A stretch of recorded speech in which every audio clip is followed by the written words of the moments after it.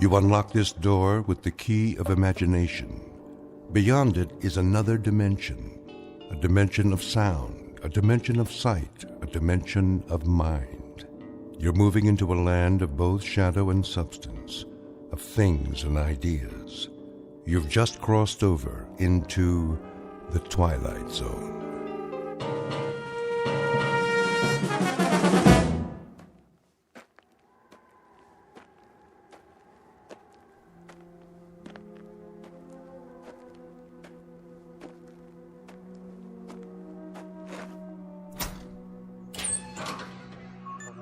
Hank? Hank! Oh, morning, Captain. Anything on the radar? Not yet. No signal at all. Try 4.0, true. It'll probably come from that direction. I had her on that all morning, sir. Still nothing. You're past your time, aren't you? Who's your relief? Al Baines, Captain. Baines? I'll see what happened to him. Yes, sir.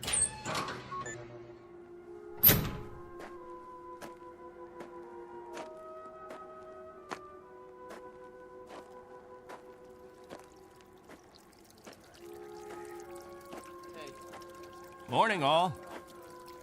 Anything yet? Afraid not. They lost, you figure? There's no telling. Okay if we fill our containers now? Go ahead, as long as the water supply holds out. Be a while till the next batch is ready. Julie, where's your husband? He was sleeping, Captain. Get him, Julie. Is something wrong? There's something wrong. Yes, sir. How does it taste today, Henry? Same as always, hot, flat, and unforgettable. But wet. Suffer it a little bit more. 6 months from now, you'll be drinking chocolate ice cream sodas.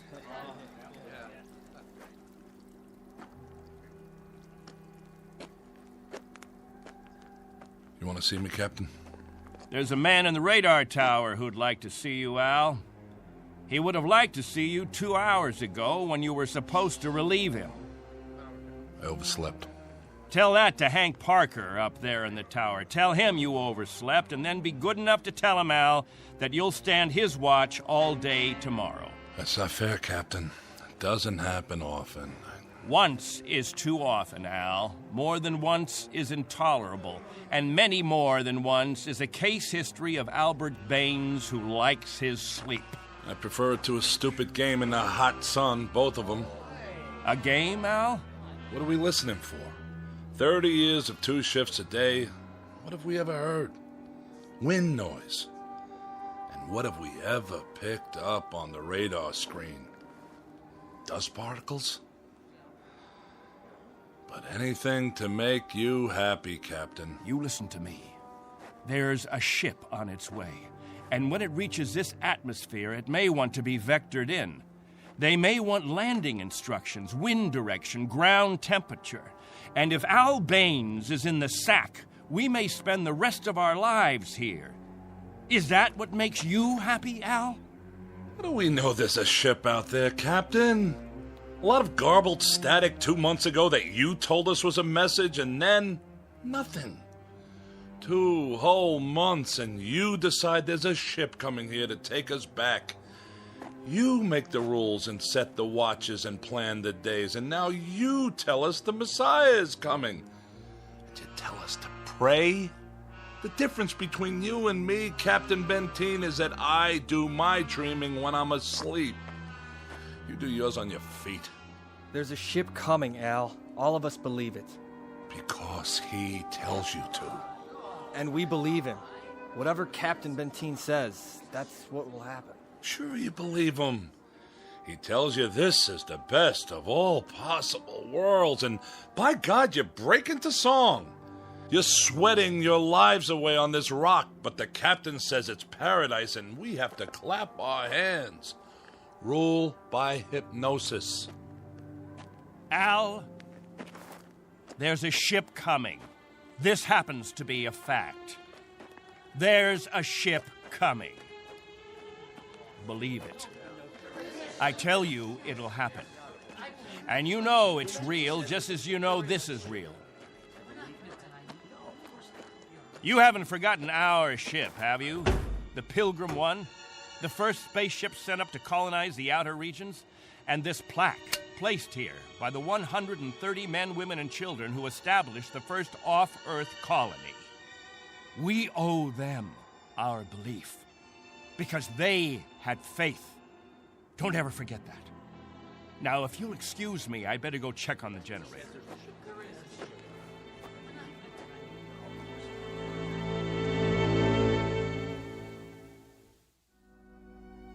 This is William Benteen, who officiates on a small outpost in space.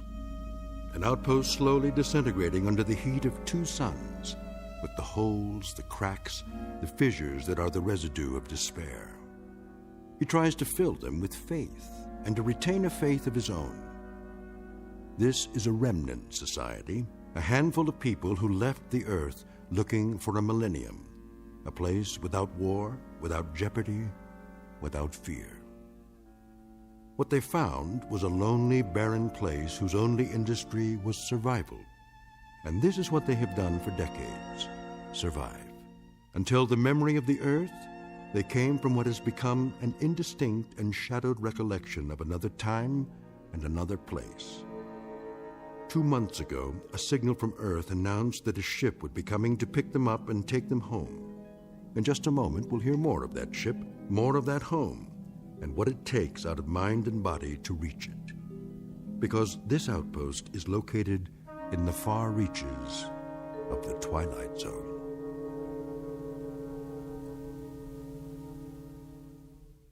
And now, The Twilight Zone and our story, On Thursday We Leave for Home, starring Barry Bostwick with Stacy Keach as your narrator.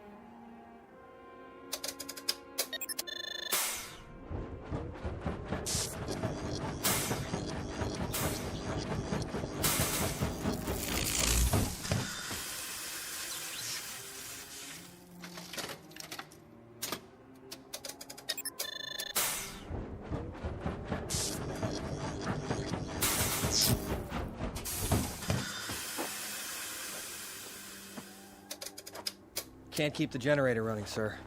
No wonder. Look at these wires. They're rotten. That's all we got, Captain. No backup? This is it. Any insulation? That's all gone, too.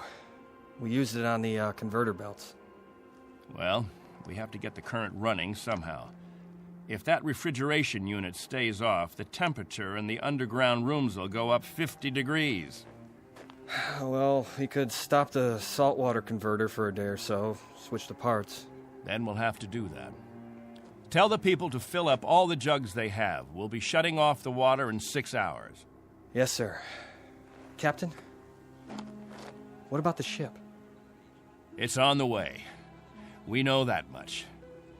Then everything will be different. When we get back, the things that are old and worn out, we'll throw them away. Just throw them away. Captain Benteen. What? The main square. Come quick.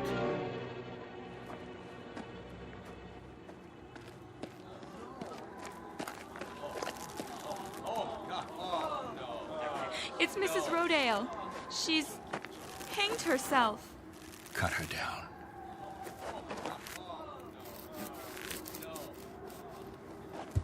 Oh! Mommy, what happened? Is that lady all right? Get them out of here. Come, children. God have mercy on her. You men there, prepare her. We'll bury her in an hour. Yes, sir.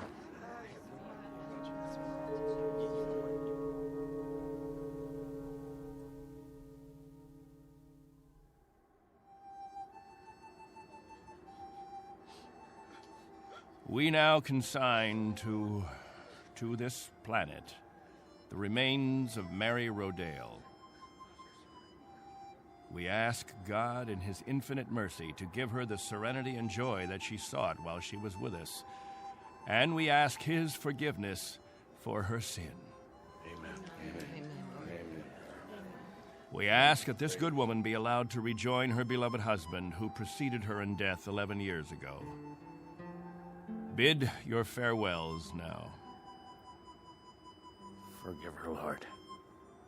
Have mercy on her, Lord, for what she's done. A terrible thing.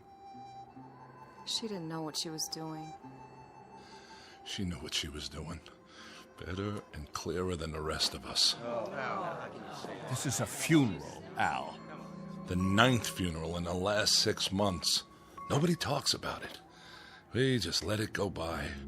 But there have been 9 people who thought that maybe heaven is a place where they can get a drink of water without salt in it, where they'll be able to breathe air without choking on the heat of it. If you want to talk blasphemy, Al, take it away from here. I'm talking truth, Captain Benteen. I'm saying that this woman and the others, they took their own lives because living became intolerable. And I say that dying was their right. Anything else? Just this question. I put it to everyone here. Al, please. No! Isn't living tough enough that we don't have to do it by the book? Isn't it hot and blinding and miserable enough that there shouldn't have to be rules? So that we shouldn't have to suffer by the numbers? Will anyone make the simple observation that there's far more happiness going into that hole than what's left above ground? There's more peace of mind in that dead body than all you mourners put together. All we've got here is anguish. Captain Benteen, let us live with it or die from it in our own way. Young Mr. Baines here wants us to lie down in the sun. Young Mr. Baines would have us give in to death when there is still life. He would end all the rules. He'd throw away the regulations. There'd be no standing in line for water. Let the strong take it away from the weak. No rationing of food. Let the young steal it from the old. And when that ship comes down to take us back to Earth, it won't find a society. It will find only a pack. There'll be no human beings left, only animals. There's a ship coming. It's winging its way in now. It's on its way. Say it. Say it out loud. Let me hear you say it. There's a ship coming. There's a ship coming. There's a ship coming. There's a ship coming. There's a ship coming. There's a ship coming. That's right. There's a ship. A ship. Yes. A ship that's coming to take us. What's that? Hear that? Can you hear that, everyone? Do you hear? It's the Meteor storm! It's a meteor storm! Find shelter. Get inside. Up to the cave. Get up to the cave. Julie! It's Julie. She's bleeding. Quickly, we have to move. I can't. Something hit my arm. I think it's broken.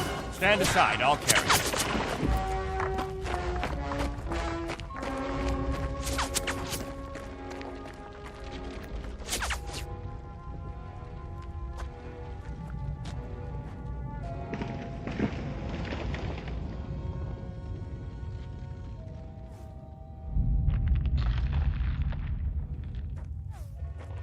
How is she? It's just a cut to the forehead, not very deep.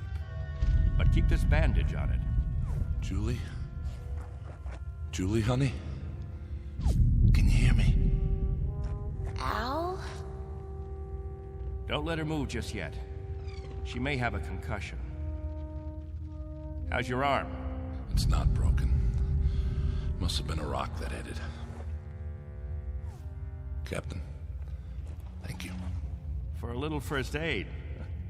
No thanks necessary. I deliver babies, too. You might want to keep that in mind. Now, I'd better go see to the others.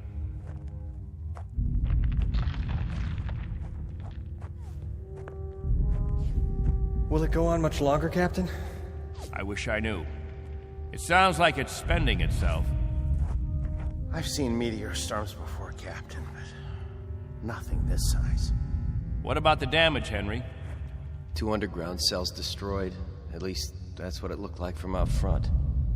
Everybody accounted for? I think we're all here, Captain. I've checked. Nobody's missing. Thank God. Everyone try to stay calm. The worst of it is over.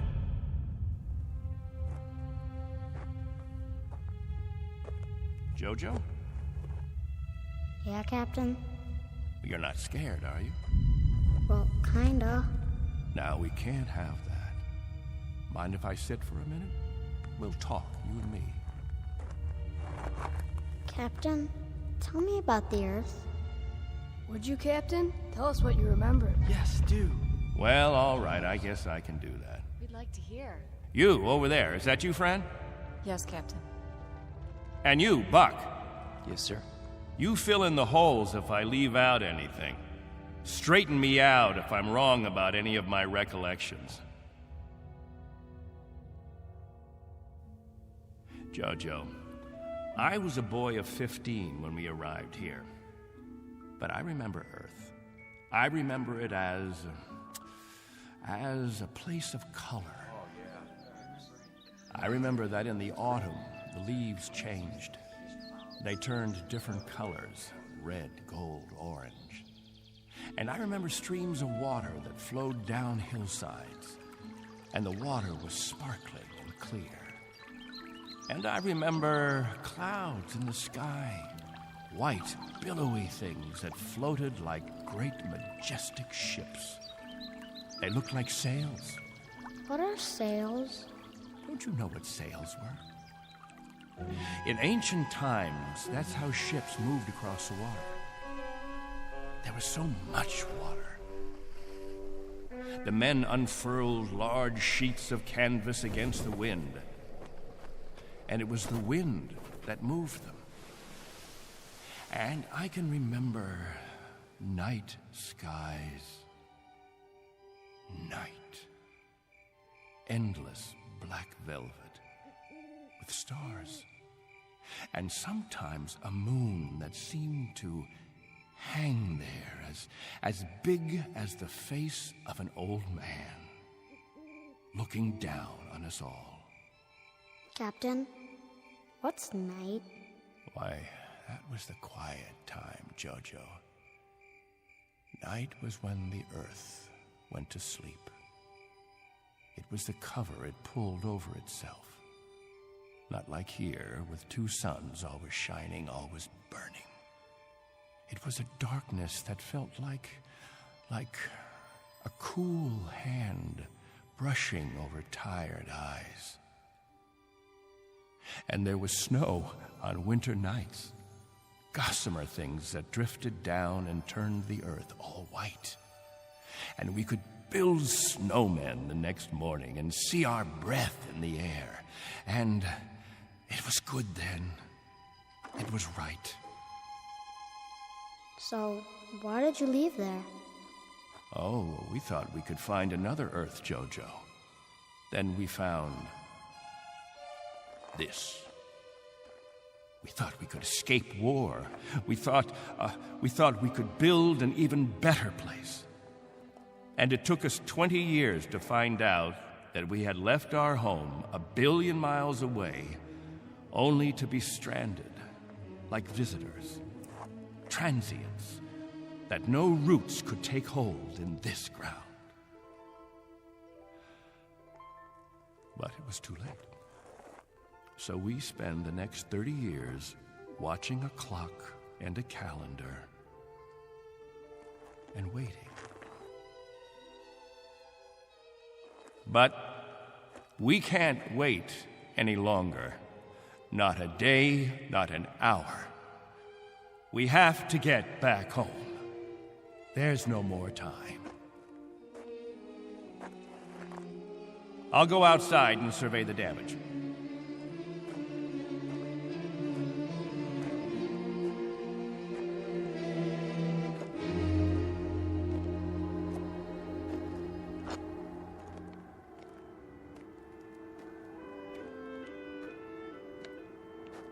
Not much harm. Radar tower is still standing.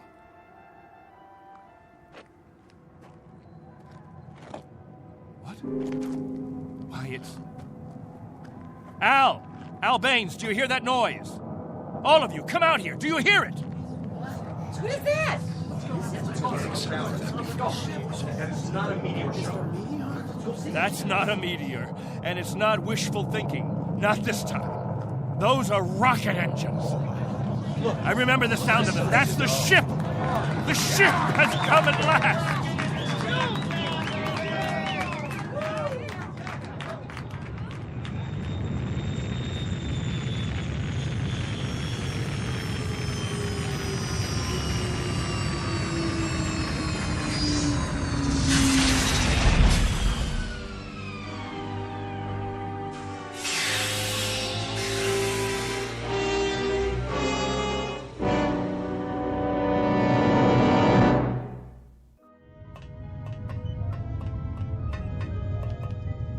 Wow, what a ship. How fast can it go? Oh, pretty fast. Watch your step. Looks like you got plenty of room for everybody. Do you have any water? Clean water? We have enough. Oh, doesn't that sound wonderful? Delicious. Careful. I better talk to your leader. You have one, don't you? Sure do. Captain Benteen. I don't see... He's standing over there. Hey, Captain, come see the ship. Mr. Benteen? I'm Benteen. Colonel Sloan. I command the Galaxy 6. Our orders are to transport you all back to Earth. Colonel, what took you so long? 6.5 months, Mr. Benteen. 100 times that. We've been waiting for 30 years. Does it all look like this? Salt flats and scrubby mountains. 2 suns, hot and perpetual. 30 years of it.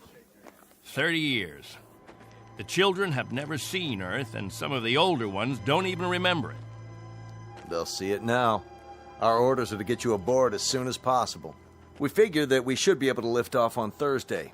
Are you still using Earth time? Of course. Good. That'll give you 3 days to prepare. Unfortunately, your people will only be able to take what they can carry. Over 200, aren't there? 187 men, women, and children. It may be a little crowded, but we'll fit you all in. You've been used to a lot of space, Mr. Benteen, haven't you? Space? Room to move around. That's all there is here. That and the heat. I can feel it. They'll make the trip standing on their heads if necessary. I'm sure they will, but I don't think that'll be necessary. Do you know, can you understand, what a godsend this is for all of us? It's hard to imagine. I can only say your country's very, very proud of you. What of the Earth? Has it changed? Not too much. Still green? Still green. And the cities? The cities still stand. And war? As always, I'm afraid. One dies down, another one springs up. But through some miracle and the grace of God, we never had the big one. Now, Mr. Benteen, all things considered, I think you'll find it very much as you left it.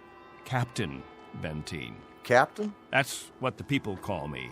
This place, their very lives, it's all been my responsibility. You've done quite a job, Captain Benteen. But you can rest easy. I'll take over the responsibilities now. No need. I'm used to the job, Colonel. The living quarters, they're underground? I was saying, Colonel, I'm used to the responsibility. I wouldn't quite know how to function without it. Is it cooler there, Mr. Benteen? I'm sorry, I didn't... Your underground rooms, are they much cooler? Yes, they're refrigerated. It's... Captain. Morning, Captain. George. The best morning ever. We just wanted to say thank you, Captain. Why? For what? For keeping us alive all these years. That's right. Without the Captain, none of us would be here. That's not necessary. You better believe it, Colonel. I do. I do believe it. Captain Benteen. Go ahead, Colonel Sloan. That's all right. I'll see to the others.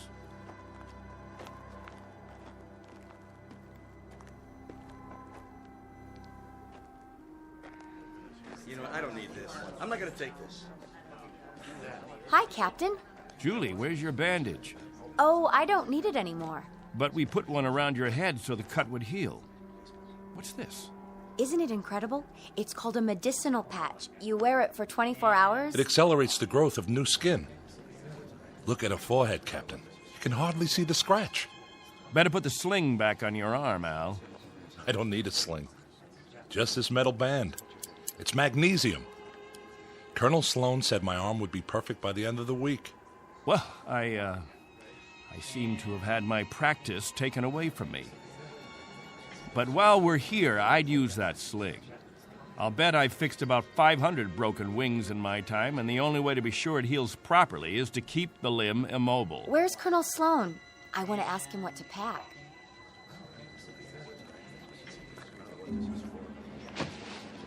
Eleanor, let me help you with that bundle of clothing. Thank you kindly, Captain. I'll carry it for you. No, thank you, crewman. I've got it. Here you go, ma'am. I don't know how to thank you. Are all the crew as strong as you? That's our job, ma'am. Nothing to it.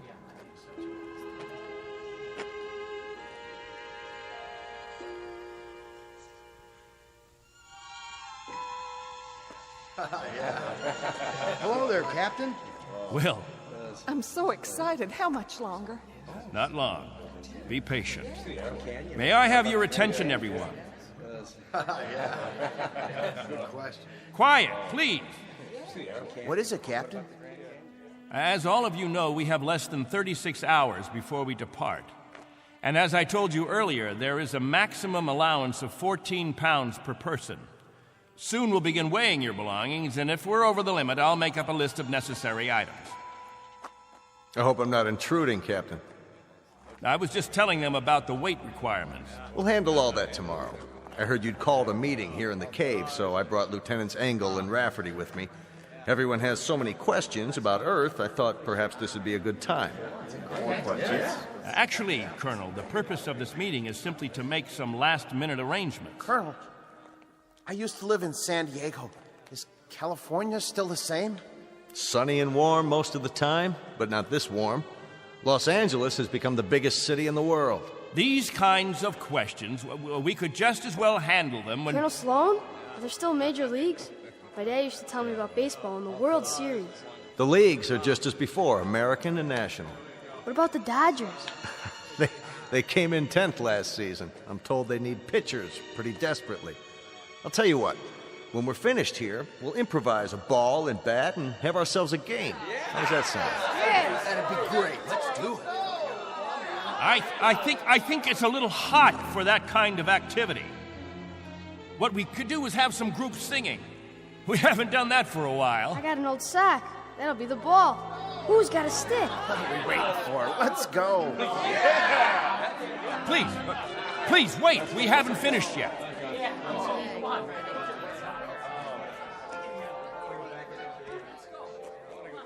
Jojo, I haven't told you a story in a long time.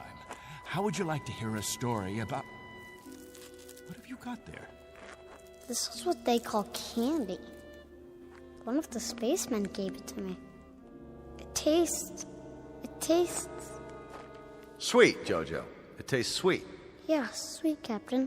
Want a bite? No, thank you, Jojo. Back on Earth, we can get all we want. Something, Captain? I'm not sure. I'm not at all sure. You've promised them all candy. You've made it sound as if that was what the Earth is made of. Sugar and spice and everything nice. Maybe they ought to be told the truth.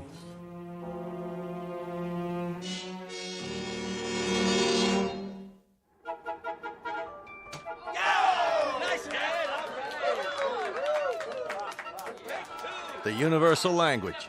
Baseball. You have a limited vocabulary, Colonel. Do you have any idea what the temperature is? At this hour, it's about 110.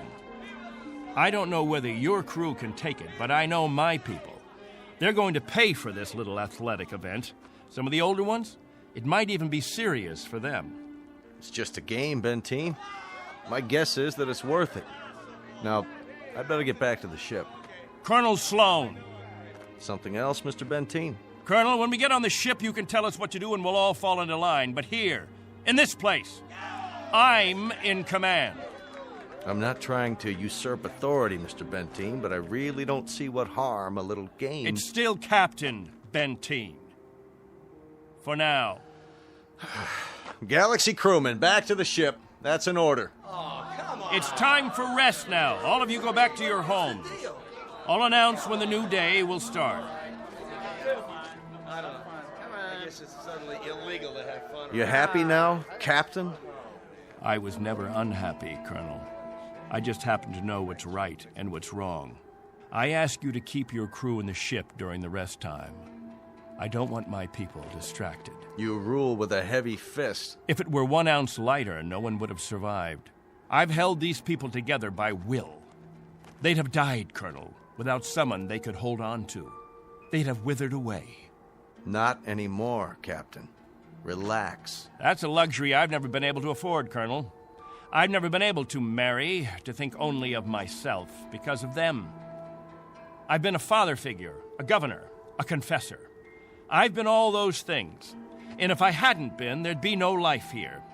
These are my people. Understand? My people.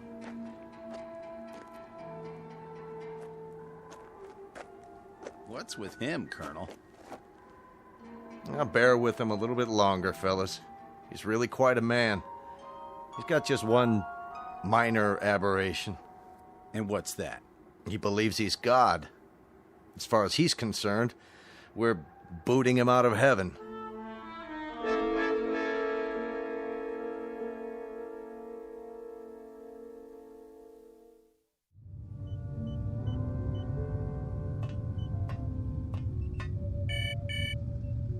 Yes? Mr. Captain Benteen is here, sir. Show him in. Very well, sir. Come in, Captain. Sorry my quarters are a bit cramped. Please, sit down. Colonel Sloan, this is a list of all passengers with their approximate weight and the weight of their belongings after each name. The scale we have is pretty beat up. My guess is that it underweighs by about 4 or 5 pounds. Fine. All I wanted was an approximation. We'll weigh them in on our own equipment before blast off. This is Wednesday, 12 midnight? I keep getting confused with the constant light. When do the people get up? About 2 Earth time. The hours from 7 until 1:45 are the hottest. That's when we try to stay indoors. Then we have our meetings at the cave about 2 hours afterwards. We've had to improvise our own schedule. You've improvised very well, Captain. I looked at the saltwater converter, your electro plant, the sun shields you put up over the crops. Very inventive. Necessity hasn't been the mother of invention here. It's been the father and the whole family. Well, you'll be able to give way to progress now. Though I wonder if all of it'll be to your liking. The way you'll be lionized when you get back to Earth. You're referred to in the press as the Lost Pioneers. They're gonna make quite a thing of you when we land. Oh? Wherever any of your people settle, there'll be keys to the cities, brass bands. I expect they'll scatter all over the U.S. The government's had inquiries by, well, it must be thousands of relatives. My guess is that they'll just about have time to look into a television camera and then get whisked off. Well, they won't be scattered, Colonel. They'll go as a group. We'll find a place where we can settle, and that's where we'll stay. I'm talking about when we get back to Earth, Captain. That's what I'm talking about. They won't be splitting up. Not my people. Captain, as a point of interest, did you ever ask them? Ask them what? Whether they'd want to stay together. That would be a ridiculous question, like asking a child if he wants some more ice cream. They're children, you see, Colonel. Oh, chronologically, they range from 6 months to 60-odd years, but socially, psychologically, they're children. I've kept them alive and functioning all this time. Once we're back on Earth, I'll simply continue the process. Captain Benteen, have you told them that? Have you told them that after 30 years of waiting, 30 years of living in a compound, they're going to travel 1 billion miles just to walk into another one? Have you? There's no need. They wouldn't have it any other way. To leave them to their own devices, that would be an act of cruelty. Captain, do me one favor. Just ask them.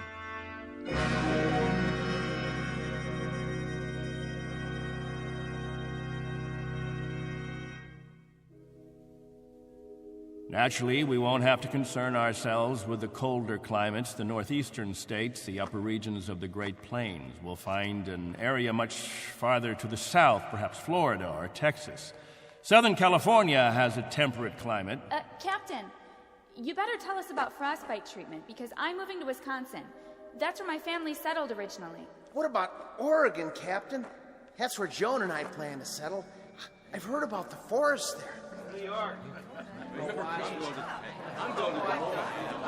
Please, wait a minute. You don't understand. Let me make this clear. All of you will have a chance to meet your relatives. I see no reason why visits can't be arranged, perhaps even for a week or more. But naturally, we'll remain together as a community in whatever land grant we obtain from the government, or whatever given area we can arrange. I can assure you of one thing, and I hope put all your fears to rest. I'll remain as your guide, your consultant. And I guarantee that no one will lack for my help or my advice. Captain, Julie and I were thinking of farming. Why, that's a fine idea, Al. We'll farm just as we have farmed, but much more easily. The rainfall back on Earth is so plentiful.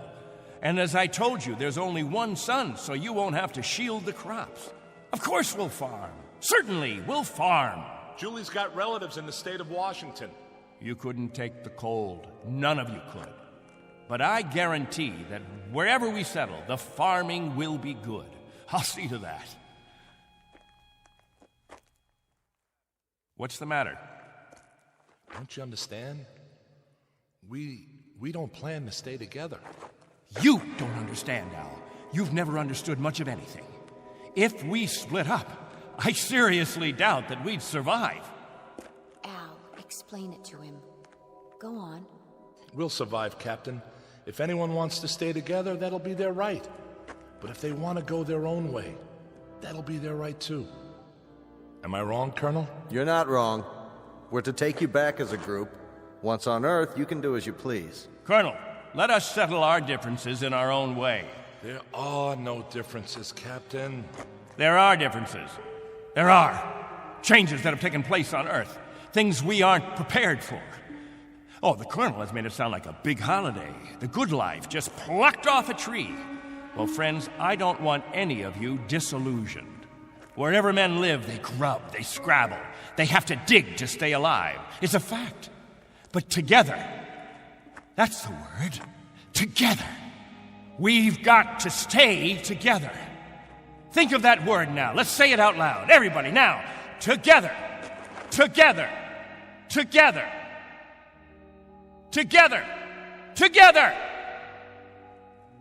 Looks like the congregation isn't with you anymore, Captain. What's the matter with all of you people? Wait.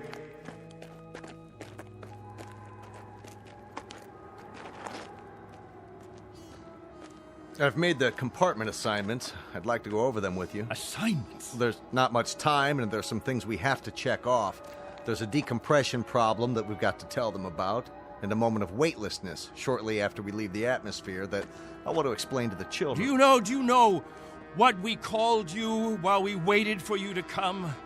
We called you the Messiah. Did you? You were supposed to bring freedom, but that's not what you brought.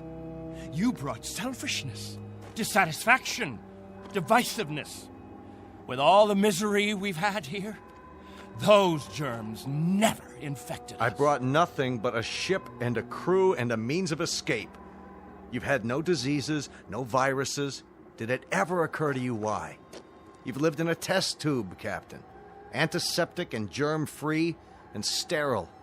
Sure, you're a group, a cell, but that's all over with. Now it's time for you to be what God meant you to be, individuals. Time to break the test tube. Time to rejoin the human race. What I'd like to know is why in the name of God you're so reluctant about it. Because I remember the human race. This is incredible. Oh, it's really incredible. I was wrong, Colonel. I've been telling them about an Earth that doesn't exist, an imaginary garden. No. We can't go back. It's too late. Captain, really?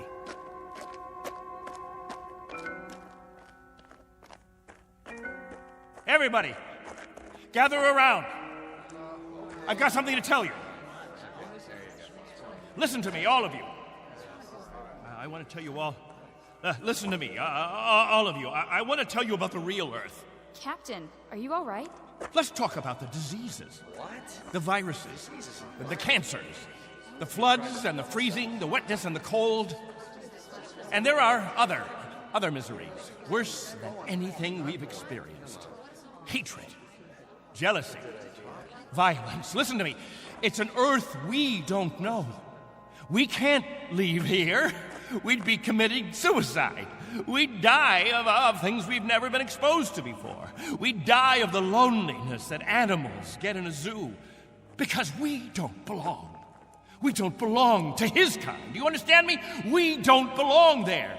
Captain Benteen, why don't you let your children vote on it? Only if they know what's waiting for them. Only if they understand that Earth isn't any garden. It's never been, and it never will be. That's fair enough. I'll tell you what Earth is. The same as it's always been. It's a race struggling to survive, just as you have survived. Captain Benteen is right when he tells you that it isn't all a place of beauty. There may still be wars and prejudice and strife. I suppose there will always be jealous men and angry men and unforgiving men. But it has one thing you don't have. Every man is his own master. There won't be anyone telling you when to eat and when to sleep and when to meet, what to sing and how to play. Instead of heat, you may feel cold, and instead of thirst, you may feel hunger. But you'll be men and women. You won't be sheep. You won't be a kindergarten. And when you pray to God, his name won't be Benteen.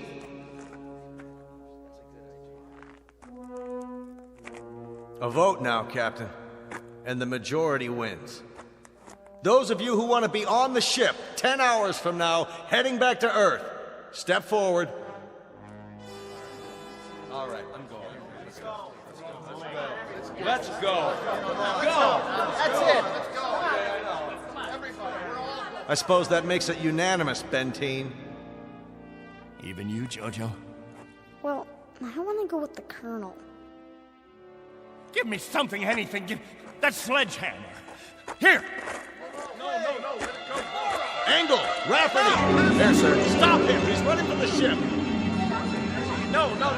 Captain, no, please.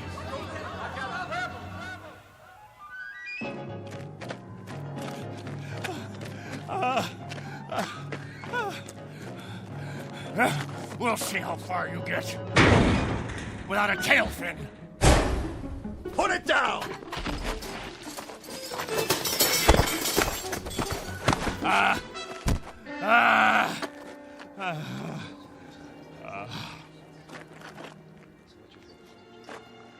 You all right, Colonel? I'm fine. What about the ship? Just a couple of dents, nothing serious. Lucky you stopped them when you did. Captain Benteen, let go. For everyone's sake, loosen your grip and let go. God help you. God help you all.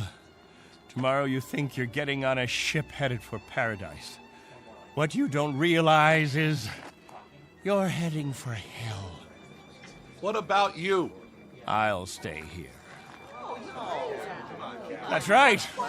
This is my home. This is where I belong. This is where you belong. You just don't have the brains or the guts or the sense to know it. This ship leaves at 0800 tomorrow. If you're not on board... I want no special privileges, Colonel Slow. No special treatment. If you're to blast off at 8, you blast off at 8. As for the rest of you, you can go on the ship or you can remain here with me. I'll be at the cave. Any who want to remain can meet me there.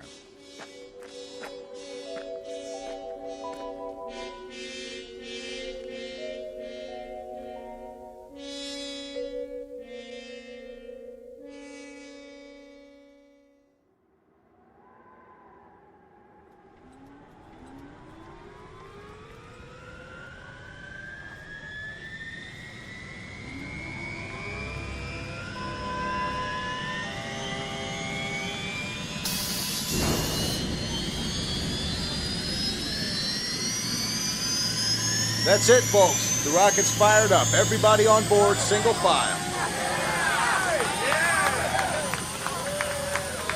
What about the captain? I'll give it one last try. Lieutenant Engel, see to the passengers. I'll be right back. Yes, sir. Where are you going, sir? To the cave.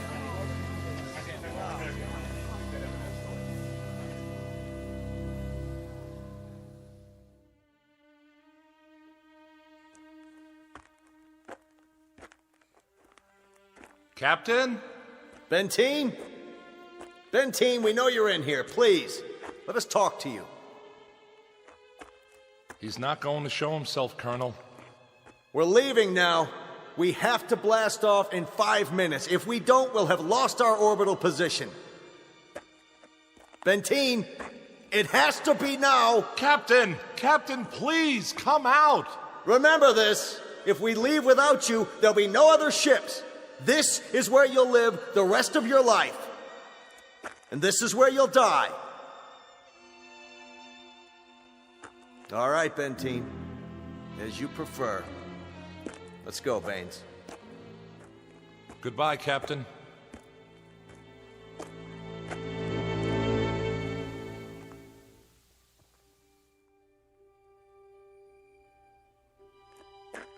Hello, hello, friends, all together at the meeting place. Any new business today? No? Jojo, I'll bet you want to hear about Earth. About the rivers and the seas, the blue skies, or the night, the stars and the moon. Which do you want to hear about this time? There's color on Earth, the change of seasons. And the wind brings the smell of the ground, the plants, the seeds, the roots, flower petals, sap from the trees, and the smell of the weather, the rain or the mist or the fog. And on the earth, there's green, the color green, the feeling green. There's something fresh about it, something living. Earth.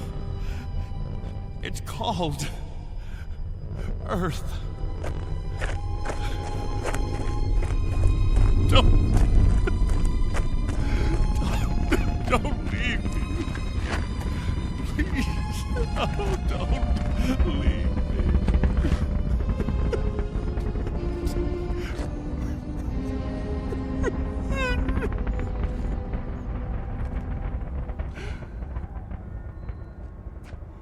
No! Don't leave me behind! Don't leave me.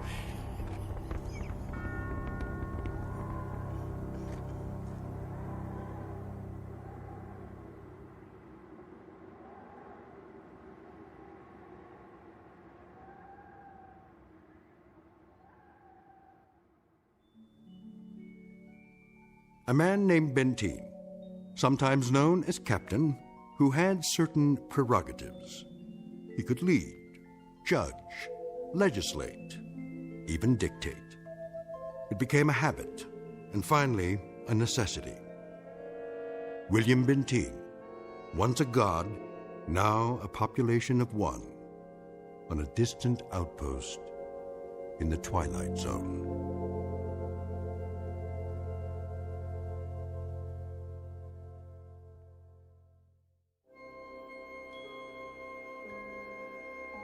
Hi, this is Carl Amari, producer of the Twilight Zone Radio dramas. I'd like to take a moment to tell you about our official website at twilightzoneradio.com, where you'll get the latest news and information on these Twilight Zone Radio dramas. Plus, at twilightzoneradio.com, you can digitally download 3 free episodes or any of our episodes for only $1.95 each. In this age of ever-changing technology, we've decided to make these episodes instantly available to you by making the Twilight Zone radio dramas a digital download-only series. This means that this series will no longer be offered on CD. The CD collections at our website are now being offered, while supplies last, at buy one, get one free. So be sure to get your favorites before they're sold out. Be sure to visit us often, and I'll see you in the zone.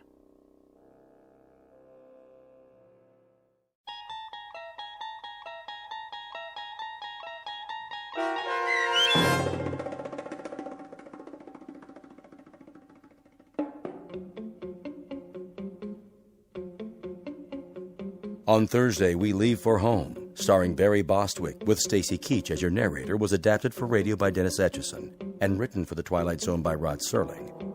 Heard in the cast were Mike Starr, Christian Stolte, Elizabeth Lido, C.J. Amari, Richard Hensel, Justin Kaufman, Kurt Nabig, Joby Cerny, Jennifer Joy, Meg Thalken, Tracy Hernandez, Jake Salins, Doug James, Jeff Lupetin, and Amanda Amari.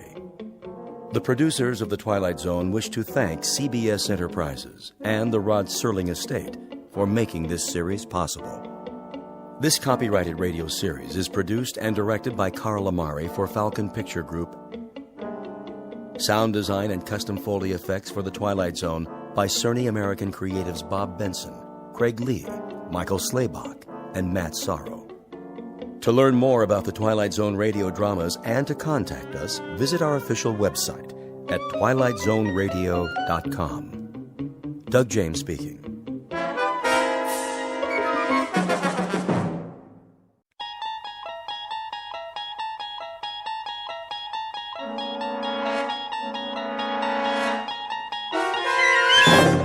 You're traveling through another dimension.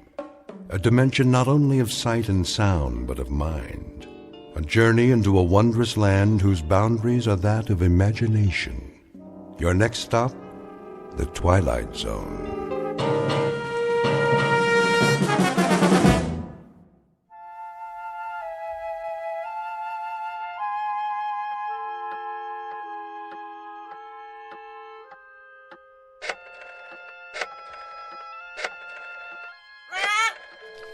Yes, Pete, here's a nut for you. Now, don't bother me, if you please.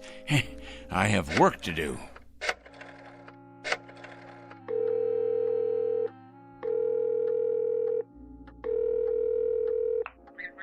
I'd like to speak to Mr. O'Connor, please. That's right. I'd rather not say. It's rather personal. That's it, Pete. Stay on your perch like a good bird. It's a boy. Is this Mr. O'Connor? Mr. O'Connor, I'll get right to the point. You have a young gentleman working for you in personnel. His name is Brewster. Alfred Brewster. Been with your firm about 1.5 years. Well, I'll tell you what about it. The man is a communist.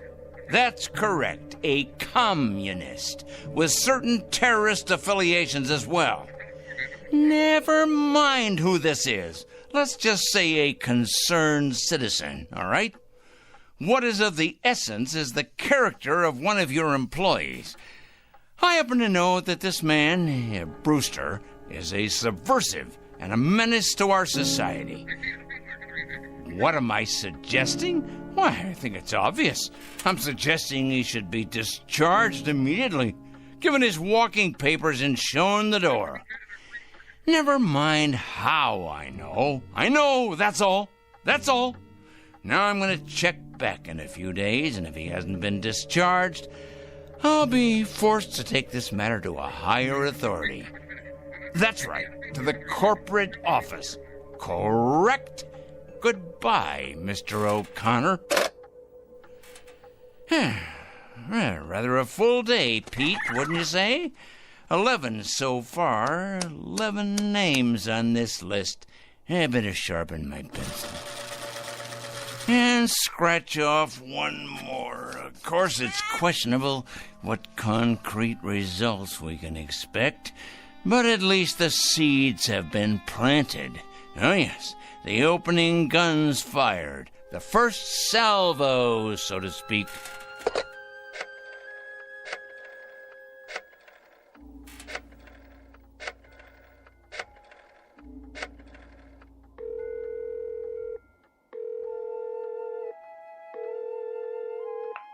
Hello, Board of Education? Well, please connect me. Yes, I'd like to speak with the superintendent of schools, please. It's a personal call. No, I'm not at liberty to give my name. That's right, it's urgent. Is this the superintendent? This is a concerned citizen. I'm calling about a teacher in your employ. That's correct. His name is Farwell. William J. Farwell. He teaches at your North End High School. That is correct. The man is morally objectionable. He's a drinker, a carouser, and I have it on good authority that his relationships with students are questionable at best. The man should be investigated immediately. Oh, yes. Never mind who this is. I happen to be giving you facts, and that is what is at issue here. Well, you best check on him. You most certainly should, and without delay. Quite right. Here you are, Pete. There you go. That's a good bird. You know, I'm rather tired. It's been quite a full day. You don't realize just how tired you can get during a campaign. But a dedicated man isn't concerned with physical discomfort or fatigue or anything else for that matter. No, a truly dedicated person is interested only in victory, in the conquest of morality over the forces of immorality.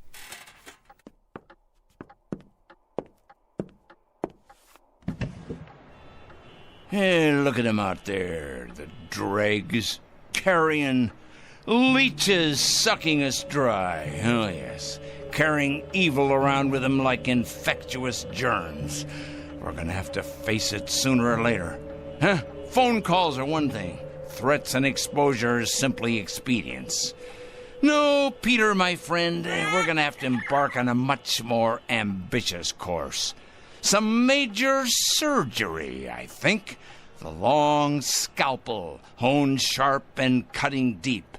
If the sickness is extensive, so must be the cure. And it must be today, Peter. It must be today, this afternoon. 4 o'clock. Oh, yes, that's when it will occur. Yes, we'll make it occur at 4 o'clock. At that moment, we will destroy evil. That is both my charge and my obligation, Peter, to destroy evil. And we shall do it at precisely 4 o'clock. I'm not sure of the method yet, but it'll come to me. Oh, yes, it'll come to me. Most assuredly, it will come to me. And it'll be a revelation, an epiphany. It will be the expiration of immorality everywhere. The exordium of the end. 4 o'clock, Peter. That's when we'll have it happen. Whatever it is. 4 o'clock. This very day.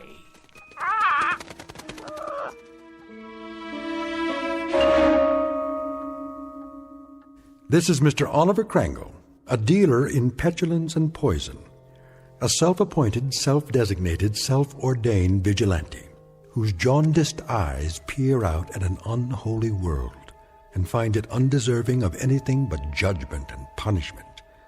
And Mr. Oliver Krangle is both the judge and the executioner. He has rather arbitrarily chosen 4 p.m. as his personal Gotterdammerung. We are about to watch the metamorphosis of a twisted little fanatic poisoned by the gangrene of prejudice to the status of an avenging angel, upright and omniscient, dedicated and fearsome. Whatever your clocks say, it's almost 4 o'clock. And wherever you may think you are, at this moment you happen to be in the Twilight Zone.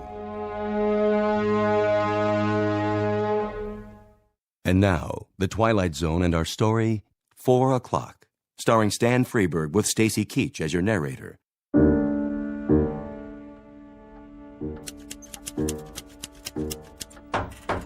Yes? Mr. Krangle? What is it? Well, there's a special delivery for you. Just a minute.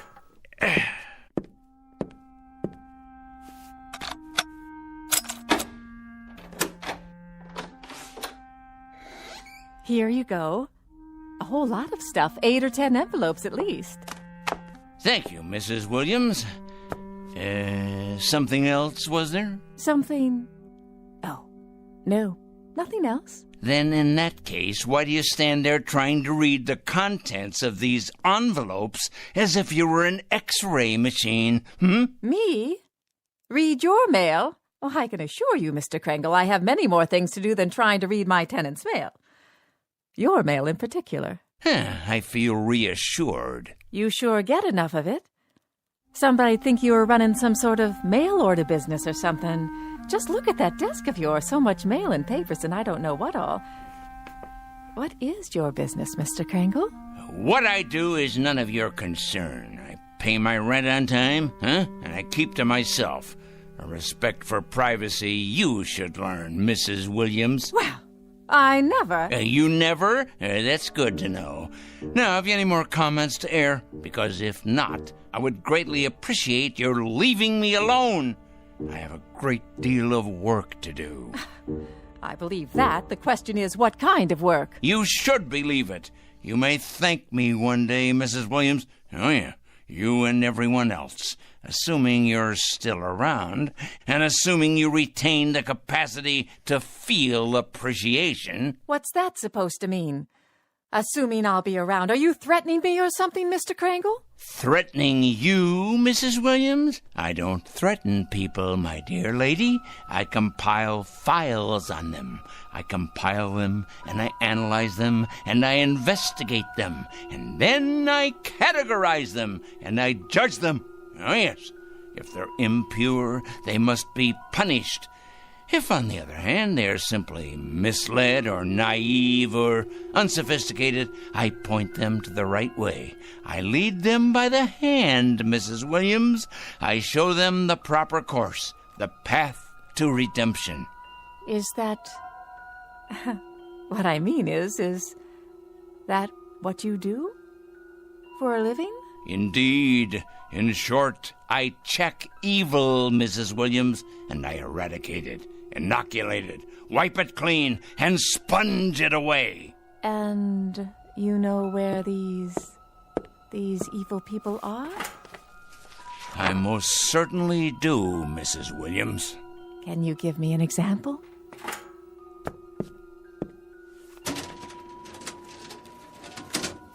How about this one? Mrs. Claire Williams, age 54, widow. Formerly married to John Alistair Williams. Political affiliation? None. Husband's political affiliation? None. Evidence of subversion? None. Negative personality traits? Curiosity and ignorance. Of course, that's just a preliminary report, Mrs. Williams. The in-depth research is in the master file cabinet right over there. Well, aren't you the strange one? You ain't nothing if you're not a strange one. I'll be going now, Mr. Kringle. Had your nap, Pete? All rested up, are we? Well, that's a good young parrot. It's going to be an exciting afternoon, Pete. Big things are going to happen at 4 o'clock. Yes, they are indeed. 4 o'clock? What's going to happen at 4 o'clock? Interesting question, Mrs. Williams. A very interesting question. Very much to the point. What's going to happen indeed? At 4 o'clock, we're going to expose evil, strip it bare, push it out into the light, dissect it, pinpoint it, and eliminate it. You are? Exorcise it, denude it, confute it, destroy it. Oh, now careful, Mr. Kringle. You're gone and broken your lamp. What? Oh, the lamp. I see. Sorry. Well, no matter. Would you like me to clean that up for you? No, I'm quite capable of cleaning up after myself, madam. That's one thing I'm very good at, cleaning. Something else, was there, Mrs. Williams? No, I don't believe so. If it's all the same to you, I'll be on my way.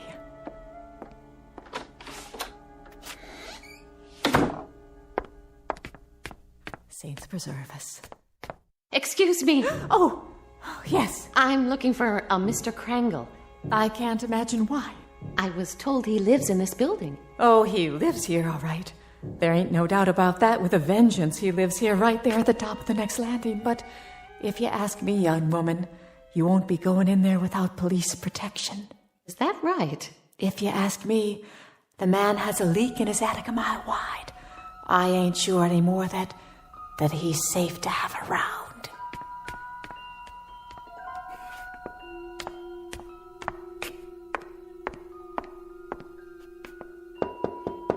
Mr. Krangle? Mr. Krangle? Well? My name's... Who else is with you? Why, no one. Are you sure? Yes, quite sure. My name is Lucas. I wonder if I could speak with you for a moment. Lucas. Ah, yes, Lucas. Kurt J., age 27, intern, East Side Hospital. That's my husband. Is he indeed? Well now. Your husband, you say. Come in, please. Come.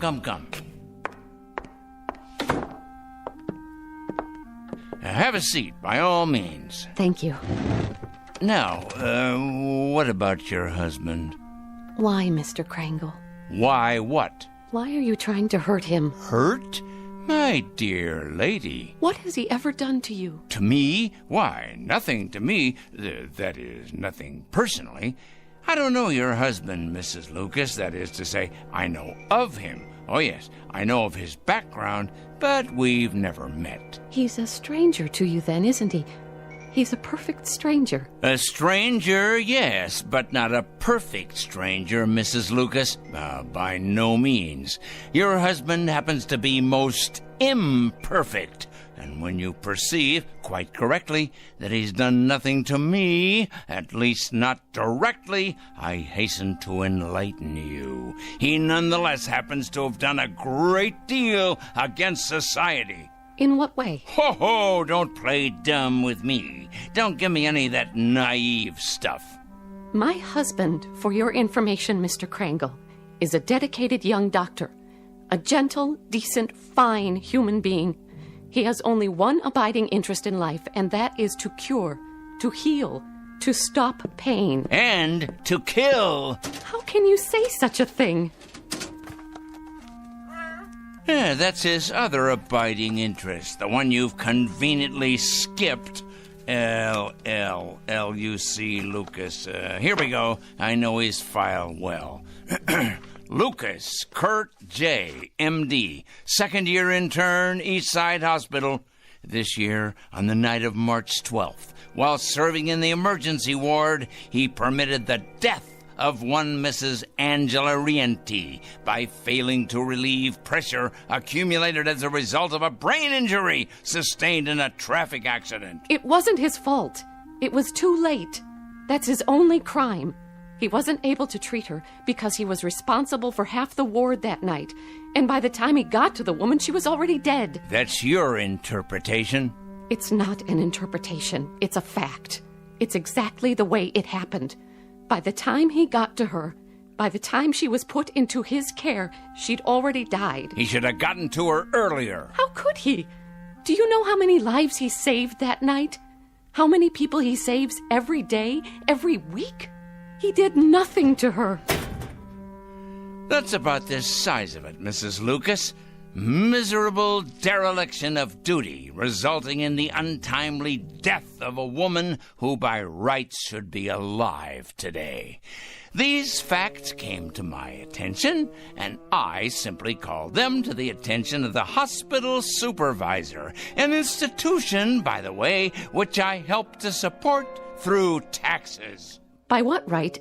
I must ask you, Mr. Krangle, excuse me, but by what right do you presume to pass judgment on my husband? You're not even a medical man. Why, you weren't even there that night. You don't know anything about it. And yet you write your letters to the hospital, dozens of nasty letters accusing my husband of being a murderer. Why, you wretched, small-minded... Enough, Mrs. Lucas. That will be quite enough. I've suffered your presence here, but I'm not required to tolerate your abusiveness, although I don't wonder you're the type of woman you are. Oh, and what type is that? You're obviously greatly attracted to your husband, and there's no secret that birds of a feather, well, you know the rest. I think I catch your implication, Mr. Krangle, and you're over the line. Way over the line. You're as cracked as that lamp of yours. Tell me, has the hospital discharged your husband yet? Discharged? That's right. Let him go. Cashiered him out. Eradicated him from the payroll. Given him the sack. I've been expecting it momentarily. They have not, Mr. Krangle. They have done no such thing. It'd take more than a letter-writing campaign from a crank like you to make that happen. Your husband is an evil man. He is no such thing. And I will not put up with evil in any form. And I will not stand by and allow an injustice like this. Of all the presumptuous, wrong-headed... I'm sorry, Mrs. Lucas. I haven't any more time. Why, look at the hour. It's 3:00 already. I got things to do. Many more important things to do, thank you. Today's mail, for instance. You'd probably be interested in these. They're cases not unlike your husband's. Communists, subversives, thieves, harlots, but all made out of the same metal. Evil, Mrs. Lucas. All of them evil. And I will not countenance evil. I am absolutely incapable of countenancing it.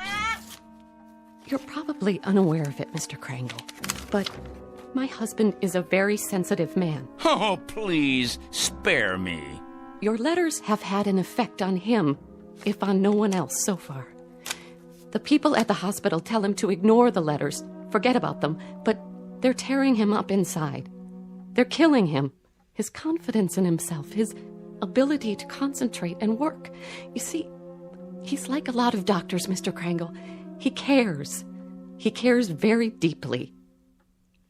So, you see, you really have been quite successful after all. I imagine you've been equally successful with other people, too. Mm-hmm. There's too much sanity still left out there for you to have succeeded in having them all fired. Mm-hmm. But you must be hurting them. Those men and women, hurting them desperately, as you've hurt my husband. So you've really accomplished a great deal. Yep.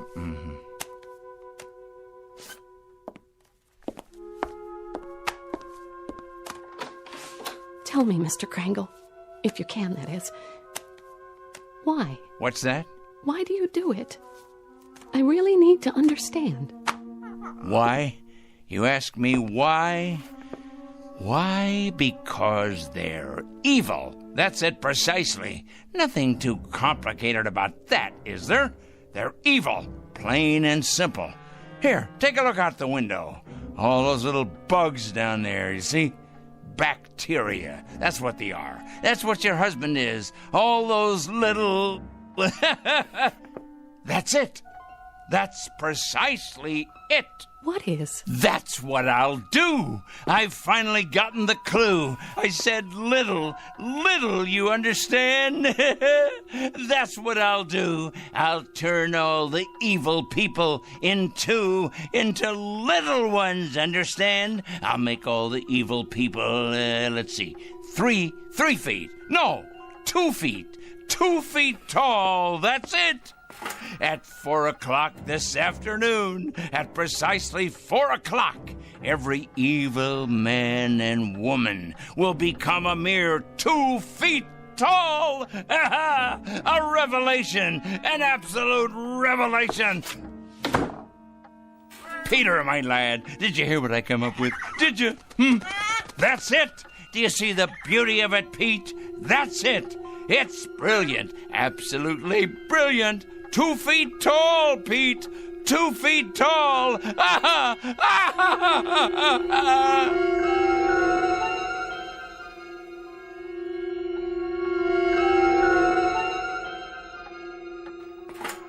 At 4 o'clock this afternoon, I'm going to turn all the evil people, the wicked, morally stunted troublemakers everywhere, into tiny little freaks for all the world to see. I'll make them all 2 feet tall. 2 feet tall, I say. Yes, it'll be better than if they wore badges on their clothing. Impossible for them to hide the purest form of poetic justice. Evil will be made an object of universal scorn, laughter, humiliation. Yes, you're nut. You're hungry. Aren't you, Pete? Here you go, boy. I won myself. We must be strong, the two of us. Strong for what's about to happen.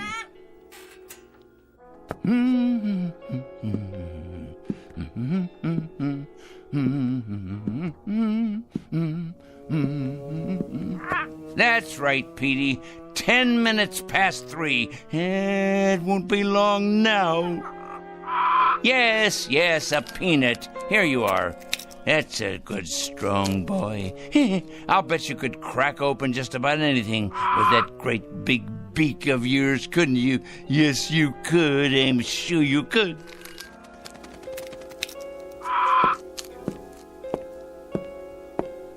Look at them down there, all those wicked little people.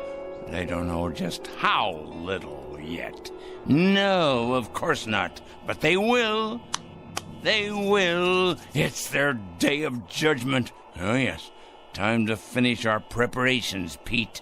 There's much to do. Less than 50 minutes left now. Must be sure all our pencils are sharp. We have a great many names to cross off the list. Cross off the list. Soon now. Very soon. Yes. Oliver Kringle? Come in. Yes, I'm Oliver Kringle. I'm the one who called. Yes, sir. Agent Luther Hall, Mr. Kringle, Federal Bureau of Investigation. Our office received a call. Indeed, yes. I placed the call and asked you to come. I felt it was my civic duty. Can I get you a cup of coffee or something? No, thank you. Now, Mr. Kringle, you told the office that you had some sort of list, proof of criminal activity, and that today would be a day of reckoning. What exactly did you mean by it? Sit down, please. Yes, there's plenty of time. We have more than 45 minutes before it happens. Before what happens, Mr. Kringle?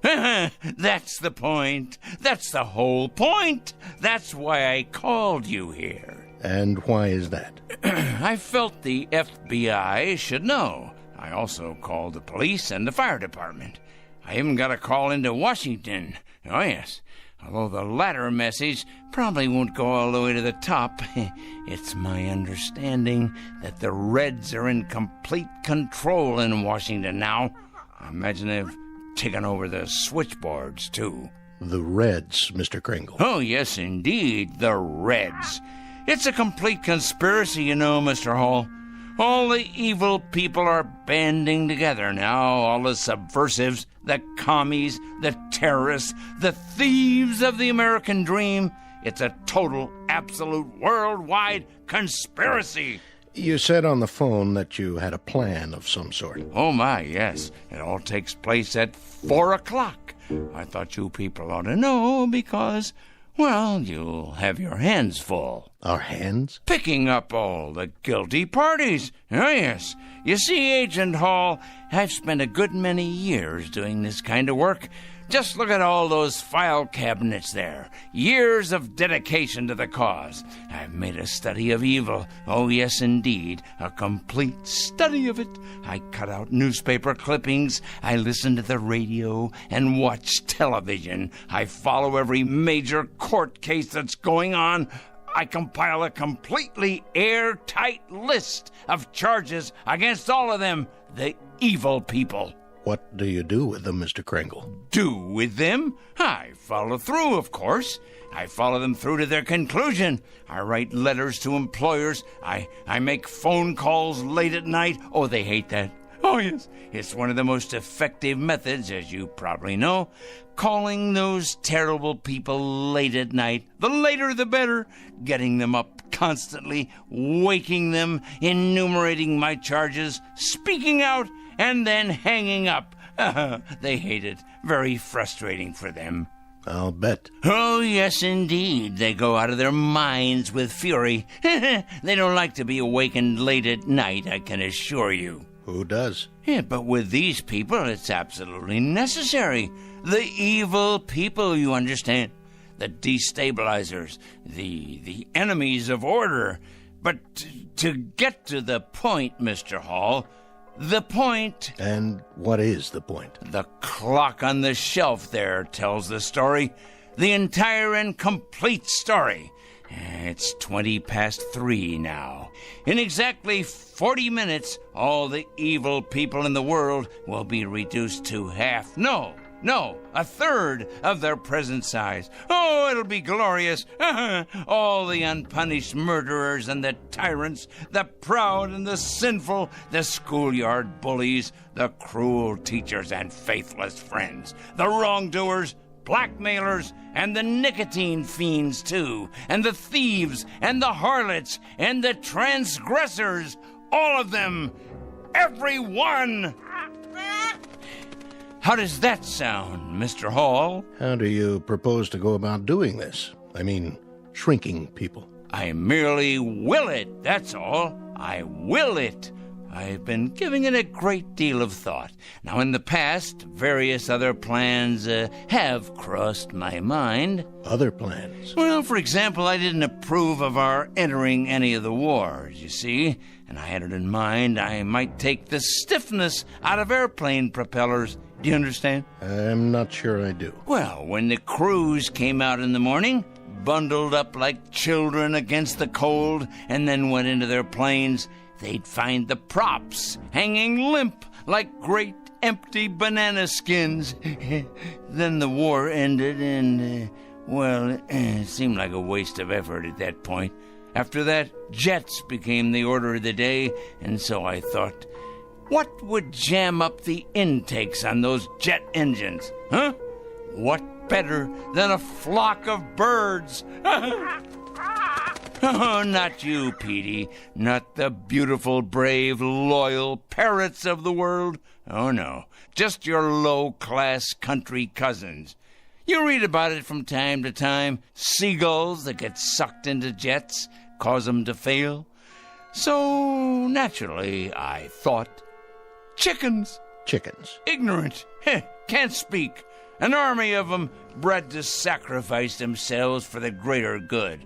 Release them on runways just at the moment of takeoff. That would ground those bombers and cargo planes, but fast. Of course, there'd still be trucks and overland supply routes. And then I read in the paper a year or so ago about an accident, a bad traffic accident. 3 people were killed. So I decided I would change all the wheels in the world from round to square, or maybe even triangular, so they'd stub in the asphalt and stop in their tracks. You mean sabotage interstate commerce? I devised another method later on. Terribly interesting, I thought. Mark all the evil people on the forehead, or better yet, turn them all one color, say, purple. But then it came to me that they'd simply be able to recognize each other more readily and band together in their collective wickedness. I see. Well, Mr. Hall, this is hard to believe, but I hit upon this latest idea about the change in size just this afternoon. Some benighted woman was in here, and she quite inadvertently gave me the clue I needed. Make them all 2 feet tall. Now, what could be simpler? Think of it, Mr. Hall.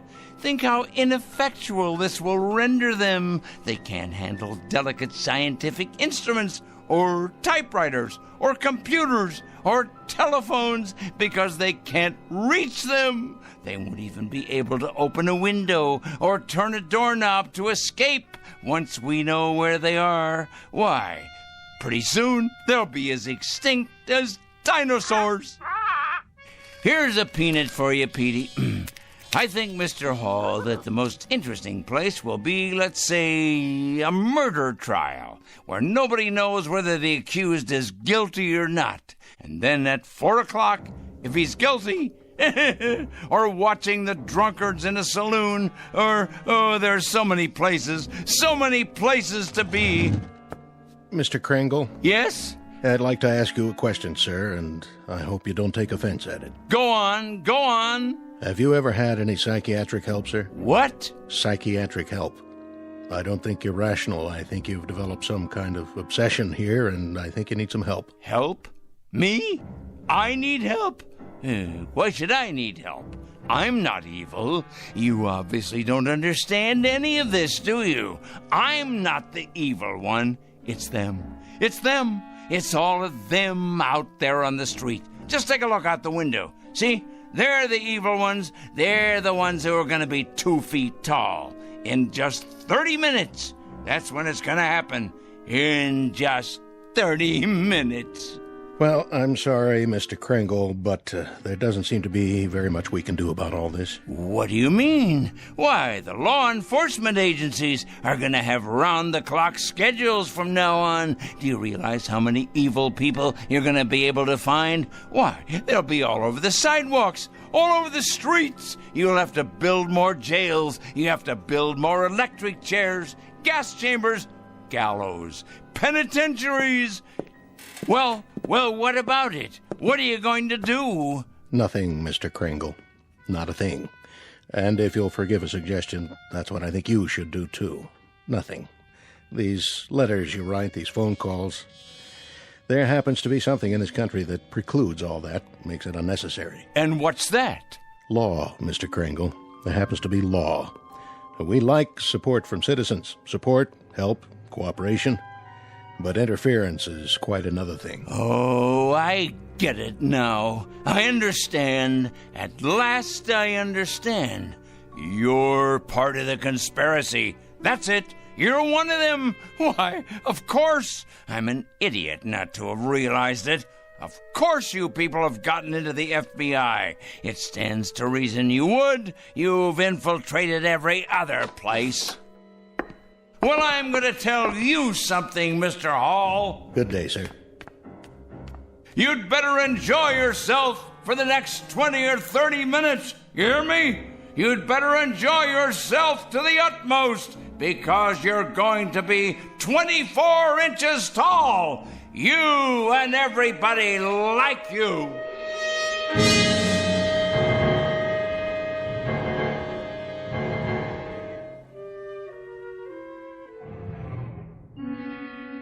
All the evil people, everyone, you'll see. Good riddance to bad rubbish, eh, Pete? To all their kind, the righteous will rise up, and the weak will fall before their terrible wrath. It's as right as rain. In a minute, Pete. It won't be long now.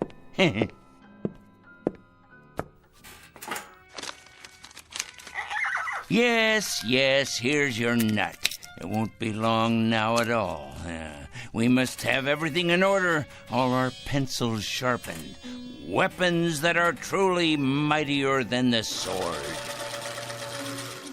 And our desk, we must have lots and lots of clean paper to make another list of the newly exposed. Their corruption on display for all the world to see. I wonder what they'll look like down there on the streets, on all the streets everywhere. Oh, what a glorious sight it's going to be. So many people. Think of it. Fat ones, thin ones, the young and the old, suddenly grown too small for their clothing, which of course will no longer fit them. It simply won't fit them at all. Like the toads and the cretins they are. Someone should follow along behind and collect it in trucks, boil it in hot water, decontaminate it, and then redistribute it to the rest of us. Think of that, Pete. New suits, trousers, neckties, formal wear, tuxedos, this and casual wear of every style. Oh, yes, it shouldn't go to waste. Think of how much money could be made in resale centers across the land. Money to finance a whole new campaign. Why, Pete, we could open a chain of clothing stores. Aha! All we need is a fleet of trucks to gather it up. Ours for the taking. But alas, it's too late to organize any of that now. Oh, if only I'd planned ahead. Well, the least I can do is alert the media.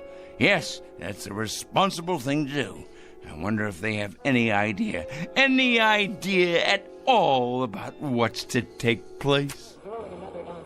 And at this hour, the Dow Jones is down 14 points. Raging fire now under control in upstate. The White House press secretary announced a peace plan today. 4-car pileup on the bridge. Motorists are advised to use alternate routes. Come on down to Crazy Joey's Fashion Warehouse. We've got sportswear, clothes for the workplace, back-to-school duds, all at out-of-this-world prices. You'll think you've died and gone to heaven because my name's Joey and I'm crazy. Another lost opportunity, Pete. But that man doesn't know how soon he'll be out of business. He has no idea, does he? No idea at all. We'd better check the television news while we're at it. We'll have the weather for you coming right up after this. The very vegger slices, it dices, it turns out finger-licking Julienne potatoes. Okay, now tell us about your new book, 101 Ways to Profit from Armageddon. Amateurs. Pete, what to do? What to do? Of course I can send out press releases taking credit for all that I've done after the fact. If only I had more time. More time! Still, we'll have to alert them as best we can.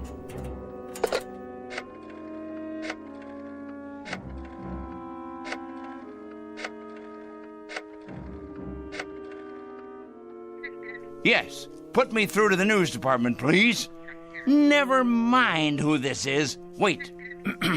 This is Oliver Krangle speaking. Crangle. Yes, that's right. I'm calling with an important bulletin. Yes, for the afternoon broadcast. That's right. You ought to break in right now with a news flash, you know. Oh, it's something big, all right. Something huge. Believe me, it is important. When? No, you don't understand. It hasn't happened yet, but your viewers will still want to know when it does happen. Otherwise, there'll be chaos in the city. In fact, this should go on the national broadcast, coast to coast. What is it? Let's just say a new perspective on the world. Hello? Hello? Hello? Petey, obviously they've infiltrated the local news channel as well. Of course they have. I should have known. They're everywhere, like insects, like vermin. Well, they won't be in control much longer, because Judgment Day is upon us. The strong will rise up to take what is theirs, while the subhumans are exterminated. It's the law of nature. But for now, there's precious little left to do, except make sure the clock is wound and to prepare ourselves for the occasion. Just try to be patient, Pete. Just a few minutes longer. Wait with me, and you'll see that it's all been worth it. I promise. But first, I must look my absolute best. Yes, top-notch, befitting a man of my stature. The reporters will swarm up the stairs here, wanting interviews. And there'll be photographers, of course, with their news cameras. Let's see here. What do you think, Petey? Perhaps a clean shirt and tie? My best shoes. I have to pass muster here. Meanwhile, you preen your feathers, my boy, and get ready to meet the press.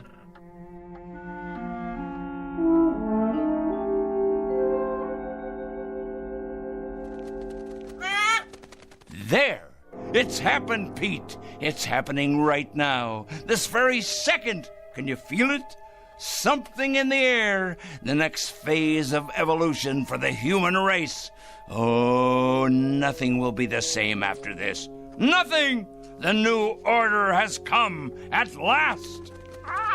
Yes, but first, I can't wait to see them all down there, turning into tiny little gnomes. Just 1 second, Pete, as soon as I take a look out the window. Certainly, Peter. You may have a nut, as many as you like. You must be hungry. I'll have something, too. We'll make it a celebration. This is our day. Of course, but you must be patient. I can't wait to look outside. I can't wait. But for some reason, I can't see over the windowsill. How can that be? I can't even reach the bowl of peanuts. I know you're hungry, but somehow it's just out of my reach. What? Unless someone has moved it, put it in a very high place, but that would have to be someone very tall. Someone very, very tall.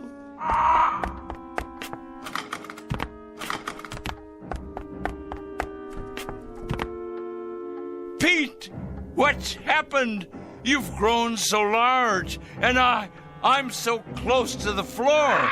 These shoes don't fit me anymore, and these clothes, whose are they? Must get out of this ridiculous costume. Pete, why are you looking at me like that? Your eyes and your beak. Close it. Please close it. You're not still hungry. You can't be. Pete, you're frightening me.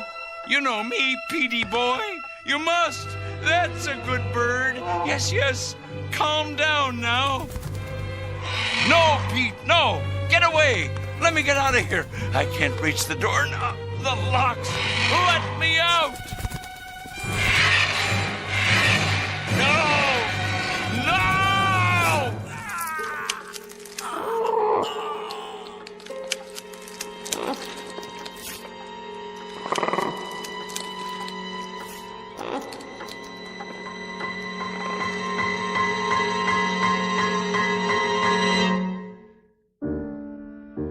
At 4 o'clock, an evil man made his bed and lay in it.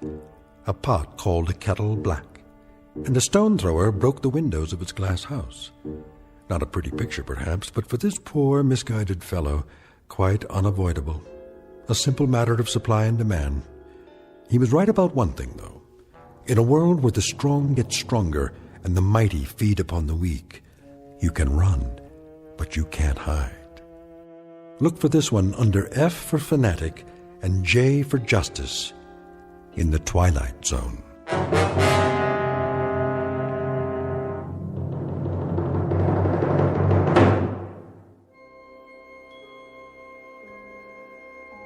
Hi, this is Carl Amari, producer of the Twilight Zone radio dramas. I'd like to take a moment to tell you about our official website at twilightzoneradio.com, where you'll get the latest news and information on these Twilight Zone radio dramas. Plus, at twilightzoneradio.com, you can digitally download 3 free episodes or any of our episodes for only $1.95 each. In this age of ever-changing technology, we've decided to make these episodes instantly available to you by making the Twilight Zone radio dramas a digital download-only series. This means that this series will no longer be offered on CD. The CD collections at our website are now being offered while supplies last at buy one, get one free. So be sure to get your favorites before they're sold out. Be sure to visit us often, and I'll see you in the zone.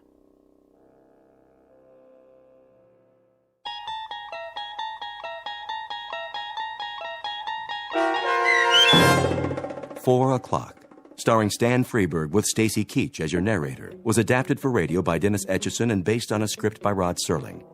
Heard in the cast were Taylor Miller, Maggie Carney, Rick Peoples, Doug James, Paul Patch, and Carl Amari.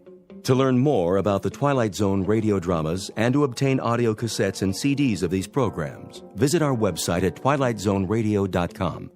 The producers of The Twilight Zone wish to thank CBS Enterprises, Carol Serling, Dennis Etchison, Dick Brescia Associates, Claire Simon Casting, Terry Jennings, the American Forces Radio and Television Service, our sponsors, and our radio affiliates for helping make this series possible. This copyrighted radio series is produced and directed by Carl Amari and Roger Wolski for Falcon Picture Group. Doug James speaking.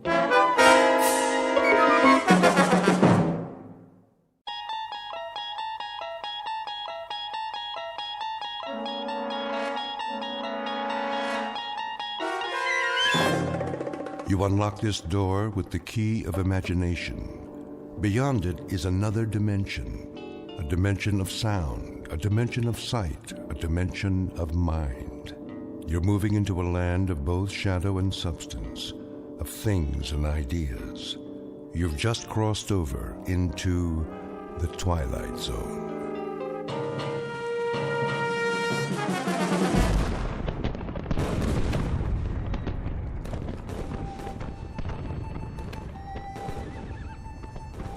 The date is Tuesday, September 11th, 1864. We are encamped outside Atlanta, and the destruction goes on. I know not what history will make of this conflagration, but I have witnessed it at close range. I feel it my duty to set down these observations before the prism of time colors them in a different light. As to the present battle, then my words may seem harsh, but I assure you, this is how it was. We charged the enemy's works and carried them with the bayonet. The earth ran red. The air was filled with the screams of the wounded and dying, but we were many, and they were few. And so we triumphed. Nonetheless, and despite urgings to the contrary, the battle raged on. The city was ours. There was no need to destroy save that which could be of use in the fight against us, but Sherman was drunk with victory. He himself started the fires, the flames which annihilated that great citadel of grace and beauty.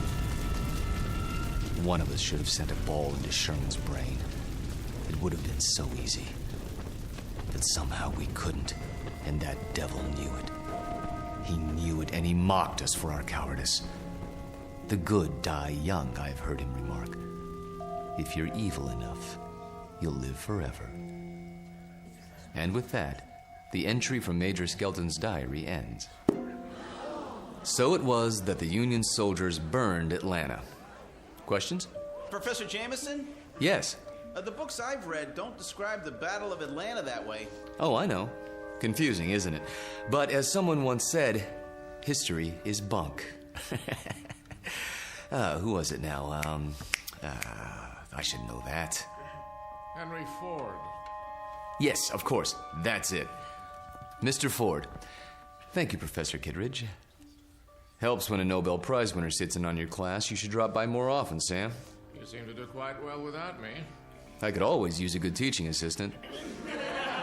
So, to sum up today's lecture, the Union soldiers did indeed burn Atlanta for no good reason after the battle was won. You may have seen a more pictorial version in the motion picture Gone with the Wind, but I assure you, the conquering troops took no pleasure in their work. They were forced to it by a man they hated more than they could ever hate the rebels. An ugly, sullen, appallingly brutal general named William Tecumseh Sherman. The history books have glorified this monster, attributing to him qualities of courage and integrity. Trust me, he had no such qualities. He was just a small, evil man with tiny red eyes and a dirty beard and a way of talking that made you quietly want to slit his throat. What a great lecture. I really like this class. Professor Jameson makes it so real. I forgot to take notes. Oh, you can borrow mine. When's the test? I don't know. I think it's next Tuesday.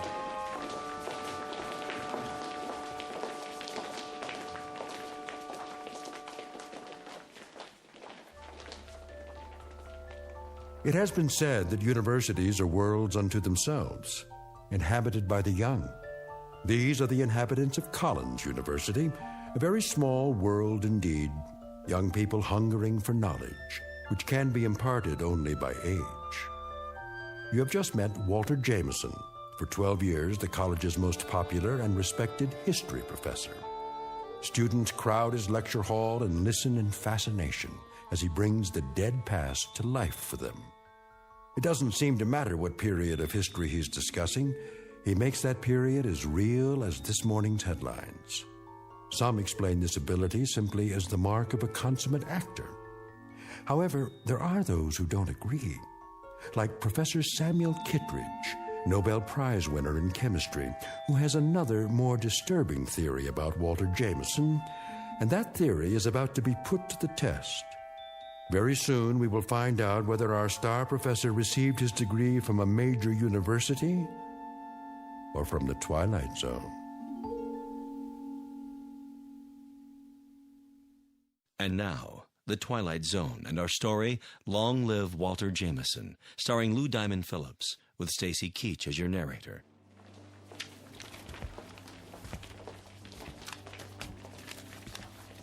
Very vivid, Walter. You had me on the edge of my chair. Thank you, Sam. Coming from you, that means a great deal. Now I see why these lectures of yours are so popular. Is that why you sat in today? Partially. Tell me something, if you have a moment. Certainly. Who was this Major Skelton? Oh, no one important.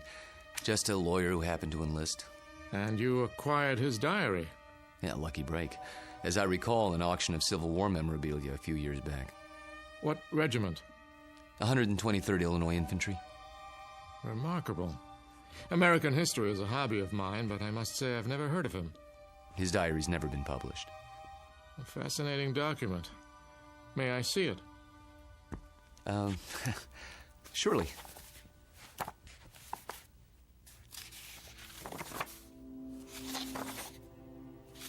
Well preserved. It was stored in someone's attic for 100 years. I don't think it had ever been read. You come across objects like this once in a while, put away in boxes. They didn't know what they had. You could resell it for a nice price, I imagine. Original source materials are hard to come by. Don't suppose I could borrow it? I never lend books to absent-minded professors. Remember the last time? Yes. I guess you're right. Time for some coffee? What? I'm going past the student union on the way to my office. Not today. I have a paper to work on for the conference. Oh, I almost forgot. Can you come by for dinner? Whose invitation? Yours or Susanna's? Mine, this time. Something on your mind? Nothing special, just your company. We have a chess game to finish, if I'm not mistaken. Say 7 o'clock? All right, 7 it is. Good. See you then.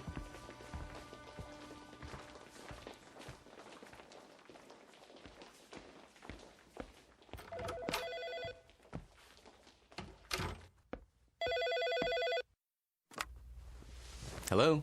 There you are. Where else? I keep regular office hours. I know. A chance to counsel all those co-eds. Oh, please, Mr. Jameson. I just have to talk to you. It's about my term paper.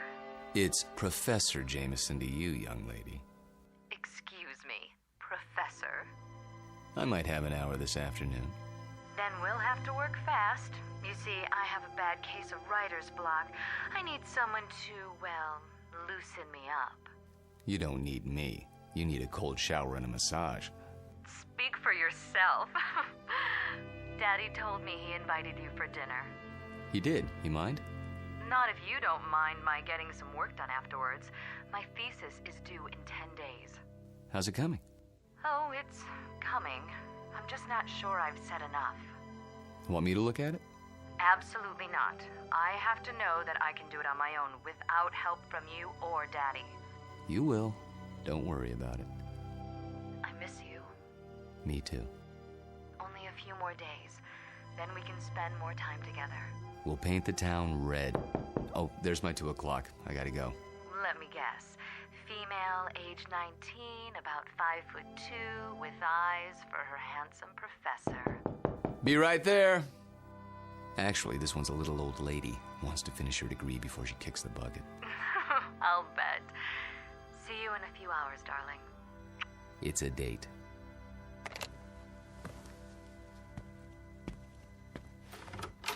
Oh, there you are. Come in, Janice. I was afraid I was late. Someone else is waiting for you. You're my only appointment this afternoon. She asked if this was your office. A student? No, I don't think so. She's sort of elderly. She acted like she knew you.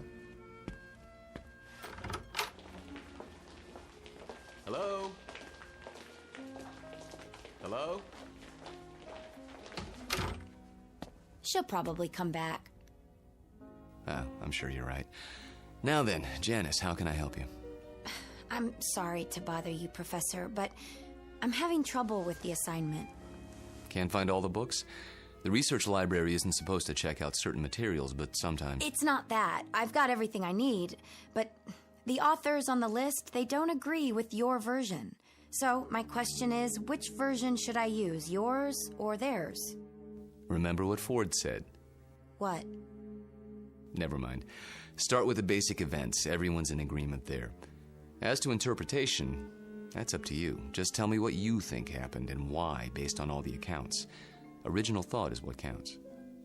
But how can I be sure if I wasn't there? That's always the problem, isn't it? There's an old adage. Those who were there know more than those who weren't. The problem is getting people to believe you. Nonetheless, you know what you know, so you learn to keep some things to yourself. But that doesn't affect you, Janice. We deal with truth in my class. Nothing but the truth, for better or worse. They say it can set you free.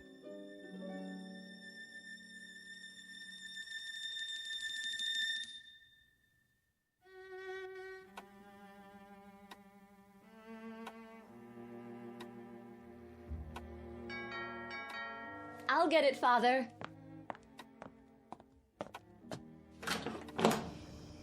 Hello there, miss. I've got a great deal on a set of encyclopedias. Sorry, we don't want any. Just let me get my foot in the door. Oh, really? You know what's wrong with you, Professor?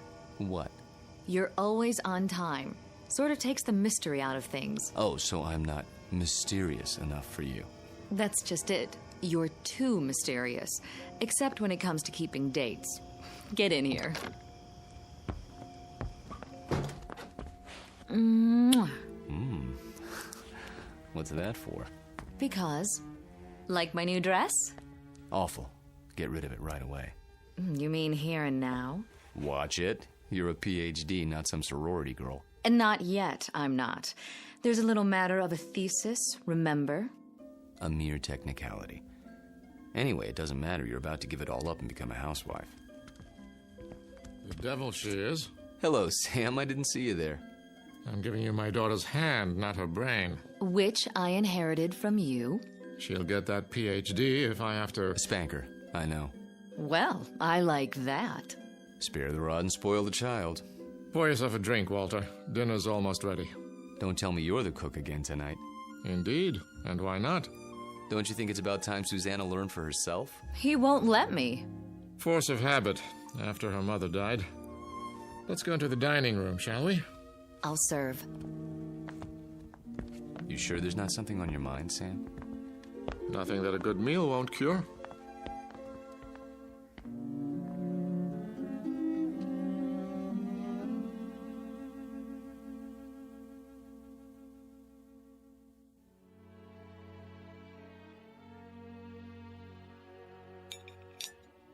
Had enough to eat? I take it all back, Sam. She'll never be the cook you are. I wouldn't even try. Well, you could try. Who knows? Maybe you've inherited your father's talents. What do you think you're doing in here? I'll do the dishes later, unless this is the men's hour. Cigars and brandy and all that. Not a cigar, a pipe. It's not the dishes I'm worried about. It's a little matter of a doctoral thesis. Upstairs with you. Walter and I have some talking to do. I don't believe this. It is the gentleman's club, right here in my own house. Just for a while, Susie. Then you can have Walter to yourself. You're not going to treat me this way, are you? Worse, you might have to support me. Then the wedding's off. Good night, Daddy. See you before you go? It's a requirement.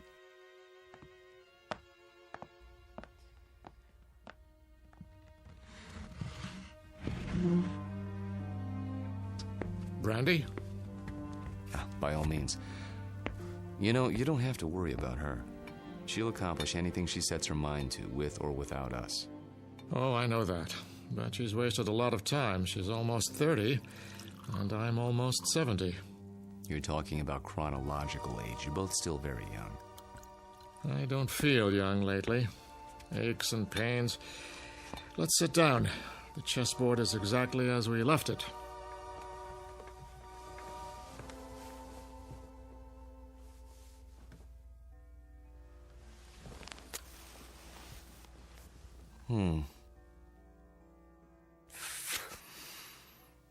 My move, isn't it? Do your worst.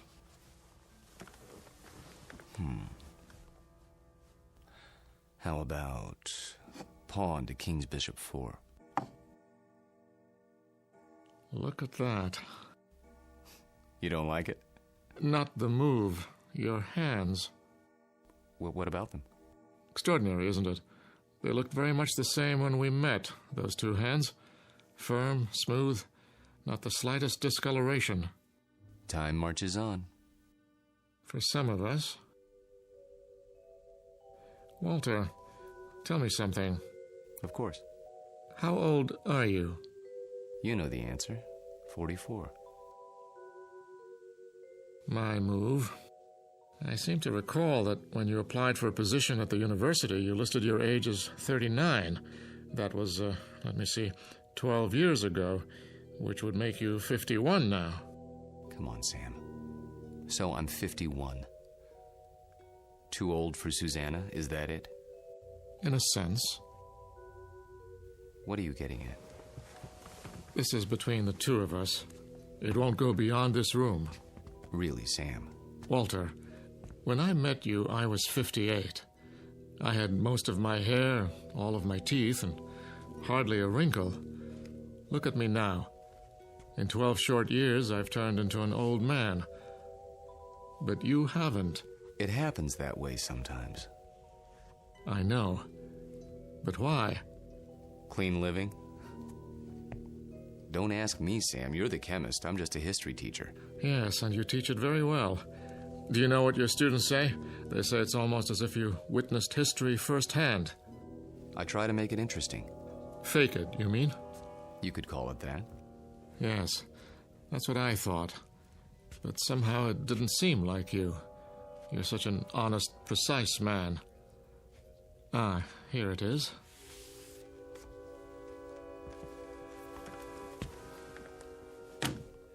What have you got there? A book, a first edition. Photographs, mostly. Taken by a fellow named Matthew Brady during the time of the Civil War. Well, what is it? You look as if you'd seen a ghost. Perhaps I have. Hand me that magnifying glass, will you? I don't see. Was your grandfather in the war by any chance? No. In that case, I'd say we have something of a mystery on our hands. How so? You got me interested in your Major Skelton today. Oh, that. I was curious to see what he looked like. So I went through the Brady pictures, not really expecting to find anything. Here, this is a shot of Sherman and 3 staff officers. Yes, typical of Brady's work. Moody, grim, not a smile between them. Look closely. The one with a pistol in his belt is identified as Major Hugh Skelton. This photograph was taken in the 19th century, and yet it looks exactly like you. I'd know those eyes anywhere. In fact, Walter, I'd have to say, it is you.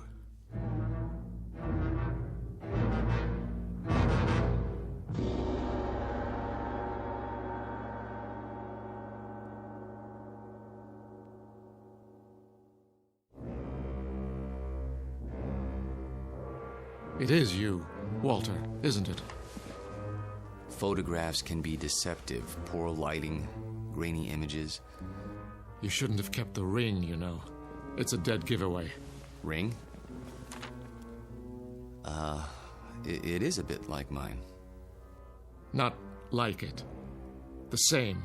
Sam, really, you can't be saying what I think you're saying. That wouldn't make sense. It wouldn't be rational. It wouldn't... Come now, Walter. We're not children. You know exactly what I'm saying. I've been accused of many things in my time, but never of being inarticulate. Oh, you're joking. Just because a man in a picture happens to look like me... And happens to wear the same ring, and happens to have the same small mole on the left side of his face. Did you keep the pistol? Or is it in a Civil War museum somewhere? Oh, Sam. Tell me the truth. You know what the truth is, don't you? You are the man in the photograph, aren't you? Yes. I knew it. I've suspected for a long time. But, of course, it seemed so fantastic. It is. Yes. So, now we're on equal footing at last. The time for lies is over, Walter. Wouldn't you agree? Yes. So tell me, how old are you? You won't believe me. I can believe anything now.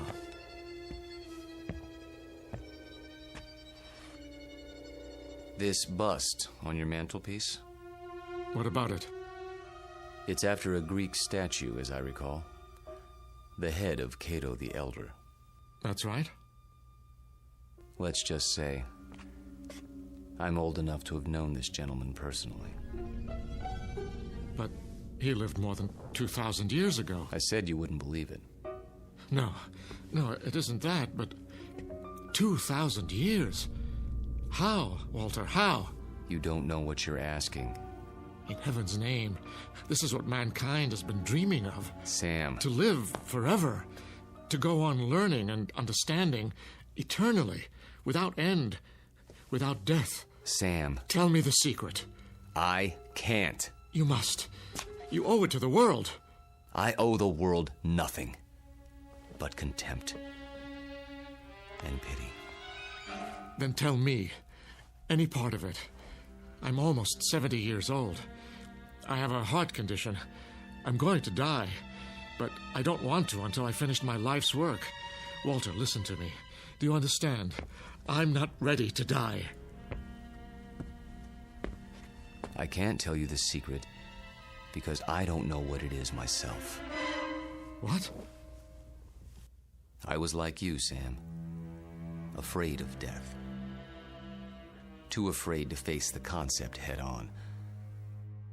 When I thought of all the things there were to know and the pitifully few years man had to know them, I went cold with fear. And with anger, too, at the impossibility of it all. The combination was paralyzing. Every night I dreamed, as you dream, of more time, of immortality. Only if man lived forever, I thought, could there be any point to living at all.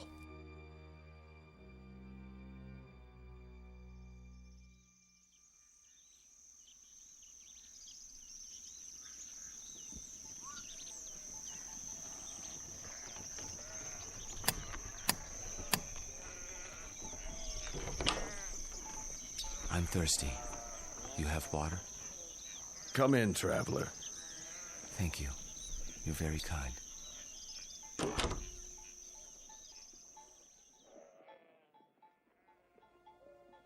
One day, on the road, I met a man, an alchemist. I told him these things and more as I rested with him. He said that he could grant my wish. only it would cost money. A great deal of money. So I sold everything I had and paid him his money and submitted to his experiments. Drink this, young man. You may remain here until you recover.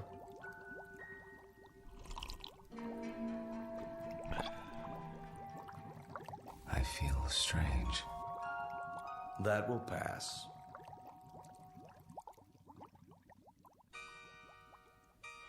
I remember very little of what followed, except that I was in a coma for many weeks.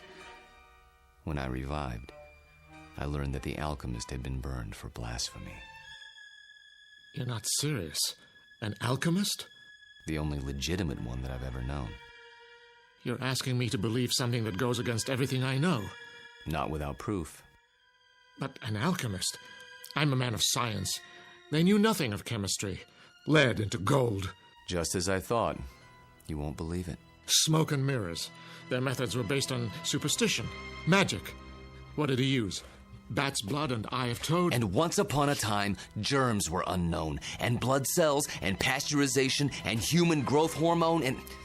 Sam, all those things and more would have been called magic once. It's a matter of knowing what to measure and how.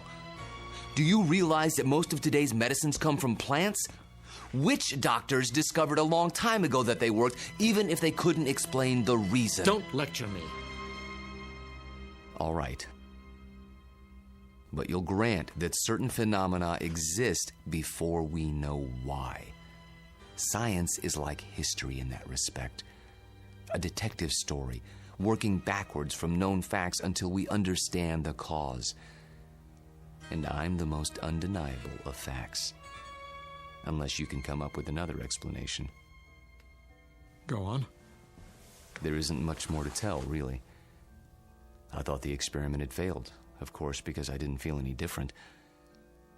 But then, when I saw my wife and my children and my friends aging and growing old, this was a problem I hadn't considered, you see. But surely there's a way to get around that paradox. Such as? There must be. Is there? Think about it.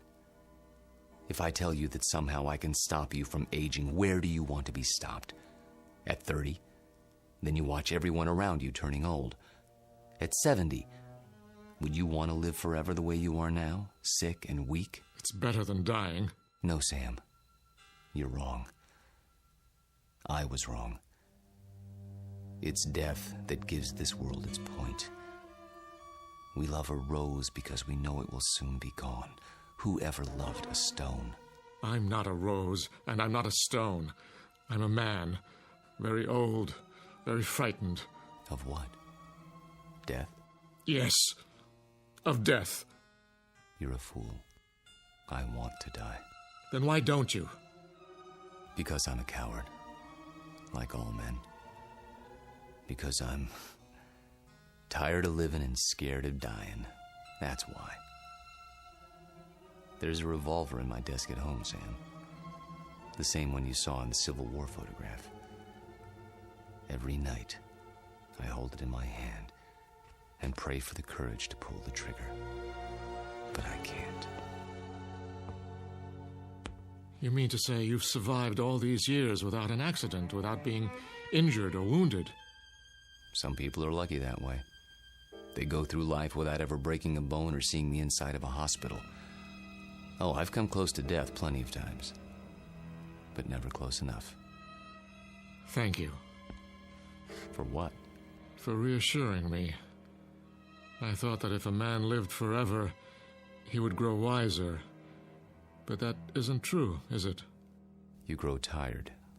That's all. It must be lonely. That's a word that comes to mind. You say it as if you think it's a word I don't know anything about. I suppose you married more than once? Yes. How long with each woman, Walter? 10 years? 15? I take your point. Now you know why I attended your lecture, why I asked you here tonight.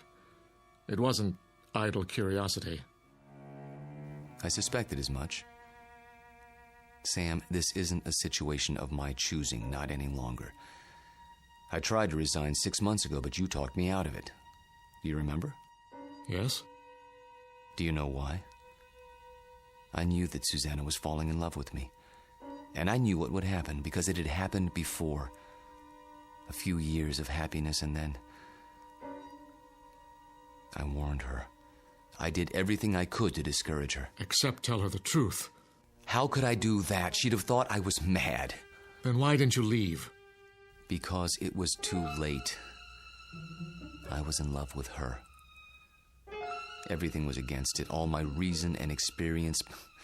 But that didn't matter. And God help me, it doesn't matter now. It does to me. Walter, I can't let you marry my daughter. And why not? Susie. Well, go ahead. I asked a question, Father. We were just having a conversation. So I gather. How long were you standing at the top of the stairs? Long enough to hear that there's some sort of disagreement over me. Don't you think it would have been considerate to include me in the negotiation? It's not a negotiation. Please, don't misunderstand. Your father seems to think I'm too old for you, darling. Susanna, let me explain. That's the silliest thing I've ever heard. Good. In that case, you will marry me? I thought that's already been decided. You asked, and I accepted. Unless you're having second thoughts. Nonsense. If I had my way, we'd do it tonight. Are you serious? I've never been more serious in my life. I think you mean it. There's a justice of the peace in the next county. Go upstairs and get your prettiest dress. I'll go back to my place and pick you up in an hour. But... Go. Go. Daddy? I can't very well ground you, can I? You're of legal age. Oh, Walter, I do love you. Though your timing is a bit of a surprise. Life is a surprise. If we're not ready now, when will we be? Next week? Next year? We have to seize happiness when it comes, and it's here now. 1 hour, darling.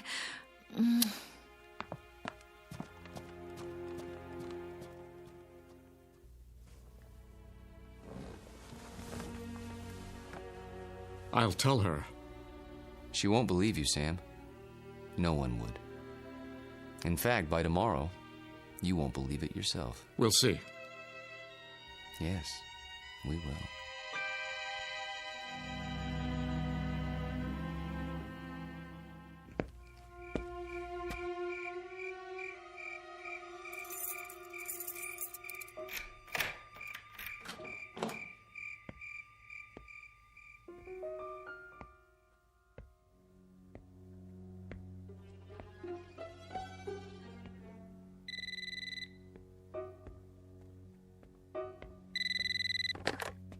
Yes? I'll give you one last chance, Walter, if that's your name. Sam, please. The irony is, I truly like you. We've been fine friends. But when it comes to my daughter... You deny her happiness? Is that what you call it?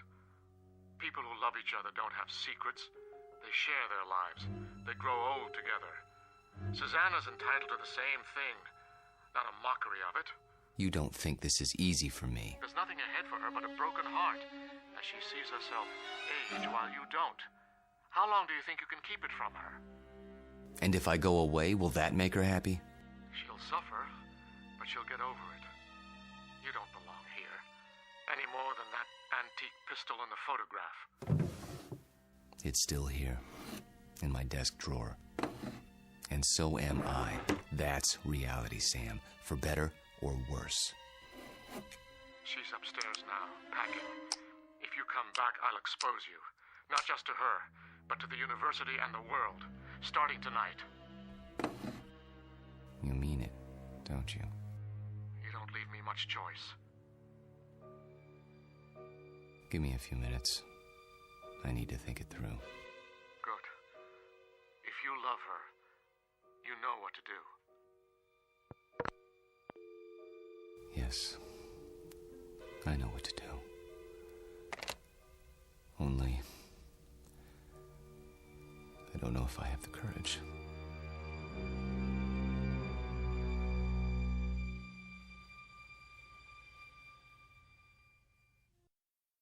Hello, Tommy. Who are... You needn't stand up. How did you get in? You left the front door open. Who are you? Don't you recognize me, Tommy? No, I don't think I... Look hard into my eyes. You called them the most beautiful you'd ever seen once. A long time ago. I think you've made a mistake. No. It's you, Tommy. My name is Jameson. Professor Jameson. And if you don't leave my house at once, I'll be forced to call campus security. Don't pretend with me. I know who you are. And who is that? Tom Bowen. Tom? My husband. That's impossible. I've never been married. You mean you don't remember? How convenient for you. We married right after the Great Depression. We lost our farm to the drought. Crops died and blew away like dust. And you, still a strong, vital man. So we packed up the car and moved west.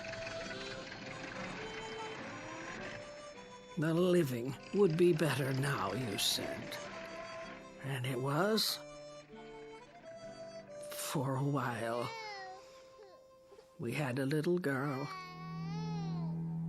Did you know she passed away last year, Tommy?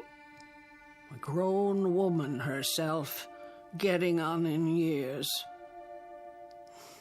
It's not right to outlive your children.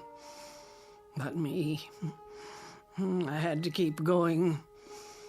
It was like I'd been waiting all these years, waiting to know where you went when you ran off. And now, I found you. My dear lady, perhaps if you told me who you're looking for, I could... Oh, stop. Please, stop. I saw your picture in the paper. I knew it was you by those eyes. And the ring. You always wore it. So I had to see if it was true. It is. No, Lord, look at that. I can't explain it. I only know what I see. I've grown old, and you haven't. Don't. Please. And now you're going to marry someone else and leave her the way you left me. Lorette, for God's sake. I can't let you marry her, Tommy. You're mine. Don't touch me. What's this? Put the pistol down. Oh, I remember that gun. You used to keep it locked away. Said it belonged to your great-grandfather. Take it out and oil it like you knew you were going to use it someday. Is it still loaded? I said put it down. Tommy, what you're doing, it's wrong.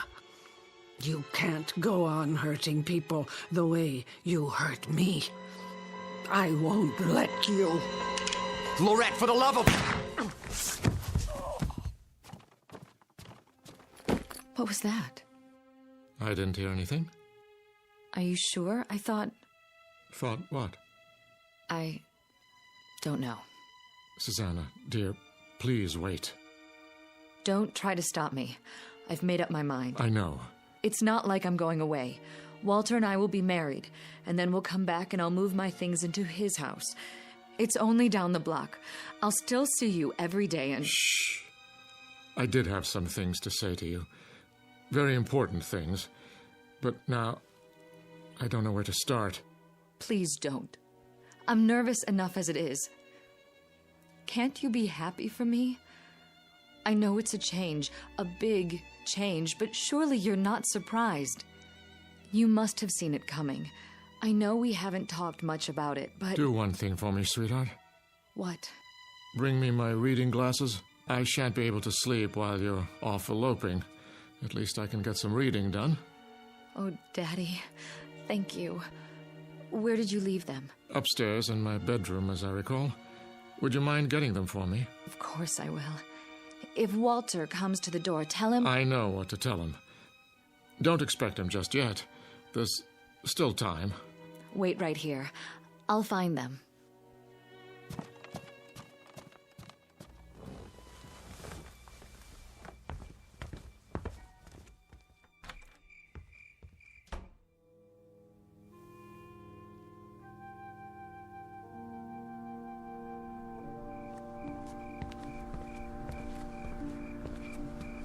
Oh. Excuse me, I didn't see you there. I saw my Tommy. He's resting now. Good evening to you, madam.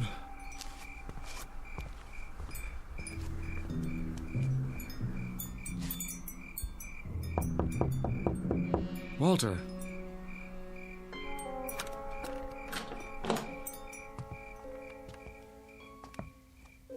Walter? Where the devil are you? Hello, Sam. Why are all the lights off? I was just, thinking. The window's open. I know. I'll close it. No. What's the matter? It's a strange feeling after all this time. What do you mean? I mean, I've come to my senses. Tell Susanna. Tell her if you would. You're hurt. Turn on the light. Stay away. I'll call a doctor. No. But your hand, there's blood on it. Hard to avoid that when you've been shot. It's dripping all over everything. I'm leaking, Sam. Everything that's been held inside for so long, it's running out. I feel light as a feather. Take my arm. Sit down. Quickly. A little late for that. I'm sinking, Sam. Right into the rug. It'll be quite a mess to clean up. What's happening to you? It's happening. At last. Your hair. Your skin. Sorry to fall apart on you. Oh. But nothing lasts forever. Thank God, Sam. Thank God in His wisdom. Oh, Walter. Walter. Tell her. I'll try to think of something.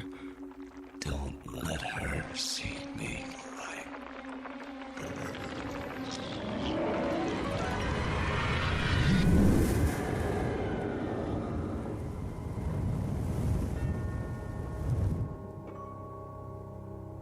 Dad? Walter? No, Susanna. Stay back. Daddy! Go home. Where's Walter? Susanna, please, go home, now. Walter? He's gone. Gone where? I wish I could tell you. But there are his clothes, his shoes. Daddy! Daddy, what else is on the floor? Dust, my dear. Only dust.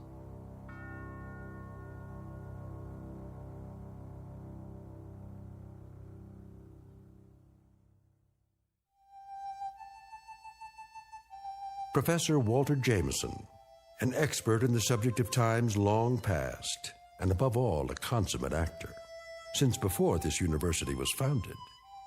He's finally completed his life's work, A history of the world that begins in the cradle of civilization and ends in our time. Because the future was not his specialty. In fact, the simple truth is he had no future left. The past has a way of catching up with us, sometimes when we least expect it. They say that time heals all wounds, but it also wounds all heals. Rest in peace, Professor. You've just passed the ultimate final examination in the Twilight Zone.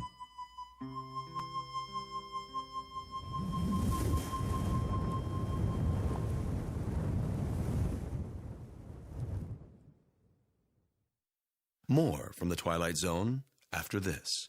You are about to enter another dimension, a dimension not only of sight and sound, but of mind, a journey into a wondrous land of imagination. Next stop, the Twilight Zone. Hi, this is Stacy Keach. I'd like to take a moment to tell you about our Twilight Zone website at twilightzoneradio.com. At twilightzoneradio.com, you'll find the latest information on these Twilight Zone radio dramas, including behind-the-scenes photographs, plus the newest product releases, trivia contests, ways to contact us, other Twilight Zone-related info and merchandise, plus links to other fascinating websites. So make your next stop twilightzoneradio.com. Visit twilightzoneradio.com to purchase these Twilight Zone radio dramas on cassette and CD, or call toll-free 1-866-989-ZONE. That's 1-866-989-9663.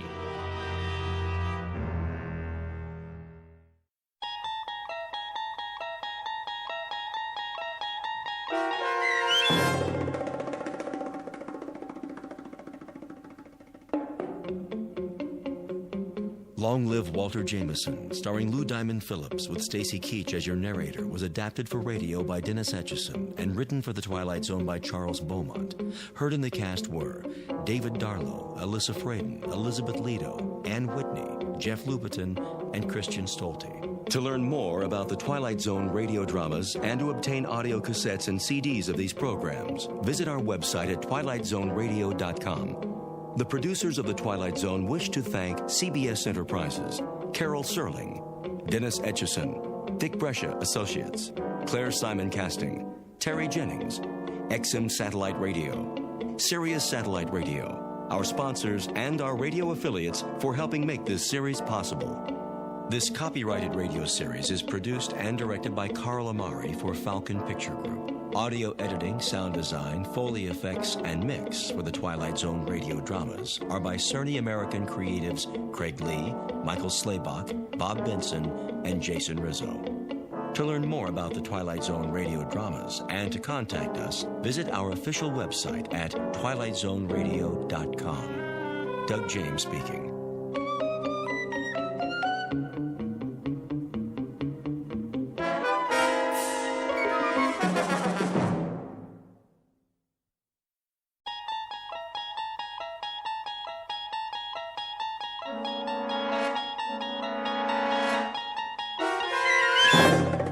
You unlock this door with the key of imagination.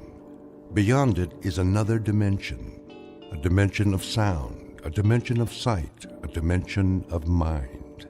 You're moving into a land of both shadow and substance, of things and ideas.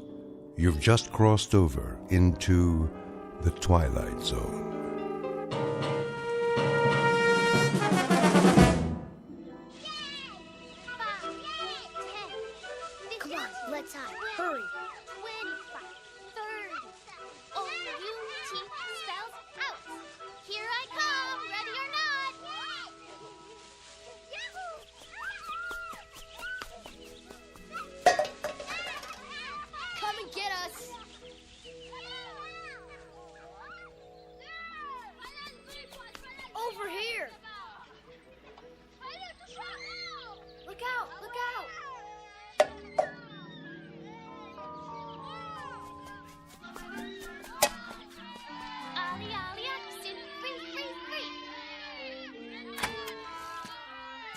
Get away, you kids! I've told you not to play here. Go on now.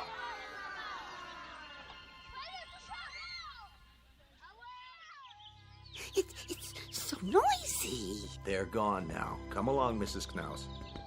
This way, everyone. Oh, but Doctor, I have my knitting to do. Another time. Out onto the porch. I didn't finish my crossword puzzle. It will wait, Mr. Agene.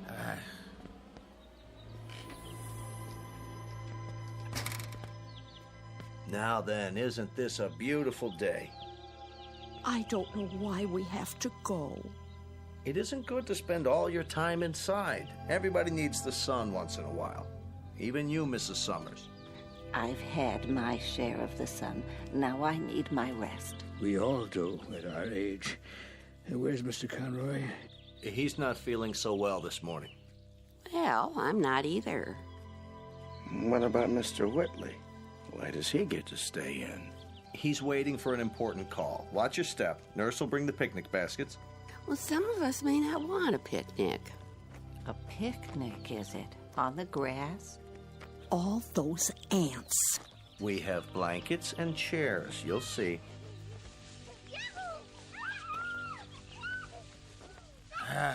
Darn those kids anyway. Hey, quit running! Stop it! Like wild Indians. They won't bother us. This way, there's a nice place under the trees.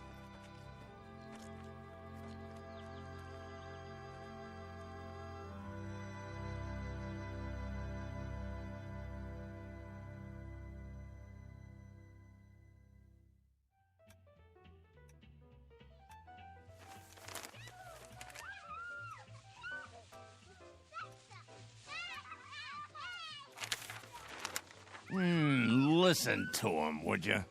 Ah, they're only children. They know they aren't supposed to play on the grounds. How can a body think? Now, Ben, just read your paper. They're not hurting anyone. Well, let them play someplace else. They've got homes, don't they? It's the grass. The what? We have such a big lawn at Sunnyvale. Kids can't resist it. Oh, what are you doing downstairs, Charlie? I thought you had to get ready. Not today. You haven't heard from your son? I thought it was all set. Maybe you didn't get my letter. Oh, he got it all right. They just don't care. Nobody cares anymore. The boy has enough problems. It's a small house and the second baby's on the way. It was a foolish idea moving in with him. They don't need an old duffer like me around. Would you listen to that? It's enough to wake the dead, I tell you. Don't be so hard on them, Ben. They're only kids. A fine state of affairs when your own son turns against you. Stay out of the over-the-Rhine neighborhood. Technology stocks extended Mr. their Whitley? news Wednesday. Mid positive news on the sector from There you are. Yes, nurse? You have a phone call. I do? I believe it's your son. Well, what do you know? Be right there. I'll tell him. Isn't that something? Guess he got my letter after all. I never get any letters. Or phone calls. Nope. You will, Ben, you will. Excuse me, I'd better get it before he hangs up.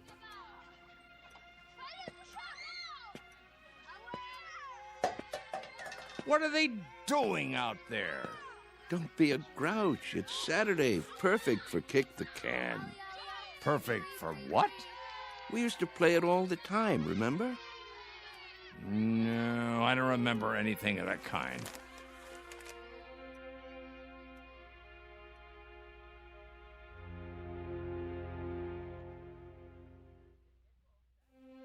Sunnyvale Rest Home, a place for the aged. The address is 1275 Tranquility Lane on the outskirts of town. It offers room and board, nursing care, and a kind of refuge from the world. Outside, a common game called Kick the Can. Very shortly, a man will have a choice to make. He can either die in this world or escape to another kind of refuge in the Twilight Zone.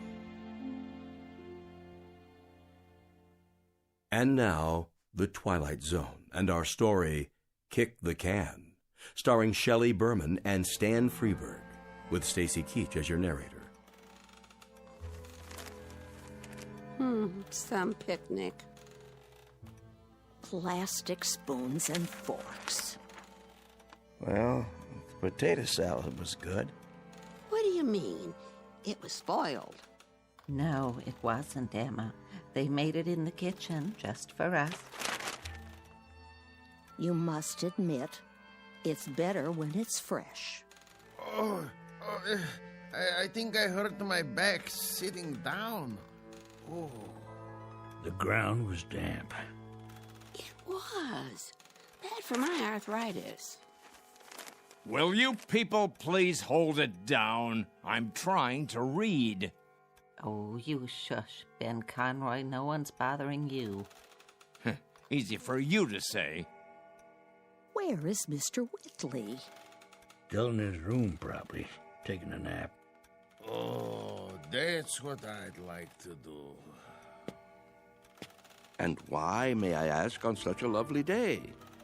There he is. Going somewhere, Charles? Yes. Why are you all dressed up? It's my son. He's coming to get me. You don't say. He called a little while ago. He did. He's on his way. At least someone gets calls. What's he carrying? Is that your suitcase, Mr. Whitley? Indeed it is. You're going to stay overnight, then? A bit longer than that, I should say. That is, if they have the room fixed up. Room? At my son's house. You mean you're moving in with them? That's the plan. If they'll have me. Well, what about the rest of your things, Charlie? You can't just leave your things behind. No hurry. It all can be packed up and sent over later. Well, we'll certainly miss you. Will you come back to visit us? Of course I will. Meanwhile, I'll call and see how everyone's doing. May we write you? Please, I'd appreciate it. Mr. Cox has the address. Nobody writes. They say they will, but they never do. There he is now. Hey, aren't you going to say goodbye? I hate goodbyes, Mr. A.G., don't you? Take care, all.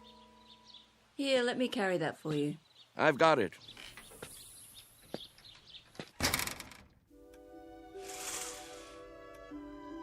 Who's that behind the wheel? Your son, David, don't you remember? Such a nice young man. Let me see. Some car, huh? Betty costs pretty penny. Everything does nowadays. Don't crowd now. You wouldn't want him to think you're watching.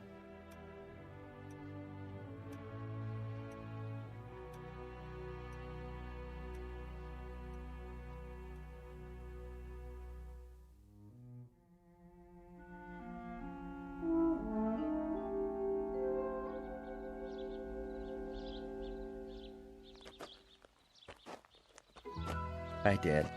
David, you're looking well, son. What's the suitcase for? Oh, just a few things for now. I don't understand. Wouldn't want to push you out of the house and home. What? Of course, I don't have that much anymore, but I suppose it could go into storage. Whoa. I think there's been a misunderstanding. There has? Get in. We need to talk. If it isn't convenient today, we can make it another time.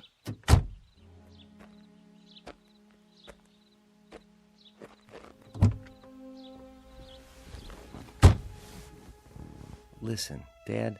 Yes? I didn't say I'd come to get you.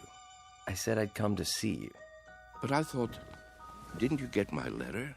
That's what I wanted to talk to you about. If it were up to me... You don't have to explain. Well, Debbie's turning the extra room into a nursery. Right now it's being painted and... I understand. I don't think you do. Let's drive a bit. Your friends are watching us. It's all right, really. Let's go into town. I'll buy you lunch. That's not necessary. Please, Dad. I want to. This wasn't a good idea. If you'll let me explain. Pull over here, please. I can walk back. But, Dad... The exercise will be good for me. If you'll just listen... We'll have lunch another Saturday, son. Call first, though. I'm really quite busy these days. You're taking this all wrong. Give my love to Debbie, will you?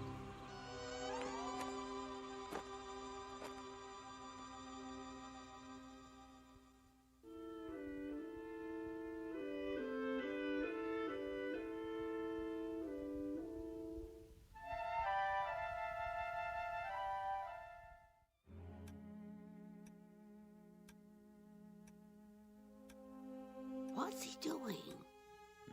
What does it look like? He's coming back. I thought he said... Don't stare. It's not polite. Yeah, you're it. Gotcha. Hey, where'd our can go? That old man's got it. Hey, mister. What's this? Our can. Your can? Can we have it back? Could you have... Yeah, we need it. Oh, you do, huh? Yeah, we're playing a game. Yes. Yes, I remember. This is a good can. Nice and sturdy. It will take a lot of kicks. It will? You'll have to play by the rules, though. What rules? You know the rules, don't you? Hey, give it back. Please, mister? I'd say this can is just about the perfect size. Is he gonna keep it? Hey, mister, can we have our can back? You can get another. Any one will do. Tomatoes, beans, doesn't matter. You'll see.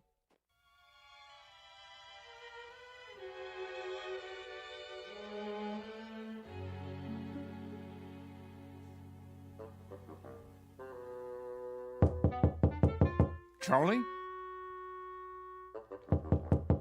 You in there?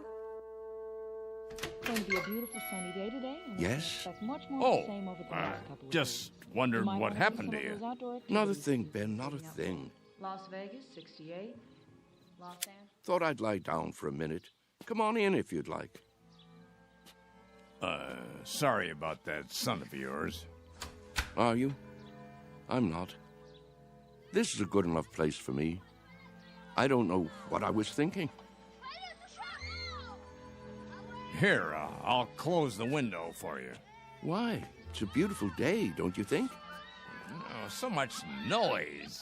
Yes, what a great running and shouting. That's what you call it? Such a grouch. You can't stop kids from playing kick the can. It's in their blood, like statues or hide and seek, a ritual this time of year. You surprise me sometimes, Charles. And why do you say that? You actually brought that tin can up to your room? Must be filthy. No, it's not.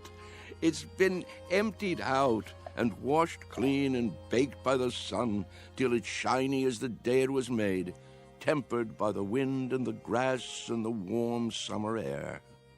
Sure you're feeling all right? Admit it, Ben. Admit what? Don't you ever think about it? You must. I don't know what you're talking about. All kids play those games the same as we did, and the moment they stop, they begin to grow old. Oh, come on. It's almost as though playing kick the can keeps them young. So that's what this is for. Magic. I'm not sure. Charlie, I'm worried about you. You're not yourself. Aren't I? You don't believe in magic anymore, do you, Ben? What are you talking about? But there was a time when you did believe in it. Never. We've known each other since I can't remember. Since we were tow-headed kids. You believed in magic then. Not me. Yes, you did. When we walked on different sides of the street lamp, you'd say bread and butter. When your baby teeth came out, you put them under your pillow for the tooth fairy. And when you went down the sidewalk, you were careful because you knew that if you stepped on a crack, you'd break your mother's back. Oh, you believed in magic all right. What is wrong with you, Charles? Would you like me to get the nurse? What happened, Ben? Where did the robbery take place? Robbery? A thief stole everything away when we weren't looking. Who was it, Ben? Was it time or something else?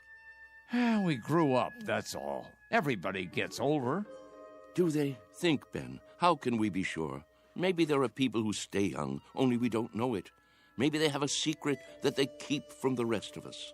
Now, Charles. Is there something kids know that they forget? That they want to forget? They say, when I get big, I'll be a fireman, or a detective, or an explorer. They wish so hard to get older that it finally happens. They get taller and stiffer and forget the magic that made it all possible. There is something wrong with you. I've never heard you talk this way before. Maybe the fountain of youth isn't a fountain at all. Maybe it's a way of looking at things, a way of thinking. Charles? Yes? Stop it. Stop what? You're an old man. Don't you understand? Your youth has been gone for 60 years. Well, what I mean is, you lived a full life, Charles. Don't go sloppy now. Don't spoil it by acting like a nut. But it's all so clear. It makes sense. It isn't too late to play kick the can. That's the secret. Can't you see, Ben? Can't you? I see a plain old tin can with dents in it. That's all. Then look again. This can is special. I'm absolutely sure of it.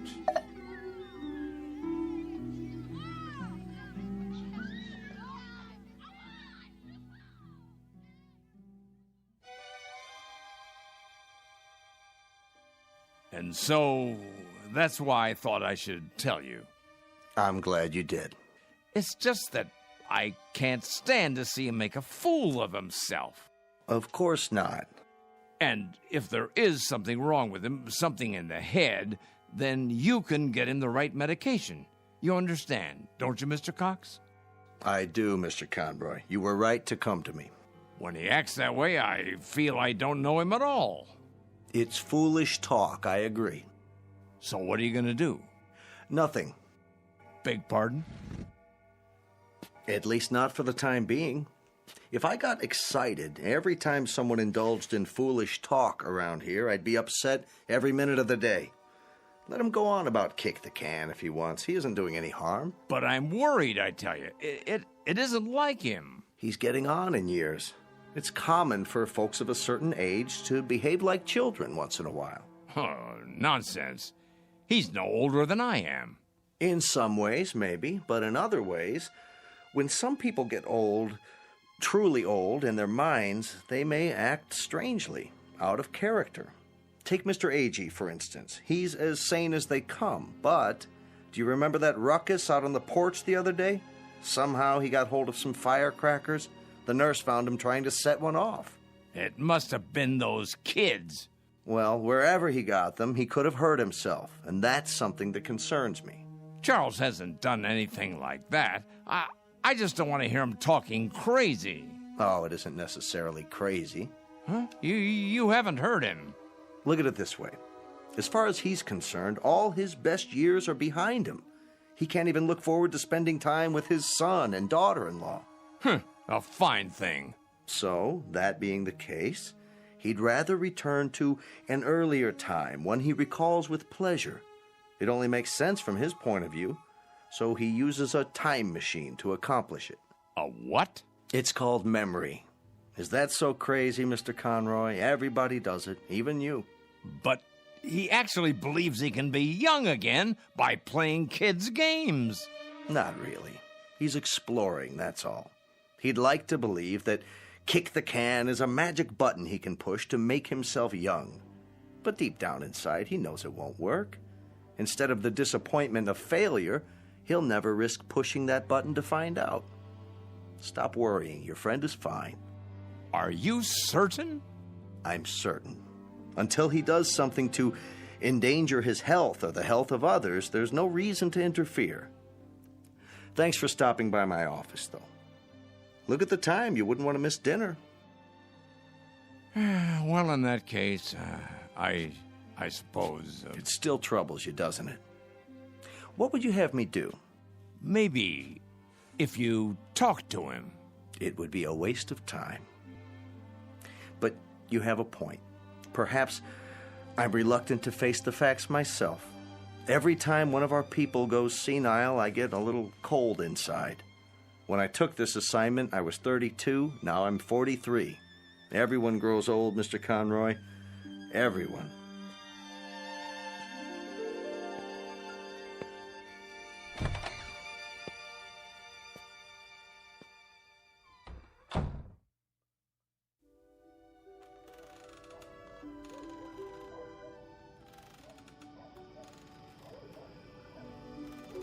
I think we should go in now.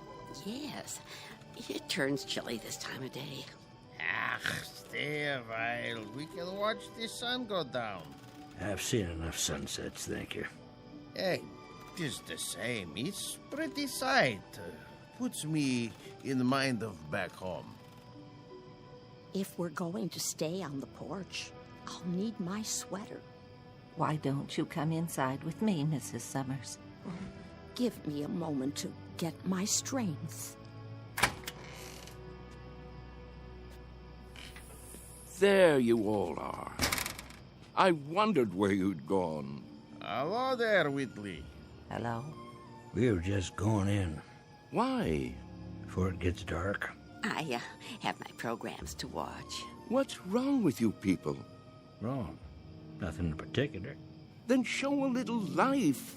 Aren't you the same ones who used to skip rope and hunt pollywogs and night crawlers when the sun went down? Why, I don't think so. Don't ring a bell. Well, I was. If you can't remember it, I'll remember it for you. The weather was just like this back in Wheattown of a summer evening. Right after dinner, you'd hear a banging of screen doors all down the block, and there we'd be, Stanley Maple and his kid brother, Wes, and Ben Conroy, and the Arvis girls, and some others whose names I can't think of. The air would be soft like this, children weather, and we'd come out with no coats, and we'd start shouting and play kick the can. Yeah, you're right. Everybody played that game. Absolutely everybody. Or catch, or hide and seek. Seems like a million years ago. I was fastest runner on the block. Were you? Sure was. When we played kick the can, I was never it. But now, ooh, look at these legs. I remember. Sure you do. But we all grow old. I miss the running most. I think if I could only run again, growing old wouldn't be so bad. I agree with that. That's one way to look at it. Maybe we can't run as far and as fast, but we can move about, and there are lots of trees and bushes. If the hunted are handicapped, so is the hunter. You can't be serious. He isn't serious. But I am. I was the fastest runner on the block. Us? Children's games? It's the secret. Can't you see? The secret of youth. Well, now, I don't know about that. Look at this. What do you see? Ooh. What have you got there? Just what you think it is. The fountain of youth. The source of the Nile. Looks like a tin can to me. It's a good deal more than that, I promise. Take another look. Think, feel. Have you forgotten how? Have you all gone too far to turn back? Back to what? You mean to what we were? Yes. Do you feel it inside you yet? Here, take the can, touch it, pass it around. Does it wake the part of you that's been asleep? Let me see that. Well? Why? It fits perfectly in my hands. Here, Mr. Agee, you try. Okay. Ooh, I thought it would be cold, but he's warm. Is it? Of course it is. Put it like a seashell. Now listen. To what? Can you hear it? Summer, grass, running and jumping, youth. I hear something. It's telling you to wake up. This is the last chance. Somebody tell me I'm not crazy. Or if I am crazy, prove it to me. I can't play kick the can alone. Well, I don't know, Charlie. I'm not quite sure, but I think these legs, they might just work. Oh, there's the sprinkler. Yep. Every afternoon at this time. Now we must go in before the spray blows this way. Yes. Sprinklers? I remember sprinklers. We all do, don't we? Hold on. Do you see it? See what? A rainbow. Look at it in the air, above the lawn. Why, I believe I see it. Remember running through the sprinklers on a summer's day? What could be more fun than that? Wait, Charles. What are you going to do? What does it look like? I'm going to do what feels better than anything. Run through the sprinklers and cool off. Somebody hold my shoes.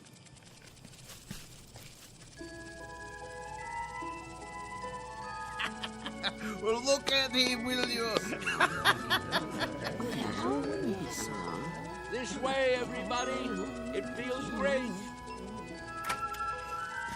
Mr. Whitley. Charlie, what are you doing? Come on in. The water's fine. Nurse! Nurse! Yes? Help me get him inside. Yes, Doctor. Don't worry about me. I'm having a great time. That's enough. He's soaked. Get him some dry clothing and put him to bed before he comes down with pneumonia. Right away. Ah, you're spoiled sports. That's what you are. I don't need any help. Don't be difficult, Mr. Whitley. Just come along. I'll get you a towel. What are you doing, Ben? Did you call them? It's for your own good, Charlie. You'll only hurt yourself. I thought we were friends. We are. That's why. This way. I'll bring your shoes later. All right, everybody. The party's over. But he wasn't hurting anyone, was he? You see, he's been talking to them. Pretty soon he'll have them believing it. I was afraid of something like this. Yeah, it's like he's gone crazy after all. I'll have him moved to the observation room in the morning. But, Doctor, to be all alone, that'll kill him. If I don't, he'll end up killing himself.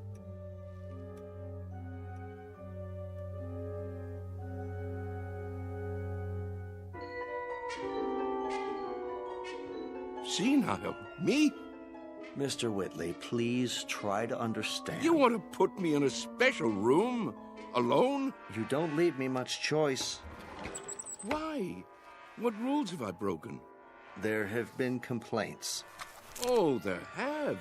Who from, may I ask? That's not the point. Go on, tell me. I want to know. Who thinks I'm breaking the rules?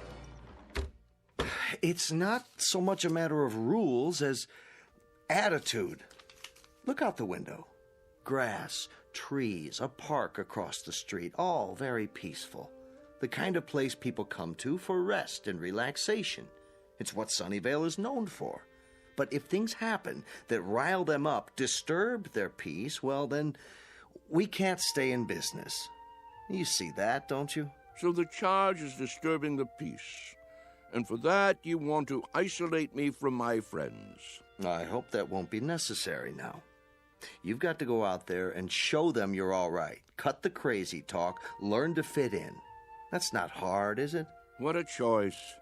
To keep that nurse from pawing at my pulse all day, I have to sit like a vegetable, stare into space. Listen, I'm trying to help you.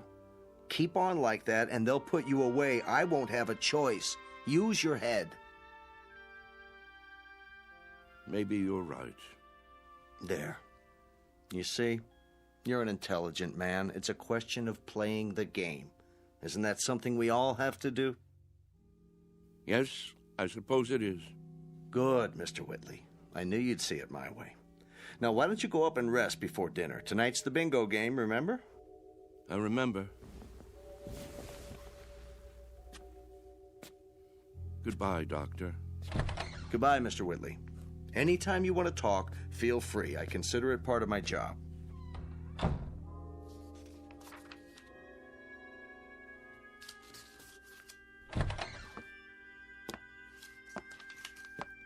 I made him change into fresh clothes. So I see. Thank you. Is he going to be all right? I think so. It must be quite a transition. Remind me of that when it's time, will you, nurse? Time for what? To pack it all in. Personally, I think I'd rather go back to the town where I grew up, instead of rooming with a house full of strangers.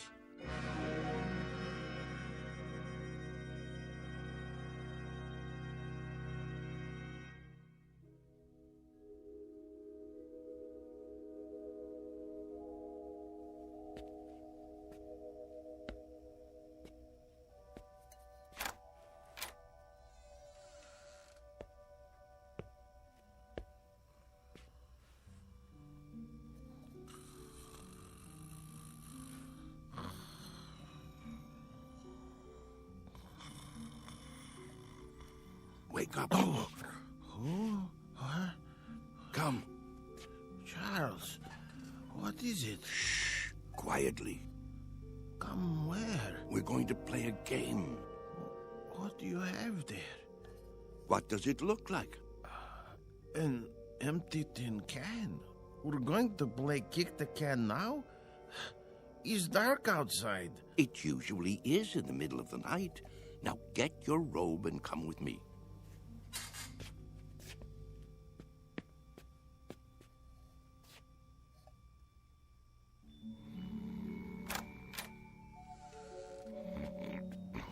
Mr. Freitag. It's us. What? What? It's time. We're all gathering downstairs. Why? Something important.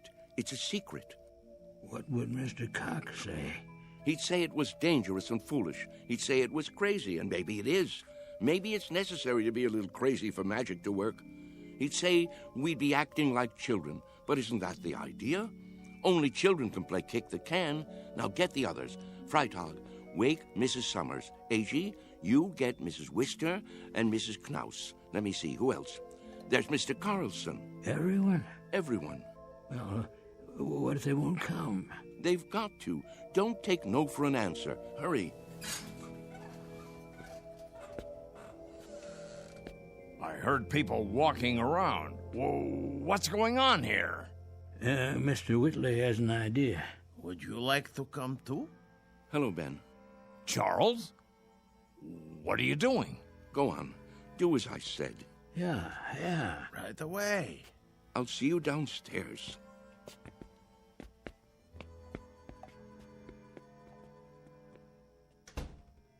You should be sleeping. Everyone should be. What's that in your hand? No, Charles, you can't. Who says so? It's against the rules. The devil with the rules. It's our last chance, don't you see? Ben, come with us out to the lawn. Me? Yes, you. Ben, we always did everything together. Let's not stop now. Even if you think it's crazy, come out and play. Come to your senses, Charles. You think I'm obsessed? You think I've got hold of one crazy idea and won't let it go? Well, haven't you? Maybe so, but where I have one idea that's strangling me, you have dozens. You're the one obsessed. Oh, nonsense. Is it? You're afraid of death, but you're also afraid of life. You think age gives you the right to stop growing. You've sealed yourself inside your shell, and you're afraid to poke your head out and look around. That's enough. You're afraid of a new idea. You're afraid to look silly, afraid to make mistakes. You've decided you're an old man, and that's what's made you old. I am old, Charles, and so are you. It's a fact. Facts be damned. Your bones are old. They'll break if you try to run with them. Your heart is old. Your lungs are old. Don't you get it? You're used up, worn out by a lifetime. Sit down, Charles, before you fall down. Go back to your bed. I can't do that, Ben. Charles? I've got to find out. Won't you help me, Ben? There is magic in the world. I know there is. When I fell in love with Mary and kissed her for the first time, that was magic. When my boy was born, that was magic. The moon is magic, and the stars. Friendship is a magic thing, too. Life is magic. Maybe I'm right, Ben. Can't you consider that? Maybe kick the can is the greatest magic of all. Well, what do you say? There's nothing to say. I just don't know how to get through to you anymore. Then I'll do it alone.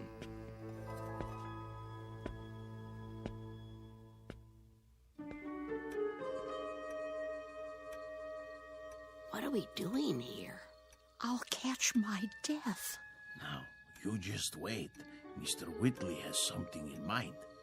Yeah, something important. But what could it be? Don't you know? Don't you remember? Remember what? How it used to be. How we used to sneak out of the house after dark when the grown-ups weren't looking and the weather was like this. Don't you remember how we used to play kick the can? Everybody played in my neighborhood. A long time ago. A long, long time. Funny. It doesn't seem that long ago to me. I remember. Yes, I think I do too. But we've all grown so old. Are you sure? If these legs would carry me. How do you know they won't until you try? You can't be serious. He isn't serious. But I am. You mean us? Children's games? What about the nurse? She's asleep. If we keep our voices down and open the door carefully, she won't hear us. Go outside? Why not? Are you chicken? Show them the can.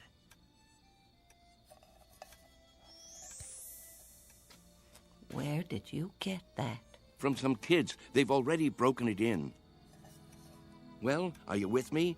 Or do I have to play kick the can all by myself? Who remembers the rules?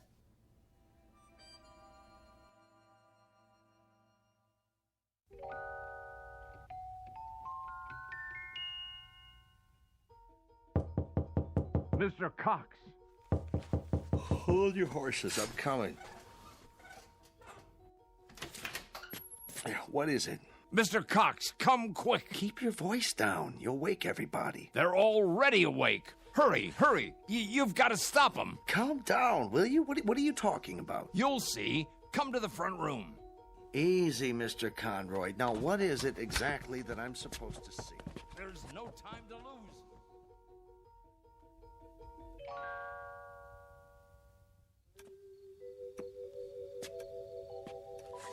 But there's no one here. Why is the door open? Because they've gone outside. Why would they do that? It's like I said, to play kick the can.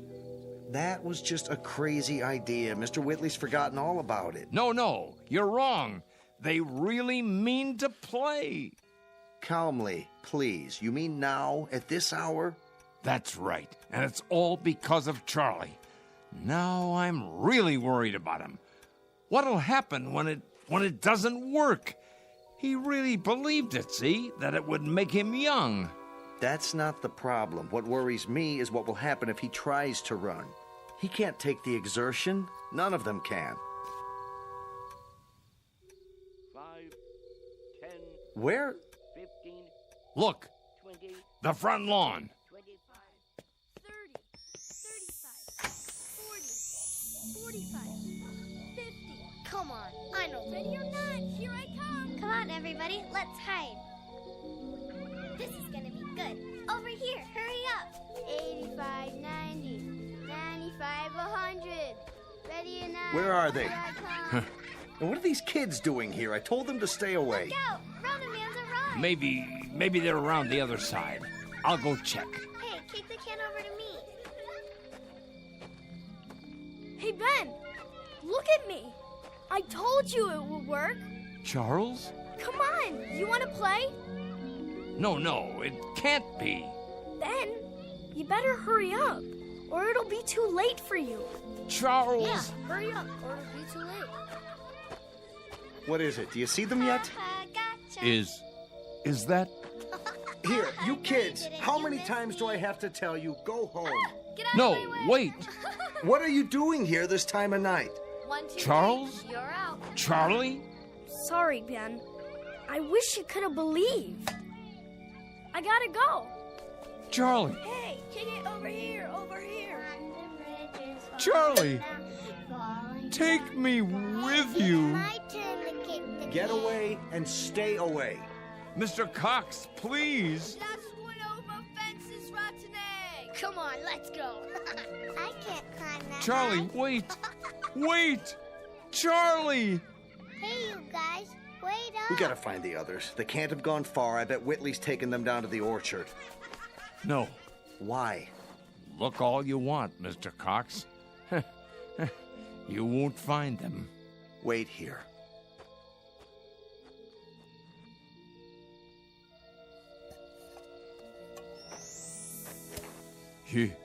You forgot your can, Charlie. But don't you worry none. I'll keep it for you. Inside. In case you ever come back for it.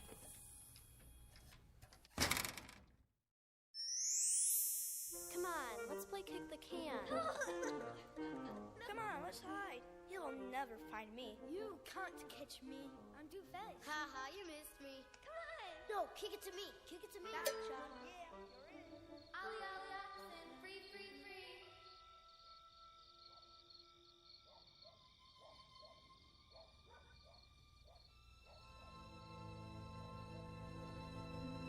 Sunnyvale Rest Home, a place for people too ancient to remember the fragile magic of youth. A place for those who have forgotten that childhood, maturity, and old age are magically intertwined. A dying place for those who have grown too stiff in their thinking to revisit the Twilight Zone.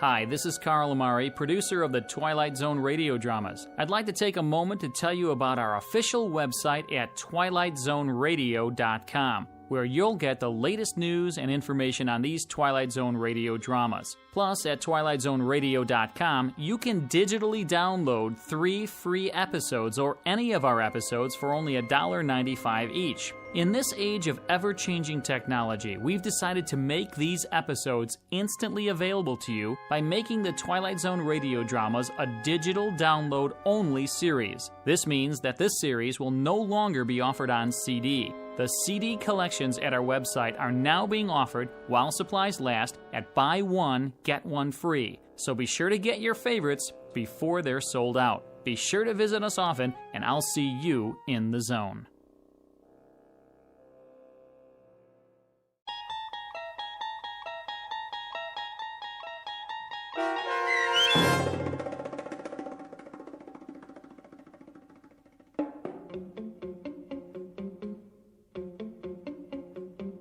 Kick the Can, starring Stan Freberg and Shelley Berman with Stacy Keach as your narrator, was adapted for radio by Dennis Etchison and written for The Twilight Zone by George Clayton Johnson.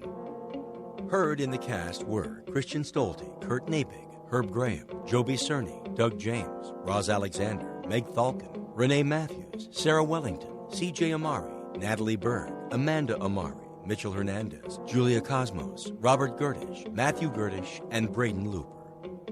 The producers of The Twilight Zone wish to thank CBS Enterprises and the Rod Serling estate for making this series possible.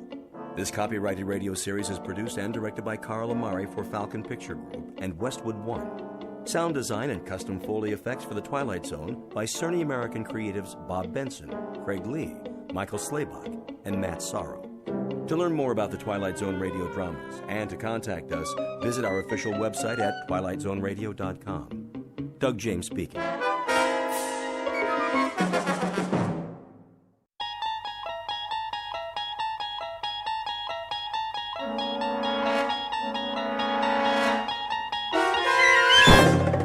There is a fifth dimension beyond that which is known to man. It is a dimension as vast as space and as timeless as infinity. It is the middle ground between light and shadow, and it lies between the pit of man's fears and the summit of his knowledge. This is the dimension of imagination. It is an area which we call the Twilight Zone.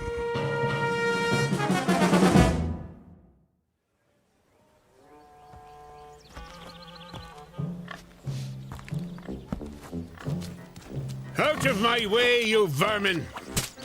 What are pigs doing out on the street anyway? It's not sanitary. You should be in a sty or a sandwich. Good morning, friend Woodrow. What's so good about it? Oh, that's the spirit. Keep your chin up. What'll it be this morning? Daily Courier. Daily Courier. That'll be 2 cents, Mr. Mulligan? 2 cents? 2 cents. Same as always. Seems more expensive. Thank you very much, sir. Now, let's take a look. Government surplus. Can you believe it? Believe what, Mr. Mulligan? Government only earns $1.5 million more than it spends. First thing you know, they'll owe money. Then everything will collapse. Inventory predicts every 100th man will own a horseless carriage someday. Oh, that's all we need. I already know what the newspaper says, Mr. Mulligan. You don't have to read it back to me. You read it? Of course. My copy? Not your copy, Mr. Mulligan. My copy. I wouldn't dream of tampering with your Daily Courier. I can assure you no human hands have touched that newspaper. Well, except for the printers, of course. I should think not. At least some people still have standards. Not like Mr. Beaumont, the butcher. You know how much he's charging for steak? Well, why don't you tell me, like you do every morning round about this time? 17 cents a pound! What do they think we are? Millionaires? I don't know. 17 cents seems a fair price to me. I really don't know what you have to complain about, Mr. Mulligan. Things aren't so bad. Hello? You were saying? The only customers you've had in your store this morning are me and this here pig. Thank you for the overpriced newspaper, Mr. Swanson. Always a pleasure, Mr. Mulligan. Get out of my way! Out of my way!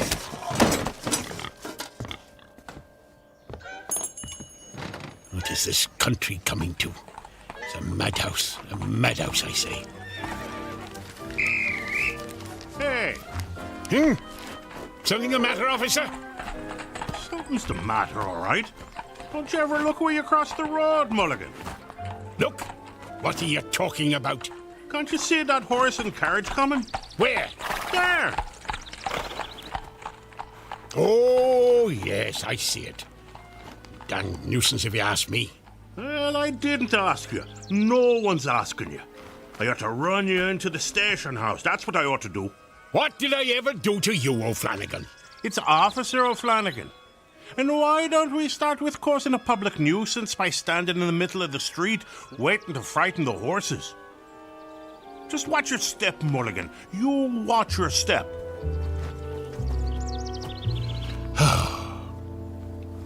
Just watch your step, Mulligan. Some time to live in, this is. Steak at 17 cents a pound. Hats, $1.95. And that lady in the advertisement for Belson's buggy whips. Shameful. You can see her ankle. Her whole ankle. Hey! Hey! Better move, mister! Whoa! Hey, get off the street! You're gonna get run over! You wanna get yourself killed? You crazy fool! Don't you know the speed limit's 8 miles an hour? Remember what I said about watching your step, Mulligan. Or you just might fall in a horse trough.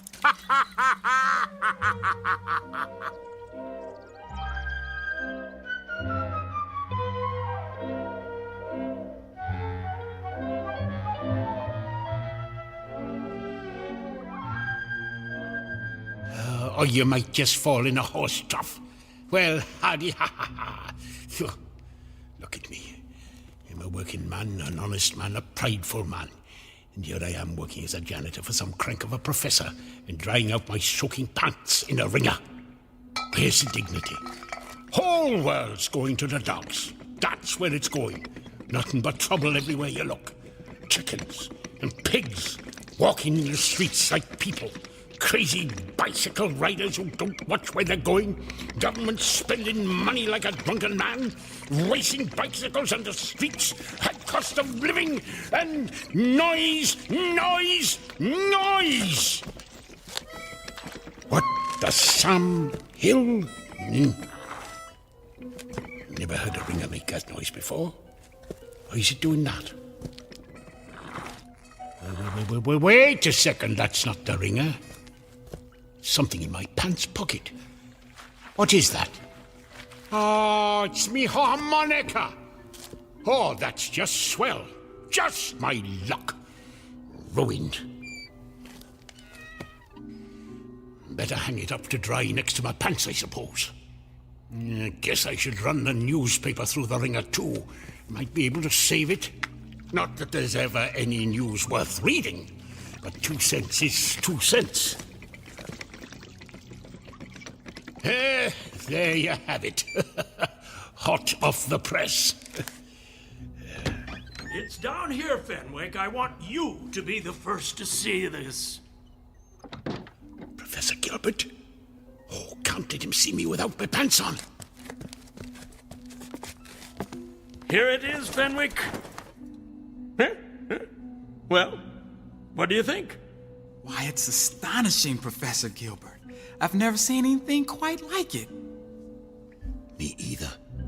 What the heck is that thing anyway? So this is it, Professor. Yes, Fenwick. I call it the Helmet of Tomorrow. Well, that's a stupid name. If this invention's any good, why not call it the Helmet of Today? Very interesting. Just think of it, Fenwick. You put this helmet on your head. Twist this dial. Press here to activate. Here? Oh, not now. And you can visit any year you choose. Any year? You could even travel into the far future. Future. How about 1891? No, farther than that. 92? No. Think far into the future. How about 1970? Now you're thinking. Incredible. But there is a time limit on its operation. There is, Professor? There is. Purely a precautionary measure. No man should be allowed to interfere with the course of history. Well, how long a period would it function, Professor? 30 minutes only. 30 minutes? That's almost half an hour. Yes, it is. 30 full minutes in which to study the events of whatever future date we care to witness. Professor, you're wonderful. Eh? I said it's wonderful. Indeed it is, Fenwick, indeed it is. Are you ready to test it? In good time, all in good time. When I'm ready, I shall take my first journey into the future. To the year... 1962? Oh, who knows what wonders mankind may have achieved by then. Very likely I'll find the world deserted and everyone living on the moon. Or perhaps we'll have a woman president. Well, I hope civilization will progress, Fenwick, not descend into madness. But now, before I embark upon my test journey, we must toast this moment with champagne! Champagne! Champagne! Come, Fenwick! Come!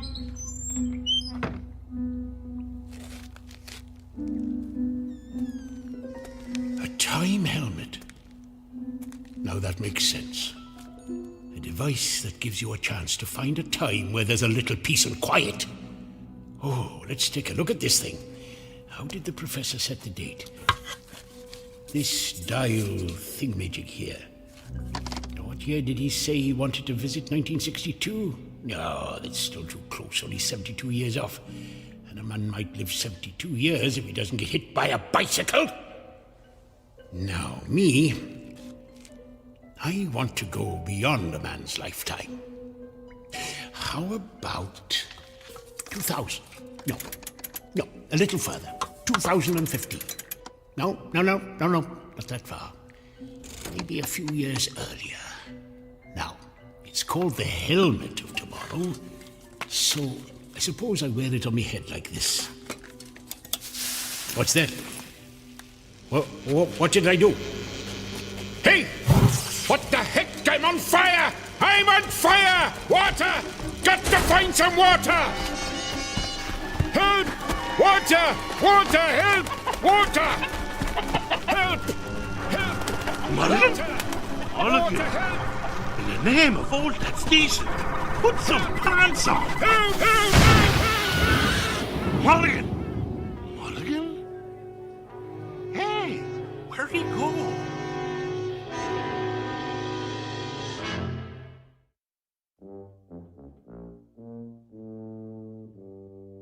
This is our hero, Mr. Woodrow Mulligan, a disgruntled citizen of a small town called Harmony, New York, circa 1890, complete with the high cost of living, bicycles that exceed the speed limit, and horses pulling carriages with reckless abandon, not to mention an oink-oink here and a cluck-cluck there. Mr. Mulligan, a rather dour critic of his times, is shortly to discover the import of the old phrase, out of the frying pan and into the fire, said fire burning brightly in the Twilight Zone.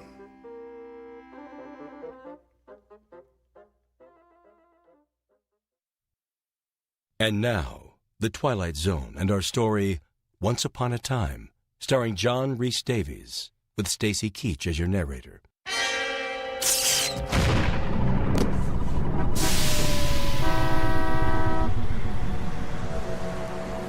Hey! Where am I? This doesn't look anything like Harmony. Where the heck am I? Oh, well, wait a minute. It must have worked. I'm in the future. Shoo, you dumb bird. Now, what time is it? It's 10 o'clock. 10 o'clock. I've got half an hour to take a look around.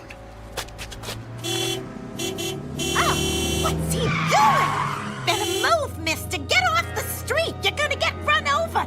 You want to get yourself killed? Oh, missed my turn.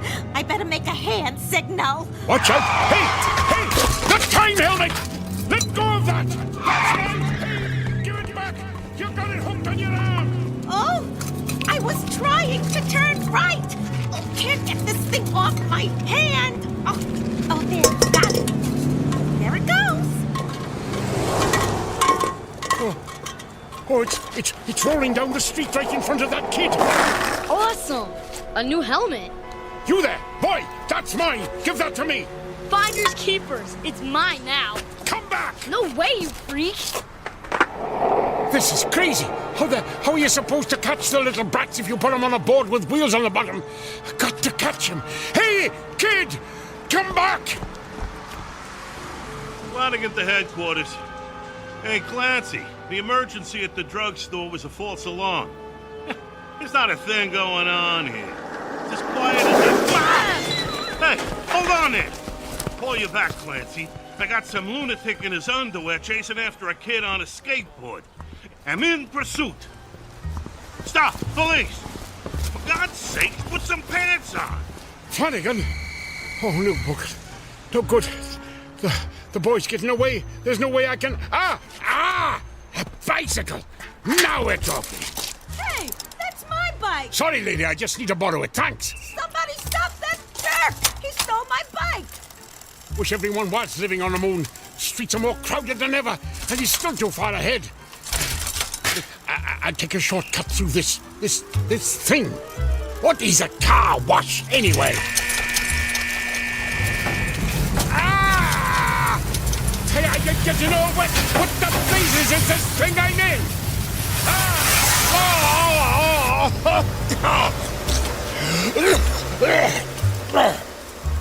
What kind of infernal contraption was that? Come out of there! Oh, not again. That's the boy. He's going inside that store. At least the sign says it's a store. It's more like a palace than any store I ever saw. Oh, look out, you people! Here I come! Hey, watch out! Hey! Who closed the doors? Somebody help! I'm gonna crash! I'm gonna crash! I got through. Do they have invisible doormen in this century or something? Hey, kid, give me that helmet back, you little thief! Take it. It's stupid anyway. Catch. Whoa! Whoa! Whoa! Whoa! Whoa! Oh, I got it. And it's not damaged. I can go home. I can go home again.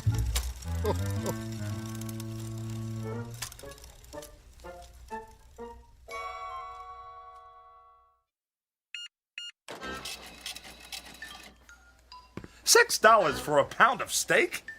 Madam, do I look to you like a millionaire? Look out!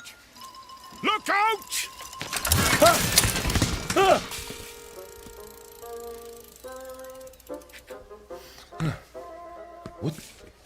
What just happened? The helmet! Oh no, it's broken. And it's 9:45.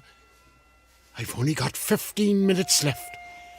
How am I going to get back now? Get back, sir?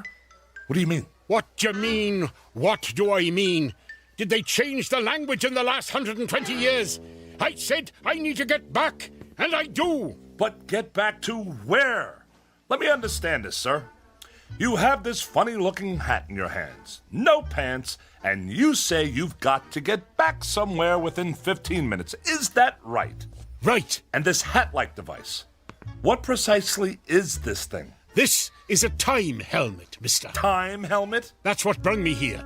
You see, I'm from 1890, and that's where I got to get back to. What? You say you're from 1890? What proof have you of this, sir? Proof? Yes, proof. Well, I didn't think I'd need any. Aha! That watch, your shirt and tie, your shoes. Where did you get them? They're mine. Where are your trousers? Hanging up to dry in 1890. Is it possible? Quickly, who is the president? What? The president! You mean Benjamin Harrison? Look, mister, I haven't got time. Benjamin Harrison? And before him? Grover Cleveland, of course, but what's that got to do with... I believe you. By George, I believe you. You are from 1890. That is no news to me, mister. Tell me how to get back to 1890. That'll be news. And this is the device, huh? How does it work? Well, you have to... Look. I don't know how it works. I'm only the janitor. Janitor, eh? Then how does it happen that you came to be in possession of this technological wonder? Why do you talk like that? Never mind. Now, permit me to examine your time helmet. Yes. Yes. Primitive but functional, yes. Fascinating. Remarkable for its time, really. Or for any time. Ooh, that's curious. What's curious? These look a little like the components you'd find in a digital television. I don't know what that means, mister, but if you think you can fix it, you better hurry. Time limit on it, huh? 30 minutes. And there's only 14 of them left. I wasted 15 of them chasing a boy who took my helmet. And the 16th? Talking to you. Let me see now. What's going on here? What's the meaning of this? This doesn't look good. Which of you crashed a bike in my store? Who are you, sir? I'm the manager. Would one of you like to explain what's going on here before I call security? An accident, sir. Accident? Merely a minor incident, no harm done. Apart from bicycle tracks on this expensive piece of steak. But none of that matters now. We are confronted with matters of far greater importance. Why are you talking like that? That's what I said. Look at this place. This is a shambles. And who's this man and his...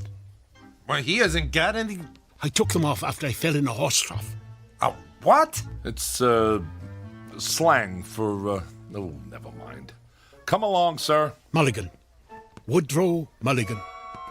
Where do you think you're going? Out of my way. Oh, no, you don't. Miss Blodgett, call security. I said get out of our way.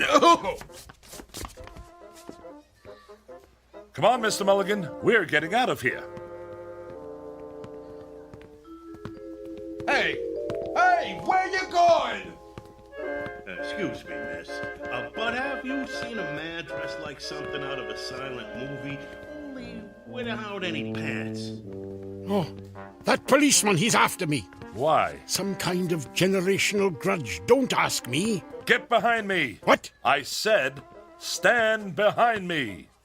Excuse me, sir. Have you seen... I haven't seen anyone, officer. I didn't say anything yet. I haven't seen anyone because, I'm blind. Oh, I'm sorry. My mistake. Hey, if you're blind, where's your... No dogs allowed in the store.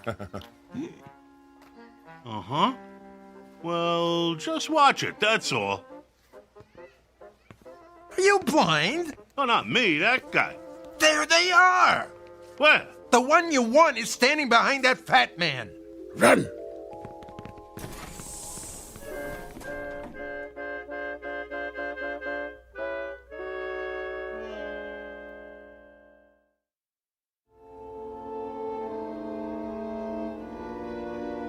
What's the time, Rollo. My name is Rollo, and the time is, almost 9:50. Sorry, madam. I guess you still need pants in the 21st century, huh? Not in Europe, I believe, but in this country it's still considered polite. Lend me a coat, will you, Rollo? Oh, of course, here. Excellent! The home entertainment department. We should find the replacement parts we need here. Keep watch, this'll only take a moment. It'll have to. Keep a lookout. I want to address the typical American worker. Howdy. Now, you listen to me. I'm listening. I'm going to ask you something. Yes? Do you think it's right that your hard-earned money winds up in the pockets of those people who are quite capable of working but prefer to be a drain on our society? Heck no. But those dummies in Washington say it should. I say, wise up. Hold on a second. Hey, Rollo. This fella says I should wise up. That's probably good advice. Who said that? This fella here in the window. That's TV. Who's TV? TV? Television? Oh, you wouldn't believe me if I told you. Trust me, you're not missing anything. Can you fix it? The television? The time helmet! I'm certainly going to try, sir. Try? Oh, this is useless. Give me the helmet. No, wait! Where are you going? I don't have a lot of time to take in the sights, but I'm pretty sure I saw a repair shop around here. Over there.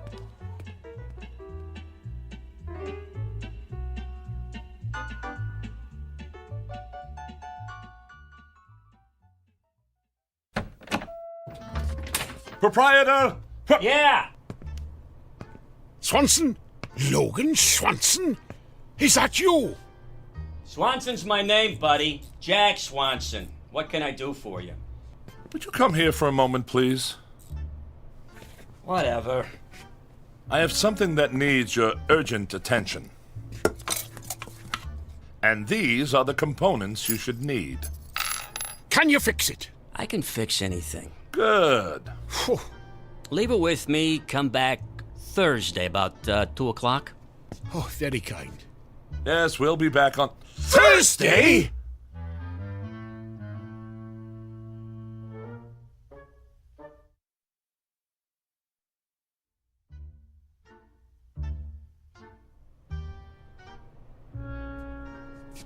You don't understand. This man must get back to 1890. 1890? That's right. You're in the wrong block, pal. This is only 1600. No.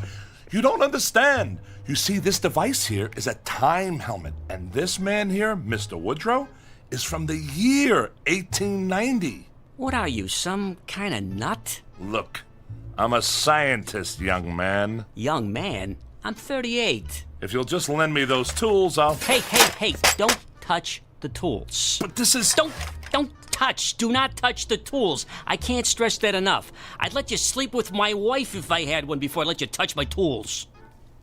Mr. Swanson, do you mind if I read your newspaper? Knock yourself out, pal. Does that mean yes? Yeah, that means yes. We barely have 10 minutes to get this man back to his, time continuum. Now, if you'll let me demonstrate, it's a straightforward but delicate operation. All we want is this soldered to that... Don't touch! Do not touch the tools, will you? Can you see that sign? I can see it, yes. It says we do not accept checks. Yeah, well, I'm gonna replace it with another sign that says, Don't touch the tools. Right. Excuse me. What? Who is this? That's the president. This is the president? Uh-huh. Of America? That's right. I have been away for a long time. Can we return to the subject at hand? You don't seem to understand, sir. What I'm trying to say is... Sorry, are you deaf? This is the last time I'm gonna say it politely. Don't touch my tools, if you don't mind. Allow me to show this to you. Don't touch the tools! What in the world is this contraption?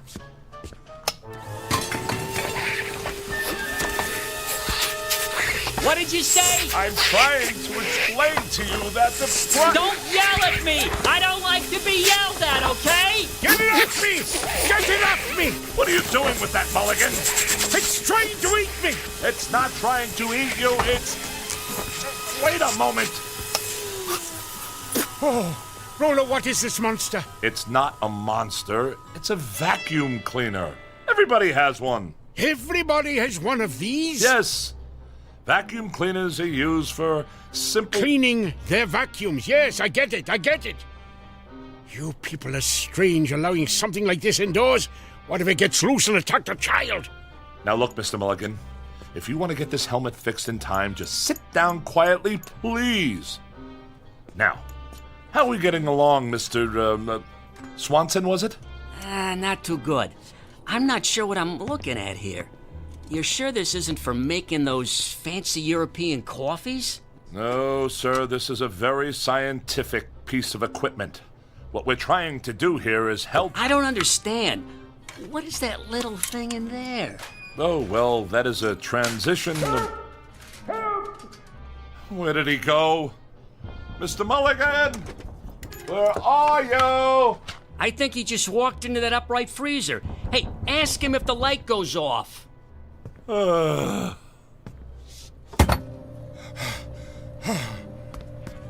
on earth were you doing in there? Don't you know how dangerous that is? I thought it was another room. It's not another room. Just stay away from everything. Sit down if you must, but everything else is out of bounds. Now, sir, where were we? Beats me. Yes, and I wanted to draw your attention to this node over here. Don't touch my tools if you don't mind. You see, I'm merely trying to point out to you that in order to facilitate... Don't point with my tools, please! Would you allow me to please make this clear to you? All we have is... Don't you understand? I assure you I do understand. This happens to be mine. Oh, just a moment. What now? Now, where's he going? Stay here. Stay here? I work here. Why would I be anywhere else? Just keep working. The clock's ticking. Yeah, it's ticking, because I fixed it.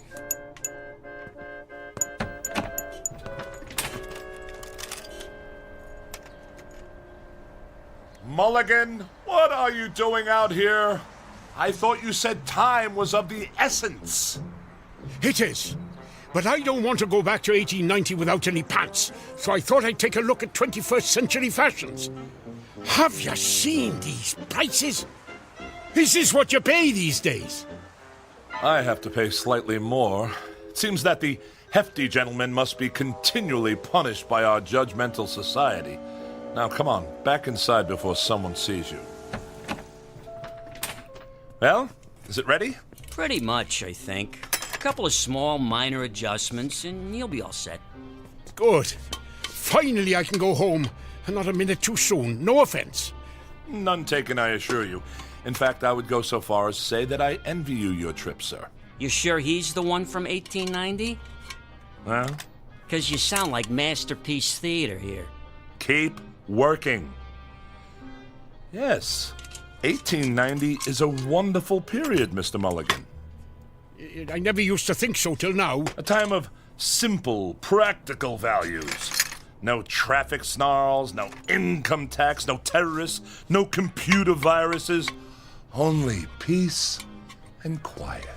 Time to contemplate. Income tax. I am a scholar of that period, sir. That is why I've cultivated this mode of speech, appropriate to that time. The 19th century has a charm, nay, a fascination for me.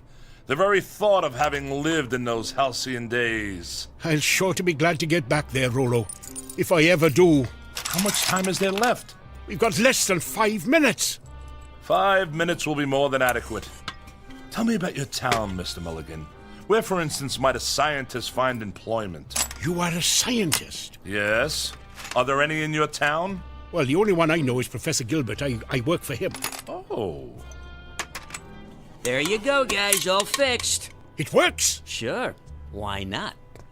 Good. Well, what do we do now? Pay me. I was talking to Mr. Mulligan. I know. That's why I said it. I didn't want you to forget. Pay the man, Mr. Mulligan. Pay the man. With what? I don't carry any money in my shorts. Oh, very well. Here's a 50. Thank you. Now, Mr. Mulligan, the time helmet. How does it work? I already told you, I don't know. The year. How do you program in the year? I don't know what program means, but if you're asking me what I think you're asking me, you just twist this dial, see? 1890. Good. And if I'm correct, and I usually am, to activate the device, you just have to... Good. Give it here. Not so fast, sir. Hey, what you doing? Don't put it on! I intend to use it myself in exactly 3 minutes. What? Well, you can't do that. Well, I am doing it, sir. I'm returning to that time of bliss and simple pleasures. And you're just going to leave me here? Your fate is unimportant, sir. You are only a janitor. I am a scientist. Why, I... Stand back! In less than 3 minutes, I shall have escaped this age of madness. Wait, look, Rollo, I just thought of something. Well, congratulations. Look, I brought a chicken with me, all the way from 1890, and all I did was hold it. We can go back together. You're lying, sir. I am not.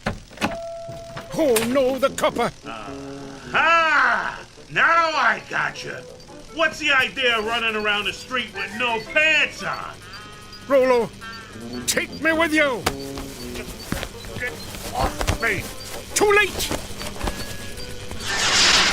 1890, here I come. You're under arrest. Aw, shoot.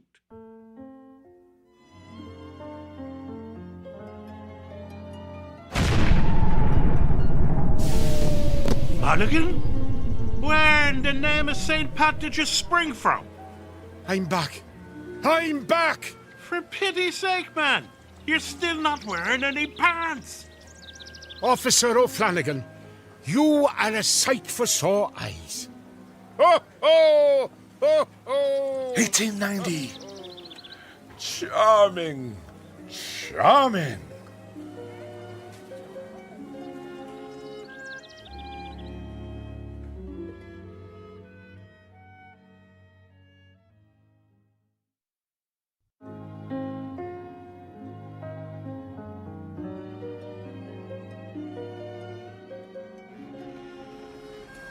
Good morning, Fred and Rollo. Huh? I said good morning. What's good about it? Got up the wrong side of the bed this morning, eh? Every side is the wrong side. I didn't sleep a wink last night. No? No, my mattress feels as if it's stuffed with rocks. And I've had indigestion ever since I've arrived here. This food is terrible. Well, not today, it's not. Today I got us some steak for dinner. 17 cents a pound, can you believe it? How can they sell it so cheap? I don't know and I don't care. Well, suit yourself. But I like 1890. It suits me. Look at this laboratory. It's ancient. It hasn't any equipment at all. Listen, I can even get a tune out of my harmonica now. Stop that! Darn noise! I don't know why I ever came to work here. I don't know why I ever wanted to live here, this barbaric, primitive wilderness. What an utter fool I was to think I'd be happy living in 1890. Of all the dull, miserable, impossible periods of time, this one takes the prize. No sanitation, no facilities, no spring mattresses, air foam pillows, or electric blankets. Oh, sheesh. This guy is worse than my mother-in-law. No comforts, no frozen canapes, no microwave meals, no swimsuit edition of Sports Illustrated. You know what, Rollo? I think you'd be happier some other place. Or maybe some other time. What are you blabbering about? 2000, 2001, 2002, 2003. There you go. Now, here, try this on for size. Ow! There you go. A perfect fit. Oh, no. You can't send me back. You don't belong here, Rollo. Any more than I belonged in your time. I'll just press here to switch the helmet on. Get this blasted thing off my head! Goodbye, Rollo. I hope you'll find the peace and quiet you're looking for. I know I will. Now...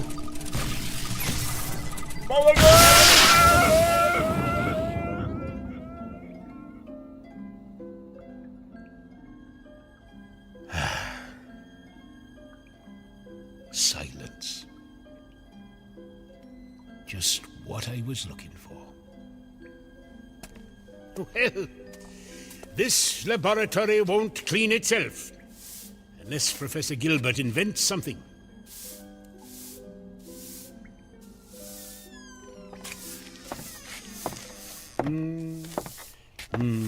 Where's Rollo? Oh, Rollo? Oh, he just left, Professor. Left? In a big hurry. Late for an appointment? Early. Strange chap. Complains a lot. Hadn't noticed. Talks a lot of nonsense, too. Keeps saying he needs a computer, or whatever one of those is. Fancy word for an abacus, I reckon. Mulligan, have you seen my time helmet? Mulligan?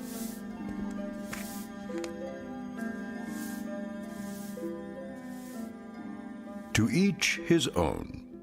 So goes another old phrase to which Mr. Woodrow Mulligan would heartily subscribe. For he has learned, definitely the hard way, that there is much wisdom in a third old phrase which goes as follows: stay in your own backyard. To which it might be added, and if possible, assist others to stay in theirs. Via, of course, the Twilight Zone.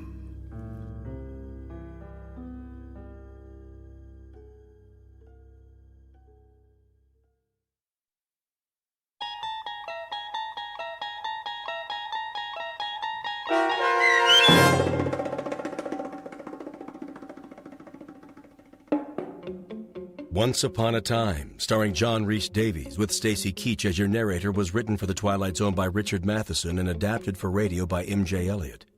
Heard in the cast were Mike Starr, Rob Riley, Michael Teshua, Malcolm Rothman, George Adams, Jim McCants, Beth Jacoby Deach, Randall Steinmeier, and C.J. Amari. The producers of The Twilight Zone wish to thank CBS Enterprises and the Rod Serling estate for making this series possible.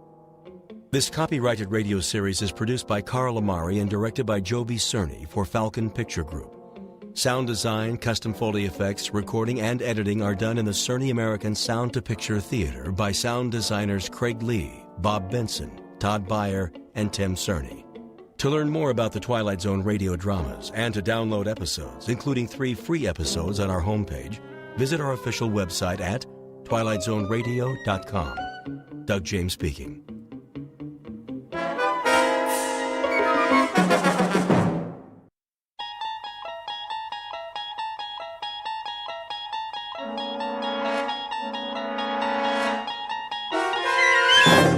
You unlock this door with the key of imagination. Beyond it is another dimension, a dimension of sound, a dimension of sight, a dimension of mind. You're moving into a land of both shadow and substance, of things and ideas. You've just crossed over into the Twilight Zone.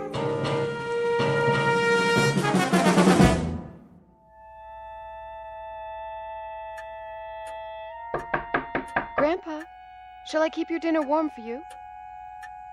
Grandpa? Yes, Marnie. Just let me lie down for a moment and rest my eyes. Now, why is that clock slowing down? I guess I better check it. Let's have a closer look, old friend. What time is it now? Well, 7:31 exactly by my pocket watch. But you say 7:25. Oh, no, that'll never do. And to think that I gave you an overhaul just last week. Now, where did I put my tools? Now, first things first, reset the hands. And there. And a drop of oil here. And one here. Oh, I'll have you shipshape again. You'll see. My grandfather's clock was too large for the shelf, so it stood 90 years on the floor. It was taller by half than the old man himself, though it weighed not a pennyweight more.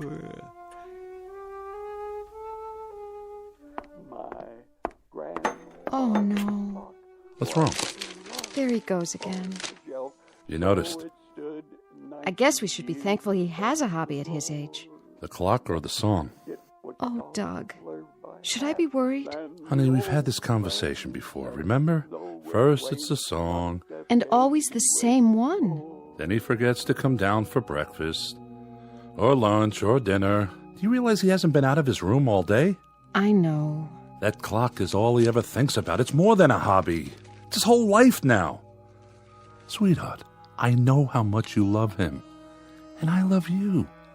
But maybe it's time to face facts. I kept his plate warm. I'll take it upstairs. Just give it some thought. That's all I'm saying. I will. Only I'm afraid I have no idea how to bring up the subject with him. No idea at all.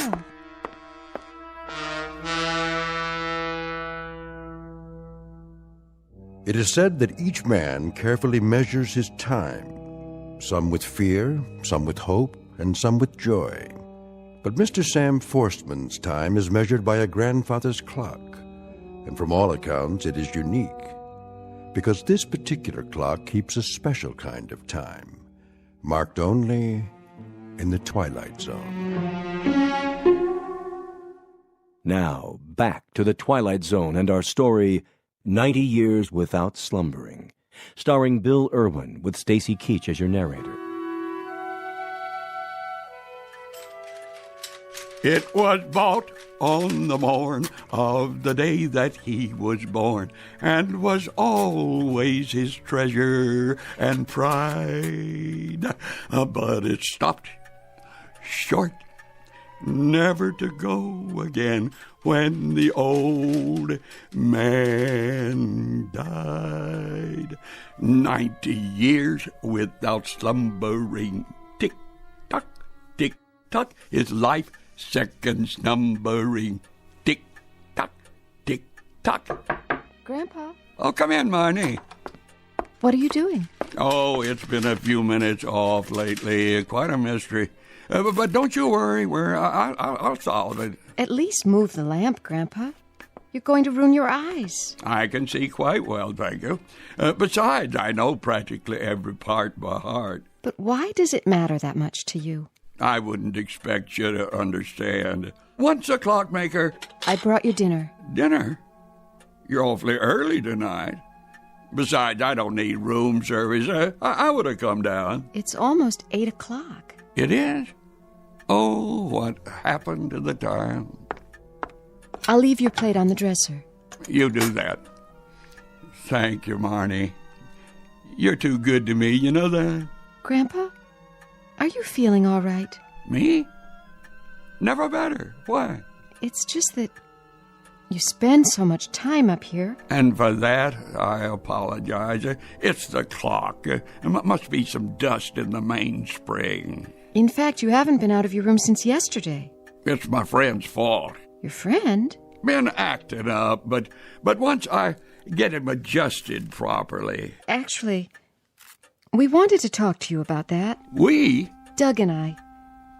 Grandpa, we know you love the clock, but... But he's ticking along nicely now. There. Shouldn't have any trouble for a while. Of course, a clock as old as that, well, you're bound to have problems of one sort or another on occasion. Just like people, huh, Marnie? Of course, Grandpa. Why don't you get some rest? Oh, you know me, dear. Never sleep. But I might lie down for a few minutes to rest my eyes. You do that. Good night, Grandpa. Good night, sweetheart. Well? Well, what?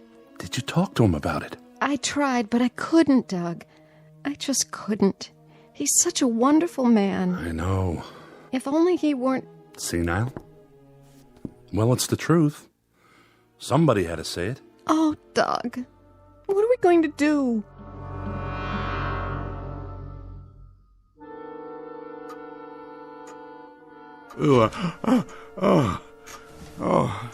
Now, what's wrong with you? Where's my pocket watch? I gotta turn on the lamp. 9:41. And you, Grandfather Clock, what do you say? 9:35? But I just reset you. Running slow again. Wait, I didn't wind it properly. That's it. They're making me so nervous I've grown careless. I must let that happen. Here, let me give you a good winding. Oh, no, please don't stop. I'll never forget to wind you again. I promise. Well, there, that's better.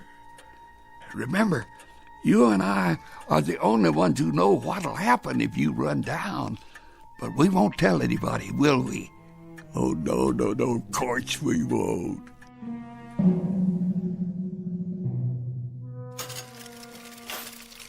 Want some hash browns with your eggs, honey? No, thanks. Are you sure? Just the bacon is fine. I wonder if I should make some for Grandpa. Where is he this morning? Still sleeping, I guess. I'm not surprised. He must have fiddled with that darn clock till 4 a.m. I know. Did you hear him? I heard him. Is that all you're having? Coffee? I'm not very hungry. What about the baby? You're eating for two now. That's one thing you don't have to worry about, Doug. Marnie, What? let's not fight about this. I'm not. Honey, I only mean that you've got to accept the facts. Your grandfather's not a well man. Oh, Doug, I don't know what to do. Take it easy. He's always been so alert, so easy to be with. He's the same grandfather you've always had. But everybody faces this. Your loved ones grow old, and there are decisions to be made. You try your best to do the right thing. Why don't you come right out and say it? You want to have him put away. I don't know about that, but why don't we at least let Mel look him over? Can we do that? Just to be sure. You think I'm crazy? Grandpa. Marnie, Doug. How long have you been standing there? Long enough. Look, Sam, don't take this the wrong way. Mel Avery's a psychiatrist, a head shrinker. You don't have to tell me, I know. Grandpa, listen to me. Mel's been a friend of ours for years. He and Doug went to college together. You've met him. Well, I've met a lot of people, but I don't let them tinker with my head. Sam, nobody's going to do that. All we're suggesting is that you see Mel and talk to him. It's not a big deal. Why should I see a psychiatrist? You think I need one? Well, I wouldn't put it that way. Will you please sit down? Have some breakfast with us. Here, right next to me. Well, if you're sure there's room. Coffee? No. I'm wide awake. See, I even dressed myself and managed to come downstairs without a nurse or a walker. That good enough for you? Nobody's criticizing you. It's just that things happen to people's minds, especially as we get older. You think there's something the matter with my mind? She didn't say that. Well, she might as well have. I'm talking about physical things. That's why we all have a checkup once in a while. What's wrong with me physically? I can see all right, and I move around on my own. You sure can. And I can use my hands, the same as always. I know. For example, you love to work on that clock. But you've gotten so preoccupied with it that it takes up all your time. So I'm fond of my clock, and that makes me crazy? My, what a strange world we live in. Sam, you'll have to admit you spend a great deal of time with it. Sometimes 3 or 4 hours a day. Sometimes half the night. Aha! Just because I don't sleep my life away and working on that clock relaxes me, that makes me a candidate for the loony bin? Well, for your information, I've had insomnia all my life, and so did my father. He lived until he was 90. Just like the song says, 90 years without slumbering. Oh, yes, the song. It was written before you were born, my boy. I think you're misunderstanding. Doug only has your best interests at heart. My best interests. You think I'm afraid? All right, that does it. I'll see your friend, the psychiatrist, and we'll find out just who's crazy in this household and who isn't. Go ahead, call him. How about this afternoon? Send him in. Yes, Doctor. So you're him. Mel Avery. How do you do, Mr. Forstman? Pretty well, young man, if the truth be told. Well, come in. Make yourself comfortable. If you insist. Am I supposed to lie down on the couch? Well, whatever you like. I thought we could just talk for a few minutes, get acquainted. Oh, don't worry about the bedside manner. I know what I'm here for.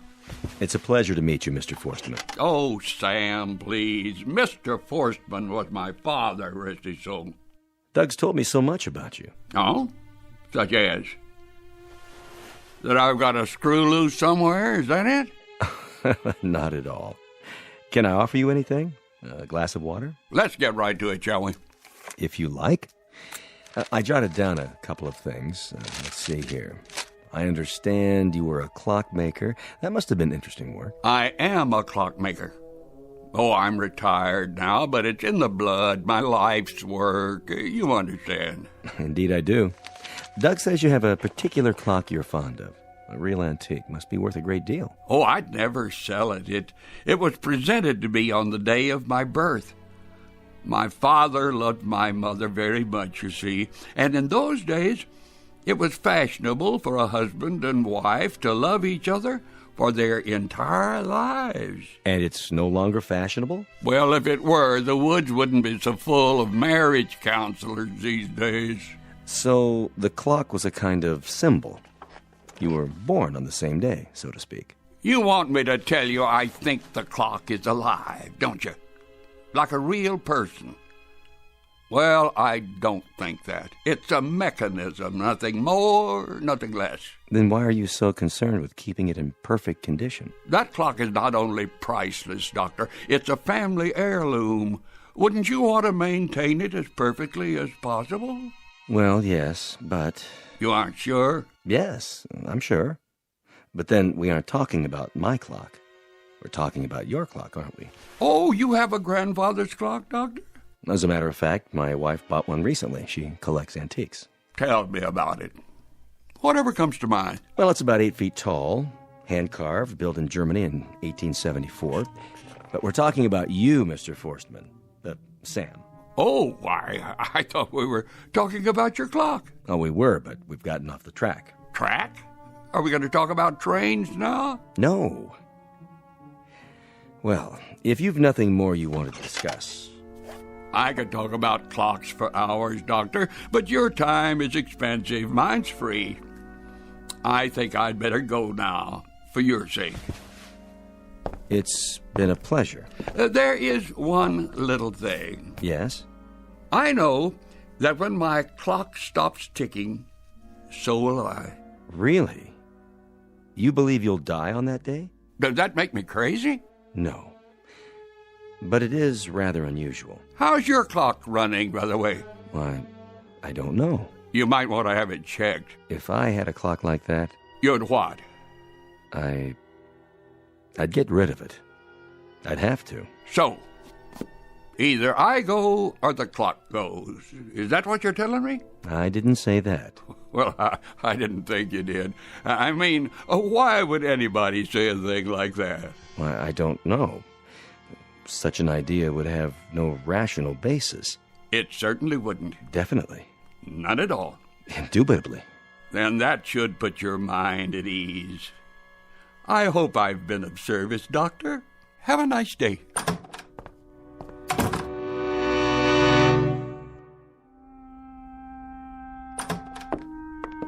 Hey, Doug, Marnie. I can't thank you enough for seeing him. Yeah, thanks, Mel. It's not a problem. I enjoyed it. He's very entertaining. Oh, he's a character, all right. So, what's the verdict?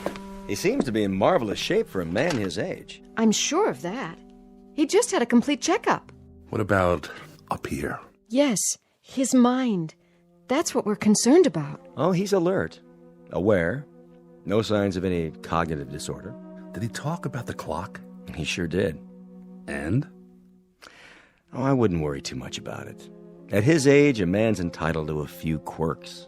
You mean he doesn't need to be put into an institution? Well, not as long as he has no debilitating physical problems. He should be able to continue living a productive life. But I do want to say something about this attachment of his.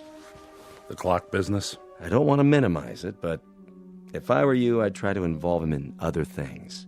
I'm sure he has various interests. Oh, yes, he reads a lot, and he's good around other people. I can believe that. He's a great conversationalist. The problem is, so many of his friends have passed away. Does he ever go to the senior center? Anything like that? I took him by there once, but he wasn't interested. You can understand that. They're strangers to him. They have their own lives and families. You might see if there's a regular group at the library. A good way to meet people with something in common. If we can ever get him away from that darn clock. It's worth it to make the effort. There is a risk in being so deeply attached to an object. Any object. What kind of risk? The clock is becoming an obsession. He's equating it with his own lifespan. That's not good for a man Sam's age. Whatever you do, do it gracefully. Change is a big thing at this point in life. But I hope you can find something else to engage his attention, instead of letting him focus so completely on the clock. His world is closing in. Take my advice. Do everything you can to help him expand it. And soon. Grandpa? Are you awake? Come on in. I thought you might be taking a nap. Oh, no. I was just resting my eyes. I see the clock's running perfectly again. Perfectly. Marnie, I wanted to talk to you about that. Oh, it's all right. Listen, Grandpa. Doug and I have to run into town. We were wondering, would you like to come with us? Afraid not, dear. I thought we could stop off somewhere, get some lunch.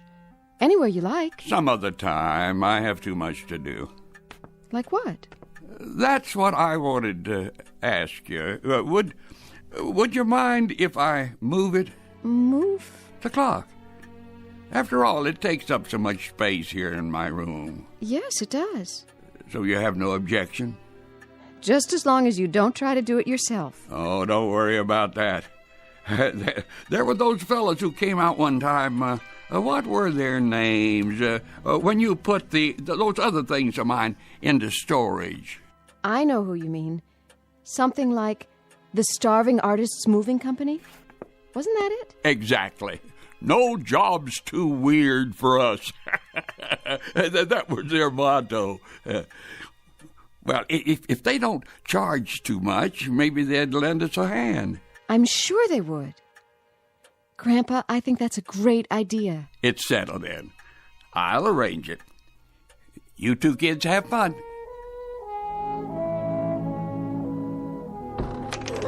Watch your step.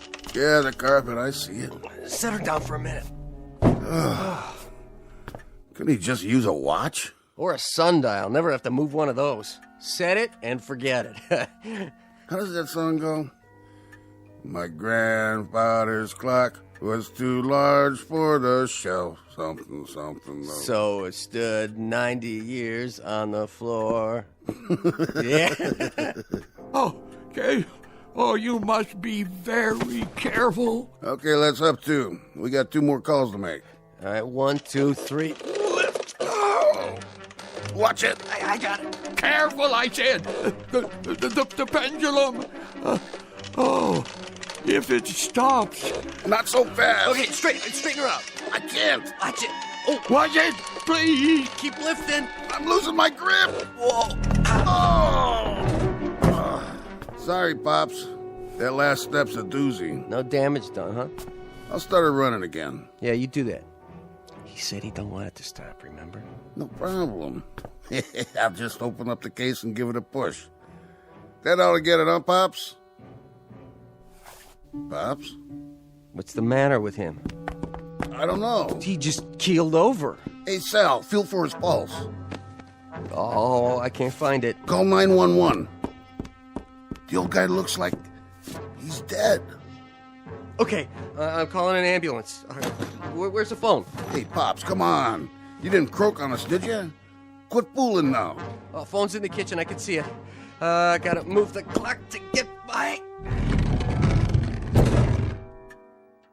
Hey, wait, he's breathing. Yes! Hey, you gave us a scare there. What happened? My clock. Easy now. Oh, I'm all right. Don't try to get up. Yeah, just stay where you are. Don't be silly. Still want a doctor? A doctor? I never wanted one in the first place. Okay, no doctor. Just let me give you a hand. Listen. What? My clock. It's still ticking. Yeah, sure. You had us worried there for a minute, you know. Don't do that, Pops. I guess it just wasn't my time. Not yet. Not quite yet.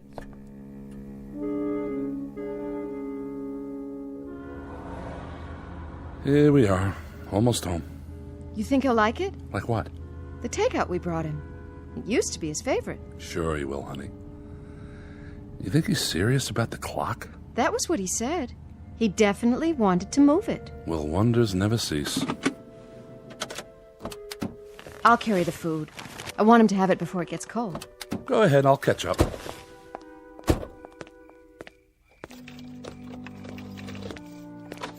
I hope you treat me this nice when I get old. Marnie? Oh, no. What's the matter? Oh, Doug. Look. Whoa. I didn't know he was going to move it today. Next to the bookcase? It's so huge. Maybe he's trying to make a statement. He's trying to make a compromise with us. Oh, you're back early, children. Hello, Grandpa. I thought we'd give it a try down here and just see how it looks. What do you think? Well, I don't know. You can see for yourself, can't you, Sam? Yes, I see. It sticks out like a sore thumb. Uh-huh. Are you sure? I think Doug's right. Well, when you put it that way... You seem a little shaky. Are you all right? Yes, of course. You didn't do any of the lifting yourself, did you? Oh, no. Some nice college boys. That's what artists look like nowadays, I suppose. You're awfully pale. Oh, stop fussing. I'm fine. We might as well be honest about all this. We talked to the doctor. You did? Well, what a coincidence. So did I. Well, he said... He said you're becoming obsessed with it. And that's not good for you. Senile. That's what he really said, isn't it? No, Grandpa, he didn't. Well, I'm not going to any loony bin. That's final. Nobody said anything about... But I'll tell you what I will do. I'll sell it.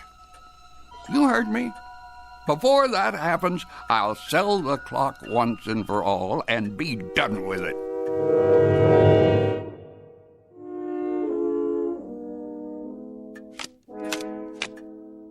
Well, let's see. A red queen on the black king. The room's going to be a beautiful nursery, Marnie. You like the fabric samples? Perfect. Now all you have to do is find the right paint, and you're set. And a black 9, red 8. Is that what you did? You won't believe this, but I actually refused to get pregnant till I had the baby's room all planned out.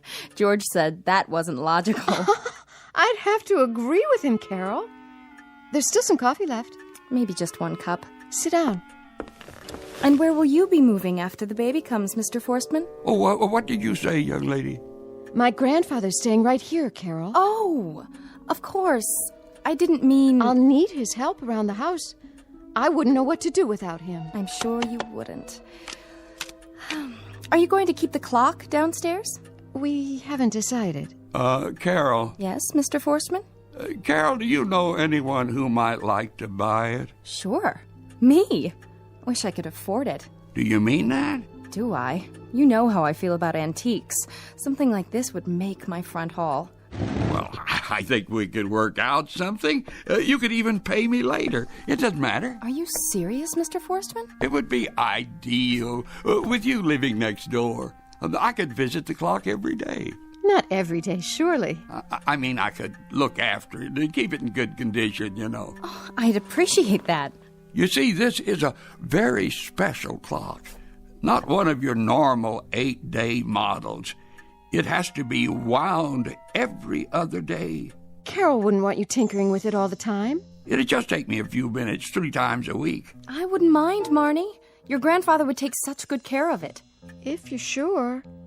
It's up to you two. Oh, I can't wait to see how it looks. And George says I don't have an eye for bargains. Wait till he hears about this.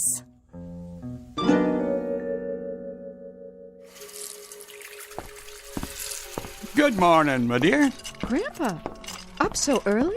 Early to bed, early to rise. Ben Franklin said that, I believe. Or was it George Washington? Well, no matter. Time to wind the clock.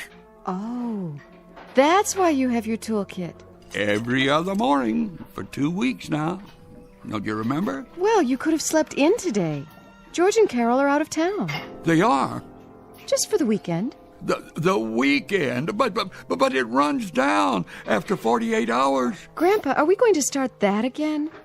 We've been so happy lately. Yes, we've been happy. 2 weeks of borrowed time. I should be grateful.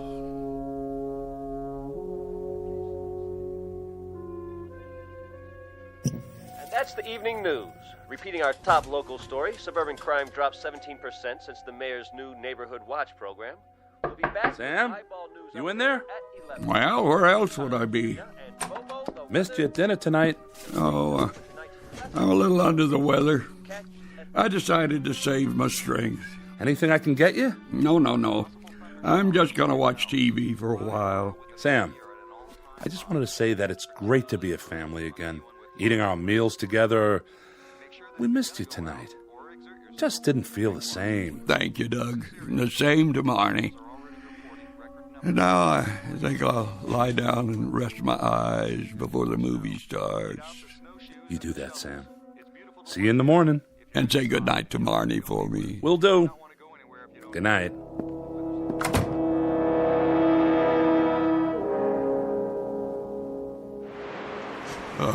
What? I must have dozed off. Where's my pocket watch? Why, it's nearly 2 a.m. in the morning. Oh, better be careful not to wake them.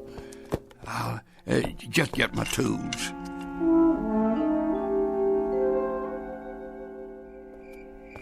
Oh, thank goodness for street lamps. Let's see now.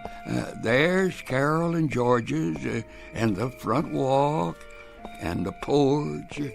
I'll be able to see through the pane in the door, I hope. Oh, good. They left the hall light on. Yeah, there it is. How's the time? 2:31. Oh, he's lost 20 minutes already. I've got to get in. Oh, locked.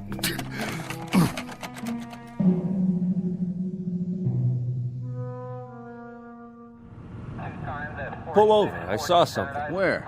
In front of that house. Shine the light on it. I don't see. Wait a minute. Hey, you! Me? Hold it right there. Don't move. You're not speaking to me, are you, officer? You live here? Well, yes. I mean, no. Well, not exactly. Let's see some ID. Certainly. Oh, I'm afraid I left my wallet at home. So this isn't your house? No, but my clock's in here. They're away for the weekend, you see, and... Oh, so you figured the place would be empty? No, I need to wind it. Where do you live, Gramps? Next door. The clock, it's running down, and Carol left without telling me, and now it must be wound. It must. Say, what's he got in the bag? Oh, looks like lock-picking tools. Oh, they're for fixing clocks. You don't understand. It's a very important clock. Maybe we ought to take him down to the station. He's harmless. Come on, Gramps. We'll get you home. Oh, please, just let me wind it first. Quiet down. You'll wake up the whole neighborhood. But I've got to get inside. Now look, mister. This is private property. You can't go in there. Don't you see? I'm running down, too. If it stops, I'll die. I doubt that, old fella. But... Come along now. Please, officer.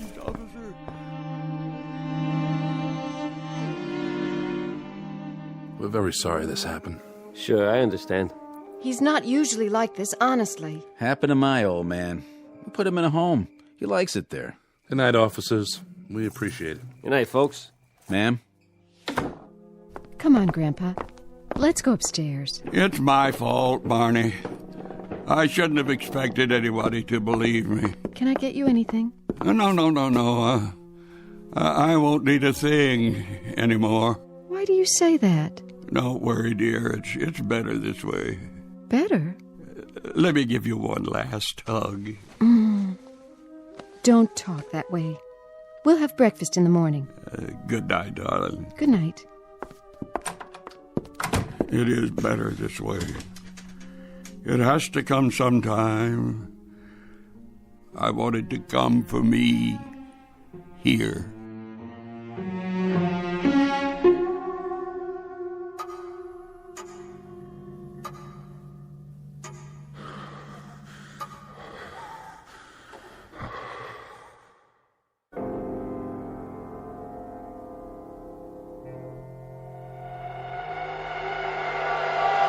Well, Sam, old friend, it is time for us to go.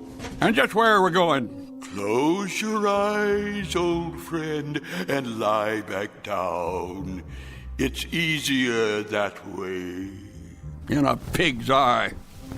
What are you doing in my bedroom anyway? The face is familiar. It should be. But I don't think we've been formally introduced. I am your spirit. Our time has come, Sam. After all, you are 76. That's nothing. And don't give me that spirit of 76 stuff. Who says my time has come? Have you forgotten what your father told you? Not to mention your grandfather. About what? Didn't they always tell you that if ever the clock runs down, you die. Yeah. You know, I actually used to believe that stuff, but it's a lot of foolishness. I know, I've been to a psychiatrist. So what? So he didn't think I needed that clock. He didn't think I was crazy either. And you know what? He was right. All this time we were wrong. Sorry, Sam. I prefer to believe our grandfather. I never trusted head shrinkers myself. Now you listen to me. My father and grandfather were from another generation. I live in the present. Live, I said. Look at yourself. You're just a figment of my imagination. I can see right through you. You don't exist, but I do. And I'll tell you when it's time to go. Only don't hold your breath. I've got a great-grandson coming soon, and I plan to be around so that I can play with him and watch him grow and take him to school, maybe even college. I repeat, I don't believe in you. Therefore, you don't exist. Now I ask you, am I right or am I right? I can't argue with that logic, Sam. I have to admit you have a point. Let me know when it's time, Sam. Let me know.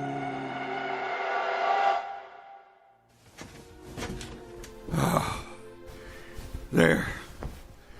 Now maybe a fella can get a little peace around here. Grandpa. Marnie, why are you still up? I was worried about you. Well, what you should be worrying about is my great-grandchild. Now, come on. If you can't sleep, I'll make you a cup of hot chocolate. That should do the trick. Why, Grandpa, where did you get all the energy? Never you mind. Now, take my arm here. Careful now. Oh, wait a minute. What's wrong? I have a confession to make. I'm afraid I cheated your friends. Cheated? That old clock hasn't been running right for 40 years. It's taken everything I know just to keep it going. Really, Grandpa? As a matter of fact, it stopped ticking for the last time just a few minutes ago. Now, how would you know that? Don't ask me how, my dear. I guess I know my grandfather's clock by now. But you know something, Marnie? When that clock finally died tonight, it was like, well, like I was born all over again. Was it? I'm not kidding. Like a great weight was lifted off my shoulders.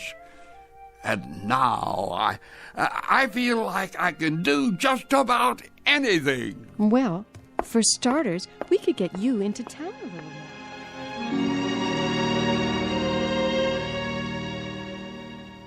Clocks are made by men, but only God is responsible for time. No man can prolong his allotted hours, or cut them short for that matter. He can only live them to the fullest. That's our legacy in this world, as well as in the Twilight Zone.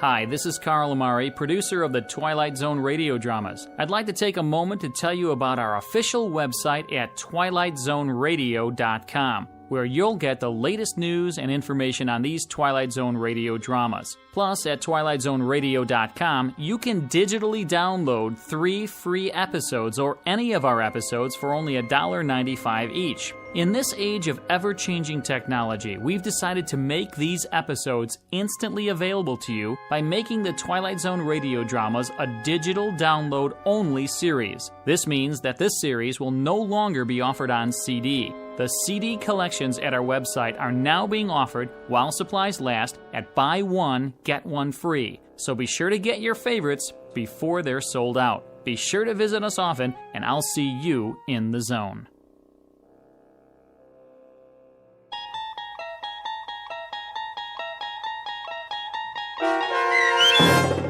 90 Years Without Slumbering, starring Bill Irwin with Stacy Keach as your narrator, was adapted for radio by Dennis Etchison and written for The Twilight Zone by Rod Serling from a story by George Clayton Johnson. Heard in the cast were Mike Starr, Fernette Lebo, Doug James, Kurt Nabig, Rich Komanek, Sean Cross, Steve Key, and Jeff Lupetin. To learn more about the Twilight Zone radio dramas and to obtain audio cassettes and CDs of these programs, visit our website at twilightzoneradio.com. The producers of The Twilight Zone wish to thank CBS Enterprises, Carol Serling, Dennis Etchison, Dick Brescia Associates, Claire Simon Casting, Terry Jennings, XM Satellite Radio, Sirius Satellite Radio, our sponsors, and our radio affiliates for helping make this series possible. This copyrighted radio series is produced and directed by Carl Amari and Jason Mallow for Falcon Picture Group. Doug James speaking.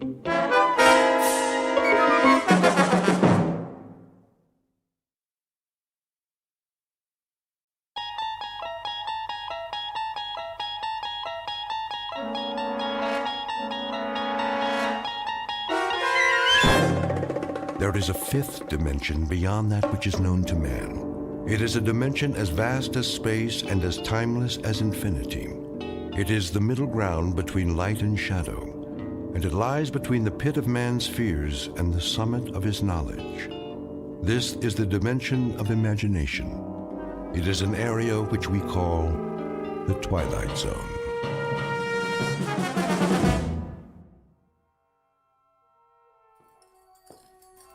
Let's get going. Yeah. Wasting too much time already. We turned this place into a courtroom long enough. Barman, give me a drink. Coming right up. Hey, barman, pour me one too while you're at it. Court is back in session. Put that bottle away, Earl. You heard the judge. No drinking while the circuit court's here. Everybody sit down. Let's get this thing going. Come on. In the case of Joe Caswell, will the defendant stand? He means you. Stand up. I heard him, Sheriff. You don't talk until the judge tells you to. Now then, Joe Caswell, in the shooting of George Bamber's son, Will, you carry a Colt .45, same as the hole in Will Bamber's back, and there was an empty shell in your gun. He was spoiling for a fight. You're a dirty liar. My boy wasn't even armed. If he hadn't have called me out, he'd still be breathing, and I'd be halfway to Cheyenne. Hear that, Judge? Sit down, George. But he admits it. Quiet. This trial is over. Now, seeing as how there were no eyewitnesses, I can't say who started it and who deserved what. But there's no way this is self-defense. And it's not the first time you've been in circuit court. I've seen you too many times, Caswell. Fighting, thieving, drunk and disorderly, running horses off somebody's spread, and most of the time, folks end up dead. Too many times, mister. You've had your chance and then some.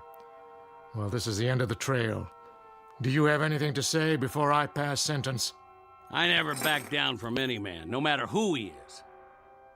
Joe Caswell, I hereby find you guilty of murder and sentence you to death by hanging. Such sentence to be carried out at sunup tomorrow. May God have mercy on your soul.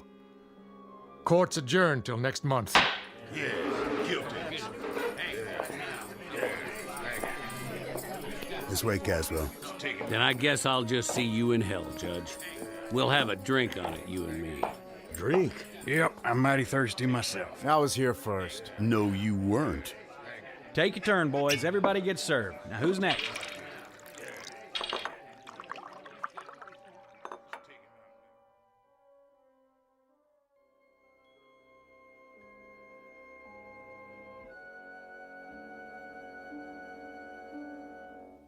Prelude to a commonplace, if somewhat grim, unsocial event known as a necktie party. The year is 1880, the guest of dishonor, a cowboy named Joe Caswell, now just a few hours away from a date with a rope.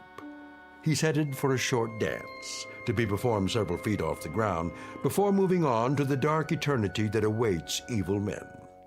Mr. Joe Caswell, who, when the good Lord passed out a conscience, a heart, and a regard for others, must have gone off for a beer and missed his. Mr. Joe Caswell, whose time is about to run out in the Twilight Zone.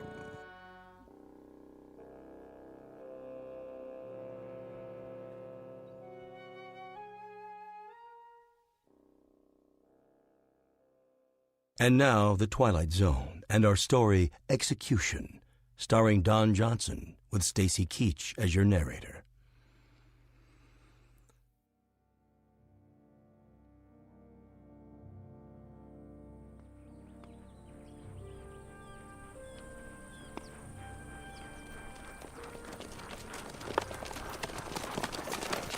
This'll do right here. That tree hold him, Sheriff? Sure it will. It ain't that much. Give me the rope, boys. Right here. Throw it over the top branch. Yeah, hold his horse steady.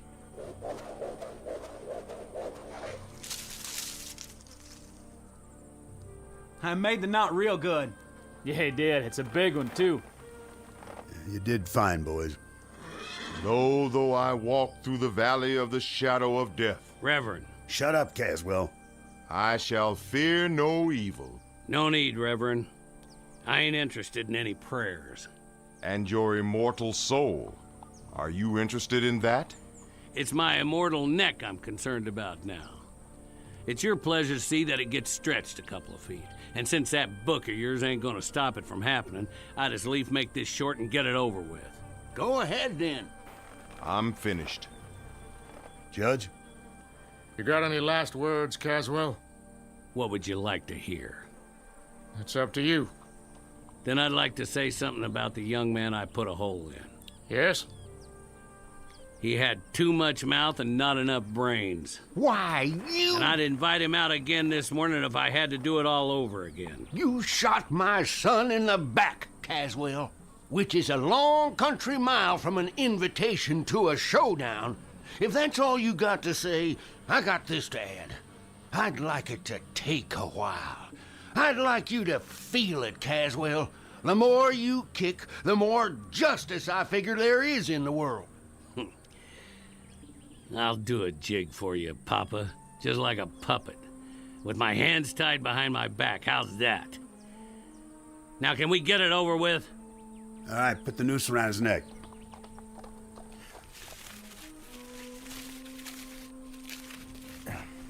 All set. Smoke, Caswell? Why bother? I wouldn't get to finish it anyway. All right, then. That's it. By the authority vested in me... Hurry up! I'll tell you this, Caswell. I've been a judge for 35 years. And the one question that always rests heavy in my gut is whether any human being has the right to condemn another. Maybe this is what should come from God. But in your case, Caswell, you're an evil man, plain and simple. You're a disease. When we hang you, it's a service to humanity. I have no doubt. No doubt at all. Gentlemen, do your job. Go ahead, you heard him. Ho! Go on, horse.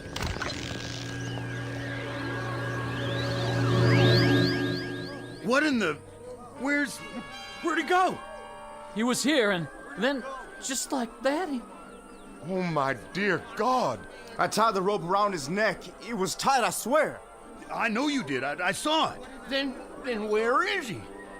That's a good question.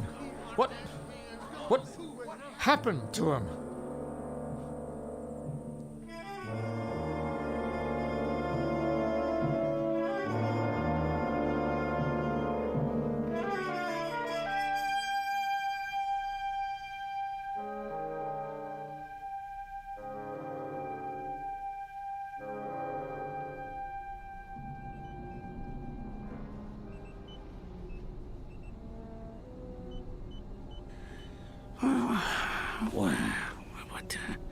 What?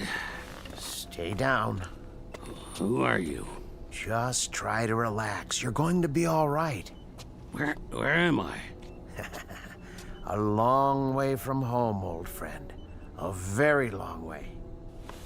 I ain't outdoors no more. No, you sure aren't. My name's Dr. Mannion.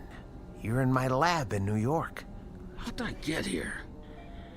That, I'm afraid, will take some explaining. Is it day or night? That hardly matters. The truth is, it's more than a full century after your last moment of consciousness. But how? By this, an invention of mine. I wasn't sure it would work, but now I have the proof. I gotta get out of here. I suggest you stay where you are. You're in no condition to go anywhere just yet.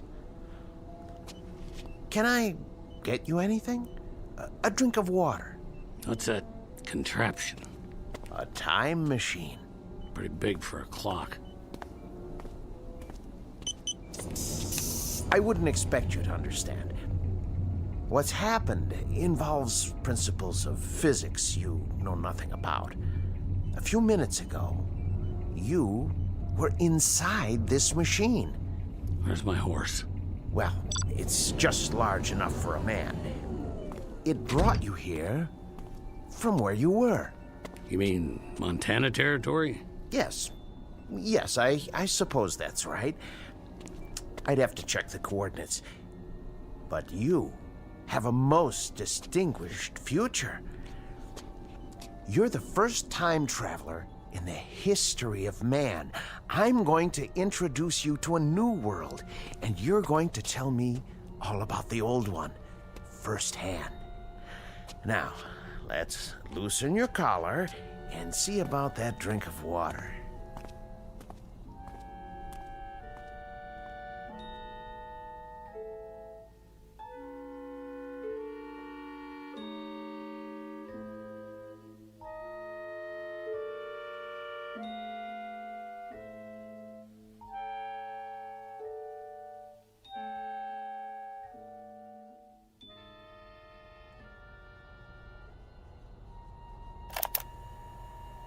Continuation of the previous entry. I offered the subject food and water, especially the latter. He seems quite parched. His clothing appears to be authentic in every detail, including the leather chaps and cowboy boots. After several attempts at conversation, he appeared desperately tired, and I showed him to the bed in my inner office. But I managed to learn the following. His name is Joseph Caswell. He claims to be a trail boss on a cattle ranch in the territory of Montana. His last moment of consciousness was on November 14th, 1888. He says he was on his horse when he suddenly blacked out. He awoke to find himself on the cot in my laboratory after I had carried him out of the machine. He claimed to remember no other sensations, and he has no real grasp of what has occurred.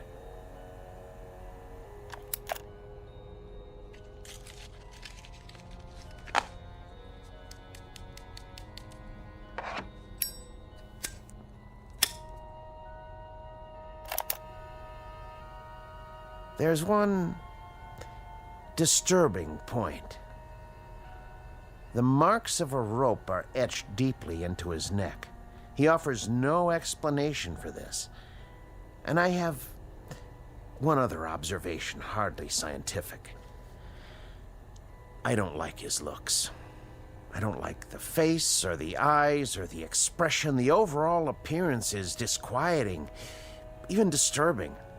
I can't escape the feeling that I've taken a 19th century primitive and transported him to a modern-day jungle. Heaven help whoever gets in his way. That's all for now.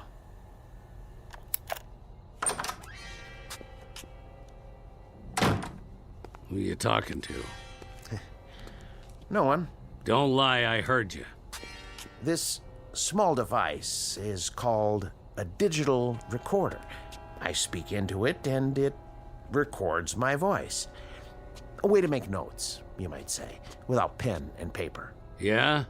Here, I'll show you. There's one disturbing point. The marks of a rope are etched deeply into his neck. He offers no explanation for this. See? That's my voice, stored in the machine. Ain't that something? What else you got in here?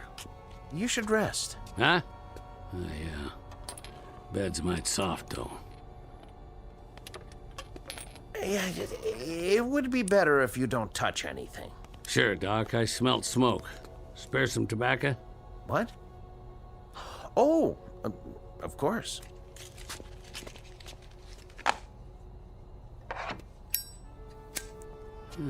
Look at that.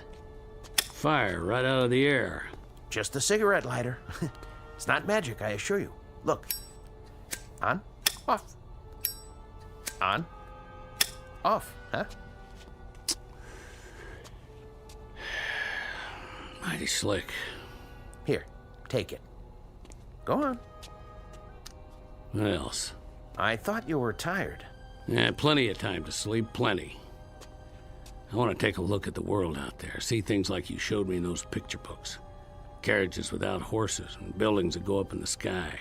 Oh, they're out there, Caswell. Things you've never seen before. Then let's get to it. No hurry. It'll all take some getting used to. Things you can't imagine. I'm ready. All right. What are you doing? Just pulling the cord on the drapes so you can get a better view. Huh? Ta-da! Now, look out the window. What is that? New York City. Just as I told you. Make the noise stop. Here, settle down. Must be quite a shock for you. Where'd all those lights come from? That is what night looks like now, in the big city. But not everything's changed. Like what? Ideas, Caswell. Concepts like right and wrong. I know about that. Do you? I had a deputy sheriff in Dodge City try to beat the difference into me with a wet rope. I know all about right and wrong. And what about justice, Caswell? What about that? I'm supposed to know about justice? More than most men, probably.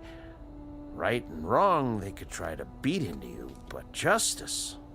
Those marks came at the end of a rope, didn't they? Don't you worry about my neck. That's where you were when I reached back in time. You were at the end of a rope, weren't you? 6 or 8 feet off the ground, and I got to you in that one fraction of a second before your neck was broken. When you're dangling at the end of a rope, it don't matter whether you're 1 foot off the ground or 100. You're just hanging there. Seems like it ain't ever gonna end. You were hanged because you killed someone, weren't you? A whole territory full of them. I stopped counting after 20. 20 men? Yeah. They all had it coming. In that case, I'm going to have to send you back. Back? To where you belong. To the very same moment, if I can. And that'll be justice, huh? I died once already, mister. I've been to hell. You try it sometime. Try getting your head put in a noose. And when they run the horse out from under you and that rope pulls you up and you hang there with your feet kicking and your hands tied behind your back and the pain, then you tell me about justice. And the victims you killed, Caswell, those 20 men, they died with no pain? You're just talking words now. Victims and justice and right and wrong. Well, they sound good in a nice warm room on a full stomach. They sound nice and they go down easy. But you try 'em on an ice cold mesa, where another man's bread and another man's jacket are all that's left between you and staying alive. Or try 'em in a dirty town where you gotta walk backwards from morning till night because 10 men got a target picked out between your shoulder blades. And for every one of them, there's a whole lot more with the same idea. No, you get in that machine and go back to where I was. And then you talk about your law and your order and your justice. The words will sound plenty different. That may be, but I've made my decision. I'm sending you back. Oh, you are, huh? I know your kind. Clean-faced Johnny-come-lately dandies who'd ride around in trains, rolling nice and easy over the graves of men like me. Stand back. You think I'm scared of a little gun like that? I had me a Colt 45 with a whole lot of notches on the grip. Get in that machine now. You don't tell me what to do. I hate your kind. I'm warning you. Yeah? Well, I'll do more than that. I'll take that pop gun clean away from you, because you don't have the guts to use it. Let go! Let go!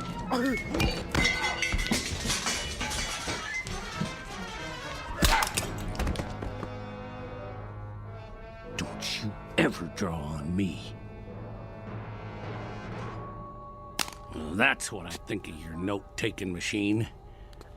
You stay down, if you know what's good for you. I'm gonna go out and get some of that northern hospitality.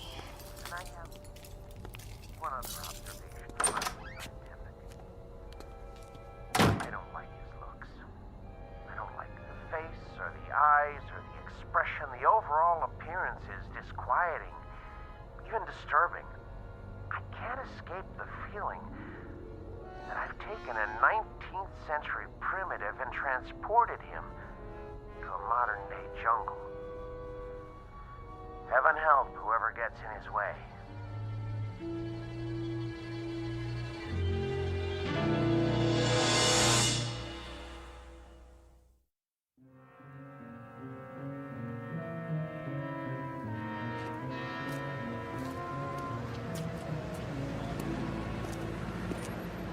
Paper! Evening paper!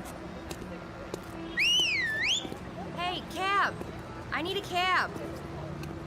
Get your Franks here! Hot pretzels! Too much noise. Look at that guy. Who does he think he is? Hey, man. Nice costume. Get out of my way. Who are you, a drugstore cowboy? Hey, move it, pal. Look at his eyes. What's wrong with him? Another crazy. I gotta get away.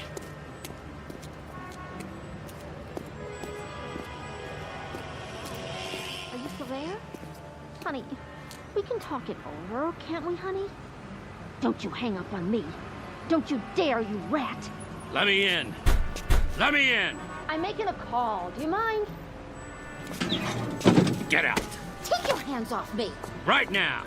Okay, I'm going. What are you, nuts? I can't think. With all that noise. What happened? That man, he threw me out of the phone booth.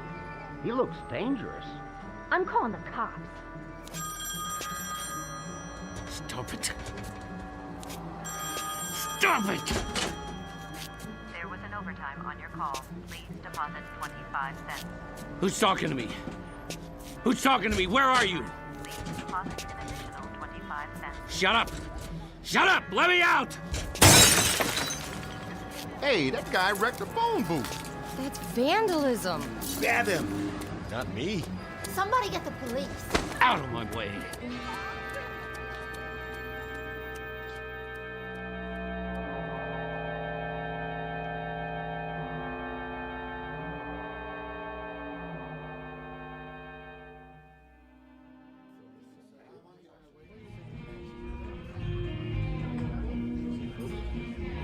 Hey, Artie, another draft over here? Coming right up.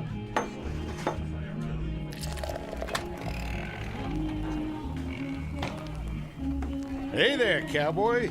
You from the village people? What'll it be, pal? Make it stop. Something wrong? Too much noise. Too much noise. You mean the music? Whoa, now. Hey, what are you doing? Put the gun away. I said, make it stop! Something tells me we better get going. Excuse me, Artie. We need some fresh air. Yeah, that's it. Gonna be an expensive evening, pal. What? That'll cost, plenty. It was too loud. Hey, look, buddy, I don't want any trouble. But if you don't pay for it, I'm gonna have to. It's worth a bundle, too, so... Whatever cash you got on you, a credit card. No checks, though. Give me a drink. Hey, easy, pal. Right now. Sure. You want the bottle? Here you go. Something wrong? No, nothing, pal, not a thing. Good. With that gun sitting there, you could tell me it was high noon on the 4th of July, and we were fishing for whales off a canoe, and I'd say you was right as rain. How's the whiskey? I can give you the good stuff if you want. What is that thing? That thing? In the corner. Where'd the music come from? It's a jukebox. Just a plain old jukebox. You been in Stir, buddy? Stir? Up the river? What river? The big house. Jail? Yeah, I've been in jail lots of times. Matter of fact. But I got out. You sure did. This last time, though. I'm trying to remember. Well, you take your time now. There's no pressure. Matter of fact, why don't you just mosey on out? Have yourself a nice hot bath. You got baths? Not here, but you can get one almost anywhere. Try the Carlton Arms. Rooms don't cost much. I just need sleep. That's what I need. There you go. Some quiet and some shut-eye. Sure, I understand. It's crazy out there. That it is. All those things running around. Which things is that now? With the wheels, the carriages with no horses. You mean cars? They make all that noise. Worse than a herd of cattle. There's too many of them nowadays, that's for sure. It's like thunder all the time, and lights everywhere you look going on and off, and... Well, that's life in a big city. You know what you ought to do. Move out of Manhattan. Go on upstate, in the country, where you can get some peace. Yeah. Catch a train. Like to do that myself one of these days. Where's the station? Well, you can go out of Penn or Grand Central. But first, take my advice. Get some sack time. Have yourself a good night's sleep. Things will look better in the morning. I already tried that. Take a bottle with you. On the house. Take 2. It'll help you sleep. Go on now. Carry these home and... What's that? Where? On the wall.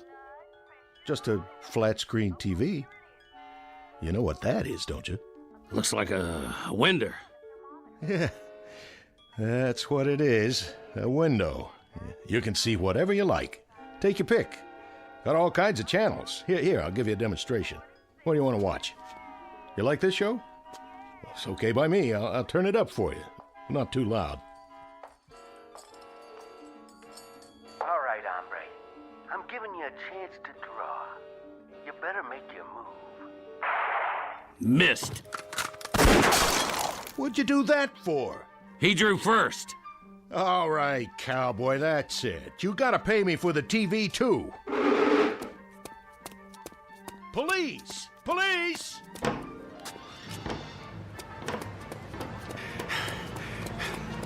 Stop that man! He's got a gun!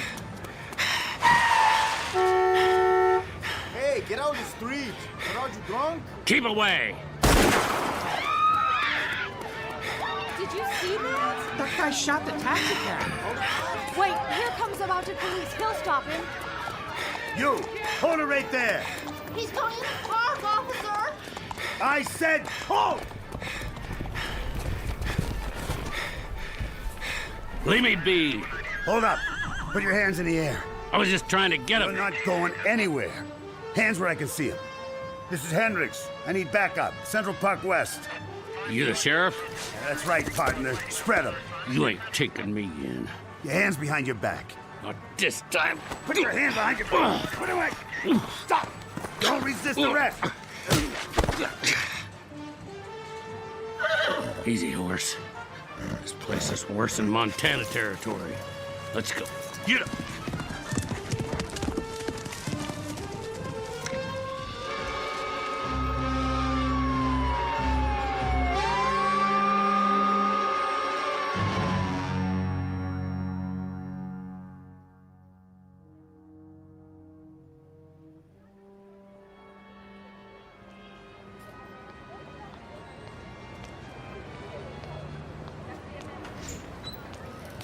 Evening, sir.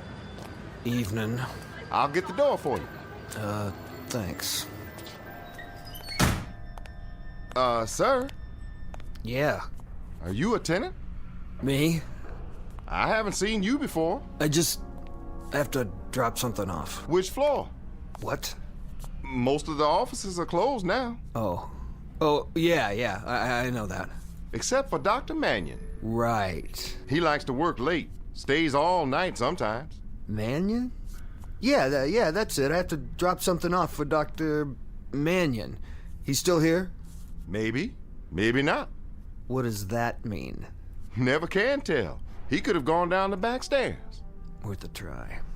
How's that? I say I'll see if he's still here. 3rd floor. You can't miss it.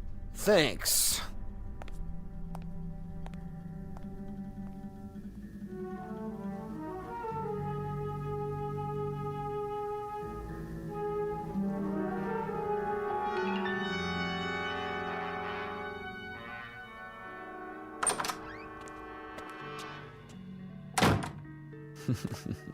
Yeah, worth a try, all right. Didn't even lock his door.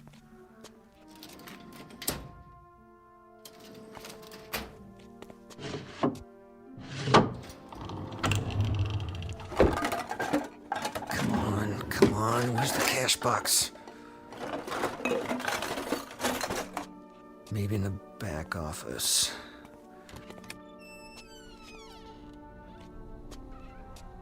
Gotta be a wall safe somewhere. What in the... Ah, jeez. Somebody else had the same idea. This guy's been beat up good. If he dies, I ain't gonna take the rap for this.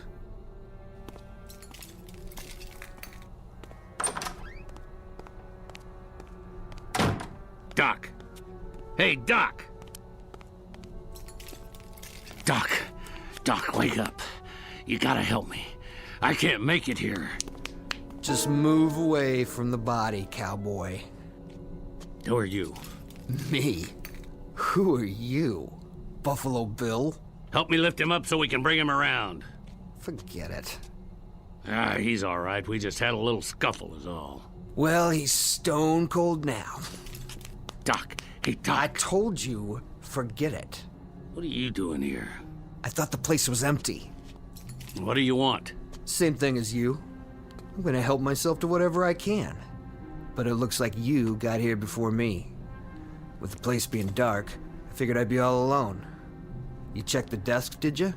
Get out. My, what big muscles you have. I'm shivering in my boots. Get out, I said. Not so fast. What's that? What's it look like? You'd pull on me? If I feel like it. What are you gonna do about it? Well, how about this? I'm waiting. What you got there? Cat pistol? No more shells. Now, as I was saying, I don't expect to keep so much cash in here, but he must have a safe. You know where it is? I asked you a question, cowboy. So, what's all this on the wall? Some kind of electrical stuff. He's a doctor. Oh yeah? That means he's rolling in dough. I told you to get out. All right, you asked for it. Missed. Shouldn't draw a gun unless you know how to use it.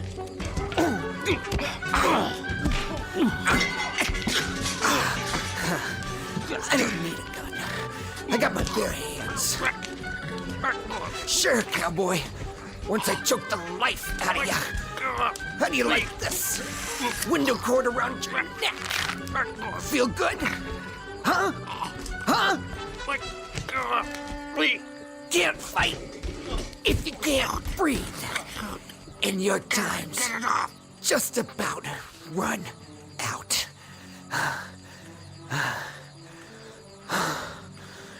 Sweet dreams, cowboy. Now, get my gun.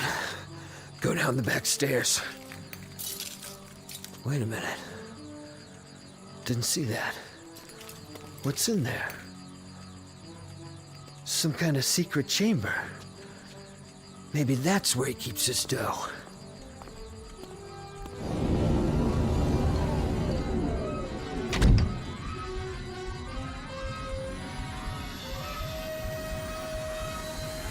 Hey. Hey. Open the door.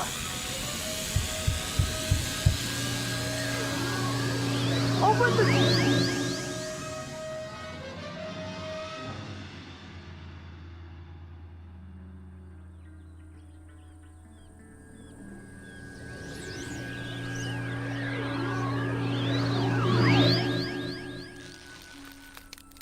Hold it. He's back. What? How? That's not him. No, it's not. Then who? Cut him down. Hurry up, cut him down. I got it, Sheriff. Help him. Yes, sir. Here, use my knife. Let him down easy. It don't matter now, his neck's broke. But that ain't Joe Caswell. No, sir. Sure ain't the man we hanged. Then, who is it? Look at his clothes. What kind of clothes are they? I don't know. Some kind of city get-up. Fancy shoes and all. Then who is he? It's not Caswell, Reverend. It's a stranger. Someone I've never seen before. Me neither. I put the noose around his neck myself. Around Caswell's neck. I don't know who this is. What kind of devil's work is this? I don't know if it is the devil's work. Did we hang an innocent man, then? I hope not. I pray to God not. Amen. Put the body across one of the horses. We'll take him back to town for now. Yes, sir.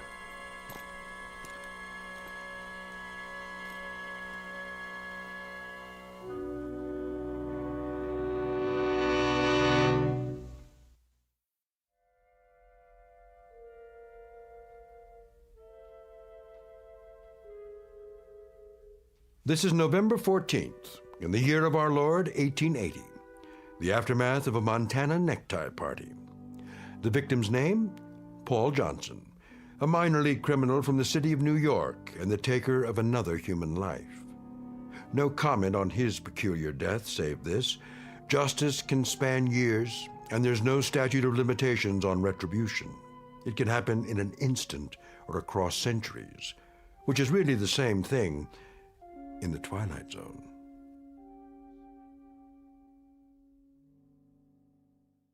More from the Twilight Zone after this. Hi, this is Carl Amari, producer of the Twilight Zone radio dramas. I'd like to take a moment to tell you about our official website at twilightzoneradio.com, where you'll get the latest news and information on these Twilight Zone radio dramas. Plus, at twilightzoneradio.com, you can digitally download 3 free episodes or any of our episodes for only $1.95 each. In this age of ever-changing technology, we've decided to make these episodes instantly available to you by making the Twilight Zone radio dramas a digital download-only series. This means that this series will no longer be offered on CD. The CD collections at our website are now being offered while supplies last at buy one, get one free. So be sure to get your favorites before they're sold out. Be sure to visit us often, and I'll see you in the zone.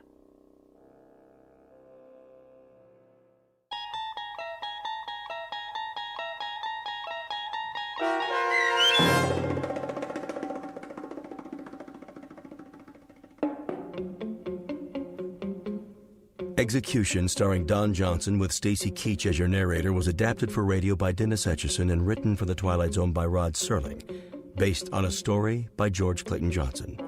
Heard in the cast were Joby Cerny, Terry Berner, David Darlow, Norm Waddell, Richard Hensel, Rick Arthur, Rick Peoples, Brandon Ells, Oksana Fedanushin, DJ Howard, Sarah Court, Carl Amari, and Karen Anglin. The producers of The Twilight Zone wish to thank CBS Enterprises and the Rod Serling Estate for making this series possible.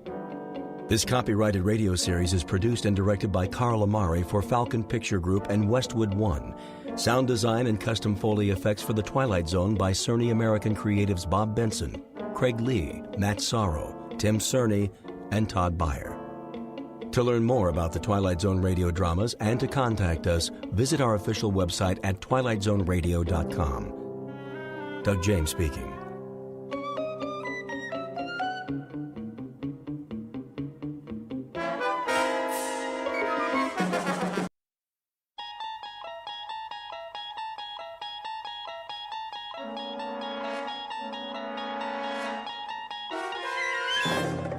You unlock this door with the key of imagination. Beyond it is another dimension, a dimension of sound, a dimension of sight, a dimension of mind. You're moving into a land of both shadow and substance, of things and ideas. You've just crossed over into the Twilight Zone.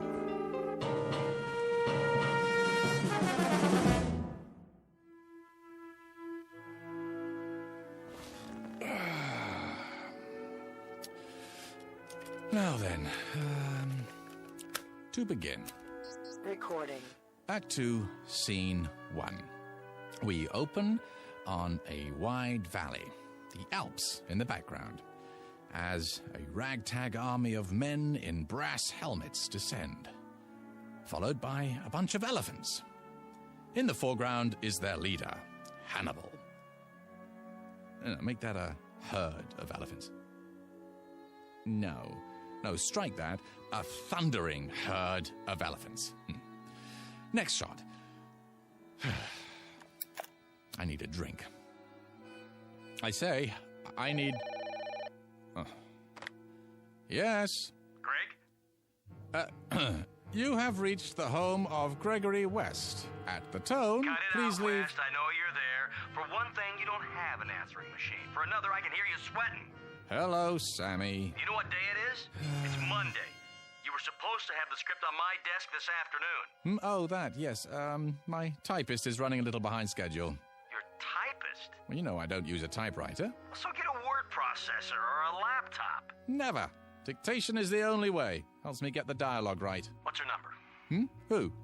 Your typist. I'll send a messenger. Not until I have a chance to look it over.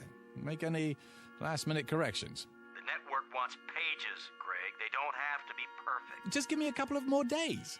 I can't stall them much longer. They want to shoot Hannibal's animals in the spring. They doubt me? They doubt their own grandmother if they had her under contract. They've got a lot riding on this. Well, you tell them I'm not some Hollywood hack. I'm a legitimate writer. They're lucky to have my services. And you're lucky to have a six-figure deal. This isn't Broadway, it's TV. And you've got a mortgage to pay off. I'm aware of that, Sammy. Oh, I shouldn't have answered the phone. One time I do. Is it Harold Prince? Is it the Theatre Guild? No, it's my agent with dialogue out of a Bud Schulberg novel. Bud who? Look, the script will be ready when it's ready. Do they want it fast or do they want it good? Ask them that, would you please? They want it tomorrow. That's what they want. I'm telling you. Bye, Sammy. We'll talk in the morning. Oh, my. Now I do need that drink. Mary? Did you hear what I said? Yes, darling? Ah, there you are. I was wondering... Scotch and water? How did you guess? I think I know you by now. Relax, Gregory. You deserve a break. How right you are. Sit on the couch. I'll massage your temples before you go back to work. Ah, what a fine idea. Is the drink all right? Perfect. As always. There. Now close your eyes. Doesn't that feel better? I swear, Mary, you have, magic fingertips. The least I can do for such a talented man. That brain of yours must get overheated, working hour after hour, morning till night. I couldn't have said it better myself. Oh, yes, you could. You're a genius with words. I know. Oh, Mary, Mary. Yes, Gregory? Hold me. It would be an honor.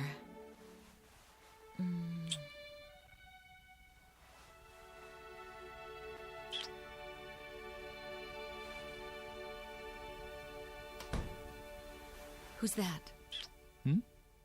Outside the window, I thought I saw... No. Gregory! Not Victoria. Gregory? She can't be home yet. Gregory! How dare you!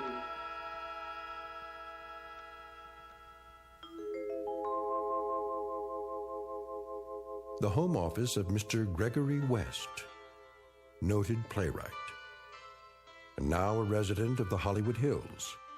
A quiet, thoughtful man, even a bit shy, and at the moment, very happy, despite the fact that he is over deadline. His latest project? A script assignment taken to ensure that his household remains secure, despite the occasional fickleness of drama critics. The other ingredients of that household? There's Mary, warm, affectionate, devoted, the ideal companion for someone who values peace of mind. And the final ingredient, Mrs. Gregory West. In a moment, she's going to learn the secret of her husband's success. A method of creative writing taught only in the Twilight Zone. And now, the Twilight Zone, and our story, A World of His Own, starring Charles Shaughnessy, with Stacy Keach as your narrator. Gregory! Oh!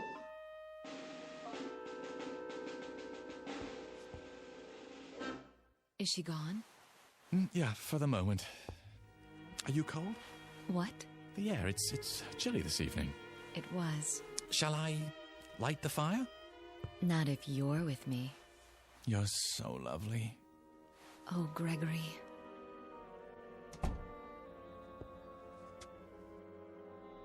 Don't worry just yet. Oh, Mary. Gregory! Unlock this door immediately. I'm sorry.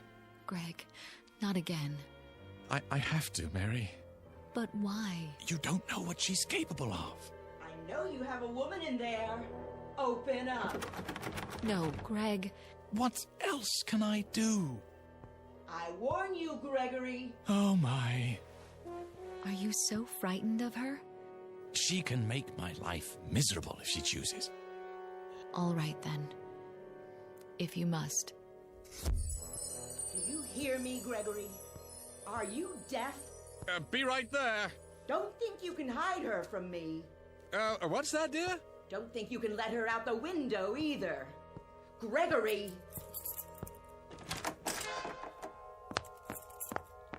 Ah, I thought that was you. Where is she? Who, my dear? Not behind the drapes. I'm sorry, I don't understand. Under the desk? What are you going on about, Victoria? You know perfectly well. I suppose you let her out the window. But the window doesn't open, remember? Then where? Who? You little worm, you know who. What have you done with her? Where did she go? Where? Please, stop. My glasses. A cozy fire. Your smoking jacket. Oh, only because it's comfortable. You know I don't smoke. Of course you don't. In order to smoke, you'd have to heat up. And you've never risen above room temperature. Sit down. Let's talk this over. Have you installed a secret door in here? No, dear. The study's as it's always been. A place of seclusion for my work. For your work. For monkey business, you mean? What are you doing? I'm arranging my notes. Notes? Those are tapes. Well, you know I prefer to dictate, dear. I'm not your dear anymore, you libertine. Who's a libertine? You intend to stand there and deny it. Deny what? That you had a woman in here. Victoria, I never meant Liar. Cheat. Fraud. Victoria! If you force me to do it, Gregory, I'll have this room torn down. Panel by panel, board by board. Why? Don't toy with me. Who's toying? Then you must think I'm handicapped. What? Lacking in all my faculties. The vital functions, like sight. You think I'm blind? Of course I don't. Then how can you refuse to admit it? I stood outside that window and saw the two of you on that sofa there. Don't. Zip it. Shall I describe her to you, Gregory? Her brown hair, the simple black dress, the pearl necklace, how she handed you the drink. If I'm not mistaken, this drink right here. I don't recall who made that. You don't? Your private bartender, maybe? In our own home, Gregory. Our own home. That drab, ugly little creature. She's not. Aha! How was your day, dear? You, went to a movie, didn't you? Was it a good one? Apparently not. Oh, well, they can't all be works of art. Didn't expect me home so soon, did you? Thought I'd go out to dinner afterwards. I didn't say that. I've had my eye on you for some time now. Oh, how flattering. You thought you fooled me, didn't you? Why, no. You know you can't lie to me. You thought I'd never suspect the real reason you kept sending me away from the house. Have to be alone to work. The famous playwright. Famous philanderer is more like it. You do me an injustice. Oh, do I? All right. Out with it. Who is she? Victoria. Dear. Don't you dear me. Ow! And don't touch me. At least try to understand. Oh, I understand perfectly. But you don't. Why don't you enlighten me, then? There's no other woman in my life. There certainly isn't. Not anymore. Because you don't have a life. How can I explain it to you? That's the question of the evening. How? Well, I'm waiting. I'm a very patient person.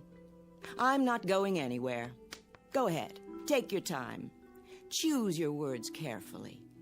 Because I intend to report each and every one of them to my lawyer. No, that won't be necessary. I'll be the judge of that. Victoria. All right, then. You recall my play, The Fury of Night, Do you? The one that made my reputation? It won a Tony Award? Oh, then there was interest from Hollywood, and we moved out here. I'm listening. What about it? Well, you remember the character of Philip Wainwright. He was the first character that I was ever really successful with. The critics said he lived on stage, not a collection of mannerisms. He breathed, What's her name? What? Her name. What do you call her? Fifi? Foofy? Or do you just call her whenever you feel like it? Mary, but... Mary! How common. She's not common. Oh, you mean she has hidden talents? I'll bet. Does she cater to your every need? Drain off your tensions before they have a chance to build up? Victoria, don't. I'm trying to explain. Then go ahead. I'm all ears. All right. You know I've spoken many times of how fictional characters seem to come to life for me. Such vivid life that they begin to determine their own actions. As the author, I may have some particular lines and moves planned for them, but they simply won't do it. They become so strong that they begin to take over the story. I'm not interested in a lecture on writing. You artistic types are all alike, full of mumbo-jumbo about feelings and moonbeams. It's all smoke and mirrors. A cover, a front for self-indulgence, wish fulfillment, laziness. I don't know what you'd do if you had a real job to go to. If your delicate sensibilities could stand up Victoria, I'm asking you to bear with me. Bear? I've borne you too long. And now it's over. Finny, kaput. 10-4, over and out. Wave bye-bye, mark it and strike it. But this is important. Philip Wainwright. He was the first one of my characters ever to behave like this. Like what? Like you? With a complete lack of morals? With duplicitousness? Duplicity? What? The word is duplicity. Is it? Well, I've got a word for you. Look, I must finish this, so please don't interrupt. Now, no matter what I tried to make him do in the service of the story, he balked. Flatly refused to take direction. Wouldn't accept my choices any longer. This is ridiculous. He was real. Alive, do you hear? Alive. With a will all his own. We're off the subject. No, we're not. This is the subject. Philip Wainwright was alive. So much so that one night while I was working right here in my office, he came walking in through the door. My God. You're delusional. Victoria, believe me, he did. He walked right in and took a chair in front of the fireplace. A real flesh and blood man. Not just words anymore. And I had created him. What are you doing? I think psychiatry is next on the agenda. No, put the phone down. I'm telling you the truth, Victoria. Characters from my plays began to come to life. I saw them. I talked with them. I shook their hands. And made love to them? Yes! I mean no! You want me to put the phone down? How's this? Right on your fingers. Ow! Get out of my way. Look, hear me out. You know how I work, how I dictate my dialogue and descriptions into the tape recorder. The lazy man's way to riches. I can describe any character at all into it, and now, if I do it well enough, truly enough, the character will come to life. Real life, Victoria. Listen to yourself. They don't even have to be characters in my scripts anymore. They can be any kind of characters I want. You belong in an asylum. You told me that you saw Mary in here, didn't you? Oh, I saw her. Then how did she leave? I don't know. But I trust my own eyes before I trust you. Well, think about it. She didn't use the window. And you know very well that there's no secret door in here. The magician reveals the tricks of the trade. I'll tell you how she left. Because I want you to understand. Look in the fireplace. The what? The grating. Go ahead, look. I'm supposed to believe that she went up the chimney? Well, in a sense, but not the way you mean. Here, I'll show you. See this? What is it? A melted cassette tape. Is that what you do with your so-called notes? Burn them? Only on occasion. When I have to get rid of something in a hurry, or someone. The tape I had recorded her on, I threw it into the fire just before you entered the study, and she was gone. Poof! Just like that. Uncreated. Look, if you'll come over here, you can see what... I've heard enough. Wait! I'm leaving. I'm telling you the truth. Get out of my way. Where are you going? I'm going to have you committed. Look, you've got to believe me, Victoria. What do you think you're doing? Trying to save our marriage. By locking the door? Don't waste your time. It's so simple. Look, I could describe a cat or a dog or any kind of character you wanted, but I assume you'd rather see Mary. Besides, I've created her so often that she's readily available. Oh, is she? Give me that key. No, not yet. Recording. Her name is Mary. She's 36, 5 foot 3 inches tall, simply built, brown hair, fair complexion. The key. On the surface, Now. a plain, quite ordinary female, yet with that quality of inner loveliness which gives her woman real beauty. If you won't give it to me, I'll take it. A gentle woman, an understanding woman. As she wears a simple black dress, a single strand of pearls at her throat. I'm warning very you. little makeup, her hair arranged simply. There. She's coming up the front walk now. She's crossing the porch. She's opening the front door. Greg, someone's in the house. Closing it. Walking down the hall. Who? Good evening, Mrs. West.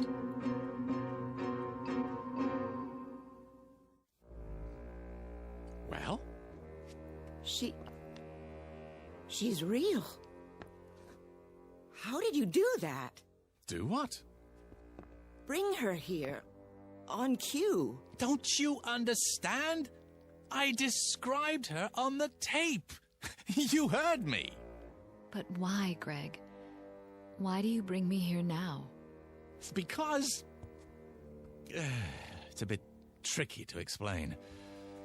Try. Come in, Mary. Thank you. I'd love to. She asked you a question. I'm trying to think of the best way to put it. Give me a moment, Mary. You do know each other. Oh, yes. Your husband's a wonderful man. What do you want here? There's nothing to be afraid of, Mrs. West. I'm here because it's Gregory's wish. It's not mine to doubt him. Doubt him? You mean you don't? I'm sure he has his reasons. There. See? Well, Victoria? Do you believe me now? This is some kind of plot. You did let her out of here through a secret door somewhere. Behind the bookcase? I'll find it. Then you tell me some fool story about characters who come to life and walk around as big as you please. It's not a plot, I assure you. Not a very clever one, that's obvious. You lock the door and pretend to make her real. And she slips around from the backyard and comes in through the front door and tries to make me think she's... Oh, no. That's not what happened. Not at all. I swear. You're trying to drive me insane. You want to have me committed. I only did it because you said you were gonna have me committed. Oh, no. You want to get rid of me so you'll have our property all to yourself. So you can share it with this... Nothing of the kind. I only wanted to show you. Yeah, it's a demonstration. Greg? What is it? Is that why you brought me here? Not because you wanted to see me, but only to show her? Mary, try to understand. I am trying. Only... Victoria's my wife. Not anymore. Not after this diabolic conspiracy. Oh, come on, Victoria. Can't I do anything right? That's something I've been wondering for years. You haven't answered me, Greg. Answered what? Is that all I am to you? A parlor trick? Something to show off? Go ahead. Lie some more. Victoria, do you honestly believe that? Yes. And that's the only thing I believe. I hope you two are very happy together. Here we go again. Don't leave because of me. I wouldn't think of it. I'm leaving because of me. Victoria, please. Let go of me, monster. Very well. I'll claim false imprisonment. In your own house? What are you going to do now? Oh, you'll see. I'll scream. I will. What for? No need. Is that my tape? It is. And you're going to... There's no way around it. Craig, why do you do this to me? I'm sorry, Mary, but... what else can I do? But again? I just got here. I have no choice. That's all you ever say. Don't you think I'm nice enough? Oh, that isn't it at all. Not loyal? Not interested in your work? Not sensitive to your needs? Not giving enough? No, quite the contrary. If you're going to be cruel to her, don't do it because of me. No, of course not. Wouldn't believe me. Oh, no. Had to make me prove it. Make me force poor Mary to... Oh, Victoria. Sometimes I wonder. A man has feelings. Feelings that get turned into thoughts, and then into words. And those words go onto paper, and eventually they live, and breathe, and walk, and talk, and strut upon the stage in their petty pace for a paying audience. But you wouldn't know anything about that, would you? Not even after living with me for so many years. I really don't want to do this. If you do, don't bring me back again, Greg. Mary. Just don't. I can't stand it any longer. You're a part of me. You know that, don't you? I'm not speaking figuratively. I give you my word when I say, this hurts me more than it hurts you.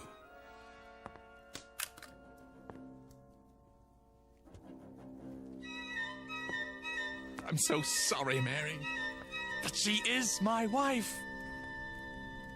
I understand. I suppose. Greg, I feel so strange. What's happening to me? Help me. Greg, help me. Please. Greg. I feel so strong.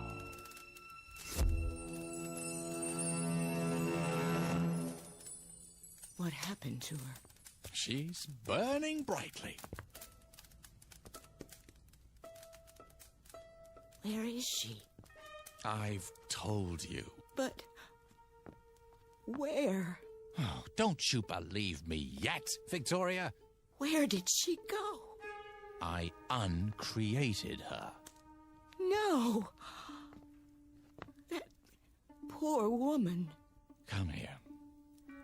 It's all right, dear. But Shush. Hold on to me if you like.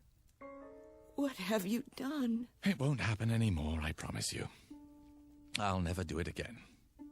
I never would have done it in the first place if I hadn't been so lonely.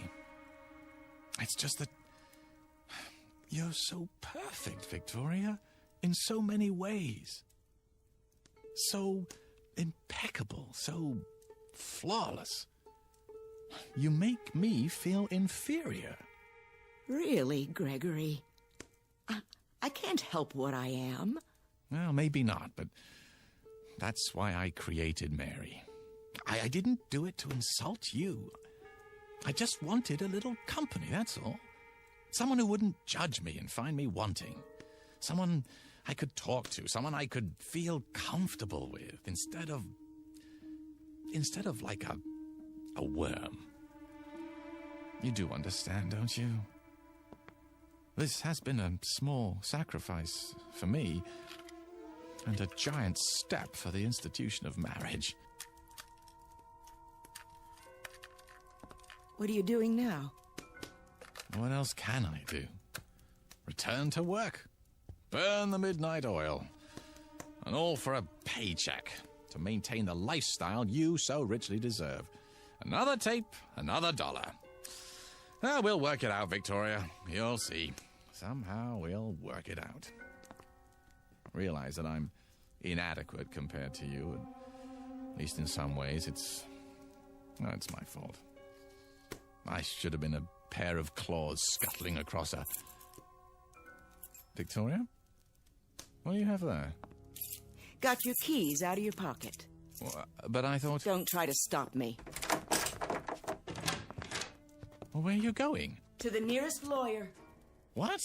I'm going to have you put away for the rest of your unnatural life. Away from tape recorders. I'm going to live in this house alone from now on. In peace. free of your diseased mind. No, Victoria. Yes, Victoria. Wait! No, wait! I can't let her go. I can't. I have to stop her. But how? Recording. A giant red-eyed elephant is standing just inside my front door, and he's mad. He isn't going to let her pass.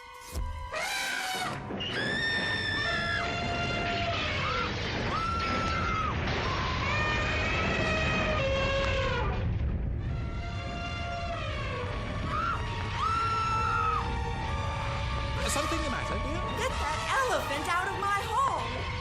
Will you stay? Yes! What did you say? Yes! I can't hear you. Yes! Yes! Yes! Very well. Hurry! Just a moment. Gregory! Yes.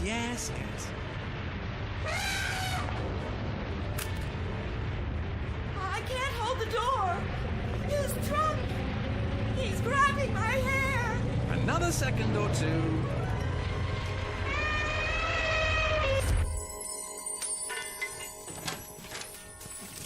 There. You're mad! You shouldn't have said those things, Victoria. What things? You'll stay now?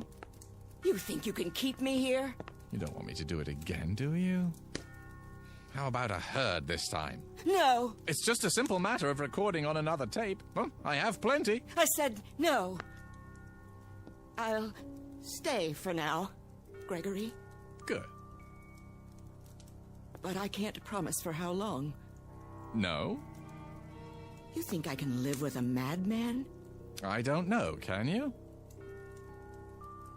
Oh, Gregory. It doesn't have to be this way. Oh, you're so right. When we met, you were a struggling playwright. Then you had a play off Broadway. I was so proud. It moved to off-Broadway, then to the Great White Way, and the reviews. I was so proud. We were happy then, weren't we? Ecstatic. We were a team.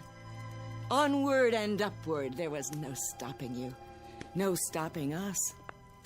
I remember. And then the next play, and the next. It was like a dream. Yes. I could sit up all night, listening to you talk about your writing, reading me scenes out loud, and it was wonderful. I wouldn't have had it any other way. Neither would I. But then, something happened. I'm not sure how or when. You began withdrawing from me, living in your head. You shut me out, Gregory. I thought when we moved here we'd be close again. But the deadlines, the pages, you didn't have time for me anymore. You didn't have time for a wife. Well, I'm truly sorry for that, Victoria. But I think we can salvage it, don't you? Start fresh, as soon as I finish the script. And will we move back to New York? Well, I don't see how we can afford to. Broadway isn't what it used to be. Nothing but revivals and musicals now. This is where the money is. Our future is here. What future? Well, if Hannibal's Animals gets good numbers, I'll be flooded with offers. But what I really want to do is produce. Sammy says that's where the real money is. We'll form a production company, get some pilots going, and, well, by this time next year, we should be sitting pretty. We'll move to a bigger house with a pool, and I'll have every room wired for sound with hidden recorders. That way I can dictate no matter where I am. And after a while, I won't have to write at all. My characters will do the work for me. I'll straighten their collars, wash behind their ears, and send them out into the world to make me famous. Can you see the future, Victoria? Can you? Thank you, Gregory. For what? I can see the future. What it would be like with you. And now I know I was right. You are insane. Oh, come now. The first chance I get, I'll have you in a padded cell. Believe it, Gregory. I do. Well, I guess that's it.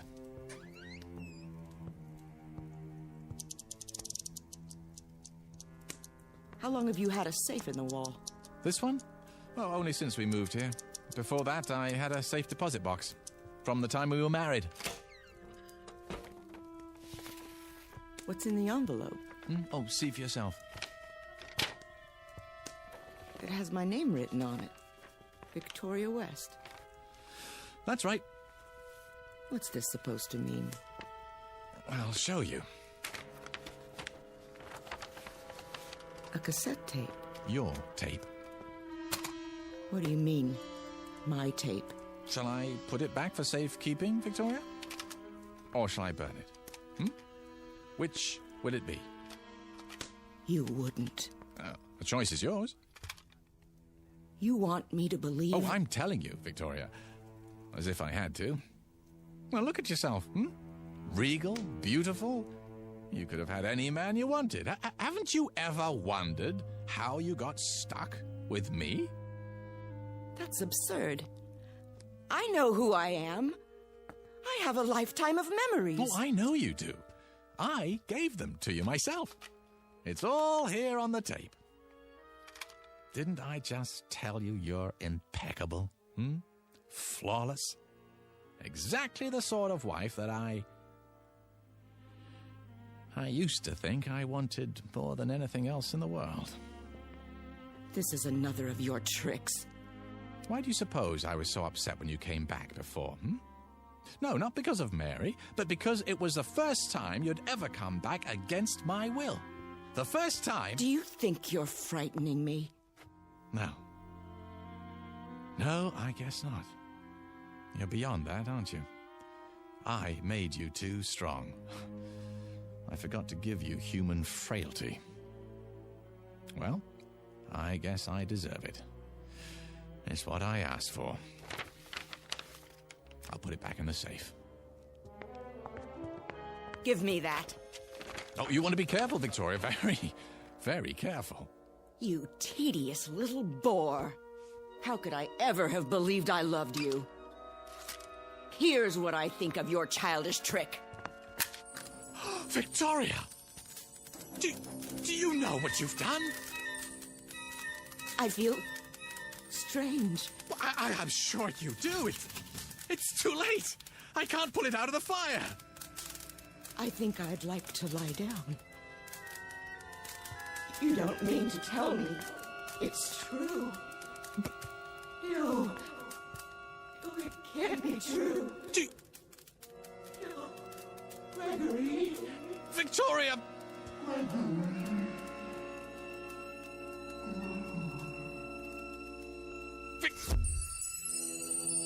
Oh. I told her. I told her.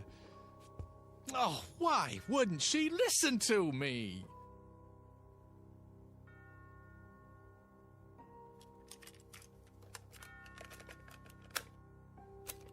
Recording. Her name is Victoria West. She...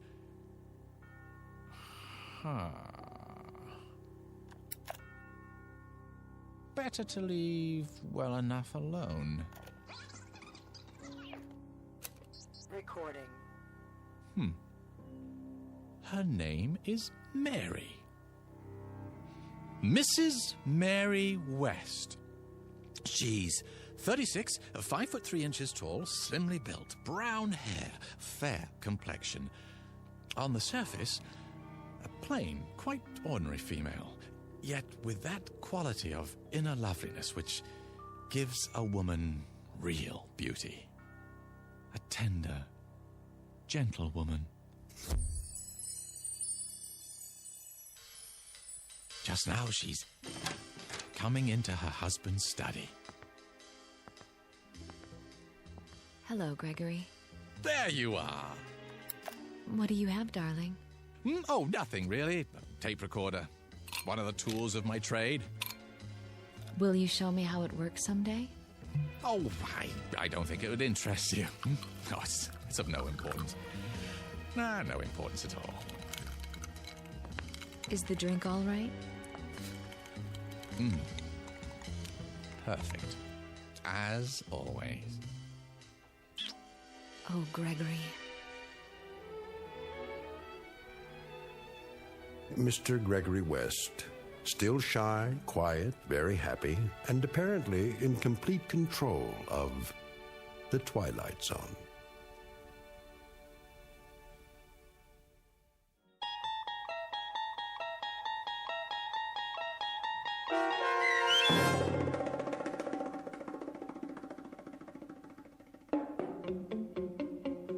A World of His Own, starring Charles Shaughnessy with Stacy Keach as your narrator, was adapted for radio by Dennis Etchison and written for The Twilight Zone by Richard Matheson.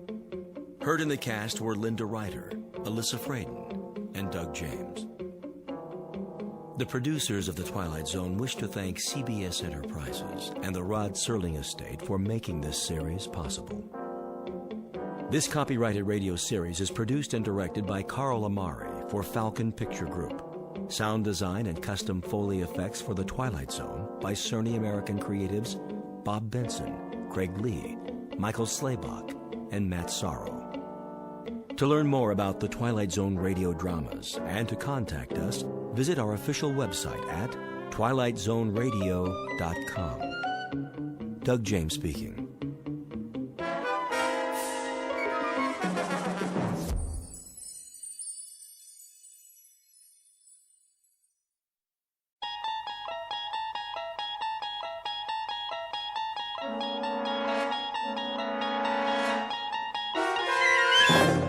There is a fifth dimension beyond that which is known to man. It is a dimension as vast as space and as timeless as infinity. It is the middle ground between light and shadow, and it lies between the pit of man's fears and the summit of his knowledge. This is the dimension of imagination. It is an area which we call the Twilight Zone.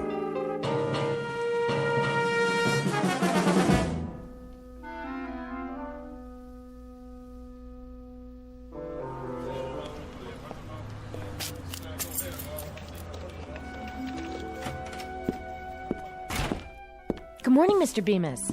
Oh, hello, Cheryl. How are you today? Fine, just fine. You're on time, I see. I was getting worried. Were you? I thought you'd be here already. Well, normally I would be before Mr. Carsville notices. Had a bit of a delay, though. What happened? Well, I decided to stop by the library on the way. A few books, to return. But they've changed the hours. They have? Yes. Do you believe it? Opening later, closing early. It's getting harder and harder to check out a book. Scarcely any time at all. Well, don't they have a slot or something for returns? Oh, they do. But what if you're interested, let's say, in scanning the morning paper without having to purchase a copy? Or a student trying to finish a last-minute assignment? And those who work during business hours, who won't be able to use the library now? The right to read is slipping away, and no one seems to care. Oh, here he comes. Get ready. Well, as ready as I'll ever be. Morning, Mr. Carsville. Morning, Miss Anderson. Bemis. Good morning, sir. Glad you decided to join us. Better late than never, I always say. 7 minutes to go. Let's open the bank on time today, shall we? Yes, sir. Scrooge. What? The boss in A Christmas Carol?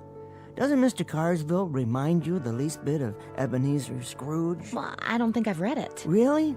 Well, you should. All of Dickens' Christmas stories, as a matter of fact. They serve as a fine introduction to his novels. Nicholas Nickleby, Oliver Twist. Time to open the front door, Mr. Bemis. They're lining up out front. Oh, yes, of course.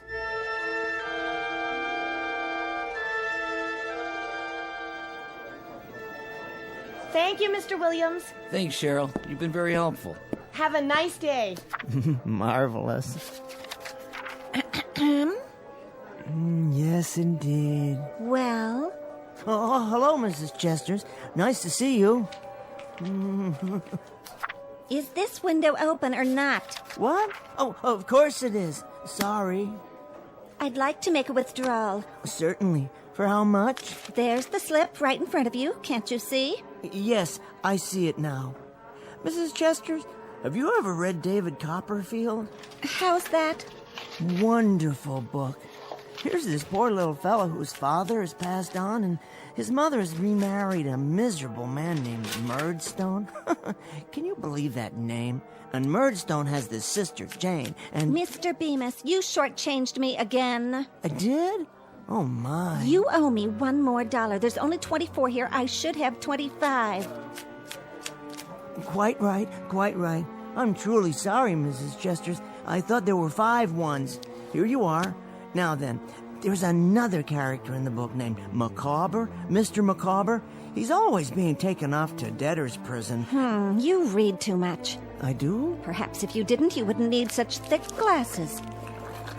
There's a wonderful woman in it, too, named Peggotty. She's David's nurse, and... This is a bank. If I wanted to know about books, I'd go to a library. Well, you see, the library's hardly open anymore, so I'm afraid you'd find that you... Mr. Bemis. Yes, Mr. Carsville. I wonder if I might see you in my office. Now, Bemis.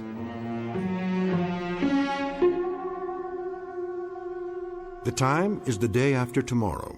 The place is anywhere, so long as it can accommodate a bank, a main street, and a library, along with a myopic little man with Coke bottle glasses named Henry Bemis. The gentleman in question has only one passion in life, and that is to read. Mr. Henry Bemis, conspired against by browbeaters and henpeckers, and by clocks whose hands waggle disapprovingly and always disallow the moments he'd prefer to spend on his favorite pastime. Today, however, Mr. Bemis will finally have his chance to read anything and everything, in a world much different from the one he knows now. A world without bank presidents, a world, for that matter, without anyone at all, located in a place called the Twilight Zone.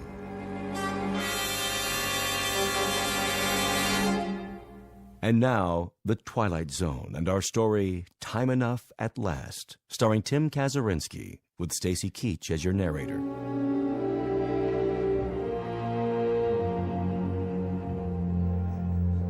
Did you hear what I said, Bemis? Why, certainly, Mr. Carsville. I don't suppose you've ever read David Copperfield, have you? No, Mr. Bemis, I have not. Now, if you'll be good enough to accompany me.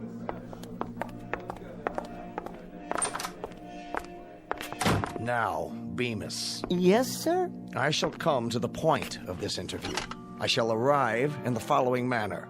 What constitutes an efficient member of this organization? Viz., a bank teller who knows his job and performs it, i.e., an organization man who functions within an organization. An outstanding book. What? The Organization Man by William H. White. I read it, a number of years ago. Mr. Bemis, I'm attempting to point out that you do not function well within the organization. You are neither an efficient bank teller nor a proficient employee. Instead, Bemis, you are a reader. So I am... A reader of books, of magazines, periodicals, newspapers, pamphlets, brochures, catalogs, advertisements, tracts. And chapbooks and broadsides and instruction manuals. Oh, all sorts of things. Whatever I can lay my hands on. Ad infinitum. That's precisely my point. When you're waiting on customers, you have an open book in your lap. Don't deny it. When you're balancing the daily tally sheets, one eye is on a printed page. I see you going into the vault downstairs during your lunch hour, book in hand. Well, sir, with all due respect, it was my understanding that when I'm off the clock, my time is my own, in a manner of speaking. Indeed it is. A very important point. Do you know how I became the man I am, Bemis? Let me see, no. No, I don't. I was a teller once myself. Hard to believe, I know. A good teller, I'm proud to say, became what I am today because I spent my lunch hour in the following manner.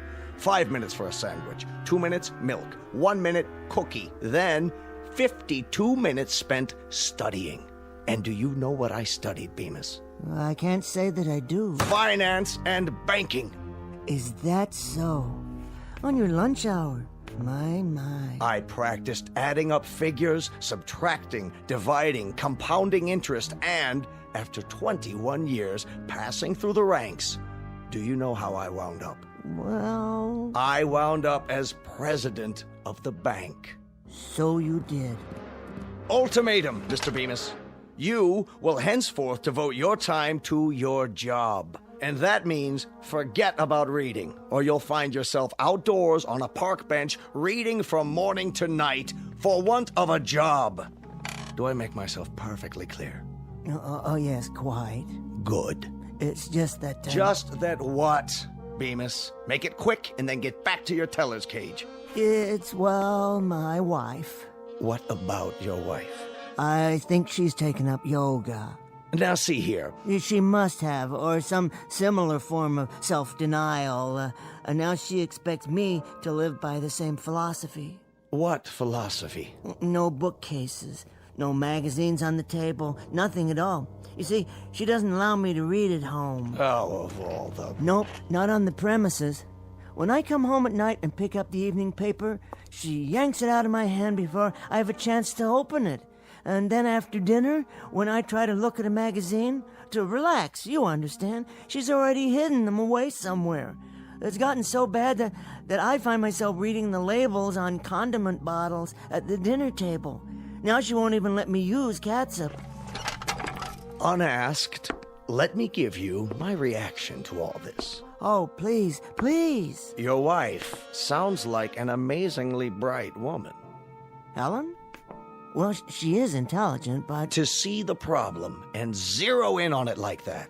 Problem, you say? Your compulsive reading. Your addiction to printed words in any form. Do you really think it's an addiction? What else would you call it? You've obviously been suffering from it for years, or you wouldn't need such powerful glasses. Well, now that you mention it, I did read a lot as a boy. You know, I used to keep a flashlight under the covers so I could stay up late and finish a book. I remember... And I remember last November. You spent the better part of your days reading campaign buttons on the lapels of customers. You'll recall, Mr. Bemis, one particular young woman who took considerable offense. She tried to hit you with an umbrella for staring at her chest. I remember that too, Mr. Carswell. She never gave me a chance to explain. I only wanted to see who she was voting for. Indeed. Good day, Mr. Bemis. Good day, Mr. Carswell. What are you doing now? Oh, I was just reading the plaque on your wall. I see you graduated from... Out! Let's see now. Stocks down, more weapons testing. Henry? New bomb under development. An even bigger one. Now that's something to think about. Henry? Yes, dear. I'm in the living room. Do you want more coffee or don't you? No, thank you, dear. Well, then tell me that, but don't sneak off so that you can bury yourself in newsprint. Sorry. I was only checking the headlines. I think we've gone over this quite enough, Henry. I won't countenance a husband of mine sacrificing the art of conversation to... All right, what's so funny? Nothing, dear. Go on, out with it. Oh, it's just the way you worded that. A husband of yours. How many husbands have you had? I thought I was the only one. I would appreciate your not rubbing it in. Oh, Helen, that was a joke. Go into the other room and change your shirt. Now? Well, there's nothing wrong with this shirt. It's the same one I put on this morning. You ironed it yourself. We're playing cards tonight. I want you to look fresh. Cards? That's right. Cards. We're going over to the Phillipses. Oh, we are? Well, Henry, any objections? No, dear. I must have forgotten. What time are we due there? In about 15 minutes. That's why I want you to change your shirt. Try to look at least remotely respectable. I'll be ready, dear. See that you are. And clean your glasses while you're at it. What? Your glasses. You won't be able to see the cards with dirty glasses. Oh, that's true. I wouldn't be able to see anything without these. Do you want me to wipe them off for you? No, I'm quite capable. Well, then do it. And don't use your shirt tail. Oh, I wouldn't think of it. 15 minutes, Henry.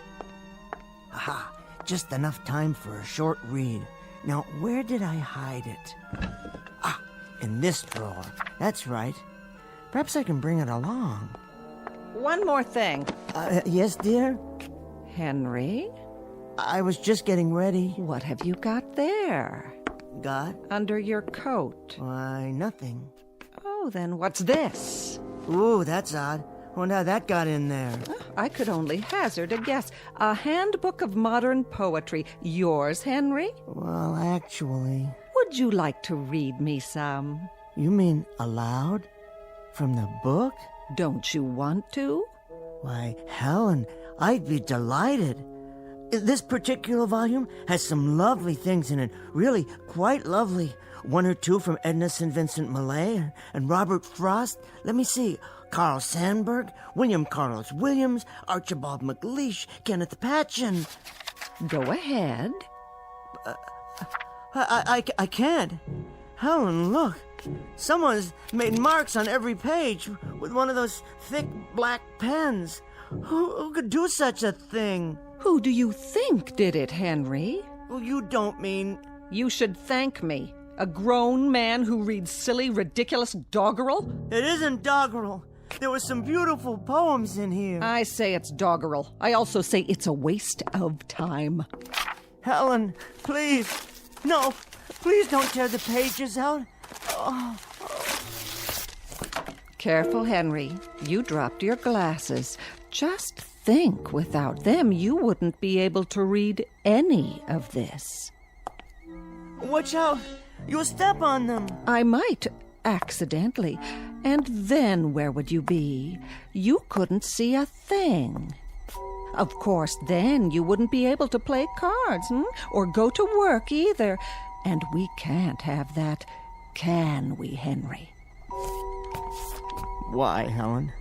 Why do you do such things? For 20 years. Because I married a fool. There'll come a time, Helen. There'll come a moment when... When what, Henry? When you'll be paid back for such indignities and cruelties and miseries. You'll see.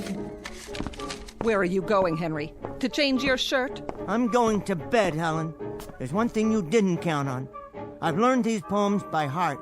And you know what I'm going to do? I'm going to say them to myself aloud and listen to the music of those beautiful words, because you can't vandalize what's in my mind.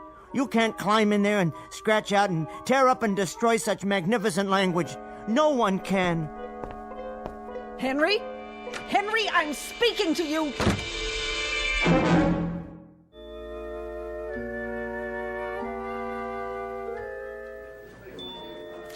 90, 95, 100. Thank you, Mr. Miller. Thank you, Mr. Bemis. Always a pleasure. Next. I'd like to put this in my checking account. Of course, if you'll kindly fill out a deposit slip. Okay, I'll step aside. Oh, take your time. There's no one else in line at the moment. A constant remembrance that at a bank, like a political office and a public trust, blah, blah, blah, something about a sense of loyalty and a devotion to duty. These are the things that make a bank great. They are of the essence, or some such. With them, an institution like ours will remain strong. Everything all right in there, Cheryl?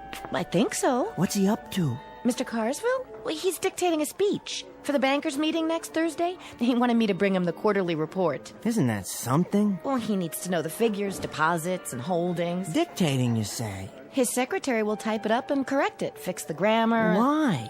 Well, she always does that for him. It's her job. But why can't he write it out himself? The speech, I mean. Is the English language that mysterious? Written English? It's really very simple. You gather your thoughts and put them down on paper. They're only words, after all. Words that begin as feelings and become thoughts and then are turned into sentences. I never thought of it that way. Do you see my point?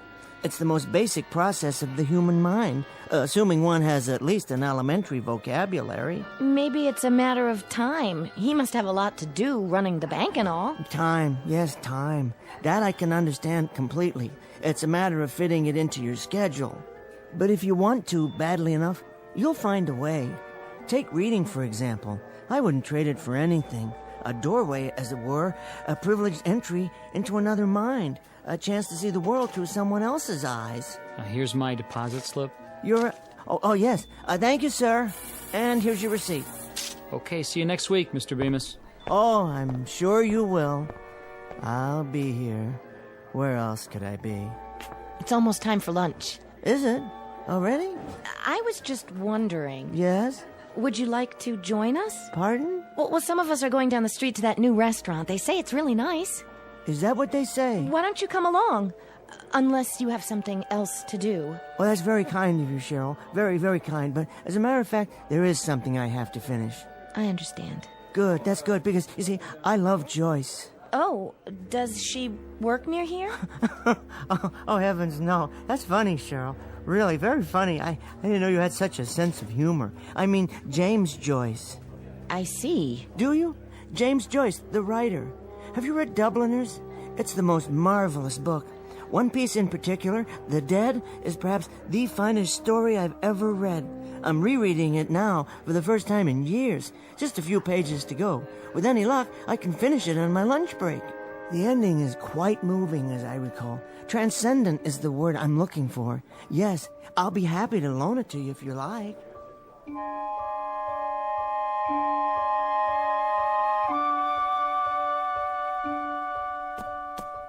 Oh, here we are. Peace and quiet at last. There just isn't any place quieter than the vault of a bank. All I have to do is pull the door closed and voila, my own private lunchroom and reading room. Now, let me see. What's for lunch today? Sandwich? Apple? Something to drink? What more does a man need? A jug of wine, a book of verse, well, a thermos of coffee at least, the morning paper, and my book. Where was I? The scene at the Christmas party. A house in Dublin. It's snowing and... Oh, wait, better check the time. 12:17 by my watch. Exactly 43 minutes to finish The Dead. After a quick scan of the front page of the paper. New bomb would mean total destruction, says scientist. Oh my, here's hoping they never have to use it.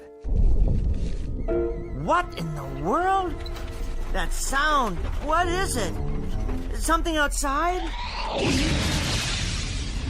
My pocket watch. The crystal's broken. Not in my glasses, thank the Lord. Whoa, now the lights have gone off.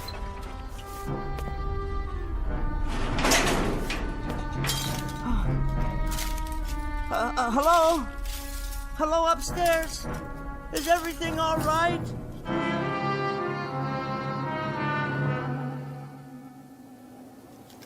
It's all smashed, ruined, and money everywhere.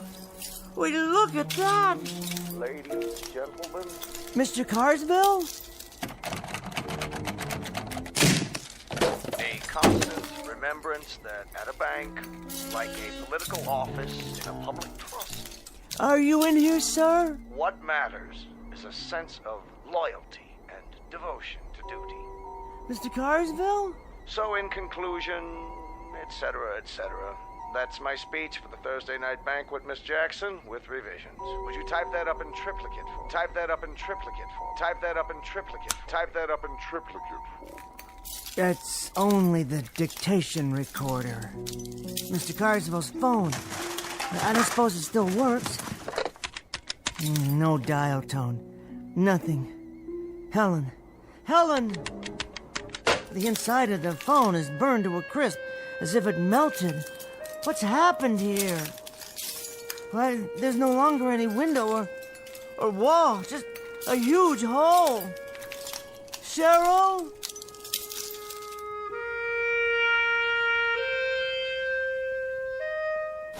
Cheryl, my friend. You were my friend, weren't you? My only friend. And now you're gone, too. It's all gone. This block, the entire city, it's nothing but rubble, as far as the eye can see. It's a nightmare. That's all it is.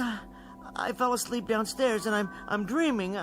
I'll wake up any minute and have a good laugh. Any minute now. As if this were the last car The last one on the street that hasn't burned. It's impossible. It isn't real. It can't be. It feels real enough. It certainly does. I wonder if it still runs. Can I get home? See if Helen's alive? Someone's left the key in the ignition. Now I know I'm dreaming. Come on. Oh, what's the use? There's nowhere to drive.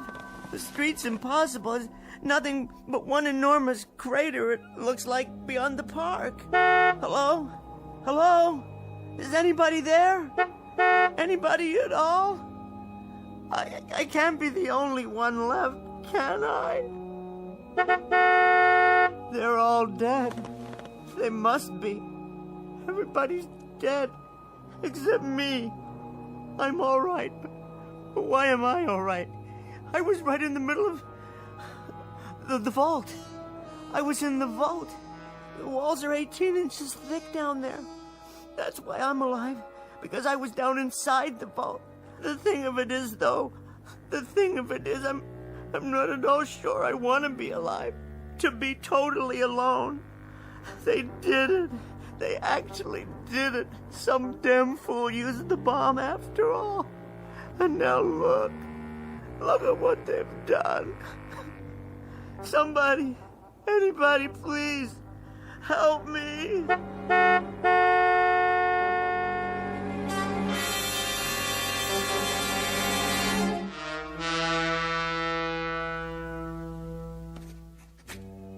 I am born. Whether I shall turn out to be the hero of my own life, or whether that station will be held by anybody else, these pages must show.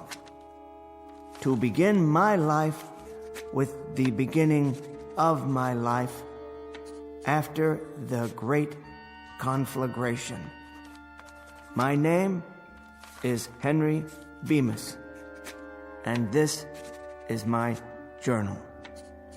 I'm not a writer, but someone must do this to leave a record for the future, if there is a future. So it falls on me to set down what I have seen.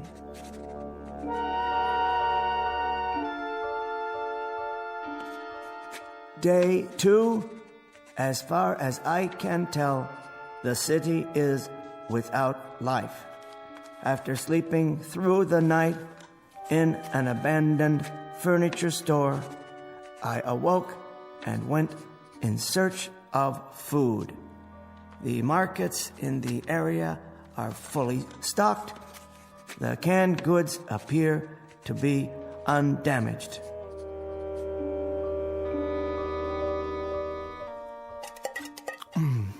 Peaches. Always did like peaches. Good meal. Very good. Soup, beef stew, vegetables, and dessert. A well-rounded menu, if I do say so. Something from each of the food groups. Well, almost. That leaves approximately 900 cans in this market alone. At least I won't starve to death. It'll last for a few years. All the food one man can eat. And then some. Have to remember to carry a can opener. Time to go shopping. Some more of this, a few cans of that. Ah, the gourmet section. Smoked oysters, delicious. Imported caviar. Don't mind if I do. Let's pass on the escargot, though. Wouldn't want an upset stomach. Something to drink, of course. Soda, bottled water, beer. Yes, beer. Why not? And onto the checkout. Which line is the shortest today? How about this one? Attention, A&P shoppers. No waiting on register 7. Put it on my tab, will you please? No, I don't need any help with the groceries. In fact, I'll just leave them here for a while. Don't worry, I'll be back. And now what? Go down the street to the Bijou Theater? See what's planned? Well, of course, they're dark today, no electricity. How about an after-dinner cigar? What a splendid idea. Is that a tobacco shop across the street?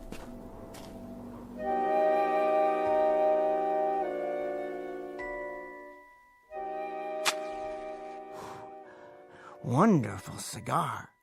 Finest imported leaf. Rich, full-bodied. Better take a few with me. And pipes. Yes, a new pipe and some tobacco. I've always wanted to smoke a pipe. I do believe it suits me. Next stop, the post office. No, laundromat. Jewelers. I suppose I could pick up a new watch, but I wouldn't know what time to set it. Doesn't matter, really. Well, it doesn't matter at all.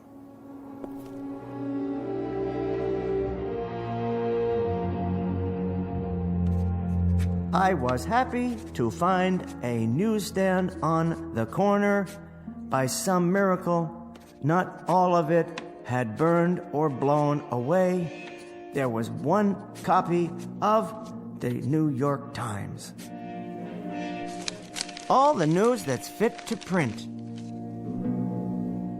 I realized then that there would never be another edition. Only the same headlines, the same editorials, even the same comics. But after I read it and reread it, I still have a few magazines. I decided to remember this place. For the time being, I thought I'd explore the neighborhood, because it was my neighborhood now, all of it. From this day forward, I'd have it to myself. There was a candy shop, a stationery store, a dry cleaner's, sporting goods. For some reason, that one caught my eye. Besides, I had to sit down somewhere and rest. The worst thing was being alone. Utterly, completely alone. And this was the way it would always be from now on. Just walking and sitting, eating and smoking and reading the same newspaper over and over again. But for now, I needed a flashlight and some candles or a lantern for tonight. There were tennis rackets, rods and reels. I could always go fishing if there were any more fish. The gun department. Never used a gun in my life. Wouldn't know how to. I suppose I could learn for self-protection, but against whom? Or target practice. That might fill some time. I had my pick. Remington, Winchester, Marlin, or a pistol. Yes, why not? A revolver like a cowboy in a Zane Grey novel.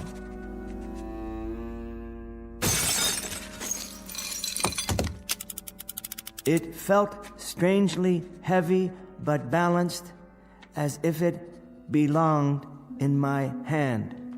Without thinking, I began to load it.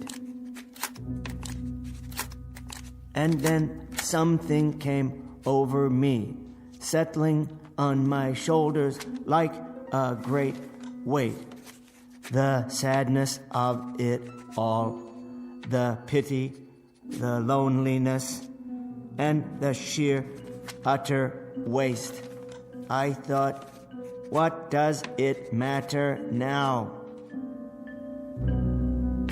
What does it matter? Who will know? Who will care? It doesn't matter one bit. So I raised the gun and looked at it. How well made it was, finely machined, polished to a bright silver shine, and so carefully balanced the way it rested in my hand. It doesn't make any difference. It doesn't make a bit of difference. This is perfectly all right. I mean, this is solitude. I should be grateful. I've never had much of that. I've got things to occupy my time. I've got enough food. I'm really extremely fortunate. If it weren't for the loneliness, the sameness, if there were just something else, someone, I'm sure I could be forgiven for this, the way things are now. I put it to my head and cocked the hammer. If there is a God, surely I'll be forgiven. And then I saw it. Wait, what's that? I could see the entire next block through the hole in the wall. And there it was. I adjusted my glasses and read the sign from here.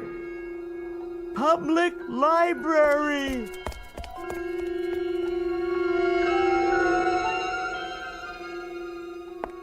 Yes, oh yes, I forgot all about it. But you're still here, aren't you, my greatest friend? You who have never failed me. Not burned at all. Why, the whole interior is untouched.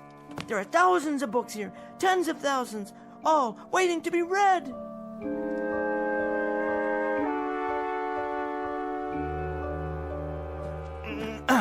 Collected works of Shakespeare, complete works of Dickens, collected plays of George Bernard Shaw, poems of Browning, Shelley, Keats, great dramas of the world, books, all the books I need, all the books I want or have ever wanted. Poetry, fiction, history, it's all here. And now my journal ends because I have things to do. It doesn't matter whether I write it down or not. All I have thought and felt has already been said by the great writers, the poets and philosophers, the historians of times past. I know that nothing is new, nothing is ever lost, so long as there are books.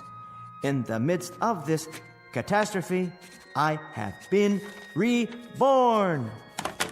Now, this pile is January, and that one over there, February, March, April, May, this year, next year, the year after that, without end. I think I'll begin with biographies, then short story collections, and move into the great novels. I'll vary them by subject matter. Science fiction in the spring, Wells and Asimov, Bradbury and Clark, Sturgeon and Le Guin, and Philip K. Dick. And then some whodunits for the long nights. Agatha Christie and Patricia Highsmith and Sue Graft. And the best part, the very best part, is that there's time now. There's all the time I need, all the time I want. There's time enough at last. Where to start? What a foolish concern. I believe it was Charles Fort who said, when measuring a circle, begin anywhere. I feel like a kid in a candy store. So many wonders laid out before me, all of them indescribably delicious. My glasses! Where? They're broken. Completely shattered. I'll never be able to put them together again. It isn't fair. It isn't fair at all. There was time now. There was finally time. Plenty of time. All the time in the world. It isn't fair. It isn't fair. No, it isn't fair.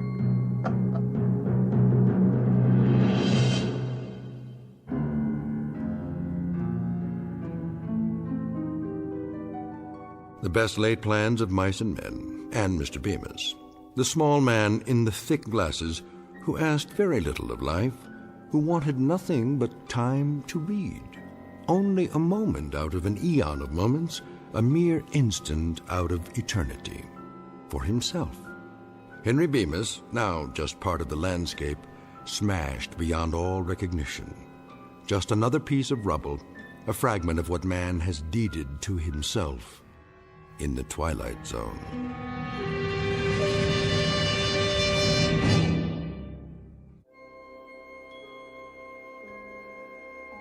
Hi, this is Carl Amari, producer of the Twilight Zone radio dramas. I'd like to take a moment to tell you about our official website at twilightzoneradio.com, where you'll get the latest news and information on these Twilight Zone radio dramas. Plus, at twilightzoneradio.com, you can digitally download 3 free episodes or any of our episodes for only $1.95 each. In this age of ever-changing technology, we've decided to make these episodes instantly available to you by making the Twilight Zone radio dramas a digital download-only series. This means that this series will no longer be offered on CD. The CD collections at our website are now being offered while supplies last at buy one, get one free. So be sure to get your favorites before they're sold out. Be sure to visit us often, and I'll see you in the zone.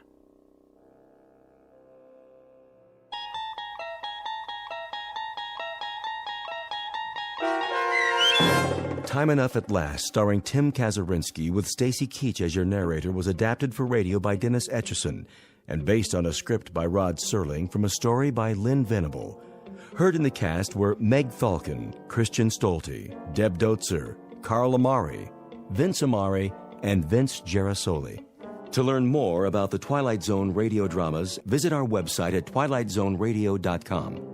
This copyrighted radio series is produced and directed by Carl Amari and Roger Wolski for Falcon Picture Group. Doug James speaking.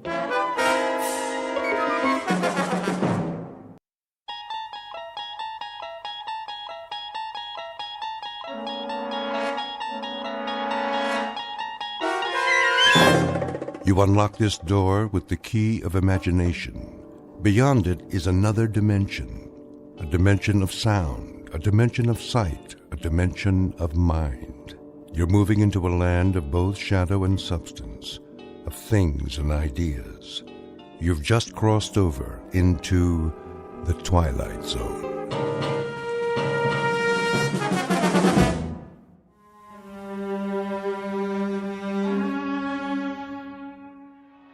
Darling, you can't mean it. But I do. Even after so long? What is time? The ebb and flow of a river as we drift along, bobbing and sinking, but floating to the surface again and again and again. My love. From this day forward, we shall never be apart. This, I promise you.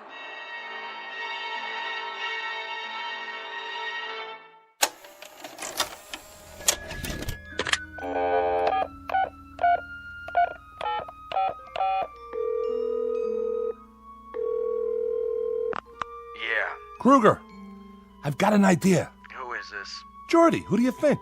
Listen, this one's a winner. You know what time it is. Late. Sorry, boss, but I just watched a movie and... Movie? What movie? Remember that assignment you wanted to send me to the coast? To cover the awards, but you passed on it. Right, the Career Achievement Awards at the Academy. Jordan, surely this can wait. That's just it. It can't. Come morning, I'll be on a plane, headed for L.A. No, you won't. I'm sending the new boy.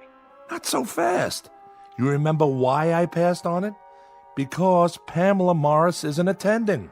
As usual, so what? Well, I ran one of her pictures tonight. Her greatest performance.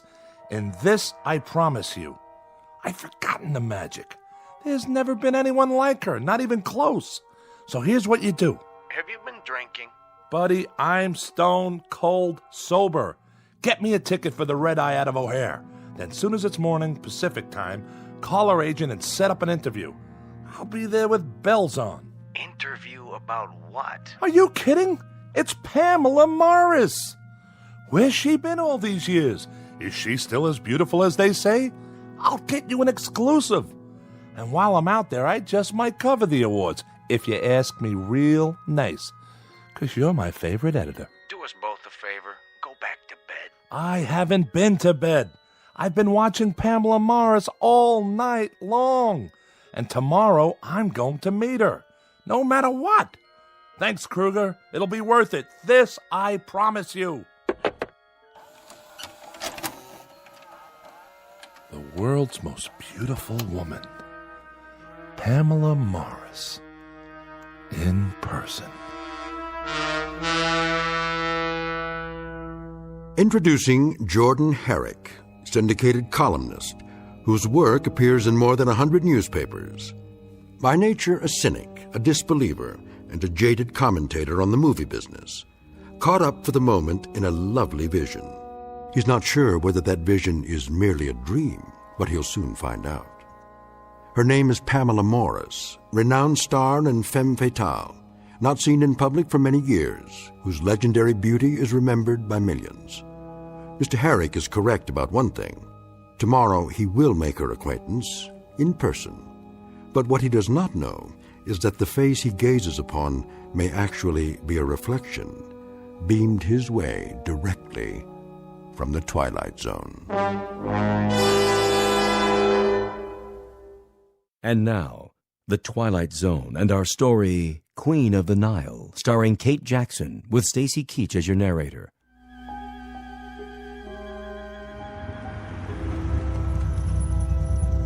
Hello? Hello? Is anybody... Yes, sir. I'm here to see Miss Morris. Who? Pamela Morris. Do I have the right address? This is a private residence. No deliveries. Oh, for the love of... I'm not a delivery boy. Please turn your car around. My name is Jordan Herrick. Well, you still need an appointment. I have an appointment. Check the list. Herri. Oh, yeah. Mr. Herrick from Chicago. Thank you. I'll open the gate. Park in the circular driveway by the main house.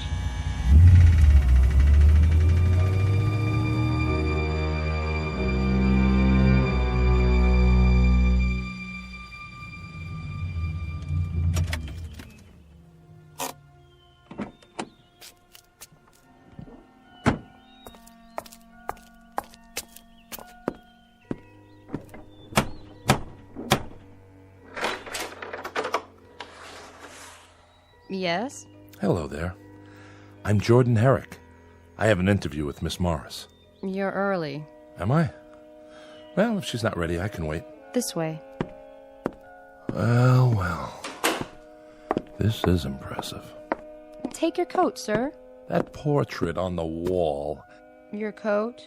Oh, here. Who painted it, may I ask? I'll tell Miss Morris you're here. Yes, you do that. What's the signature on the canvas? No. Can't be.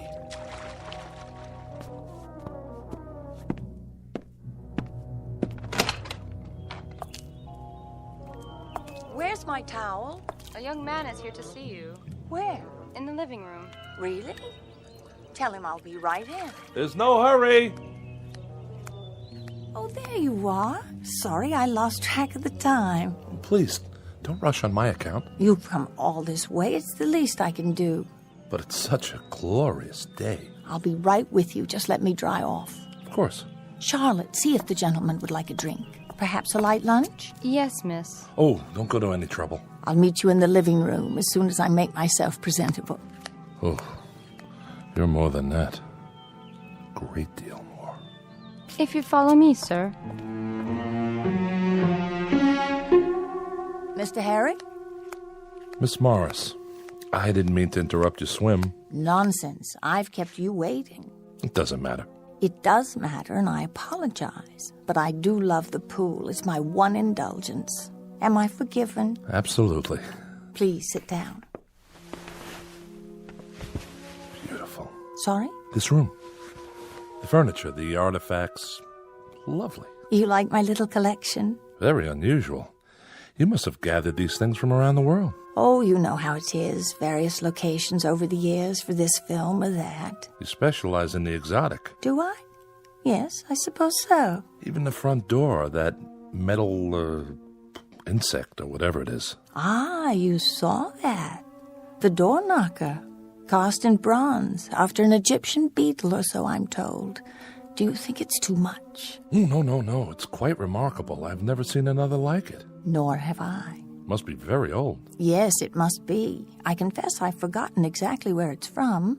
Now then, I believe you have some questions for me? Well, if you don't mind. Not if you're the one who asked them. I'll do the best I can. I'm sure you always do. To begin at the beginning. As two people always must. Huh. You were born in... I must say, Mr. Herrick, you are very direct. Oh, don't get me wrong. I meant geographically. No, you didn't. You meant the year. That's what the public always wants to know. You're not offended? Should I be? I have my producers, my directors. You have your editors. They are all very demanding. Besides, a woman in my position must have no secrets. I'm relieved to hear you say that. I was afraid. Afraid? You have nothing to fear here. No? Why, Mr. Herrick, I'm only a woman, and a rather small one at that. Surely you've known many women. Never one like you. Then I'll try to make this as painless as possible. Suppose you tell me how old you think I am. Well, that's hardly fair. Oh, come now. Especially after you saw me in my bathing attire. Unfortunately, it conceals very little. I wouldn't say unfortunately. Mr. Herrick, you make me blush. I shouldn't have wandered out onto the terrace like that. I did say no secrets. And I overstepped the bounds with that question. No, not at all. Please, be honest. Really, Here, take a good look. I'm sorry about the shirtwaist and sandals, but I didn't want to keep you waiting a moment longer. Time is so precious. You're not wearing any makeup, are you? Can you tell? There simply wasn't time. You're very beautiful. That wasn't the question. We were talking about my age. I'd appreciate your candor. In that case, you look no older than you do in the painting. Oh, everyone asks about that. I was only a child when I posed for it. Is that so? Come and see for yourself, close up. All right. Well? Oh, surely I'm misreading the signature. Why do you say that? This can't be a Berthold. Berthold? I was so frightened of him. The world was bright and new to me, and he was so wildly creative. Was he? I'd never met anyone like him. It was his genius that enabled him to project the flowering of a fragile blossom, as he put it. He must have been a genius to capture you so perfectly. What a lovely thing to say. Tea, miss. Ah. Shall we, Mr. Herrick? Certainly. Tea or coffee? Coffee, please. Would you like something in it? Cognac? Whiskey? No, thank you.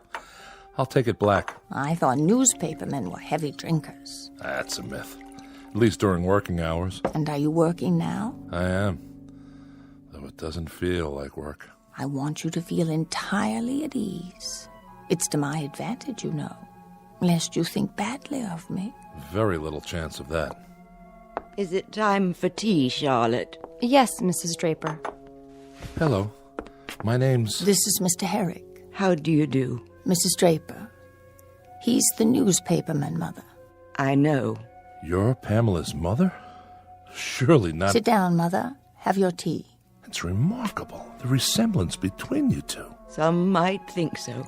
With my mother, it is tea at this precise hour every afternoon. Mrs. Draper, you must feel proud to have such a famous daughter.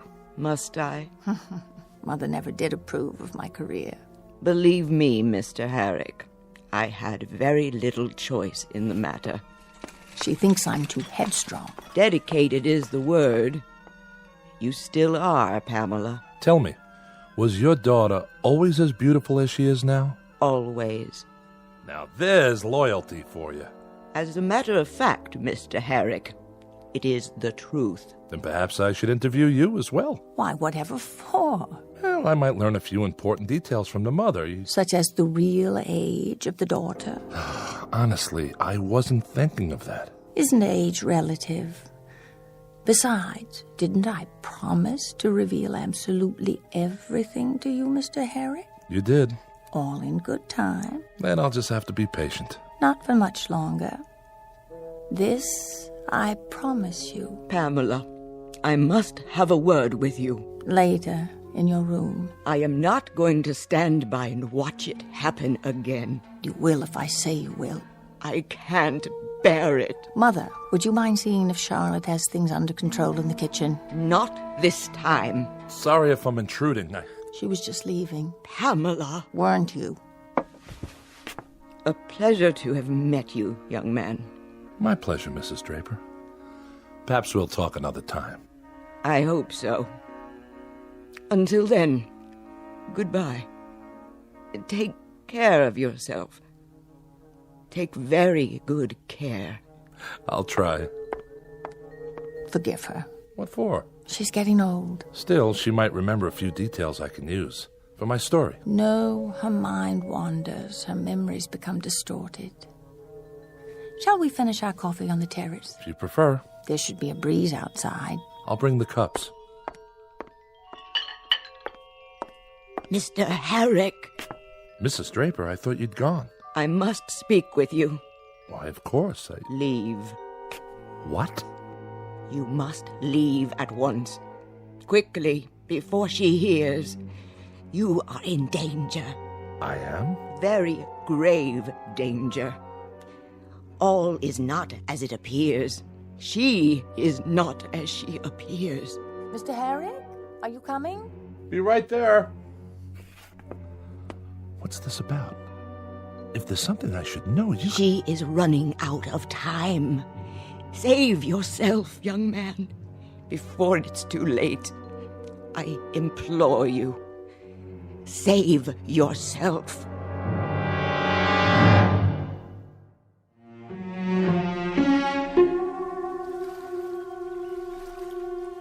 Isn't it lovely out here? Quite stunning. And a perfect location. I'm trying to remember. Who owned this house before you?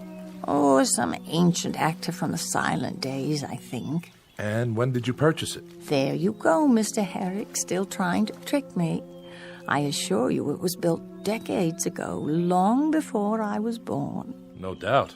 I love to sit here by the hour, watching the birds and the clouds, listening to the sound of the water. At night I watch the stars. Do you? But that isn't what interests you, my nocturnal habits. It'll fit nicely into the story I'm doing. The question of age is still the big thing, isn't it? I wouldn't say that. I can hear it in your voice. Well, here goes. I am 38, Jordan. May I call you Jordan? Of course. Is that so terribly old? Not at all. Even in my case? Especially not in your case. The years have never been kinder to anyone. Oh, you're a dream. It's the truth. Ah, I should have realized you'd take all this down.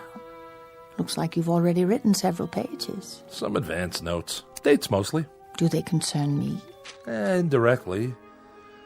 According to one article... I know you read something. A column by one of those stupid, jealous women. If you don't mind me asking... Fire away. If you're 38, how could you have starred in a movie made, let me see, 29 years ago? I can't believe it. Jordan Herrick taken in by the printed word. Tell me, do you always believe everything you read? Then set me straight. The movie was Trails West, is that correct? Darling, it couldn't have been me. I would have had to be 9 years old, don't you see? It's an old mistake. I've run across it before. Once something like that gets into the books, it's hard to erase. Well, according to our files, your co-star was John Bradley. Was it? You were in love with him. I never even met him. Your files are in error. That's possible. Almost 30 years ago. Why, I don't believe I'd even seen a movie yet. I wasn't allowed. My parents were very strict. Oh? We were poor.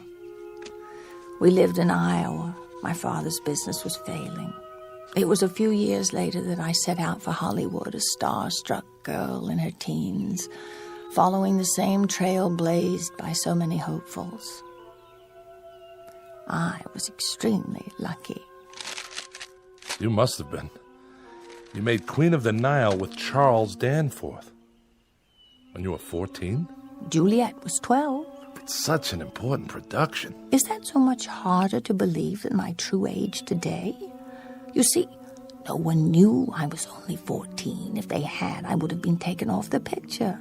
I matured early. Indeed you did. I've seen the film. Have you? Shot on location, wasn't it? Oh, yes. No studio backlots then. A fabulous experience. I learned so much. And that was when you began collecting? What? The interior of your house. I take it the trip inspired the decor. I call it early Egyptian. I suppose it's silly of me, but how could I resist?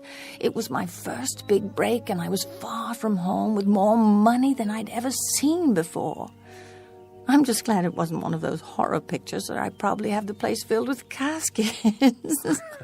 No, I much prefer it this way. But really, you know, the fact is that I still feel 14 in some respects. No, let me be more precise. Sitting here with you, I feel new. I know it sounds foolish, but I want to live, Jordan. I want to savor all there is in this life. Is that so wrong? No. Come here and look at the view. You can see practically the entire city from here. The canyons, the pools. They look so blue from here. Don't they? Such a perfect color. Reminds me of something. Me too. Your eyes. You are too good to be true. But do you see what I mean?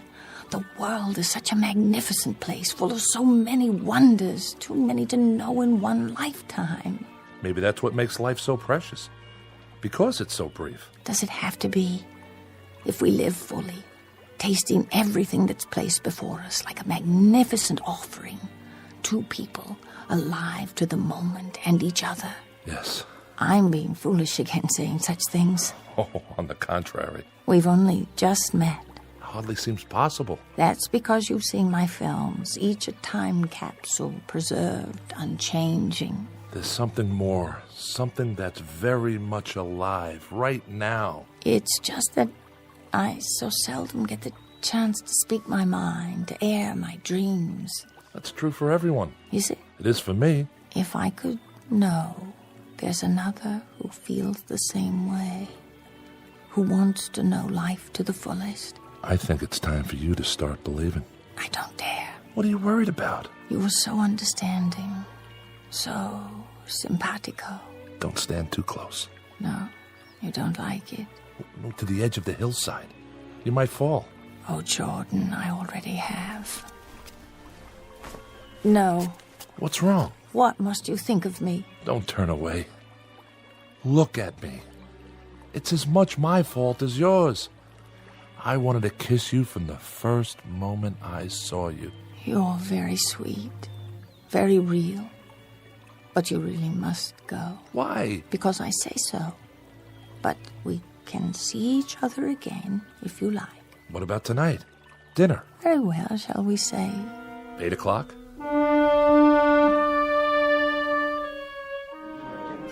Eric? Party of two? Not for an hour, at the very least. I have a reservation. I'm sure you do. If you'd care to wait on the bar. Hello, Armand. Miss Morris. It's been a while, hasn't it? I should say so. We've missed you. How about that reservation?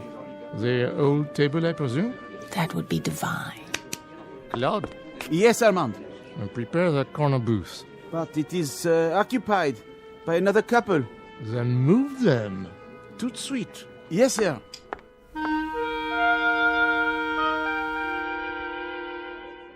And that's our show. Ladies and gentlemen, we now invite you to dance.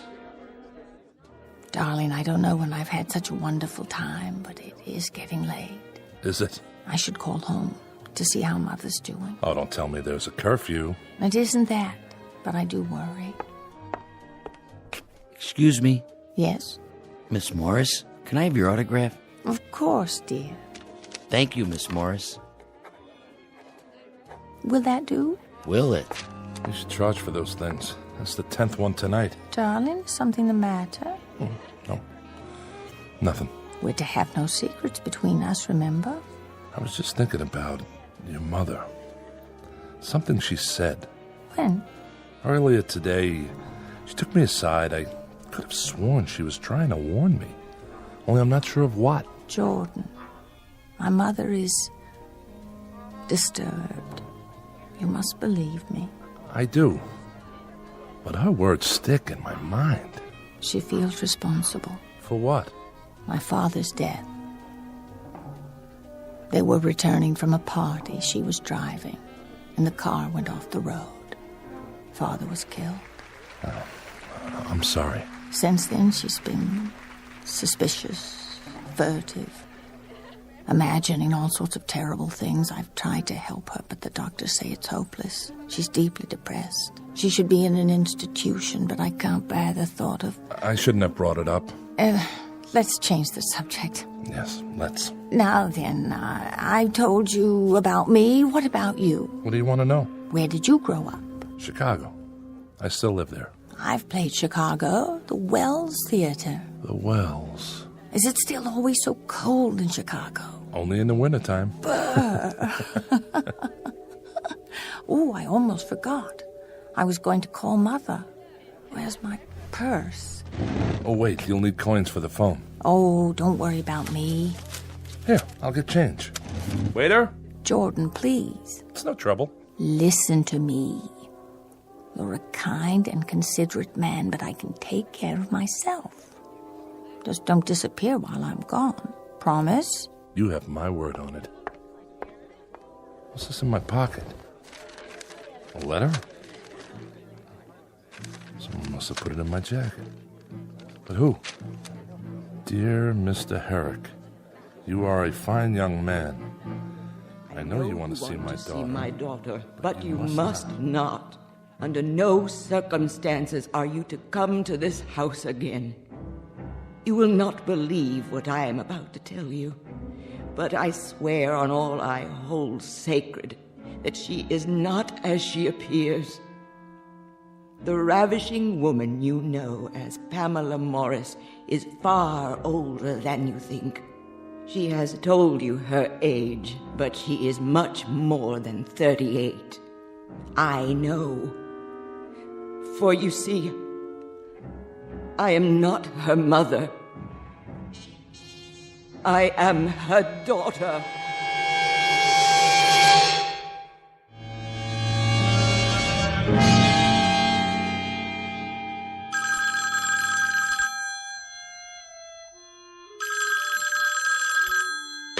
Morning. Jordan?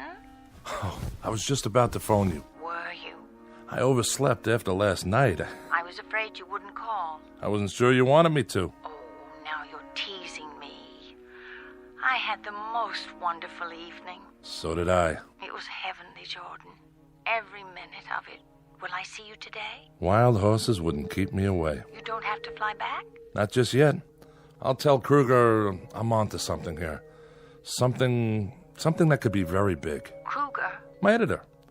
Don't worry, he'll go for it. Oh, I hope so.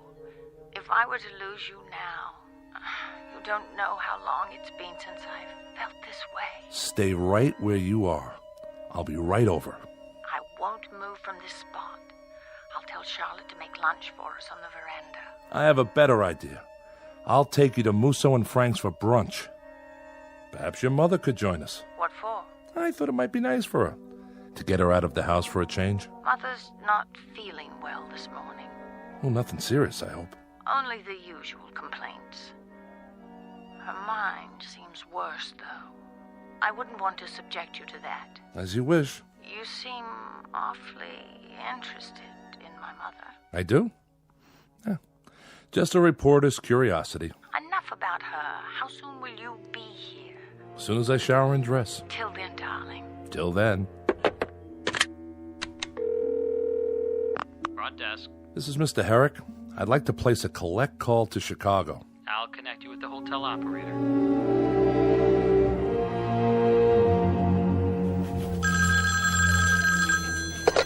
Kruger. Hey, old buddy. Jordy, glad you called. Where are you? Still in Hollywood.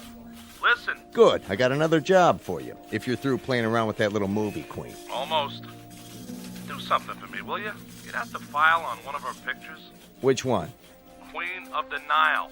Right. Which one? I just told you.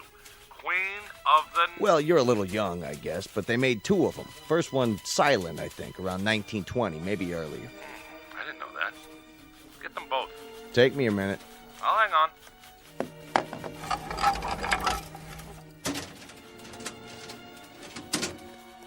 Here it is. You there? Yeah. I got it. What's the name of the girl who starred in the original? Let me see. Constance Taylor. Never heard of her. Anyway, she starred in most of it. What do you mean? It says there was some kind of accident during filming. A cave-in at a tomb in Egypt. Real tragic. They never found her. Got a photo of this Constance Taylor? There's a clipping from the obit. Compare it. With what? A picture of Pamela Morris in the remake. If you say so. Well? They look alike, but they would. They played the same part with the same makeup, same type of costume. The old Wells Theater. When did they tear it down? The Wells? Here in Chicago? Oh, it must have been sometime in the 30s. Why? I want to be sure first. In the meantime, I need you to do a little more research. Find out about the men who were involved with Pamela Morris. Send me every press release, every clipping you have on her. Then fax them to me at the hotel. Can you do that? This better be worth it. Ooh, it will be. Sounds like you're on to something. Kruger, you wouldn't believe it if I told you. But it's something, all right. Something fantastic.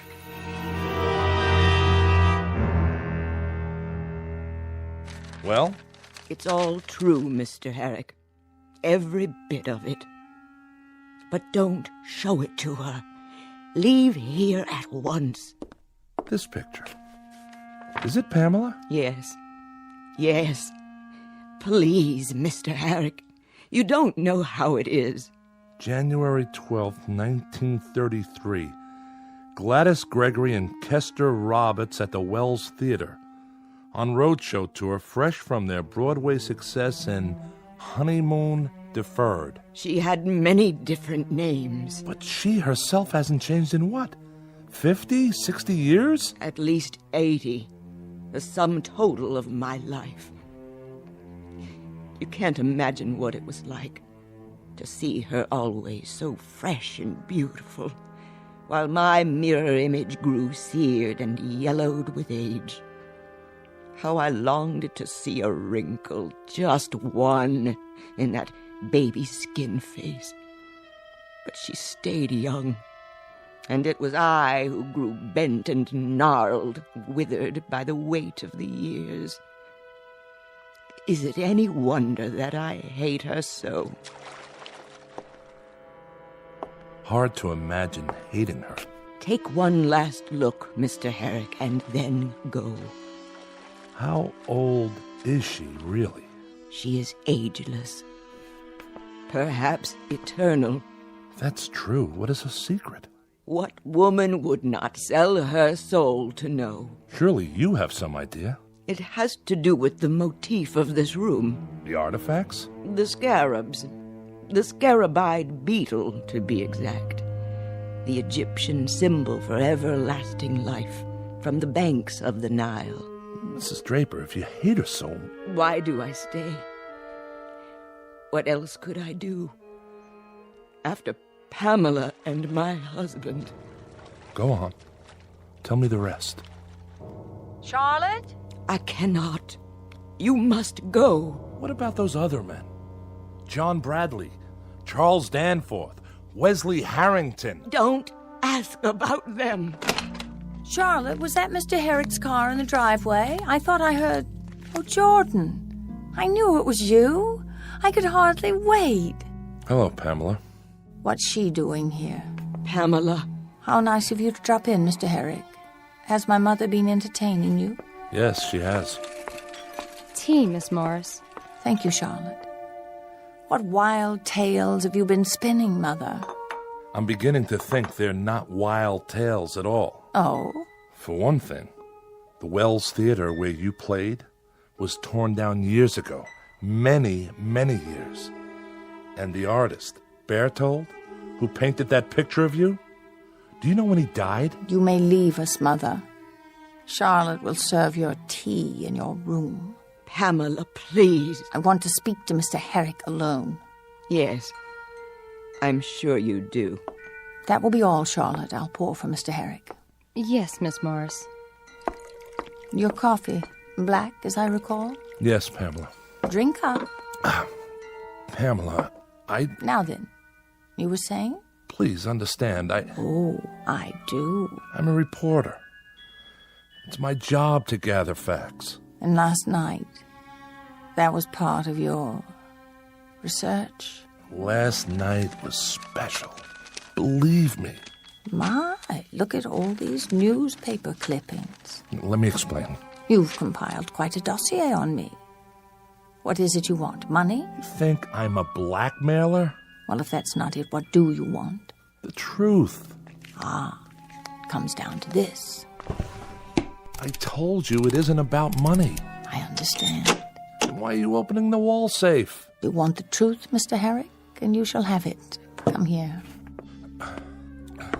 What have you done? Just a little white pill in your coffee.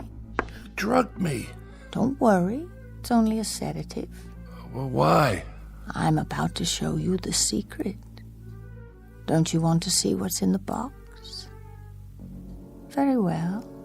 I'll bring it to you. What is that? A rare Egyptian scarab, Mr. Herrick. The secret of eternity. Where would you get it? From the pharaohs, who understood its power. Pharaohs? I told you, Mr. Herrick. I was once Queen of the Nile. That was only a movie. Was it? Oh, yes, but I'm talking about the real thing. You were? Not were. Am. Oh. Sit down. It's easier that way. Let me open your shirt. You'll feel a slight sting as it penetrates your flesh. Then when it's fed, when it's filled itself with your life force. Please. Please. There. Now I simply remove it and place it on my skin so that it can reverse the process. Let me see. This leg should do nicely. Do you think I have nice legs, Mr. Harry? Oh, but you can't speak. You can't do anything, can you? A pity the art of mummification no longer exists, because in a few more seconds, there will simply be nothing left to hold your body together anymore.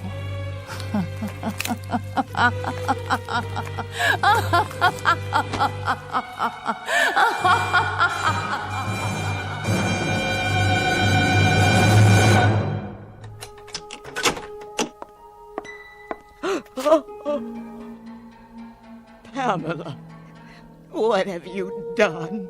I've told you, Viola. Never come in until I call you if you want to live another day. No, I can't bear it.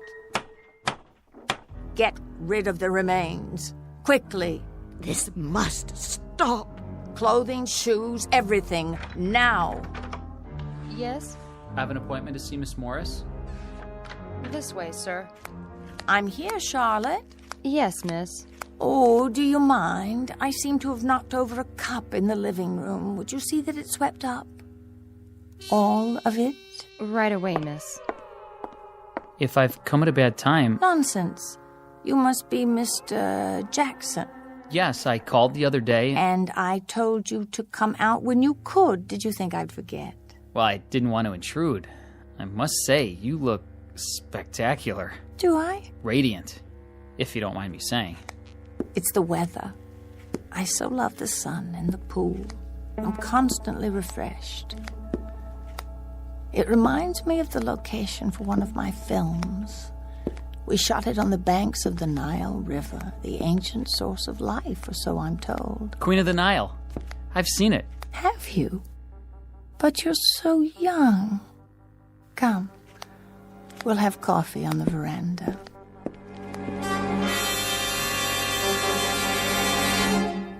Everybody knows Pamela Morris, the beautiful and eternally young movie star. Or does she have another name even more famous, an Egyptian one from centuries past? A word to the wise.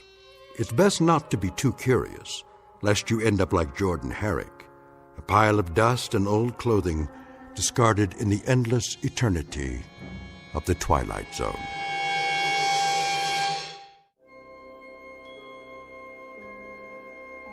Hi, this is Carl Amari, producer of the Twilight Zone radio dramas. I'd like to take a moment to tell you about our official website at twilightzoneradio.com, where you'll get the latest news and information on these Twilight Zone radio dramas. Plus, at twilightzoneradio.com, you can digitally download 3 free episodes or any of our episodes for only $1.95 each. In this age of ever-changing technology, we've decided to make these episodes instantly available to you by making the Twilight Zone radio dramas a digital download-only series. This means that this series will no longer be offered on CD. The CD collections at our website are now being offered while supplies last at buy one, get one free. So be sure to get your favorites before they're sold out. Be sure to visit us often, and I'll see you in the zone.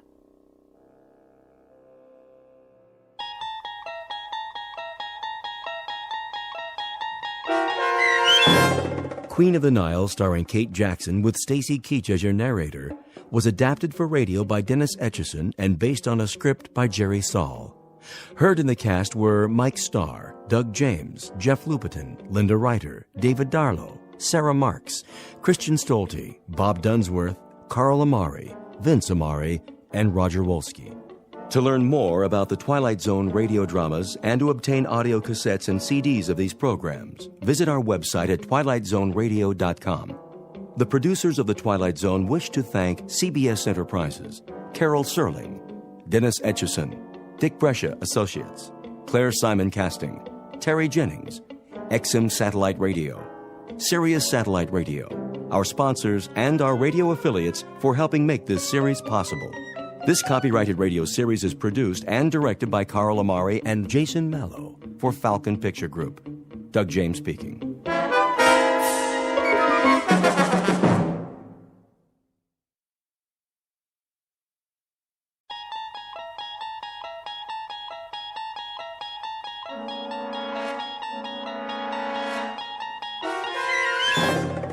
You're traveling through another dimension.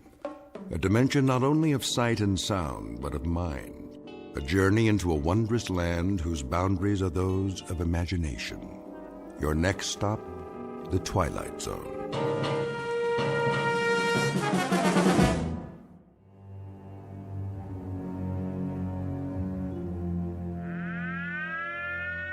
This is the Emergency Broadcast Network. The Office of Civil Defense has just announced a red alert. Enemy missiles are approaching the United States. Repeat, this is a red alert. Enemy missiles are approaching the United States at a high rate of speed. Arrival time is estimated at only a few minutes from now. All citizens are advised to get off the streets immediately and take cover. This is not a test. Repeat, this is not a test. The first missiles have just hit. Are we still on the air? How long do we have? Good Lord! It's actually happening! This is real, folks! This is not a test! This is real! How's that, Mr. Radin? It should do nicely. The volume could be a bit higher, though. Higher? You gotta be careful not to break those speakers. I thought you installed subwoofers, state-of-the-art, as I requested. Oh, we did. For later. Will you hear them? When the explosion hits here, you'll really feel it. Good. Good. I don't know where you got your sound effects, but you'd swear a bomb was going off outside. I mean a big bomb. That's precisely what I want. I got the other TV hooked up, sir, at the end of the hall, like you said. Let me see. Here's the remote control. You got your on, and then you got your off and your volume. Did you load the videotape? Sure did. As soon as the monitors go on, it starts rolling. Why don't you show me? All right, Mr. Radin. Let's give it a test run. Look at that, would you? There's the street outside. Only now it looks like the beginning of World War III. Yes. Yes. This calls for something of a celebration. If you don't mind me asking, where'd you get the footage? Some special effects guys out in Hollywood? Oh, you might say I have my contacts. Given adequate funding, anything is possible. Yeah, some setup you got here. All part of the show, huh? This is not a show. It may be, let us say, an illusion. But this room is not an illusion. It happens to be the best designed bomb shelter on the face of the earth. But tonight it's for gags, right? Something of the sort. A practical joke, and I trust a most effective one. You could say that again, Mr. Raiden. When those sound effects start and that stuff goes on the TV, you'd swear the whole world was getting blasted. That's the general idea. I've got 3 guests coming this evening, rather special guests, and I wouldn't want them to be disappointed. Well, it fooled me, and I put most of the wiring in. A drink before you go, gentlemen, to a job well done? No thanks. It's getting pretty late. Are these friends of yours? How's that? You're doing all this to fool 3 of your friends. They must be, they must be real, like, special friends. Oh, they are. They are indeed very special friends. This, in a sense, is the moment a man lives his entire life for. Yeah, I bet. That about it, Mr. Raiden? Yes, I'd say that just about does it. Well, we gotta go. So long, Mr. Raiden. Good luck on your party. Party? Yes, you might call it the best party ever. Bye, Mr. Raiden.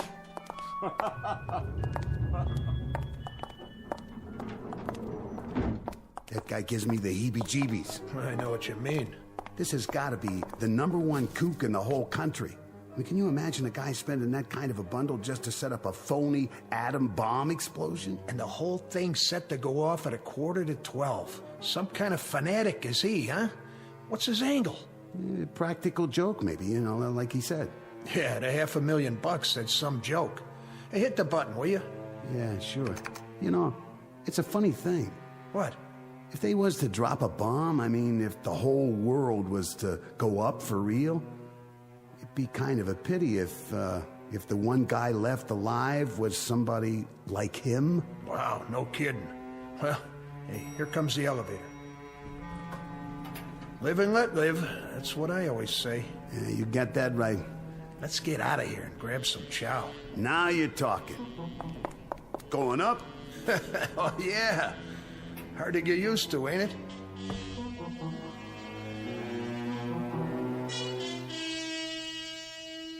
This is the basement of a fashionable midtown skyscraper and office building. It's owned and occupied by one Paul Raiden, whom you've just met. Mr. Raiden is rich, eccentric, and single-minded. How rich, we can already surmise. How eccentric and single-minded, we shall see in a moment.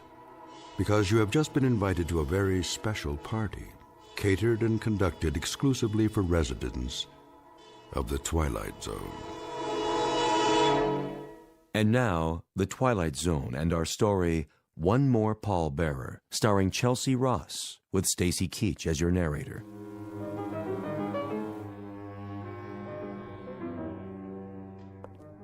And here's the main course, dear. Baked fish, just the way you like it.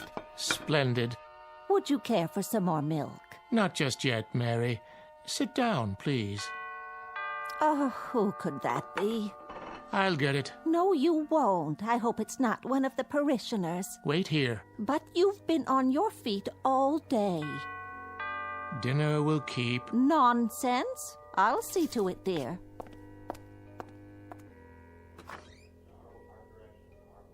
Oh, yes, I'll tell him at once. Who is it? The most peculiar man. What did he want? I'm not sure, but there's a limousine waiting at the curb. He said something about a matter of life and death.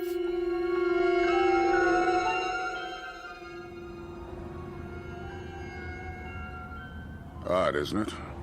He said exactly the same thing to me. And beyond that, Colonel, you've been told nothing. Hardly a word. The driver appeared at the club, something about an old acquaintance. And you, madam?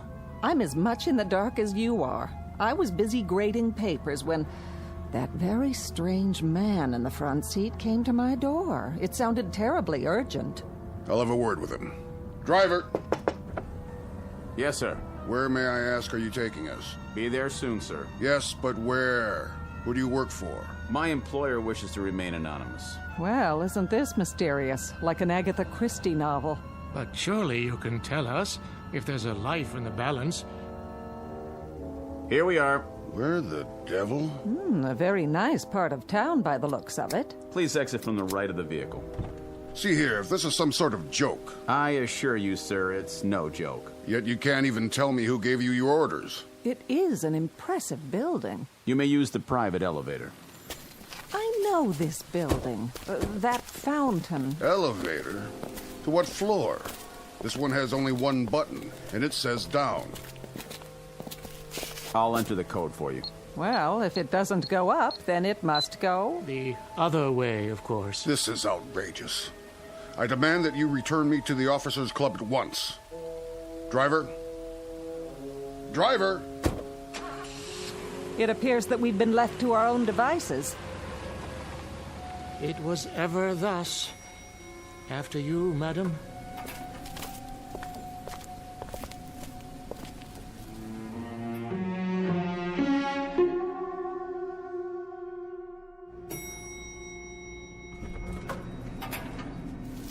What in the... Good evening, friends. That voice. If you'd be so kind, just follow the hall to the security door at the end of the hall.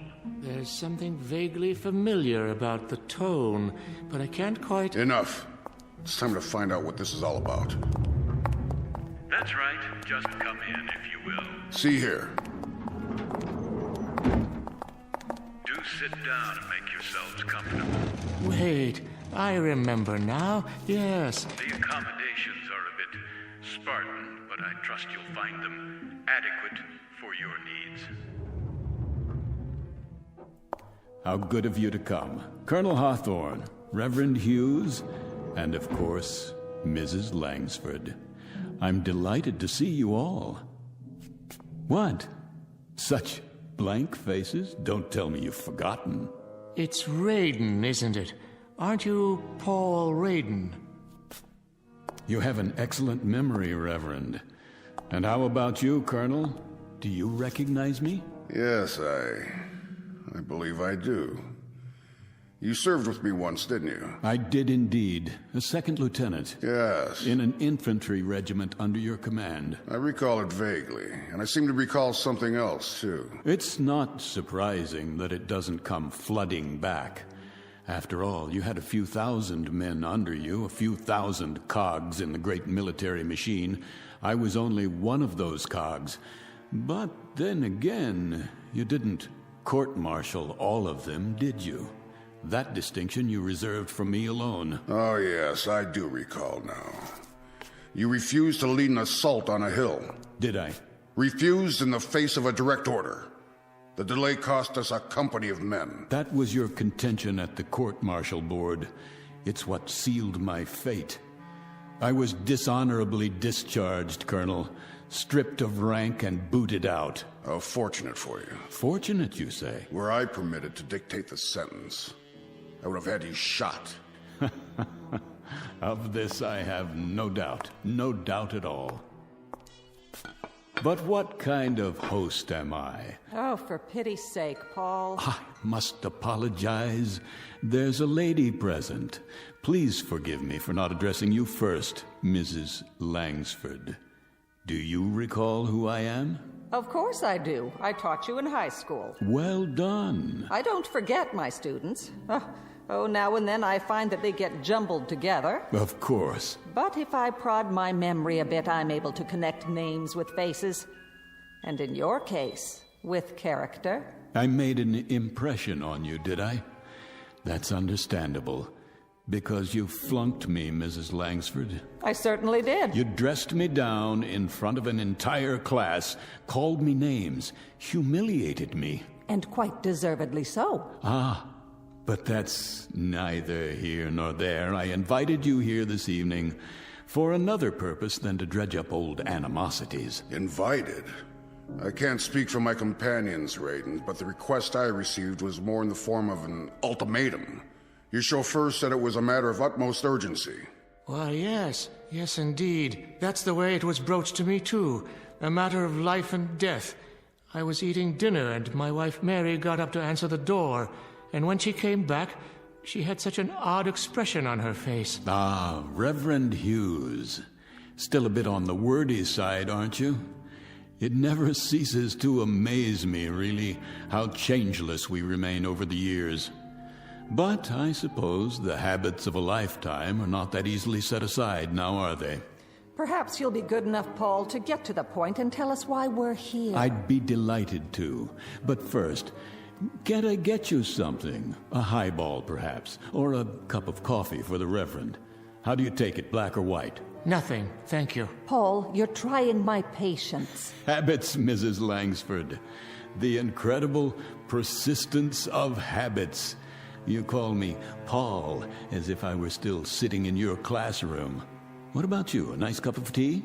Nothing for me. And you, Colonel, a tot of rum, perhaps? I would be deeply appreciative, Mr. Raiden, if you made your point and then let us leave. You've obviously called us here for something, and I, for one, would welcome hearing whatever it is without further delay. How staunch, how commanding you sound, Colonel. The military mind never changes either. See here. Always pressing forward. Drive, drive, drive against the objective and wipe it out. Colored flags stuck in a map and troops stuck out in the hot sun.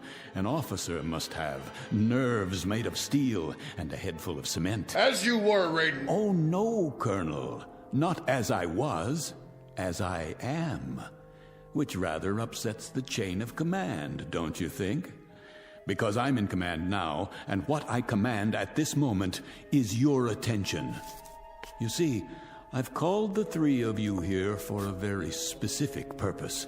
I think I'm beginning to understand. Of course you are. Always so intelligent, so insightful. Let's do it in proper chronology. My dear old schoolmarm shall begin. That staunch and intrepid educator who would look so incongruously out of place without those severe spectacles covering those severe eyes looking out of an equally severe face, who possesses such vast prerogatives from the local school board and the vast courage that comes from pitting all her wits and training and knowledge against poor captive children.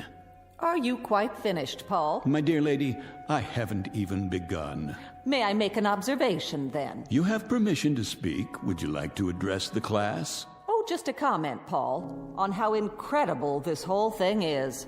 That a man like yourself, a millionaire many times over, a big, important man who walks with kings and heads of state and industrial tycoons... You followed my career. How gratifying. How incredibly tiny a mind this kind of man must have to dwell on an incident in a high school classroom of some 20-odd years ago, and to let it fester inside of him, as it's done with you.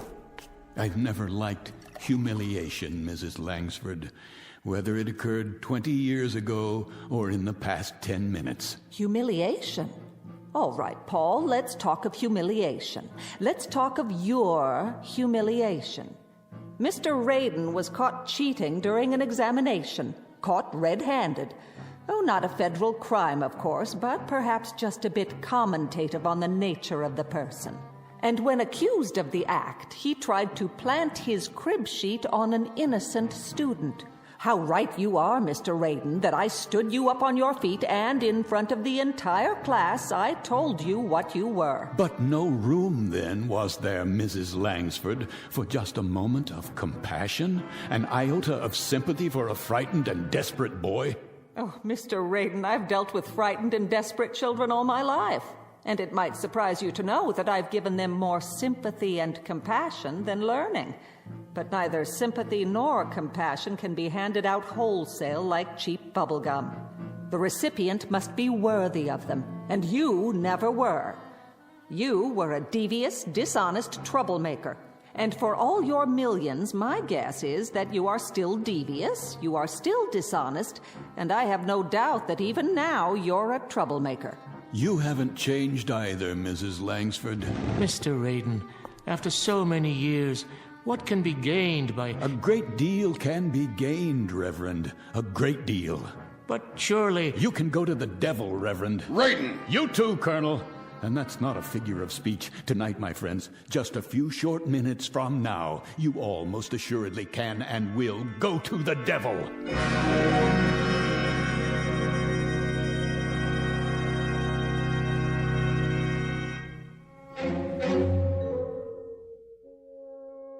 Mr. Raiden, obviously years have passed between now and whenever it was you felt you suffered various indignities at our hands. Felt? How conveniently you forget the extent of my suffering. You, for example, accused me of lack of character, and worse, you put a scandal over my head and all but destroyed my reputation. I do remember now. A young girl whom you drove to suicide, because even at that early stage, you were not a man to hold honor in very high regard. So merciless and so judgmental. What of her responsibility, her character? You're far from consistent in your dispensation of forgiveness. No, the robes of a man of God never became you, Reverend. For all your pious pronouncements, they never quite fit. Enough of this. I'm getting out of here, now. You can try, Colonel. This is outrageous. Save your strength. You're going to need it. Open this door at once. The doors don't answer to your command, only to mine. They're made of solid steel. The walls are 18 inches of reinforced concrete sheathed in 6 inches of lead. I have my own generator plant, my own air system, and at the other end of the hall, a storeroom the size of a warehouse stocked with food and supplies. But in God's name, why? What are you afraid of? Afraid? Hardly. Prudent might be a more accurate word. Remember the story of the 3 little pigs, houses of straw and so forth, and only one built to withstand the blast. Blast? What blast? Colonel, you of all people should understand logistics. Does it occur to you why a man would go to all this trouble and expense? You've built what amounts to be a bunker. So I have. But we're not at war. Not at this precise moment. You're insane. Am I? This is the middle of the city. Ah, now you're getting warm, closer to the point. What are you talking about? About beginning a vigil, my friends. The long wait and the countdown to oblivion. Will you start making sense? I taught you better than this gibberish. You are correct, Mrs. Langsford, about several things. I've walked with kings and tycoons, as you so rightly perceived. I've walked with them, and more importantly, I've listened to them, to the things they have to say, the special knowledge they are able to impart because of their positions of privilege. As a result, I managed to keep abreast of the times and usually well ahead of them. The point. Patience, Reverend. I'm coming to it. You see, I know things that are going to happen. I pay informants, couriers, high-level attachés and the like for a service, information. And I pay them quite handsomely, I might add. What sort of information? Oh, the inner workings of certain, let us say, diplomatic agencies, military installations, information that's beyond top secret, but available if the price is right. You're engaged in espionage. Hear me out. 48 hours ago, I received a most interesting bit of news, or rather, several bits, meaningless in themselves, that together form one unavoidable conclusion, something that is known to perhaps only 6 men in the world. If you're trying to frighten us, it isn't working. Then let me give it a somewhat finer edge. This evening, this very evening, the world is coming to an end. Why, of all the... At 11:45, there will be no more city. no more country. Rubbish. Oh, it was inevitable, don't you think? After so many years, so many weapons stockpiled, someone somewhere was bound to become impatient, to finally push the button that brings us to the reward we so justly deserve. And make no mistake about it, we all do. It began when we were born into this cesspool called life. The original fall from grace, from which there is no escape. The earth is an empty graveyard waiting to be filled, and tonight it will be. What a cynical, depraved view of humanity. By 30 minutes after midnight, there will be no more humanity. It's too late to stop. Pandora's box has been opened. There's no turning back. They are going to bomb us, and we are going to bomb them. By dawn, there will be nothing left but rubble and bodies. And now, within a few moments, it begins. You'll be hearing the sirens very shortly. That's the red alert. It means their missiles are on the way. Ours will follow soon after with proper military efficiency. And you are to survive, Mr. Raiden. Is that the idea? I am to survive. As long as I stay here, 300 feet under the ground. Already buried, one might say. How about you, Reverend Hughes? Or the rest of you? Would you care to survive too? Or shall I be the only pallbearer? What? It can't be. Don't panic. This whole thing may be a hoax. Please remain seated. If you require proof, I'll turn on the radio. Broadcast Network. The Office of Civil Defense has just announced a red alert. Enemy missiles are approaching the United States. Repeat, this is a red alert. Enemy missiles are approaching the United States at a high rate of speed. Arrival time is estimated at only a few minutes from now. All citizens are advised to get off the streets immediately and take cover. This is not a test. Repeat, this is not a test. The first missiles have just hit. Are we still on the air? How long do we have? Good Lord! It's actually happening.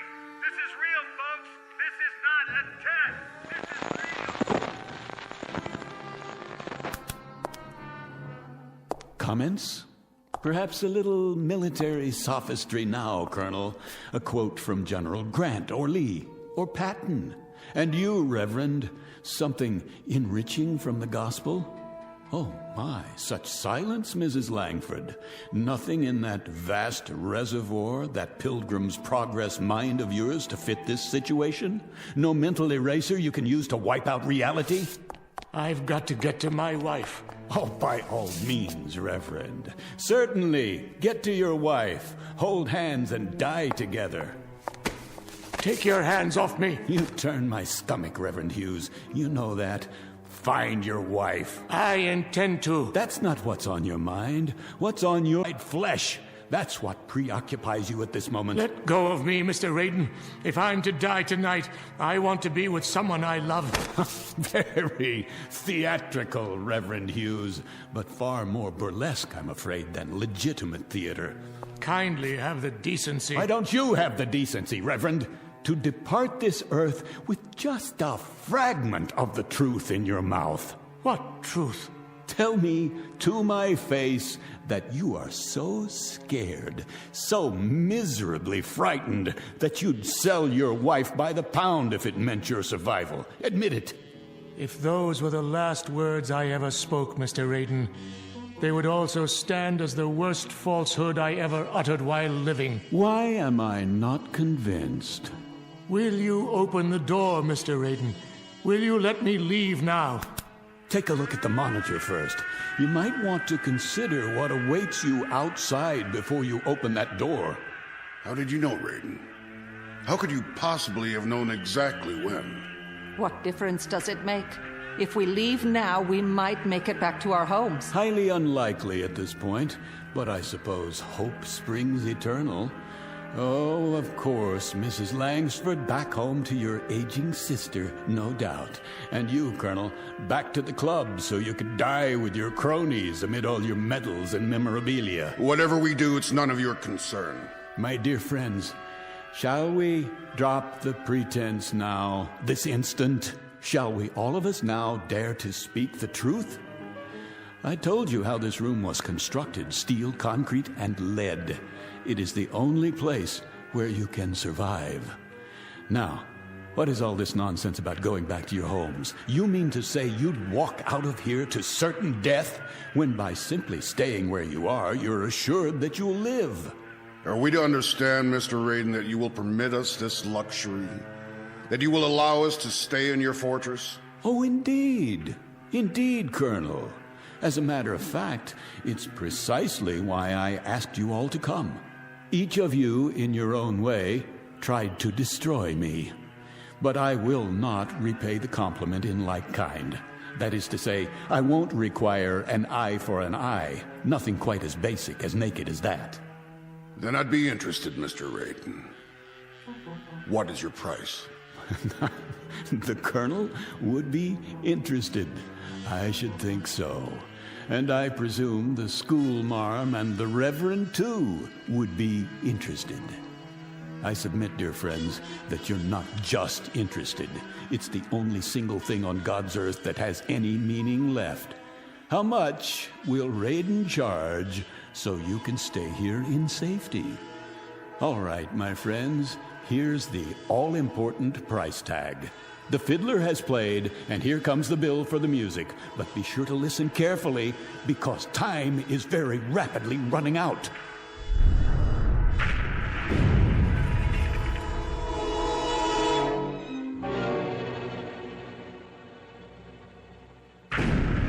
Say it, man. What is your price? You will, each of you, each one of you in turn, beg my pardon, ask my forgiveness, and if need be, you'll get down on your hands and knees to perform that function. Is that all? That's all.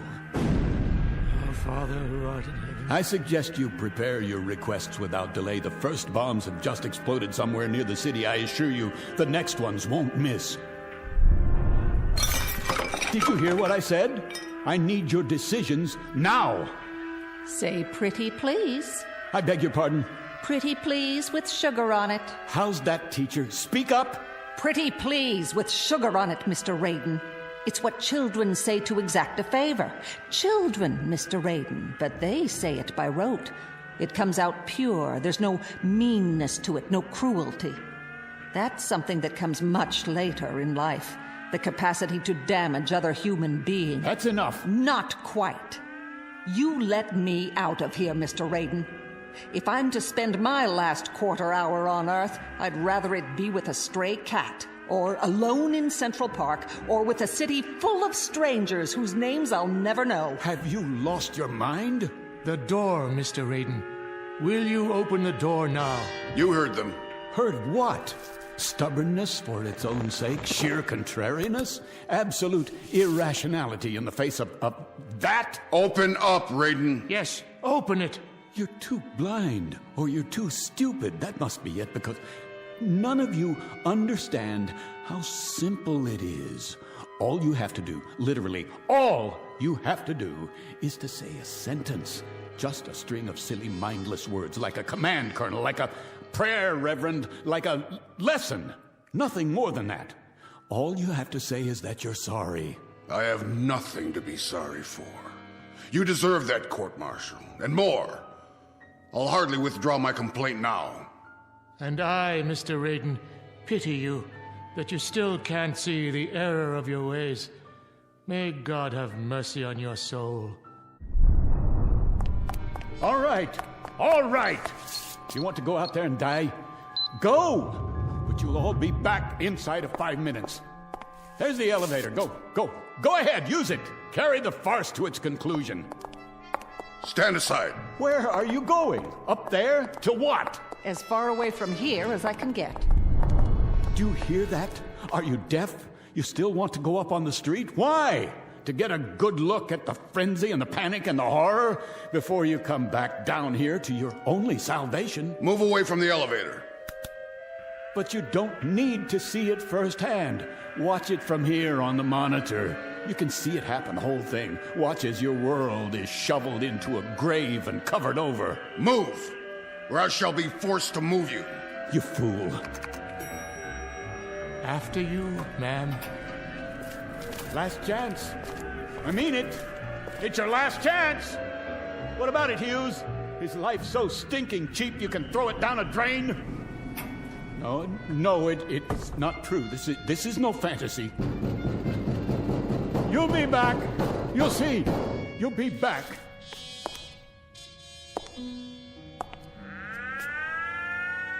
This is the Emergency Broadcast Network. The Office of Civil Defense has issued a red alert.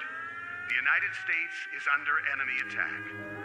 The first wave of bombers and long-range missiles slipped through our defenses by unknown means and are on the approach now. Evacuation procedures are underway in all major cities. The President will make an announcement as soon as... This is real, ladies and gentlemen. This is not a drill. This is not a test.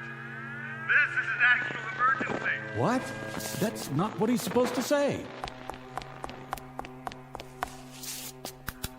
We interrupt our regularly scheduled programming to bring you this live coverage. Just before midnight this evening, several of the country's major population centers suffered missile attacks, resulting in severe casualties. Siege mentality. Out of nuclear detonations. The White House, the Midwest, the coast. We will remain on the air for as long as... What's wrong with this? Off! I want this tape off!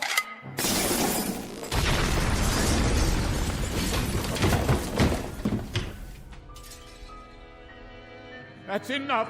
That is quite enough. Ladies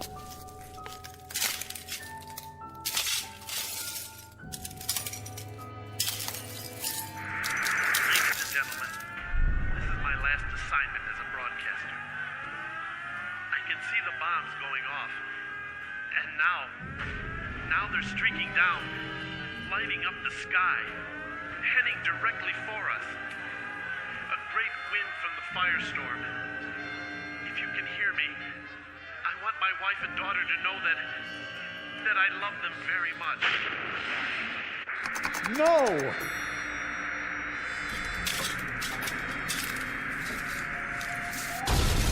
No! No!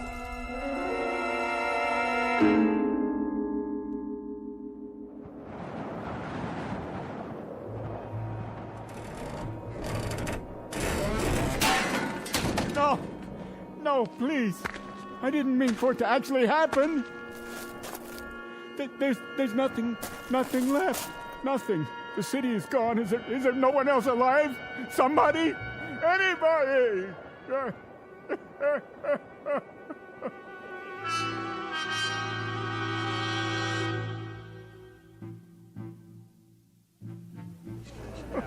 What's wrong with him? Must be drunk. Poor man, he looks crazy. Yeah, look at his eyes. What's he crying? All right, Mac, get up. Hey, Mac, what's the matter with you? Got a little too much to drink, huh? On a beautiful night like this. Well, now, let me take you home. Where do you live? Can you tell me that? I didn't want it this way. Won't somebody listen to me? Isn't there anyone left in the world who can hear me? Someone!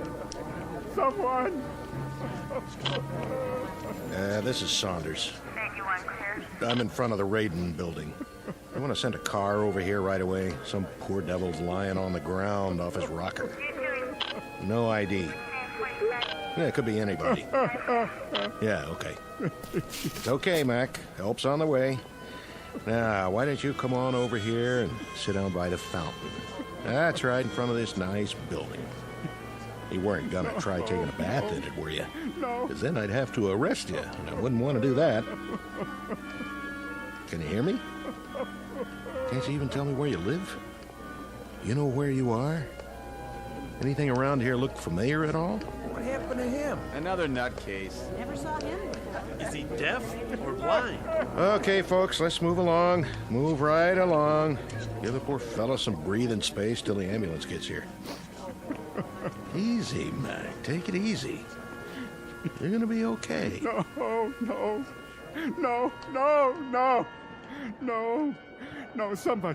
somebody, anybody. Is anybody left alive in all this rubble? Not another human being anywhere in all the world? Please. Oh, please, God, oh, please.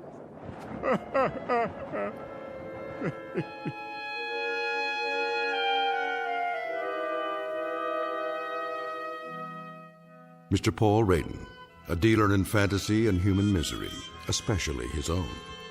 Trapped in the graveyard of his mind, and now, as it has always been for him, the only person in the world.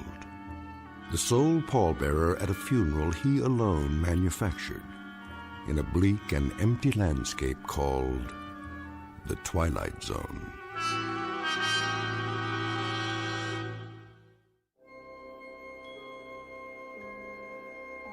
Hi, this is Carl Amari, producer of the Twilight Zone radio dramas. I'd like to take a moment to tell you about our official website at twilightzoneradio.com, where you'll get the latest news and information on these Twilight Zone radio dramas. Plus, at twilightzoneradio.com, you can digitally download 3 free episodes or any of our episodes for only $1.95 each. In this age of ever-changing technology, we've decided to make these episodes instantly available to you by making the Twilight Zone radio dramas a digital download-only series. This means that this series will no longer be offered on CD. The CD collections at our website are now being offered while supplies last at buy one, get one free. So be sure to get your favorites before they're sold out. Be sure to visit us often, and I'll see you in the zone.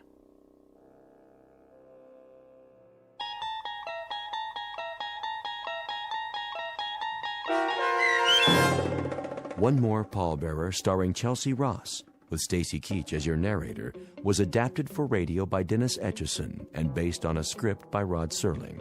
Heard in the cast were David Darlow, Meg Thalken, Rich Komanik, Turk Muller, Norm Woodell, Jeff Lupetin, Roderick Peoples, and Lawrence Nepidal.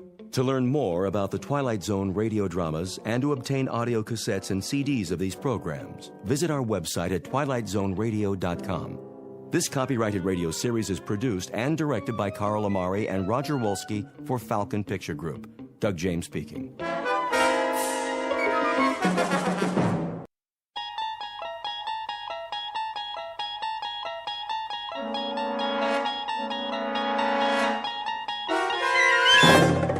You unlock this door with the key of imagination. Beyond it is another dimension, a dimension of sound, a dimension of sight, a dimension of mind.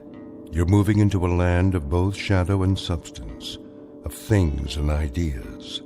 You've just crossed over into the Twilight Zone.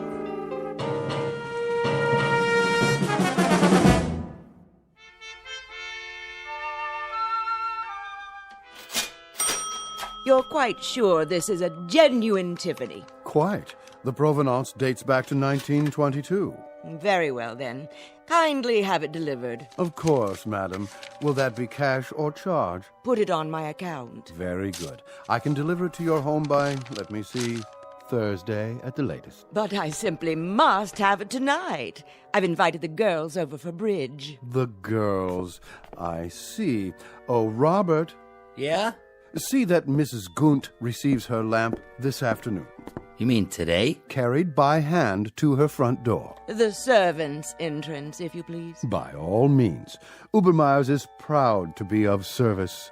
If there's anything else we can provide, don't hesitate to... That will be all. Very good, ma'am. Want me to go over there right away? Not yet, Andrew. First, finish unpacking the new shipment quickly before the next customer walks in. Yes, sir. Now then, what do we have? 3 perfume bottles. 3 cut glass vials to contain the otter of damask rose petals. That's more like it. Next. Pottery jugs, 2. Pottery jugs, indeed. Where's your aesthetic sense? You can't entice anyone by calling them pottery jugs. Really think people buy something because of what you call it? People don't come to buy anything in a gift emporium. They come because they don't know what they want. Then I sell them something. So what are you going to call these pottery jugs? Something exquisite. We'll display them on satin pillows with bread. A loaf of bread, a jug of wine, and thou beside me, singing in the wilderness. I'll unload them on some poor sucker before the morning's over. Okay, what about this? When we buy a shipment from Morocco, sight unseen, I suppose we take what we can get. But to sell that will require some creativity. Now, clean this up at once. May I help you? I hope so. I'm not sure. What's this? That would be an authentic voodoo mask. Oh. What about the pajamas? These are not pajamas, sir. They are a genuine imported harem girl's costume in 100% hand-sewn silk. Well, I don't know. It has to be something special. Very special. Suppose you describe the occasion and leave it to me. A personal gift? Not too personal. See, there's this girl in my office. Ah, a young lady. She's like a goddess. I wouldn't want her to think that I was implying, Of course not, sir. I understand. But for a beautiful young lady, what is her occupation, may I ask? She's a secretary. Oh. I have it. Something for her desk. She's already got a computer and a lot of pencils. Something to remind her of you throughout the day. Subliminally, shall we say. Now, as to price, would $100 be too extravagant? 100? But of course she mustn't feel bought. Romanced is more like it. Aha! Perfect. What is? It's ideal. Romantic, but subtle. Not forward. No. You mean this old? This magnificent antique. Truly distinguished. Fit for a goddess. I can't make up my mind. A perpetual reminder of your taste, your flair for romance. Fill this with fresh flowers, and she won't be able to pluck you from her thoughts. Between 9 and 5, at least. After that, it's up to you. It's kind of tarnished, isn't it? That's not tarnish, sir. It's a patina.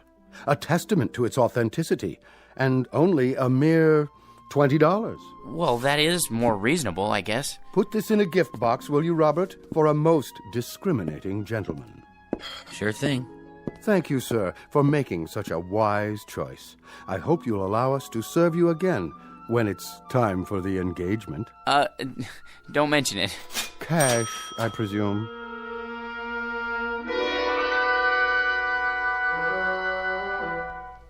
Meet Mr. George P. Hanley, a man life is always treated without deference, honor, or success. Waiters serve his soup cold. Elevator operators close doors in his face. And mothers never bother to wait up for the daughters he dates. For George is a creature of humble habits and tame dreams, a square peg in a square rut, and the living embodiment of what's commonly referred to as some poor sucker. He is, in short, an ordinary man, but at this moment the accidental possessor of a very special gift, one that measures men not against their accomplishments, but against their deepest desires, the kind of gift most of us might ask for, then learn to regret. If, like Mr. George P. Hanley, we were about to plunge headfirst into our own personal Twilight Zone. And now, The Twilight Zone and our story, I Dream of Jeannie, starring Hal Sparks, with Stacy Keach as your narrator.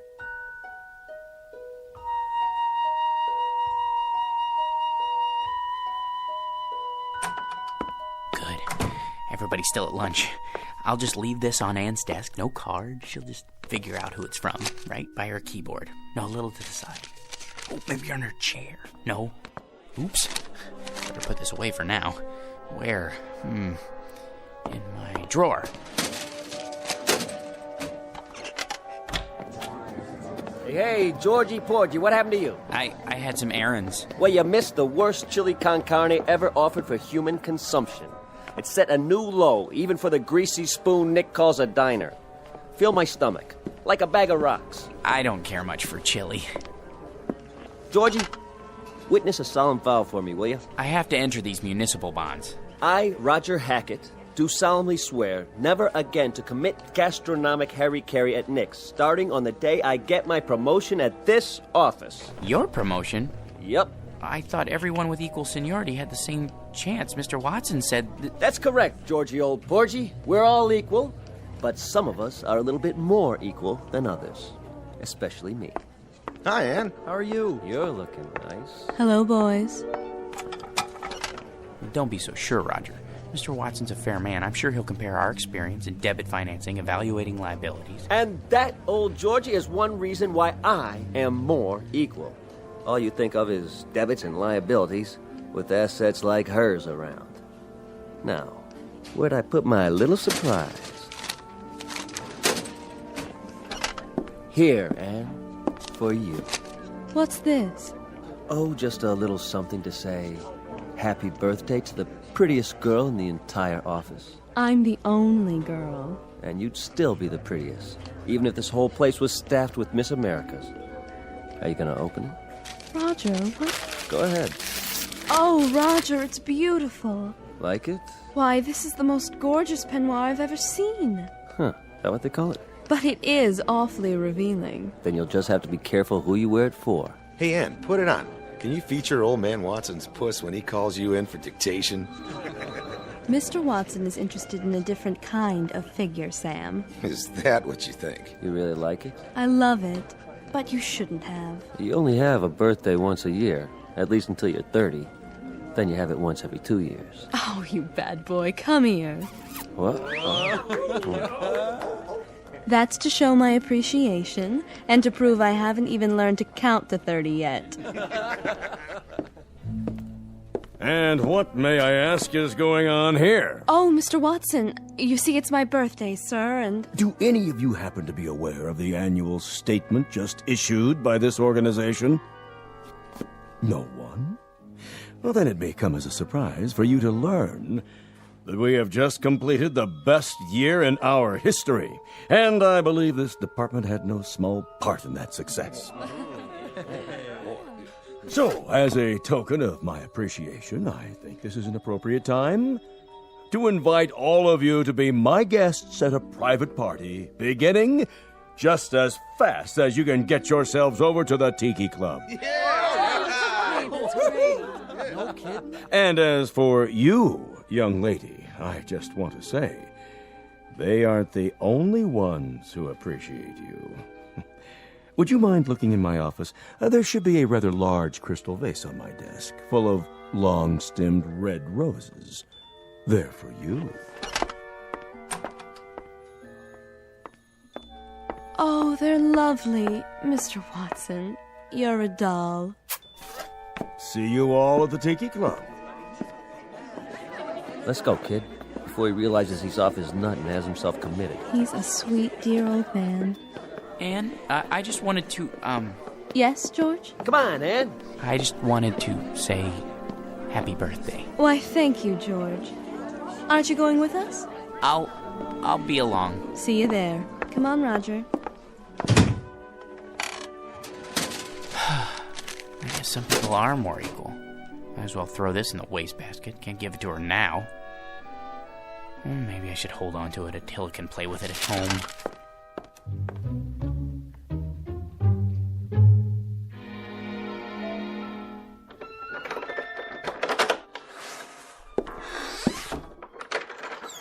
Hello, boy. Have a good day. Yeah, mine was lousy, too. You know what they all think I am, Attila? A #1 jerk. And they're right. What a job title, huh? George P. Hanley. Jerk. Take it easy. There's nothing to worry about in the package. Come on, I'll show you. See? It's only a box with a beaten-up old lamp in it. A magnificent antique. Yeah, right. Probably came from a junkyard. Well, if being a jerk is my calling in life, at least I'm good at it. Look, it's so tarnished it's almost black. That's telling him. Well, let's clean it up and see what it looks like. I just used my necktie. It needs to be dry cleaned anyway. What in the... Easy, Attila.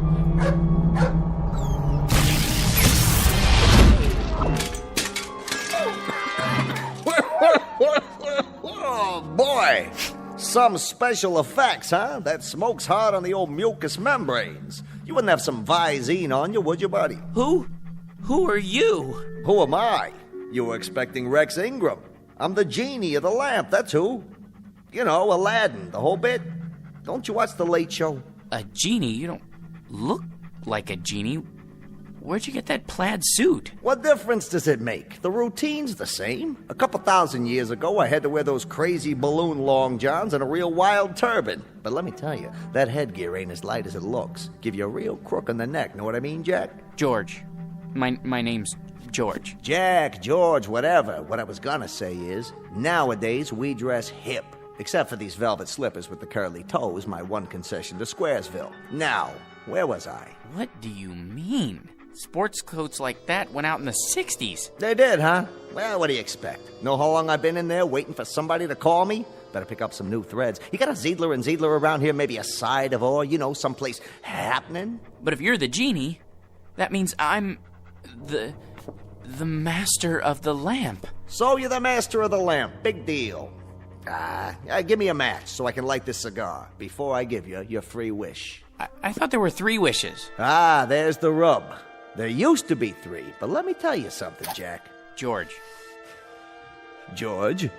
the scene used to include 3 wishes, but people started abusing the privilege, so we had to cut back. You get enough headaches with 1 wish, let alone 3. So, think it over and give me a call, but do me a favor, sleep on it. Why? You know the routine, the wish comes true, blah, blah, blah, but once you make the wish, that's what you gotta live with. Could you make yourself available for consultation? Look, Jackson, how am I supposed to know what you want? You and me just met. Well, at least tell me, what is it that people usually wish for? Listen, Herbie, whatever your name is, it's enough to make you blush, some of the stuff they ask for. Money, precious jewels. That's not so bad. Not so bad? Think about it. So they get a lot of dough. There's the IRS, long-lost relatives beating on the door. It's enough to flip you out of your gourd. So not wealth? Forget about it. Maybe love, then? Love? You gotta be some kind of a kook. You call me after all this time and you wish for love? You don't wish for love, Chief. You make it. Then I don't know what it is I do want. If it isn't wealth or love... Like I told you, Johnson, think it over. Drop it down the well and see if it splashes. But don't go rubbing the lamp every time you get ants in your pants. That puff of smoke tears up my sinuses. Now, the next time I make the scene for nothing, you've had it. Now, hold on to this cigar for me. It's too close to smoke in there. No cross-ventilation, know what I mean? No, but I can imagine. Till we meet again, Bubby. Like later. If it's all the same to you, make it much later. Just once I'd like some amplifier.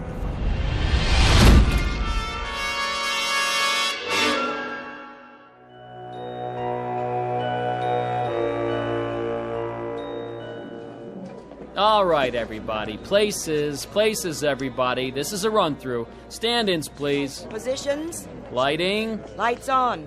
Camera. Ready with the camera. Excuse me. Hey, buddy. Don't you know this is a closed set? It is? Who let you in here? They said it would be all right. I'm George Hanley. Who? Her husband. Miss Alexander's, I mean. Oh, yeah. Haven't seen you around here in a while. It's been months, actually. Well, this is the big one, huh? I beg your pardon? The last shot of the picture. Once we get this one in the can, it's a wrap. It is? Say, can I ask you a question? What's that? What's it like being married to her? Well, I don't really know. That is, Man, I sure wish I was you. You do? You lucky stiff. Yeah, I mean, yes. I guess I am. Where is she, by the way? Anne? In makeup, where else?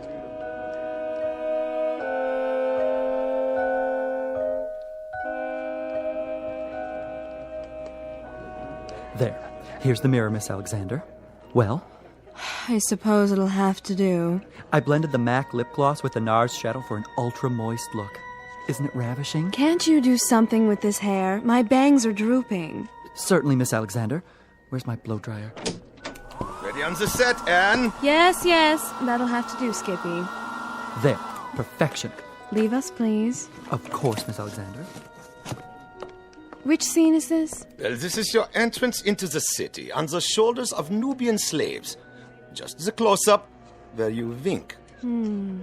What's my motivation? Oh, to rule, my dear, with him at your side. Got it? Just remember, you love this guy so much, your guts do a loop-de-loop every time he creeps up on you. He's big. He's manly. He wears a leather skirt. Well, tell him to oil it, will you? He screws up my lines every time he moves. Not a problem.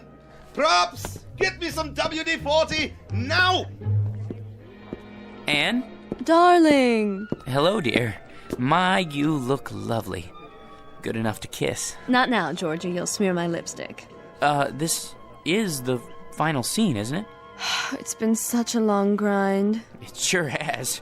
They said you could take a few weeks off, but that was 6 months ago. We can still take our honeymoon. That is, if you want to. Do I? Careful with the hair, Georgie. Sorry.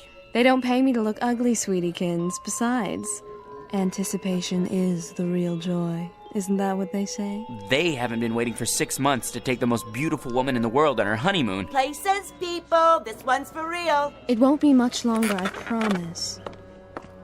Just think, no more crawling into bed with a script so you can study your lines half the night.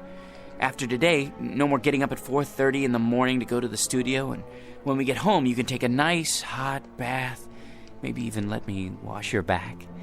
And then first thing tomorrow, we leave on our cruise. But darling, have you forgotten? Forgotten what? The wrap party, here on the set. There'll be 1,000,000 photographers. There's no point in going home. Not tonight. Not tonight, huh? Sure, Anne, I understand.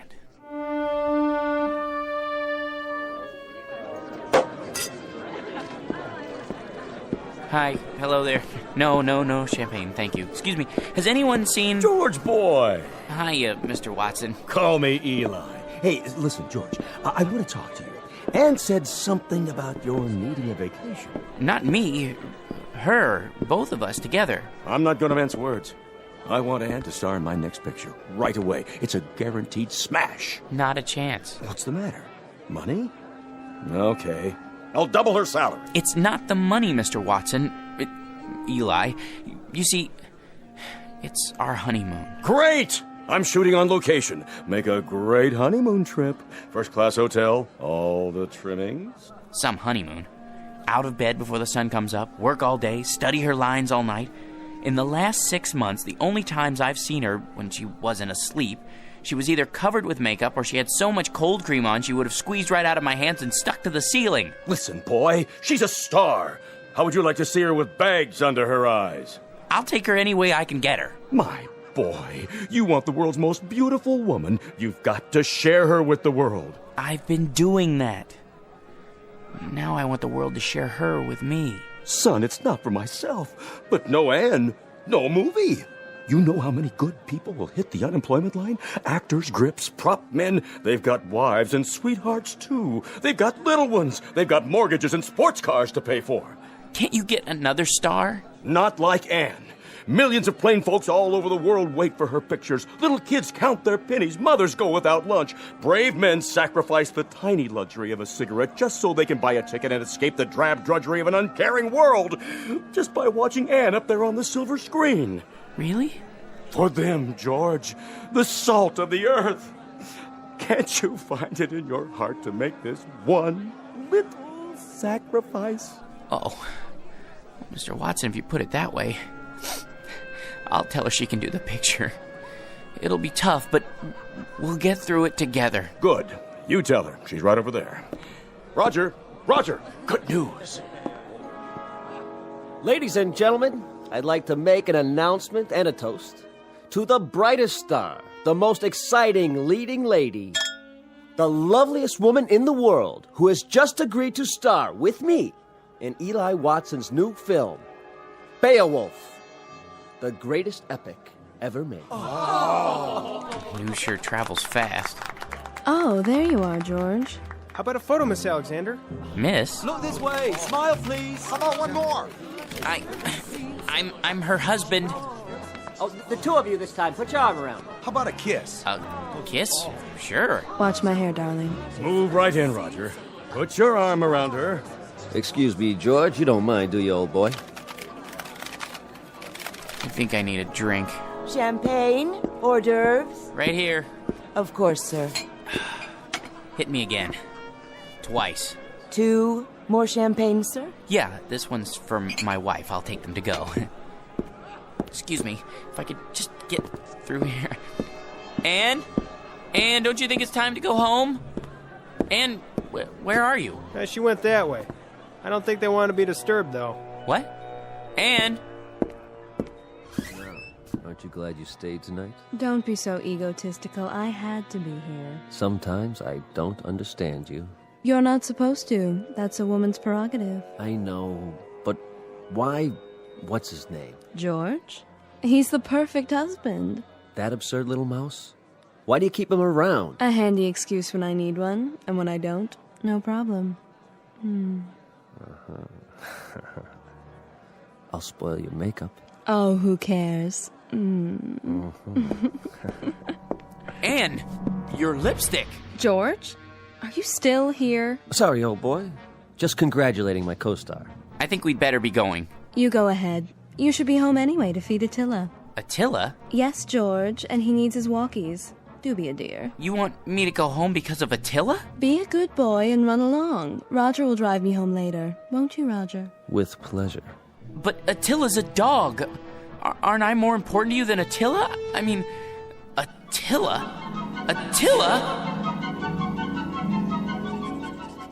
What? Attila, is that you? Oh, phew. What a dream. Oh, boy. Yeah. You know something, Attila? That's the trouble with a guy like me. Having something I want that much only means that it hurt that much more when I lose it. If I had a wife like that, well, I would lose her. Might as well face it. You still love me, don't you? Thanks, boy. Well, at least this makes the choice a little easier.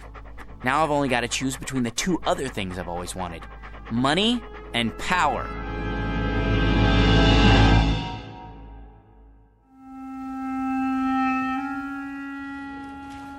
Morning, Georgie. Morning. Well, today's the day, huh? For what, Raj? For what? Will you listen to this guy? Watson. Has he said anything about the promotion yet? Oh, the promotion. Forgot. He forgot. Roger, Mr. Watson would like to see you in his office. Well, George, this could be it. You wanted to see me, sir. He'd never pick him. Never. Hey, George, the old boy wants you to double-check these entries. I did that already. It's a waste of time. Look, how much do we make a week? Well, look at this account. The guy makes so much dough, he sweats more than that every time he ties his shoelaces. So waste a little time, all right?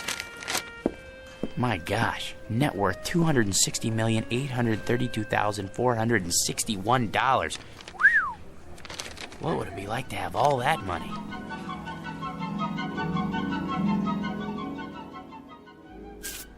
Here we are, sir. The George P. Hanley building. Thank you, Roger. Will you be wanting me for lunch, sir? I can't say. Wait just in case. Of course, sir. Not now, Attila. I've no time to play. Sorry, Mr. Hanley, I couldn't hold him. Take him over to 21. Have the chef pick him out a nice prime rib. Not too fatty. Yes, sir. Then trot him around the block a few times. Keep up the pace. Right away. Here, boy.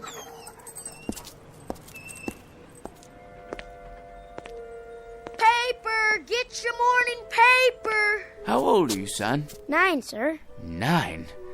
I see you every morning. Aren't you missing school? Oh, no, sir. I wouldn't miss school. I get up at 5 for my papers, and then I go over to PS 31 for the afternoon session. Incredible. What about your parents? My mom is dead.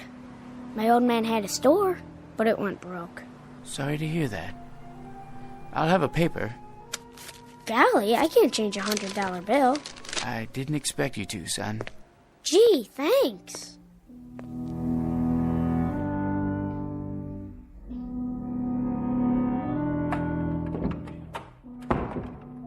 Good morning, sir. AT&T's up 7 points in the morning ticker. Glad to see you back. Thank you, Miss Alexander. How was the Riviera? Oh, all right, I guess.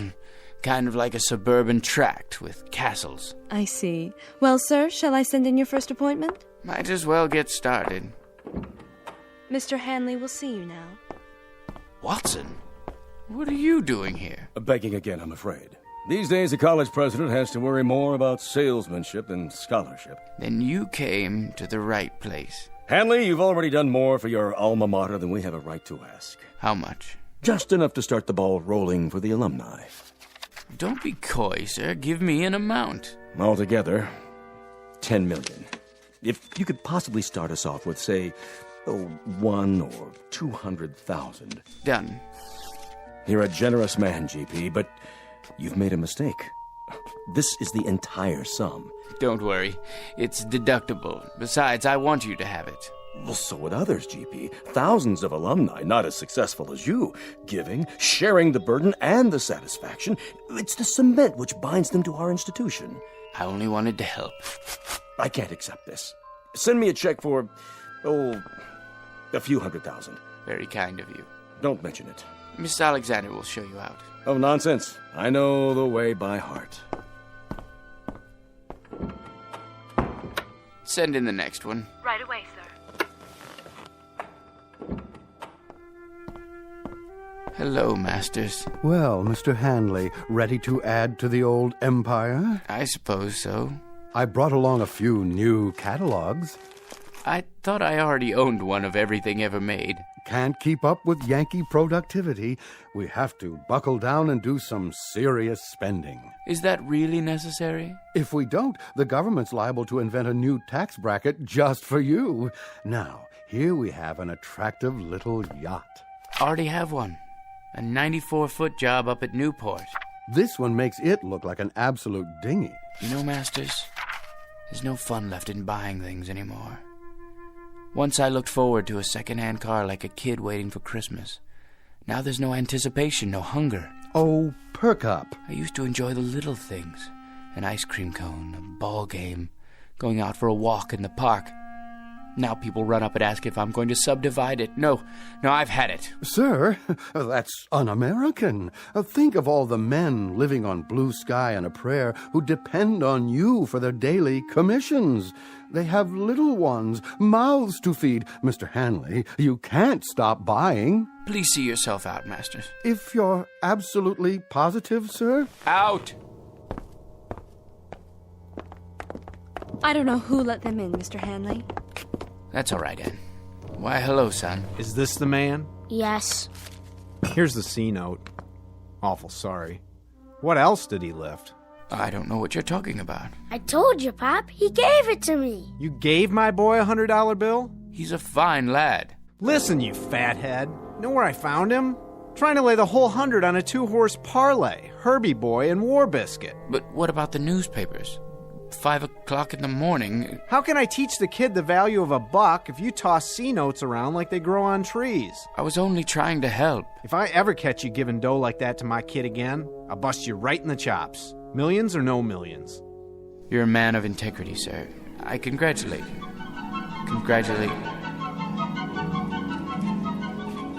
Congratulate me. George, I said congratulate. Congratulate? You're looking at the new head bookkeeper. Hey, way to go, Rod. Speech. Thank you. But the first thing I want to tell you guys is I intend to keep my vow. From now on, no more lousy lunches at Nick's. Can't believe it. He wasn't even a good chauffeur.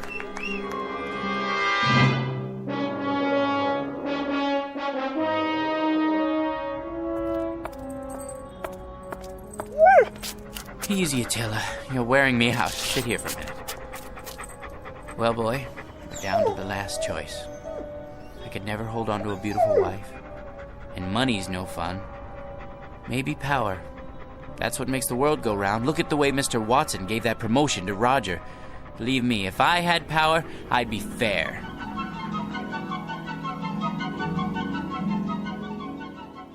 Here, sir. This copy and this. Just your initials on that page. Mr. President, you can't sign any more bills today. You're exhausted. Watson, the people elected me. They placed their individual destinies in my humble hands. I can't betray them. In that case, they're getting the best in leadership. The very best. Sir, the congressman is waiting. Send him in. Mr. President, this pension legislation will tear the party in two. If you let it come to the floor, I, for one, won't get a single vote in November from anyone over the age of 10. Check with the majority leader. See if he can kill it in committee. Yes, sir. Right away. Yes? The situation in Asia is fraught with tension, Mr. President. We're not getting enough intelligence down there. Have the CIA prepare a full study. Your appointment schedule, Mr. President. Thank you, Sam. Move the press conference to after lunch. I need a haircut. For the UN speech, have someone whip up a draft. Tell him I need jokes. Yes, sir. Who are Sonny and Mickey? Those scrub scouts who wrote the letter about citizenship. You asked to be reminded when they arrived in the capital. I know there's no time. Make time. The boys and I can get haircuts together. Pass this on to the Secretary of Defense and mark it expedite. Save this for the Economics Advisory Council. Top priority. On the double, sir. Decisions, eh, Attila? Mr. President, I had to see you. Who let you in here, woman? I hid in the building all night. Don't send me away. I'm down on my knees. Kindly get up. How can I help you? It's my grandson. He's just a boy of 18. He fell asleep on guard duty, and they said it was treason. They're going to hang him. Easy, ma'am. He's in the service? Special duty at a missile base. Serious offense. Only a presidential pardon can save him. Please, sir, he's a good boy. Just a little tired. It could happen to anyone. Indeed, it could. Then you'll do it? You'll pardon him? Ma'am, the world will little note nor long remember what I say here. But this nation, this government, and its president are no more and no less than people. Of, by, and for them. Freedom is our battle cry, justice and mercy our glory. Tell your son when you see him tomorrow that I'll have the Attorney General prepare an order for executive clemency. Bless you, Mr. President. You're a great man. Here, Attila. Up on my lap. You know, I think we found our niche. Who said power was hard to handle? All you have to know is how to use it, right, boy? It couldn't wait, Mr. President. What couldn't wait, General Hackett? It's the hotline. Red alert. Red? You mean the missiles? Yes, sir. They're on their way. What do we do? The decision is up to you, sir. The world's about to go up in one big poof. What do you say? Counterattack? How about a staff study? It's too late. Call in the Secretary of Defense. No time. You have 10 seconds, sir. It's up to you. I can't. Let someone else decide. I don't want to decide. Not me. Not me. Not me. Not me. No! Not me. Not... Yeah, you, Mac. You and your mutt, get off my stoop. Oh. I must have dozed off. Come on, dog. Let's go home. Well, Attila, we've got a magic lamp waiting for us back at the apartment. Anything I want, just for the asking, and I can't even figure out what to wish for. I never even thought it through until now. You know something? No matter what I wish for, it won't change a thing. I'll still be me, George P. Hanley. Vocation, jerk. What's that quote? The fault, dear Attila, is not in our stars, but in ourselves. Ourselves, huh? That's it. Come on, Attila. We're gonna show that bored old genie a thing or two. We're gonna wish for something original.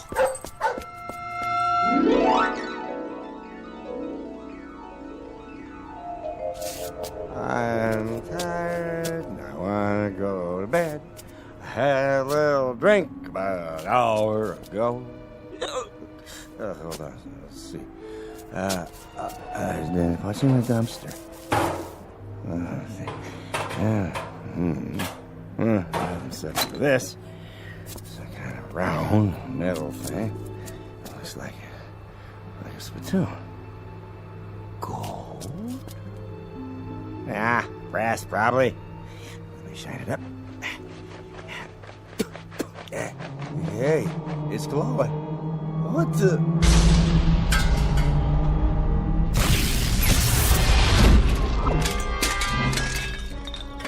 Yes, master? Hey, where'd you get the funny pajamas and the headpiece? They're traditional. I am the genie of the lamp. Your wish is my command. When you have made your wish, you must return the lamp to this alley so that others may find it. Keep your turban on straight, Attila. Now then, as I was saying, I am at your service, sir.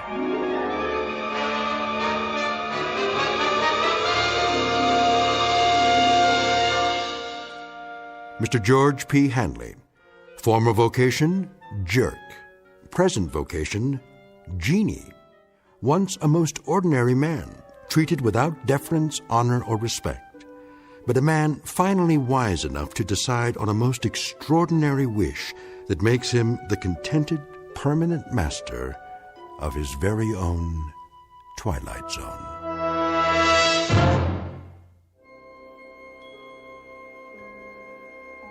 Hi, this is Carl Amari, producer of the Twilight Zone radio dramas. I'd like to take a moment to tell you about our official website at twilightzoneradio.com, where you'll get the latest news and information on these Twilight Zone radio dramas. Plus, at twilightzoneradio.com, you can digitally download 3 free episodes or any of our episodes for only $1.95 each. In this age of ever-changing technology, we've decided to make these episodes instantly available to you by making the Twilight Zone radio dramas a digital download-only series. This means that this series will no longer be offered on CD. The CD collections at our website are now being offered while supplies last at buy one, get one free. So be sure to get your favorites before they're sold out. Be sure to visit us often, and I'll see you in the zone.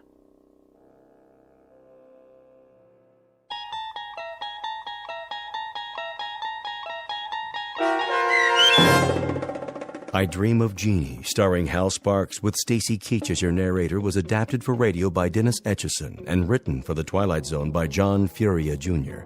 Heard in the cast were Christian Stolte, Lisa Joyce, Steve Key, Doug James, Richard Hensel, Derek Purcell, Brooke Reed, Linda Ryder, Charlie Kummerer, Bill Kummerer, Vince Amari, Roger Wolski, and Carl Amari.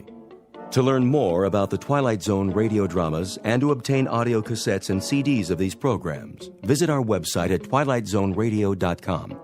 The producers of The Twilight Zone wish to thank CBS Enterprises, Carol Serling, Dennis Etchison, Dick Brescia Associates, Claire Simon Casting, Terry Jennings, XM Satellite Radio, Sirius Satellite Radio, our sponsors, and our radio affiliates for helping make this series possible. This copyrighted radio series is produced and directed by Carl Amari and Jason Mallow for Falcon Picture Group. Doug James speaking.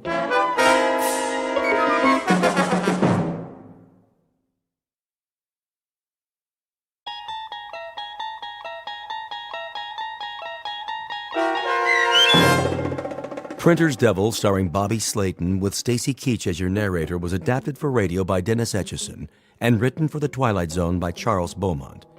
Heard in the cast were Mike Starr, Fernette Lebo, Doug James, Derek Purcell, Elizabeth Lido, Carl Amari, Roger Wolski, and Vince Amari. To learn more about the Twilight Zone radio dramas and to obtain audio cassettes and CDs of these programs, visit our website at twilightzoneradio.com. The producers of The Twilight Zone wish to thank CBS Enterprises, Carol Serling, Dennis Etchison, Dick Brescia Associates, Claire Simon Casting, Terry Jennings, XM Satellite Radio, Sirius Satellite Radio, our sponsors, and our radio affiliates for helping make this series possible. This copyrighted radio series is produced and directed by Carl Amari and Jason Mallow for Falcon Picture Group. Doug James speaking.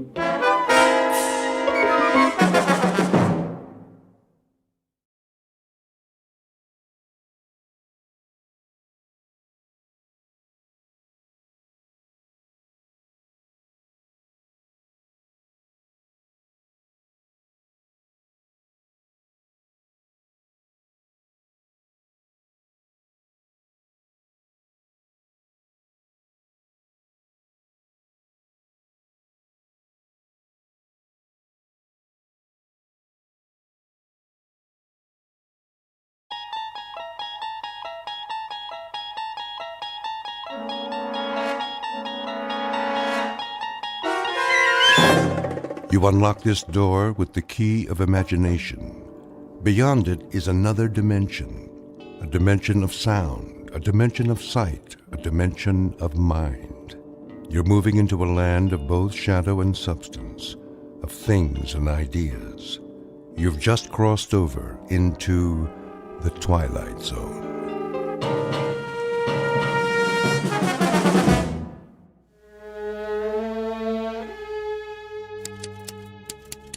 Oh, no, not now. What's wrong, boss? This old typewriter. I think it's got a broken key. It's not broken, only jammed. There. All better. Thanks. Think nothing of it. I'll be here all night trying to get this editorial written. Oh, come on. Things aren't that bad. Don't be such a gloom cookie. I am not now, nor have I ever been, a gloom cookie. That's better. Now go back to work. I got the front page all laid out. Great, Andy. Rest of the pages are almost done. Can I, I'd like to talk to you, Mr. Winter. Can't it wait? I can spare a few seconds. What's on your mind? Well, the fact is... Something stuck in your throat? No, sir. Wait a minute. I've got some real medicine here. Go on. Take a swig.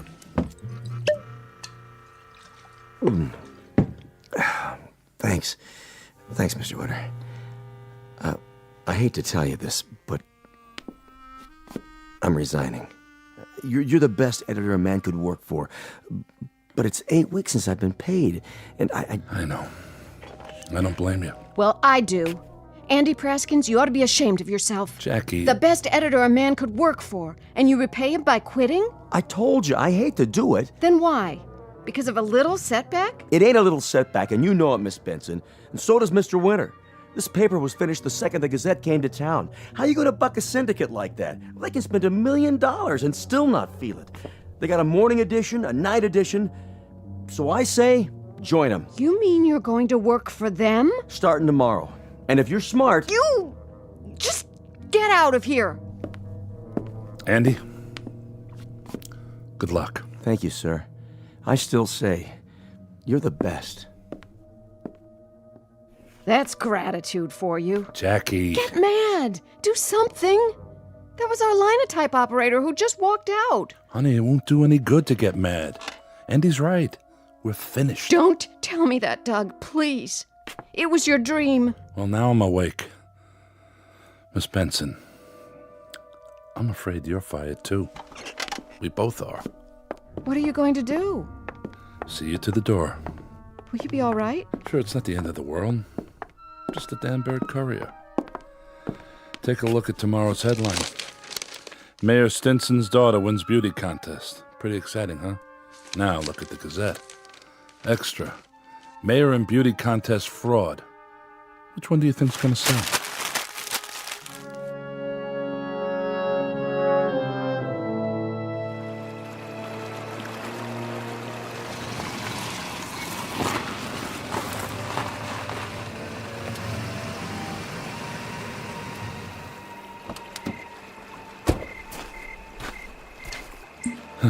Bottle's empty.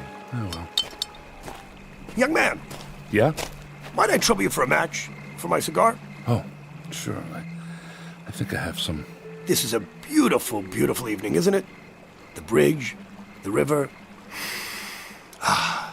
Smell the pines in the air. A pity you have to leave it all. What do you mean? Well, you were about to commit suicide, weren't you? That's none of your business. I agree. But a man ought to do a good job of it. I mean, to jump into the river from here could work.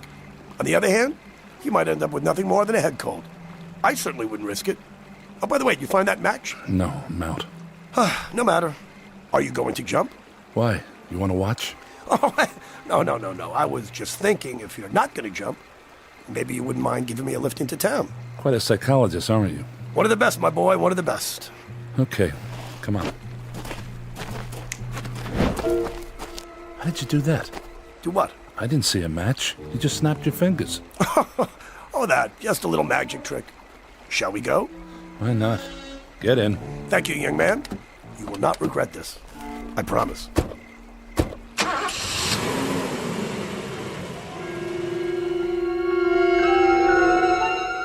Take away a man's dream, fill him with whiskey and despair, and send him to a lonely bridge late at night. Let him stand there looking down at the black water and try to imagine the thoughts that come to mind. You can't. I can't.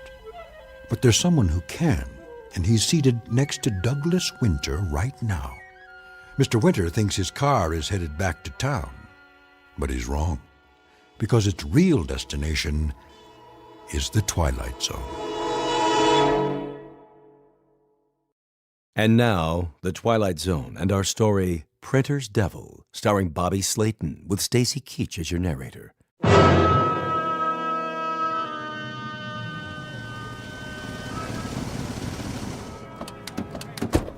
Here we are, beautiful downtown Danburg.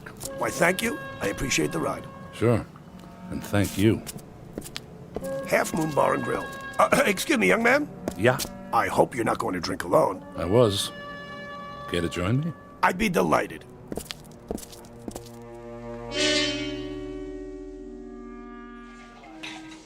Feeling better? Not yet. Hi, Mr. Winter. Hello, Molly. Let me have a cup of hemlock on the rocks. Cup of what? Make it a martini. The same for me, Molly.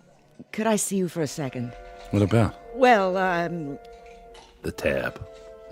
I'm sorry. Mr. Foster says he'll wait, but from now on it's gotta be cash. Please, allow me. Oh, well, that'll be fine then. Now, Molly, you run and go get those drinks. And tell Mr. Foster to make them doubles. Would you do that for me? Of course, sir. Thanks. Nothing at all, my boy. She's a plush one, isn't she? Full of fire. I wouldn't know. Mr. The name's Smith. Douglas Winter. Not the Douglas Winter. The newspaper editor? Ex-editor. Why X? It's a long, sad story. You wouldn't be interested. Oh, but I would. You see, Mr. Winter, you were the reason I journeyed to Danburg. You must be a bill collector. Not yet, anyway. I am, in fact, a newspaper man, and I was kind of hoping to secure a position here with the Courier. I could have saved you a trip. The Courier is dead, Mr. Smith. I don't understand. There isn't much to understand. The Bragg Syndicate decided to start a rival paper, the Gazette. Can't you just fight them? I thought so, at first, but they were big and rich, and I was little and poor. Your drinks, fellas. Keep the change, my dear. In payment for your lovely smile. Thank you, sir. Wow, she moves fast for a big one. So what do you say, Mr. Winter? Do you suppose the Gazette could use a linotype operator? I'm afraid not, though they did just grab my best man. Probably give him something else to do. Not much call for hot lead typesetting anymore. Everyone switched over to computers. Well, it's very disappointing. That was my specialty, along with reporting. It was? In fact, if I may dispense with false modesty, I would have to count myself among the best in both fields. Perhaps the best. I don't know what to say yet. Then I'll say it for you. You put me to work right away, and I think you can save the Courier. How? I can't even pay my bar tab. Very simple. I will waive my salary until you're in the black. Then, of course, I would expect some compensation, you understand. I might never be in the black. Yeah, but then you might. It's a chance you have to take. That's certainly better than what you have now. You sure you know how to operate a linotype? Mr. Winter, that's like asking Paganini if he knows how to play a fiddle. I can make that keyboard do things you would not believe. Show me. Oh, with pleasure.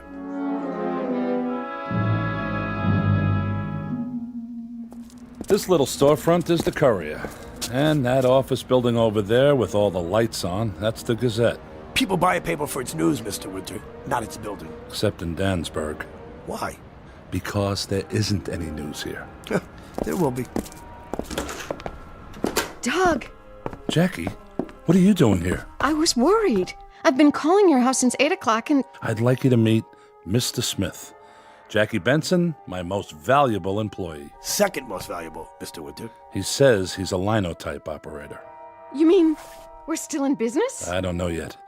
Mr. Smith, let me see how long it takes you to set the lead story. Certainly. Here's the copy.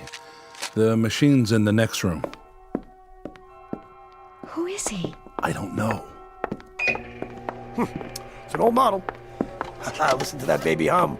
Would you be kind enough to hold my cigar for a moment? If you don't play Chopin's Polonaise, we're going to be disappointed. Oh, you won't be disappointed, I promise. This machine and I understand each other. Watch. Let's give it a spin, shall we? There. May I have my cigar back? What? Just put it right there in my mouth. Right. Let me see, I have to make a few modifications here, but on the whole, yeah, this machine's in fine condition. A little stiff, perhaps. Why'd you stop? I'm finished. That's impossible. See for yourself. Read the type. Mr. Smith, where did you say you worked? I didn't say. Is it important? Why would a man with your talent want to work for a hick paper like the Courier? Not talent, Mr. Winter. Genius. And geniuses can be unpredictable. Call it a challenge. What about you, Miss Benson? You don't look impressed. No. I'm amazed. I amaze myself sometimes, too, but this I must confess, this is not my true vocation. It isn't? Well, at heart, I'm a reporter. I've always been a reporter. You know how some people might have a green thumb? Well, you can say I have a green nose. Wherever there's news, this old nose smells it. I'm afraid it won't smell much in Danburg. Oh, who can say? So, well, am I hired?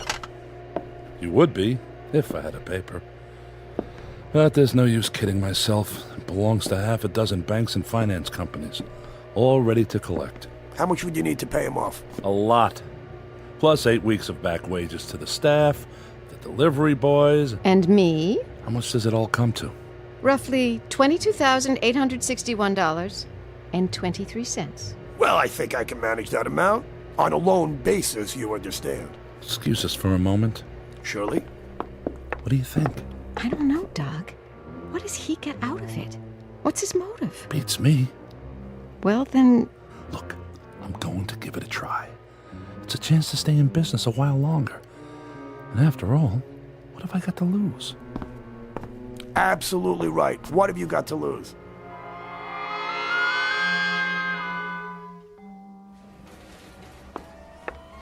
Here are the rest of the checks to sign. Gives you a funny feeling, doesn't it? Paid in full, paid in full. That old rooster's the best thing that ever happened to us. Speak of the devil. Hey, excuse the interruption. I was just wondering, how fast do you think you can actually get an edition on the streets? We're not due till tomorrow morning. I mean, an extra edition. I don't know, a few hours. But it'd be a hassle. We'd have to set it, round up the guys. Would it be worth a hassle, Mr. Winter, if we could actually scoop the Gazette? Depends on the scoop. How's this? I ran off a proof. I hope you don't mind. Let's see.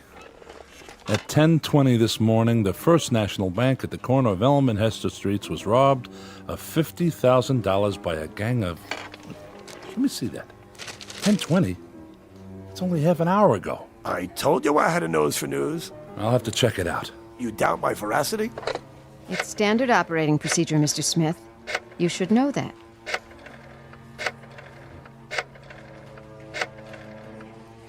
First National Bank? This is Winter at the Courier. We have a report of a robbery and Huh? I see. Okay. Thank you. Doug? Let's get to work. Special edition, bank robbery, get your paper here. Oh, my good man, come over here. Let me show you how you're supposed to do that. Give me that paper. Daring daylight bank heist. Big stick up. Read all about it. Thug steal 50 grand. Extra, extra. Get her right off the press. Thank you, sir. Thank you, ma'am. Thank you. Thank you very much. Have your money ready. Thank you. Get her first. Right here in the Courier. Read all about it in the Courier.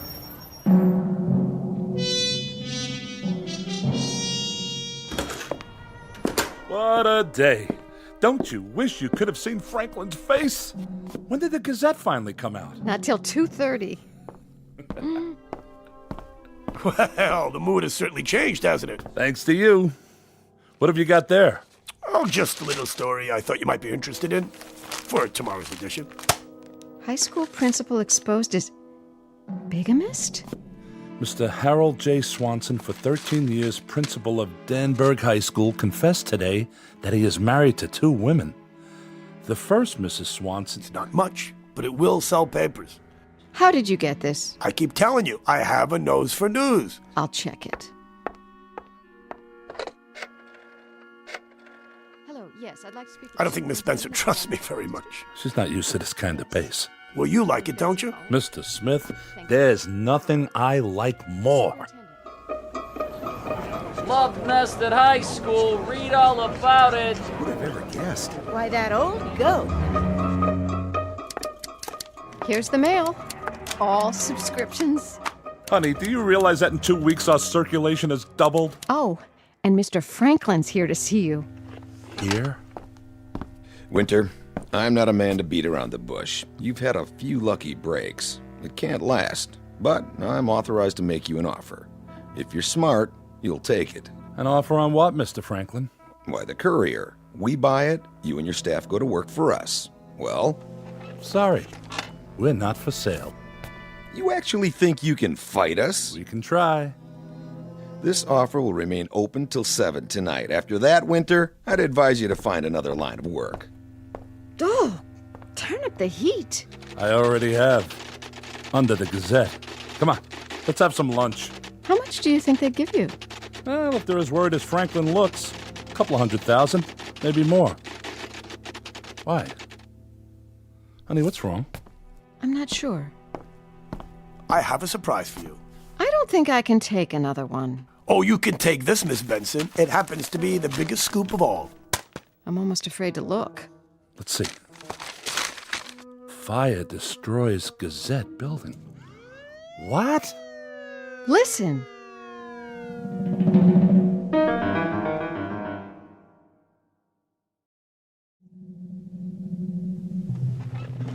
I don't blame you for being upset, but that's no reason to make accusations. Accusations? Facts! You started that fire, Winter, and you're going to pay. I'll see to that. Mr. Franklin. I've heard of some low tricks in the newspaper game, but this is the lowest. Mr. Franklin, I did not start that fire. How many times do I have to tell you? I don't care how many times you tell me. You had your papers on the street an hour after it happened, and that spells just one thing. You knew. I'll explain the situation one last time. Our new man was passing by. He saw the smoke and ran back. And in an hour, he wrote the story, ran off 5,000 copies. Winter, what kind of idiot do you think I am? The loud kind, Mr. Franklin. It so happens I have eyewitnesses to my whereabouts every minute of the day. Oh, we'll see about that. Yes, Chief Brown. Hello? This is Lawrence Franklin. Have you checked out Winter's story yet? Yeah, well, they're lying. They're covering up for him. What about that new man? All right. See that you do. Well? It may take time, Winter, but you'll pay for this. I don't think so, Mr. Franklin. I think your insurance company will pay for it. Who knows? They might even pay for the libel suit. What? The one I'm going to hit you with if you keep shooting your mouth off. Now, get out of here. We got work to do. Doug? Yeah? How did we get on the street so fast? I don't know. Do you believe him? Who? Mr. Smith. Do you believe he just happened to be passing by? Oh, Jackie, I swear you sound as bad as Franklin. Where are you going? To talk to Mr. Smith. Hello, boss. What can I do for you? Answer a question. Did you start the Gazette fire? I? You. I'm afraid I don't understand. Why not? It's clear enough. Did you start the Gazette fire? It was started by a faulty electrical system. You sure of that? Mr. Winter, I never write up any item I'm not sure about. It's a matter of ethics. The men say you never left this room. They're busy. You can't expect them to notice every little thing. Well, I suppose not. And you can't expect me to get my work done with editors hanging over my shoulder, can you? Oh, by the way, Andy Praskin's called. The linotype operator I told you about. I think I'll hire him back and put you on full-time reporting. No, that won't work. That won't work. I've made certain modifications to the machine, and look, I just don't want anybody touching it. They'll mess it up. But you hire him back. Just give him another job. It's twice as much work for you. No, I don't mind. I've got this baby trained.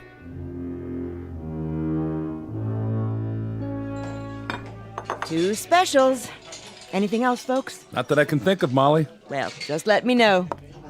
Doug, tell me about Mr. Smith. Exactly how did you meet him? I told you. I ran into him that night. Where? The end of Pine Trail, the bridge. What were you doing out there? I don't know. Hunting butterflies. You don't have to get defensive about it. Look, we met. I hired him. He put us back in business. What more do you want? Did you check his references? No, I didn't. Do you even know where he stays in town? Why are you so worried about him anyway? Because I smell trouble. That's why. Trouble?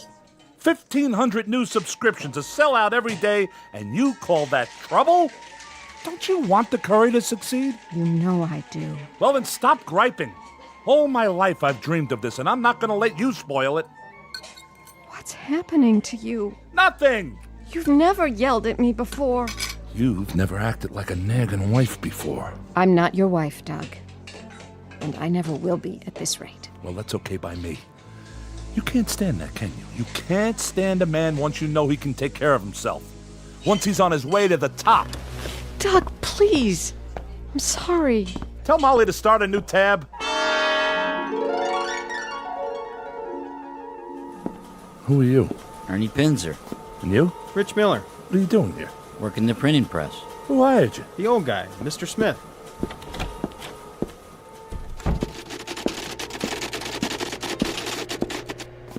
I hope you don't mind. We needed the extra help, and they needed jobs. They're Gazette men. Mr. Smith? Yes? Read that to me. What? On the machine. What you're writing. Well, I'd hoped to surprise you. Tomorrow. Surprise me now. Start with the lead. Okay, if you like. Local man wins $2 million. E.J. McLeod, for 16 years, clerk at the Danburg Water and Power Company, learned last night that his sweepstakes ticket was... That's enough.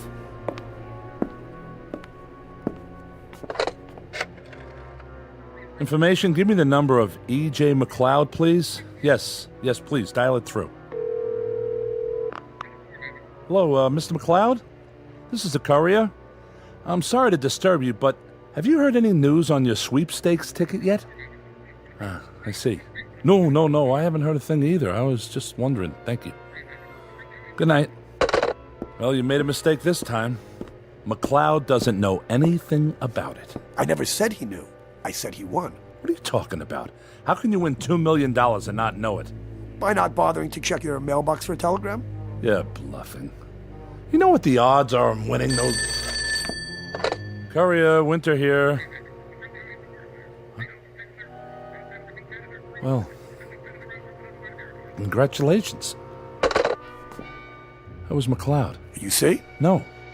The telegram was delivered. He only just now read it. I swear, if you sent it, if you're stringing that man along... Mr. Winter, would you sit down, please? I think it's time we had a little chat. Maybe it is. I think the occasion calls for a touch of the creature, if I may say so. I'm all out. Oh, no, I think you're fine. You're mistaken. Open up the drawer. A fifth of scotch. With my compliments. Now tell me, are you happy with the way things are going around here now? Of course I am. For the moment. Meaning what, sir? Meaning Franklin was right. We have been lucky. You can't expect that kind of luck to last. They'll rebuild the Gazette and we'll be right back where we started. Mr. Winter, what if I were to tell you that you could expect the luck to last? I'd say you're an optimist. Oh, I am that. But I'm also a man of my word. Isn't that true? You have been so far. Everything I promised you, I have delivered. So you have no reason to doubt me. What's all this leading up to, Mr. Smith? A simple proposition. I took the liberty of preparing this document here. I hereby guarantee, you understand? Guarantee that you will become the most successful newspaper editor in the world within 5 years. And that you will remain so for the rest of your natural life. If you will just affix your signature right here.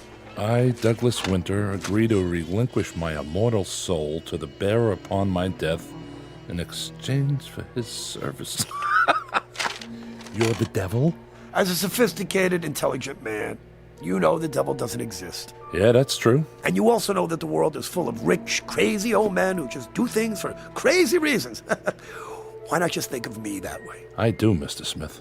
Excellent. Use my pen. This is ridiculous. Of course it's ridiculous. You said it's ridiculous. I've agreed with you. And yet, look at you. You're still hesitating.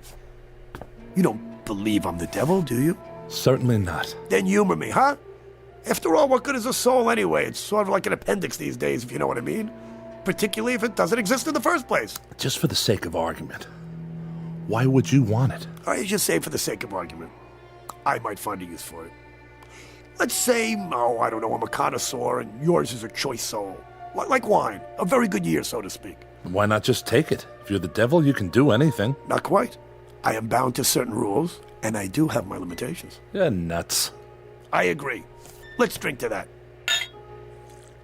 Oh, I forgot to add, by the way, that if you don't sign, which is okay, that your somewhat gloomy predictions of the courier's future will almost certainly come true.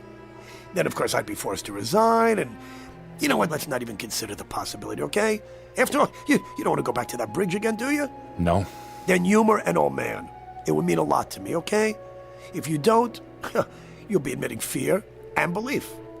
And you're not afraid, are you? Not in the least. What then? Oh, boy, fancy that. Look at you. A grown-up man who believes in the devil. Oh, give me that stupid pen. Well done. Here. I hope that's the last I hear of this nonsense. I'm sure you do, Mr. Winter. I'm sure you do.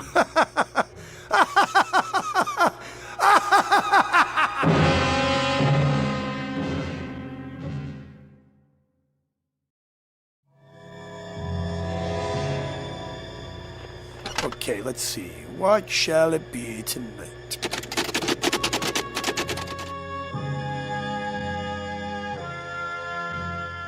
Doug? Doug, wake up! What? It's 8:40 in the morning. Didn't you go home? I guess not. Must have been overtired. Overloaded by the looks of that bottle. Have some coffee. Oh. Have you seen the paper? Yesterday? Today's. It's on the street.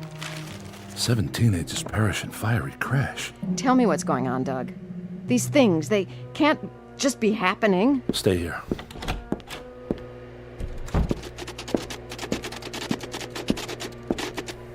Good morning, boss. What do you know about this? I only know what I read in the papers. Has it happened yet? Why, of course. How else could... You know what I mean. Let's see. Oh, yes. An hour and a half ago. Oh, so awful. Nice young people, wasted lives, so much to live for. But of course they've been drinking, you know. You caused it. Mr. Winter, I was here all night, and so were you. How could I have caused it? I don't know yet. About last night. That was just a gag, wasn't it? Well, it did have its amusing aspects. I mean, you're not... Not what? Nothing. May I go back to work now?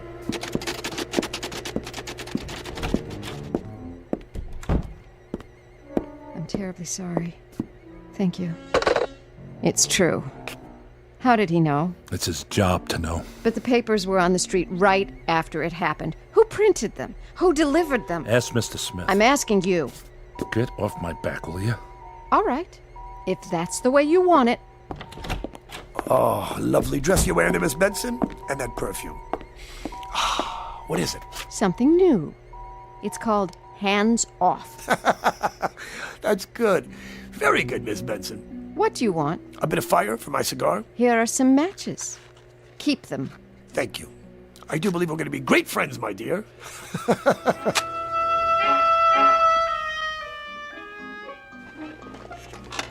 Okay, now then. What next? Let's see. Extra, read all about it. Mayor Stinson strangles his wife. Murder, extra.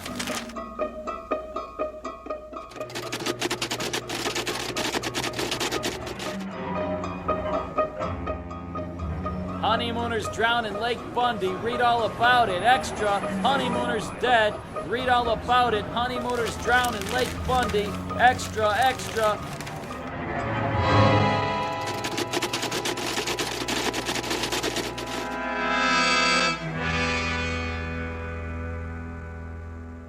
You've got to fire him, Doug.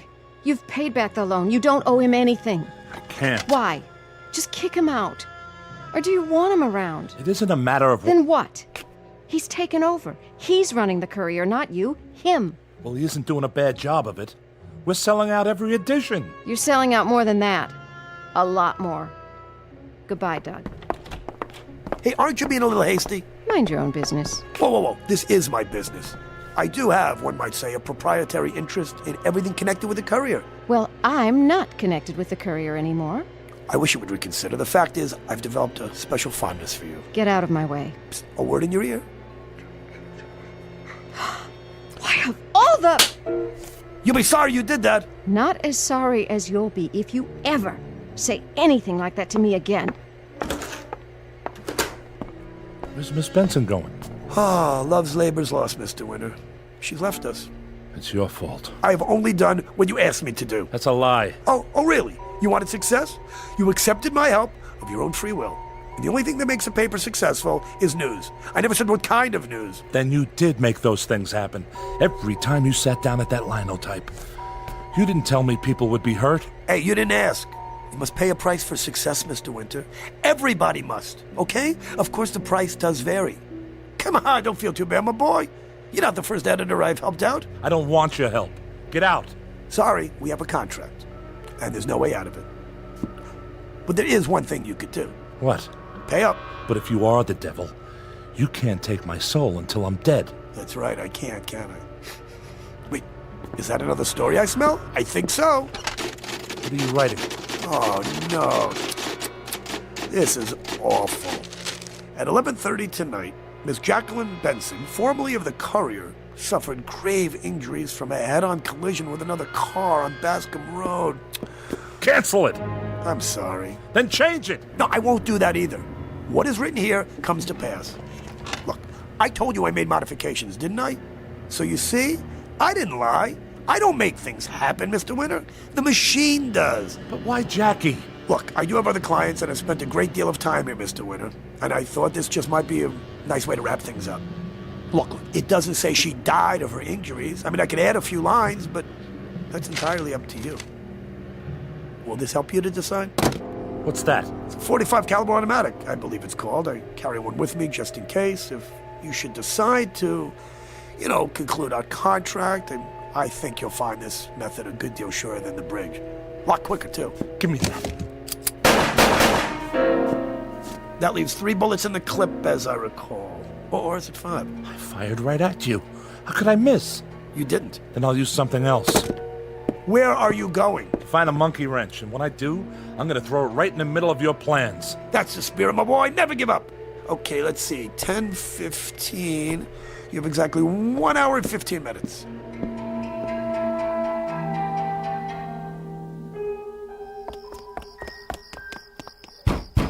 Jackie!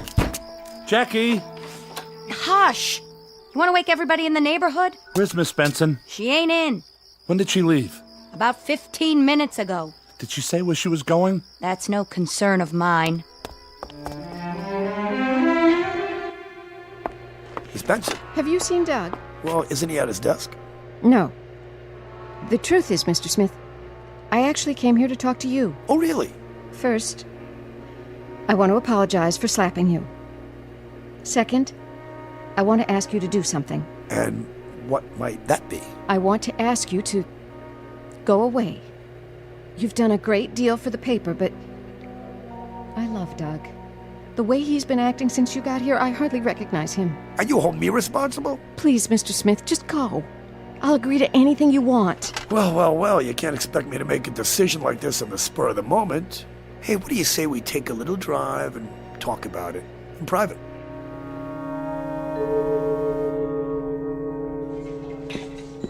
Why, hello, Mr. Winter. Is Jackie here?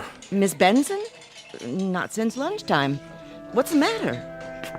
Can I get you something? Mr. Winter. You don't mind my driving, do you? Where are we going?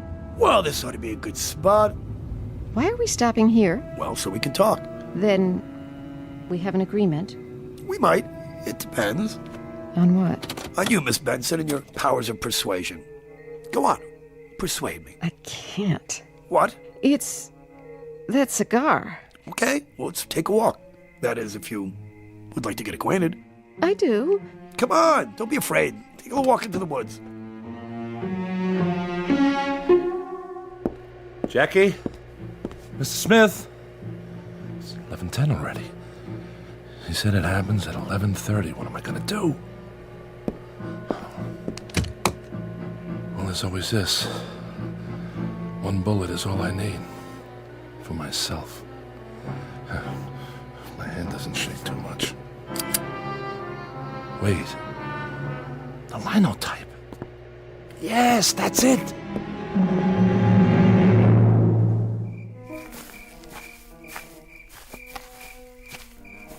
Ah, the smell of the pines. This is a lovely, lovely night. Downright romantic, wouldn't you say? Come on, why don't we sit down here? Come on, we'll talk. I can't. I just can't. Wait, where are you going? Wait. Hey, where are you going? Come here. Ah, there you are. Okay, Miss Benson, I'm a little out of breath here. But it is time to conclude our deal. No need to get up. I'll sit next to you and what's happening? What's happening here? What? Mr. Smith? Mr. Smith, where are you? Doug! Jackie, where is he? I don't know. He just disappeared. Doug, what is this all about? If you don't tell me, I will go out of my mind. If I do tell you, you'll think I'm already out of mine. What's this? Something I wrote. Read it. Mr. Smith, formerly of the Courier, resigned his position and left Danburg at 11:29 this evening. His contract with the publisher was declared null and void due to Mr. Winter's incomplete understanding of the terms. What contract? I don't understand. Neither do I, honey. But he's gone. That's the important thing. Doug, you... I said he's gone. But how do you know he won't be back? He's a funny guy. He doesn't go anywhere unless he's invited. Did you invite him here? In a way. And I'm going to spend the rest of my life making up for it. How? Well, the first thing we'll do is get rid of that old linotype machine. It's time we switched over to computers. Will you tell me what you're talking about? Maybe I will, someday. But for now, the Half Moon's still open. I'll tell him to cook up something special. How does an engagement dinner sound? Doug, are you all right? Never felt better in my life. Exit the infernal machine, and with it, His Satanic Majesty Lucifer, Prince of Darkness, otherwise known as Asmodeus, Belial, Lucifer, Scratch, and sometimes Mr. Smith. He's gone, but not for good. That wouldn't be like him. He's gone for bad, and sooner or later he may be back with another invitation from the Twilight Zone. More from the Twilight Zone after this. Hello, I'm Stacy Keach. I hope you're enjoying this edition of the Twilight Zone radio dramas. To learn more about this series, be sure to log on to our official website at twilightzoneradio.com. You'll find special discounts on our Twilight Zone audio collections, listings of our radio stations, links to other websites, and a photo gallery of our recording studio and some of our stars in action, plus ways to contact us with questions or comments about the show. And for a limited time, when you log on to twilightzoneradio.com, you can send in for a free CD of the show. So be sure to visit us at twilightzoneradio.com.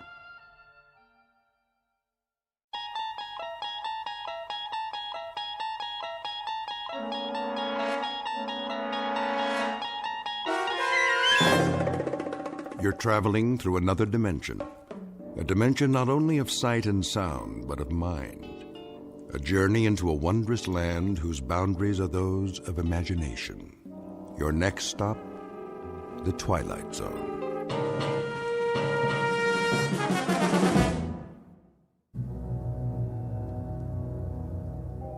There are only 3 questions worth asking. 1, where did we come from? 2, what are we supposed to do while we're here? And 3, what happens next? All the rest aren't important. It took me a while to figure that out. I didn't get it at first. None of us did. But then, who does? What? Where am... Wait! Oh. What in the... Hey! Can anyone hear me? Is anybody up there? Hey! Can you hear me? I had no idea how I got there. I must have blacked out on the way down because all of a sudden I couldn't remember anything, not even my name. There wasn't much light at the bottom, just a steady, even gray, like fog with the sun behind it, only very far away. The wall was curved a little and made of some kind of smooth metal. At least, that's what it felt like. There was only one thing I could think of. If I was a prisoner, I had to get out. So I started exploring, feeling my way along. But I couldn't find a door, not even an edge to grab onto, nothing. I stopped to get my bearings, and then I heard it. Hooray! The fleet's in! Who are you? Oh, but it isn't the fleet, is it? It's the army. Then the army's in. Why are you dressed that way? What way? The makeup, the clothes. You look like a clown. You don't like my uniform? Oh, well, can't please all the people all the time. Nice uniform you have there. Hooray for the army! Tararabum-dee-ay! At-10 hut! At your service. What are your orders, Colonel? General? Whatever you are? I'm a major. Oh, yes, I see that now from your collar. But don't fret about it. You can always advance, even in a peacetime army. Today a major, tomorrow a brigadier. I wouldn't mind having you on the general staff. From major to brigadier, not bad. There's light colonel and colonel in between. You're generous, old sport. You're certainly Problem? No problem. It's just that, Just that what? A couple of small items seem to have eluded me for the moment. Such as? Such as who I am. Why, you're a major. According to your uniform, that's what you are. And that is what you said. Or are you impersonating an officer?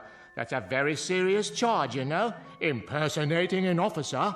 No, I am a major. Here's the insignia, so I know that much. But that's all I know. I must have been wounded or something. You seem to be intact. Then why can't I remember my name? I have no idea who I am. I don't remember my outfit or the action. Action? Which action was that? The engagement, the battle, wherever it was I got hit. Who says that happened to you? I must have been wounded. Or at least I took a bump to the head. Did you hear cannon fire? Troops marching? Nothing like that, dear boy. It's been quiet as a tomb in here, which is restful after a fashion. Though it does get boring. Well, something happened to me. I've got to figure this out. Wait a minute. What about you? That's a clue. Is there a circus in the area? A circus? What's with you? Look at yourself. The costume, the clown hat. Oh, I see. There must be a circus because I'm a clown. And clowns go with circuses. Everyone knows that. I guess it figures, doesn't it? Or it should figure. A clown, a circus, an officer, a war. That's logical. Except that it doesn't figure. Not at all. Why not? Because, dear boy, there isn't any circus and there isn't any war. Then what are we doing here? Don't rack your brain. Accept it. The truth is, you're just like the rest of us. You wake up and here you are. No reason, no explanation. You just wake up and here you are. Did you say the rest of us? See for yourself. See what? Come with me. I should have introduced you right off. Meet my friends, such as they are. This one we call the bagpipe player, for obvious reasons.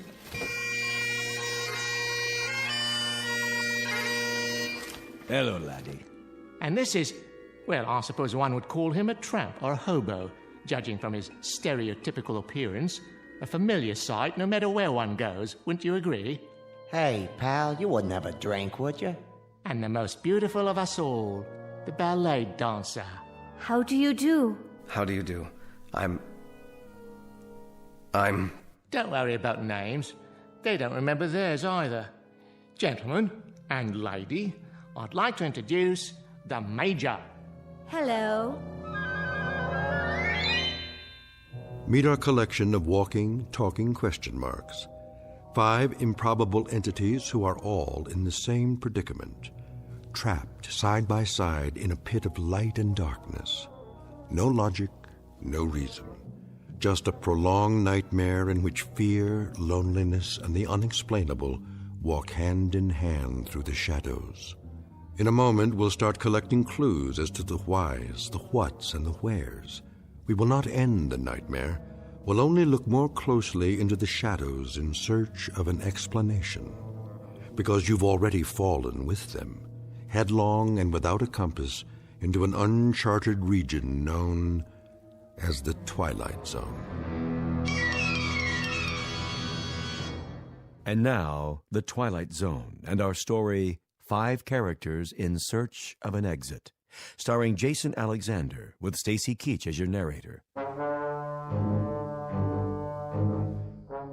The clown was right. One was a bagpipe player, complete with plaid kilt. The tramp was, well, a tramp by the looks of him. And the ballet dancer really was beautiful. She had on a white leotard and one of those little ruffled skirts, what do you call them, tutus. The 4 of them acted like they weren't surprised to see me there. Not a bit. But why? Why weren't they? If you don't mind, would someone please tell me? Or is it a secret? Tell you what, dear boy? What do you think? What's going on here? Going? Going where, old boy? I don't know. What are we? Who are we? None of us know, Major. We don't know who we are. Each of us just woke up one moment and here we were, in the darkness. But this isn't really darkness. Not quite. I can see all of you and you can see me. It might as well be dark. The light, whatever it is, wherever it is so far away. I can't tell anymore if it's real or just something I'm imagining, because I need it to be there. Instead of what? Of nothing. That's absurd. Is it? Each of you woke up, just like that. Correct again. Give the man a cigar. But how did you get here? What were you before? Who put you in this place? You sure got a lot of questions. I told you, Major. We don't remember. Are you sure you didn't fall? We may have. The memory fades after a while. Well, that's how I got here. Did you? Yes, he did. He did indeed. I saw him. A nice pratfall, as a matter of fact. Quickly, before it fades. What's the last thing you remember before you fell? I don't know. I must be suffering from amnesia. Oh. Then you're like us. Time to join the big parade, Major. If you could find your hat and sword, you could lead us. Oh, what a splendid drum major you'd make. Followed closely by the clowns and acrobats, of course. This is incredible. Oh, isn't it? What a troupe we've put together. The crowd will love us. But how did this happen? How could it? That's the same question we asked ourselves. How could it happen? A question with no answer, Major. A question with no hint of an answer. At least, not a rational one. Nonsense. Everything has an answer. You just have to find it. Consider all the evidence, sift through the clues. Oh, is it this exciting? Where do you want to look first? It doesn't matter. Of course it does. Please, try to understand what I'm saying. It will be easier for you that way. We're things with no memory, no knowledge of what went before, no understanding of what is now, no knowledge of what will come. How long have you been here? Hey, it's part of the mystery, too. We don't know nothing. At least I don't. You got any ideas? No idea at all. Then don't fight it. Live it or live with it. Know what I mean? Whoever left us here must have a plan. How long will we be here until the next phase? Now, that's a very good question. The best question of all. But, alas, no one has the answer. You mean you don't? Who else is there? We've discussed it like a proper committee, and we're no further along than we were at the beginning. Talk, and more talk. So I ask you, man to man, clown to officer, what's the point? Sit down, Major. Conserve your energy. For what? For whatever the fates have in store. I suggest you listen to the beauteous ballerina and fasten your seatbelt, because we may be in for a very bumpy ride. Or then again, perhaps not. Perhaps what will happen is only more of the same. A compulsive type, a regular worker ant. Oh, you're a big-time psychologist now, huh? By no means. I'm only a clown, which is neither here, there, nor anywhere. I could as easily be a financier, a certified public accountant, or a left-handed pitcher who throws only curves. What difference does it make? We're here because we're here because we're here. And what are you?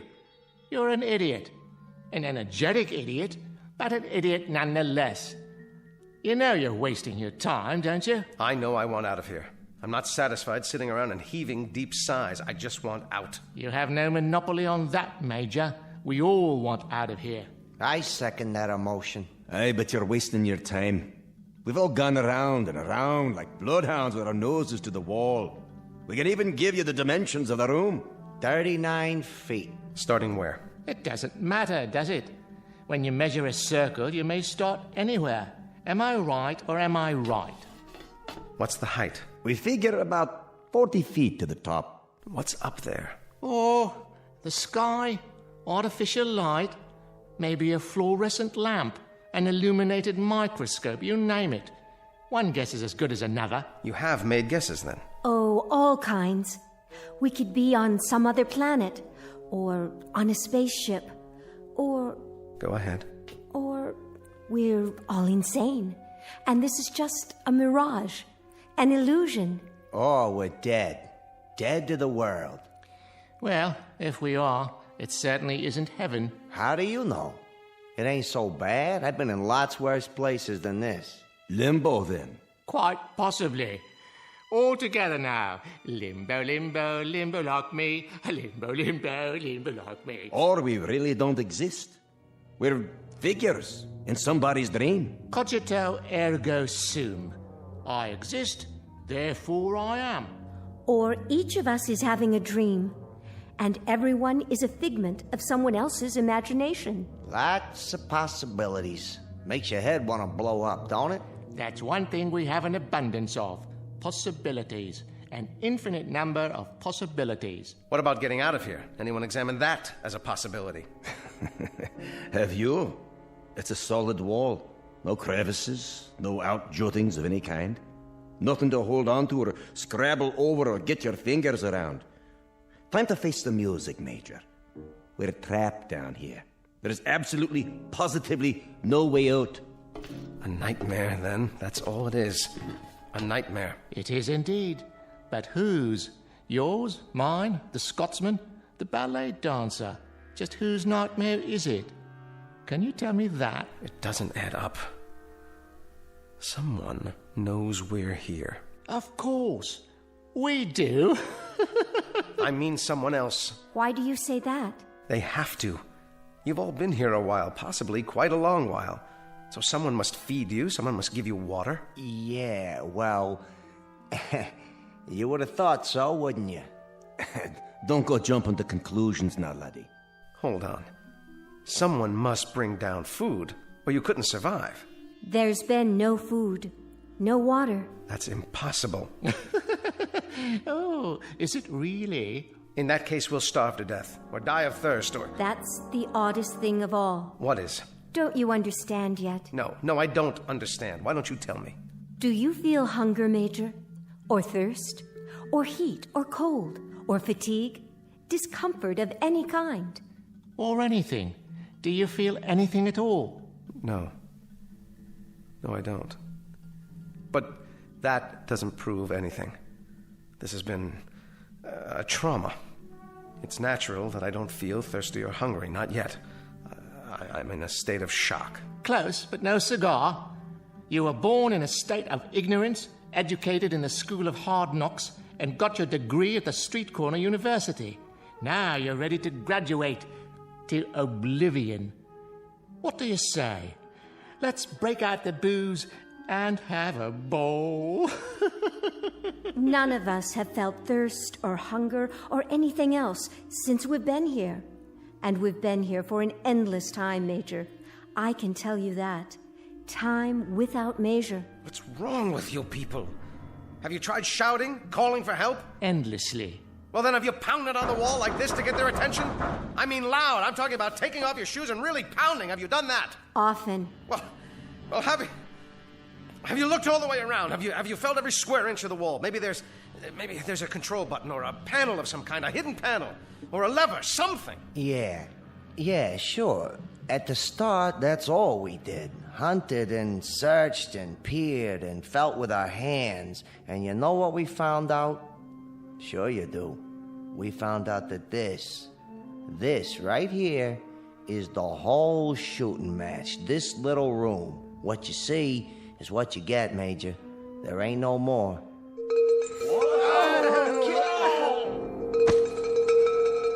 Stop! Stop up there! Well, are you going to tell me? Tell you what, Major. What was that? That noise? It happens from time to time. A giant bell or something. That's what it sounds like. Yes, but what is it? Another question, eh, boy? One more question without an answer. Oh, then this is a madhouse. That's what it is. A madhouse. You're all loonies. You might be right, Major. But remember one thing. Whoever's ringing that bell, for whatever purpose, I think it would be safe to say that honestly and truly, absolutely and positively, it tolls for thee.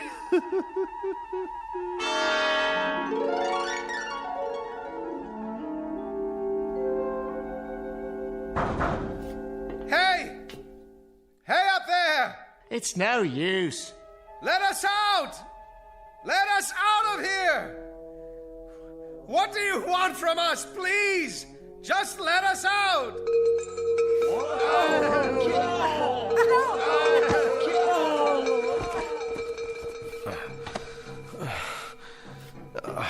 Are you okay? Don't be afraid, Major. Take my hand. Where? Here. Please don't be afraid. In the beginning, it's hard. But after a while... There must be a way. Something we can do. There has to be. This sort of thing just doesn't happen. A few more like that, and it'll wreck my bagpipe. You there. Girl. What is it? Why don't you dance for us? Leave her alone. It'll make the time pass. A capital idea. I'll play a tune. I've already danced for you. It doesn't do any good. Don't be modest. The Major's never seen you dance. How about it? The Major doesn't want to see her dance. Careful. You'll hurt her feelings. The Major's not interested in passing the time. All the Major wants to do is get out of here. And how do you propose to do that? All right. It's smooth. Absolutely smooth. Unbroken. And high. Too high. Not even a place for a foothold. Nothing. That means we have to go through the wall. With what? Did you ever think of that, huh? A hole through the wall? Or what about the floor? What about it? If the wall is solid, smash a hole in the floor and tunnel out. Easier said than done. At least give it a chance. We don't know how thick it is. The wall or the floor. Or even what they're made of. Then find out. Find out. Don't just sit there like lumps, like things, like mindless, soulless things. Playing your bagpipe, telling her to dance. What's wrong with you? If this is a madhouse, maybe that's where you deserve to be, in a madhouse. And what about you, body boy? I think you're mad, all of you. I think you're out of your ever-loving heads. I know you are, but what am I? Try a hole through the wall, right about here. That's the first thing to do. Try to force a way through it. Industrious, isn't he? How about it, huh? A hole through the wall. See if we can get out that way. That's very bright, terribly ingenious, highly imaginative, incredibly inventive. Except for one thing. With what? With our bare hands? With our fingernails? With this. Why, wherever's your sword been all this time? It must have come off my belt when I fell into this place. Here. Watch this. Now you've gone and broken it, dear boy. Nice sword, I must say. Was it Sheffield steel or only pot metal? No. I will not have this. I will not have it. Major, please, Major, listen to me. After a while, it becomes easier. I promise. I need to make a plan. I need to do something. Perhaps there have always been dungeons like this. and we've just never heard of them before. Maybe they're for the unloved. Maybe that's what we are. The unloved. Don't let me hear you talk that way. Come here. Get a hold of yourself. Think. Don't be afraid. We have names. We're people, and that means we belong somewhere. Do we? There are others who care about us. You can count on that. Somewhere, somehow, we've got a life of our own, each of us, and people who care. And remember, out there. And we'll find them again. Together. Do you really think so? I'm sure of it. A tunnel. That's what we'll do. We'll dig a tunnel. The boy simply doesn't give up, does he?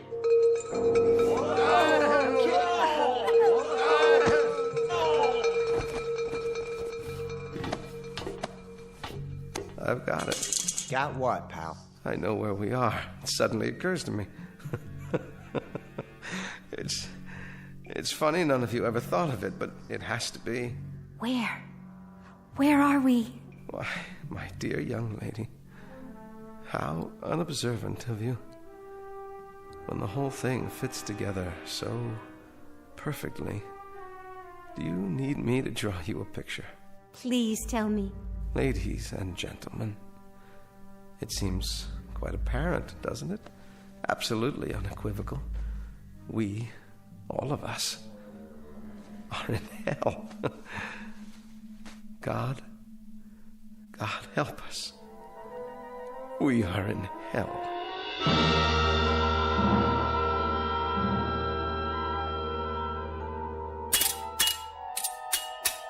Never say die, that one. He'll come to accept it eventually, just as we did. Let him be. If he gets some satisfaction out of banging a broken sword on the floor, well, let him have his fun. At least he's trying. He is indeed. He's been trying for several hours now. You can't help but admire that kind of persistence, even though it's a little like trying to empty an ocean with a cup, or count the grains of sand in a desert, or reach up to touch the stars. So, let him dip and count and reach all he wants. Of course, it won't help, but I fail to see how it could hurt under the circumstances. It's metal, or the hardest wood I've ever come across. Circular, perfectly smooth, with no breaks anywhere. All of which we could have told you some hours ago. Which we did tell you, if you'd bothered to listen. We've got to figure out something else. Oh, do. Maybe we could wish it all away using the power of positive thinking. That's enough. Or bore through it with our X-ray eyes. Anyone have a laser beam handy? I said that's enough. Or make believe we're acrobats. You know all about that, right? Clowns, acrobats? Most definitely. Alley-oop and over the top to freedom. Now you got it. Yeah, you got it all right. Dreaming and wishing, wishing and dreaming. Hold on. Listen to the man. Oh, come now. In the final analysis, this is all rather idiotic. Is it? It only requires a moment's reflection to see... Why not? Why not what? What you said. Acrobatics. A figure of speech, my dear, not meant to be taken seriously. Isn't it? I will grant you that we have somehow forfeited some of our human dignity, but we are nonetheless governed by human frailties, not the least of which is gravity. You may know some advanced acrobatics that I'm quite unaware of, but for the moment, unless you can find a circus gun big enough to launch one of us skyward like a human cannonball... I see what she's getting at. Well, kindly elucidate, if you please. Don't any of you see? Yes, of course. One on top of the other, standing on each other's shoulders. What about that? It's the way they do it in the circuses, isn't it? Is that query directed at me? You're a clown, aren't you? I'll ask one if I see him. I can assure you I may wear the costume of a clown, but I have no recollection whatsoever of having been one, if ever I was. Then the only thing you ever were was a coward. That's uncalled for. Consider the consequences. We may not feel thirst or hunger, but the pain of a broken bone is quite another thing. We might very well feel pain, and a fall from, 10, 15 feet up, down to this hard floor, well, that's a sensation I'd as soon do without. It's a chance. With all due respect, miss, no thank you. She's right. It is a chance. Consider the consequences of not trying. It won't work. The weight will be on the first person, so I'll bear the brunt of it. That light's too far away. Come on. The clown on top of me, then the tramp, then the bagpiper, then the dancer. What do you say? We'd never reach it. Well, never say never. We don't know how high it is. That's the point. We'd be exerting ourselves for nothing. It could be 100 feet up there for all we know, or 200 or 300. But we got nothing to lose, right? Why don't we sit down and have some entertainment instead? A much safer course of action. Why don't we go for it? Come on, clown, up on my shoulders. Oh, observation. Things were far simpler before you arrived. However, I suppose I must go with the majority. Get a foot on my shoulder. I'll boost you up. Careful now. That's it. My turn? Not yet. The bagpiper next. Give me a hand, laddie. Use the wall for leverage. I can barely manage, but it's holding. All right, miss. It's up to you. How high is it? Can you see an edge or anything yet? I'd guess 7 or 8 feet to the top. Maybe more. Maybe less. Come on. I can't hold this weight forever. Go very carefully, one step at a time. You'll make it. Thank God she's so light. Whoa! That's my nose you're stepping on. Now stretch. I am stretching. All the way up. Now, what do you see? I can't quite reach it. It's still, about 8 or 10 inches above me. Up on your toes. That's it. I'm almost there. Everybody straighten. All I need is a few more inches. No! No!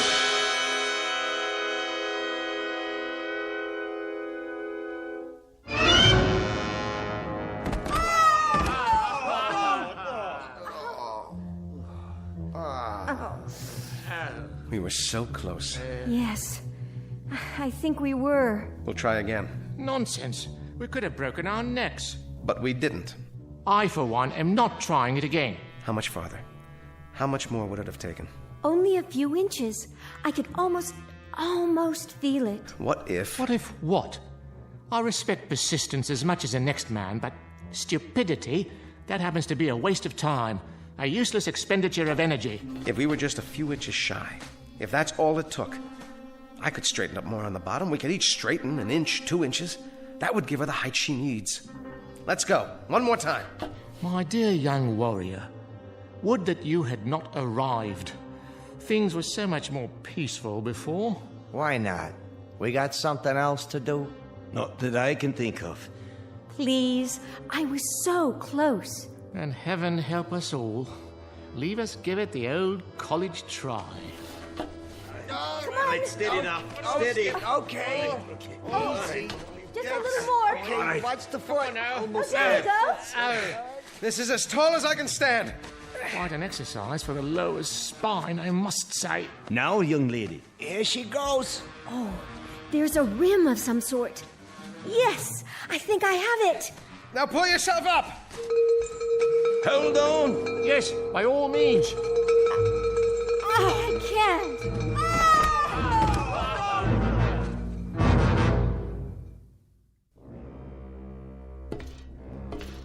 How's the leg, miss? The knee's twisted, I think. But it'll be all right. You were almost there. You had your fingers over the ledge. A miss is as good as a mile. Not in this case. A miss by about 2 or 3 inches? That's hardly a mile. This is what we do next. Oh, share your plan, pray tell. The same thing, without the dancer. Then we'll be several feet short. No, we won't. Hear me out. The clown, the tramp, the bagpipe player, and then I'll climb to the top. I'll tie a rope to the haft of this sword, fling it over the edge. Let it catch there like a grappling hook. Now that's thinking. Ingenious. But first, hadn't one of us better run over to the hardware store and pick up the rope? He's right. There's no rope around here. Strips of cloth. Torn from what we're wearing. You mean tear our clothing? It's a chance, and a good one. Yours has the most material. You said yourself you don't feel the cold. So give me those balloon sleeves. The things we do for a man in uniform. 6 feet of excellent material, courtesy of Pagliacci, or whoever I am. Good, but I need more. Twist it and start tying it together. Big knots. That's it. Takes me back to my Boy Scout days. Were you a Boy Scout? Who knows? I might have been. I got one question for you. Aye? What the heck is a Boy Scout? Anybody remember? We're almost ready. Now this time, we make it. The rope tied to the sword and over the top of the ledge. It catches, and I'm up and out. And then what? We'll worry about that when it happens. Somehow, I will get you out of here. All of you. But nobody gets out until one of us does. Now that's logic you can live with, right? If we live. You, tramp. It's time. Indeed. Leave us get on with it. I can't take this much longer. Good luck, Major. Thanks. I'll need it. All right. Now swing that rope, man. You can do it. Ride 'em, cowboy. You got it. Almost. Watch out below. One more time, Major. I believe in you. Second time's the charm. Good show. I believe he's done it. How does it feel? Tight. I think it'll hold. Then go. Major, you don't know how spectacular you look. At least the weight's off. Quick, everybody down before we fall down. Got the ledge. There. Yes. If I can pull one leg up. No. Well, what's there? What do you see? Major, you've got to tell us. Where are we? No.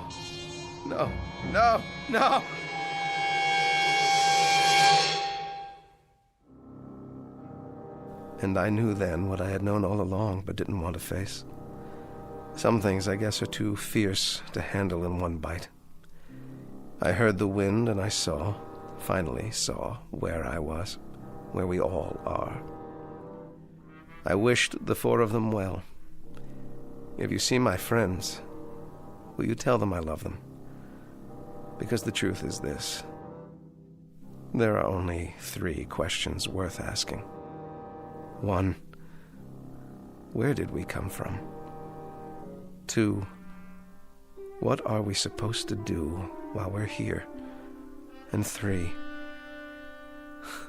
what happens next? All the rest aren't important. I didn't get it at first, but then, who does? Maybe it's better that way. No!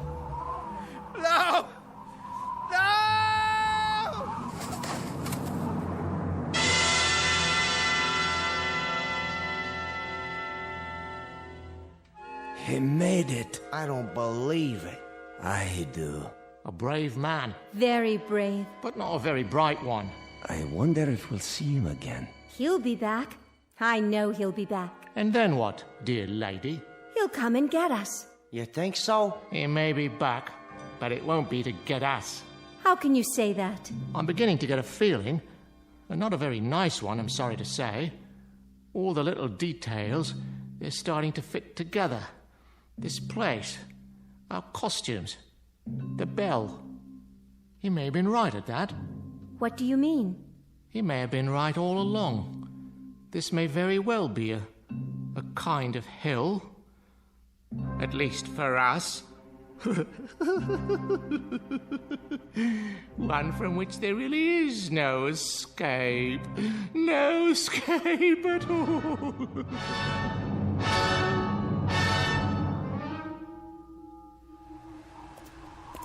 Look. What do you have there? I found it in the snow. Someone must have dropped it. Oh, thank you, dear.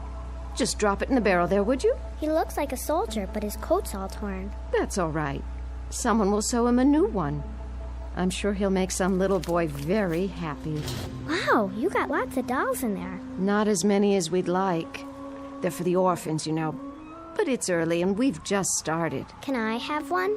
Are you an orphan? Well, no. But I like the ballerina. She's so pretty. Oh, yes, she is, isn't she? What's that on her face? See? On her eye. It looks like a real tear. Is she crying? Now, why would she be crying? It's just a snowflake that started to melt. I suppose you could have her, if you promised to give her a good home. No. I think I better leave her here. Are you sure? She doesn't want to go. See? She's holding hands with that soldier doll. Why, aren't you the nicest little girl? Toys for Christmas! Toys for Christmas! Open your hearts, friends, and bring in your old dolls so the underprivileged little ones can have a happy Christmas, too. Help the Salvation Army. Dolls for Christmas! Dolls for Christmas! Dolls for Christmas!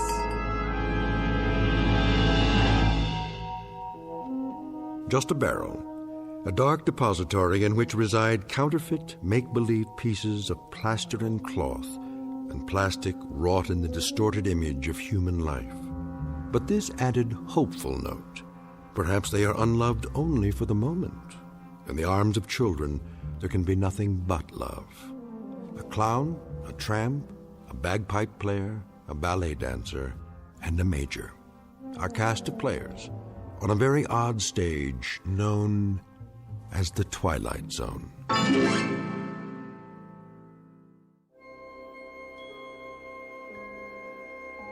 Hi, this is Carl Amari, producer of the Twilight Zone radio dramas. I'd like to take a moment to tell you about our official website at twilightzoneradio.com, where you'll get the latest news and information on these Twilight Zone radio dramas. Plus, at twilightzoneradio.com, you can digitally download 3 free episodes or any of our episodes for only $1.95 each. In this age of ever-changing technology, we've decided to make these episodes instantly available to you by making the Twilight Zone radio dramas a digital download-only series. This means that this series will no longer be offered on CD. The CD collections at our website are now being offered while supplies last at buy one, get one free. So be sure to get your favorites before they're sold out. Be sure to visit us often, and I'll see you in the zone.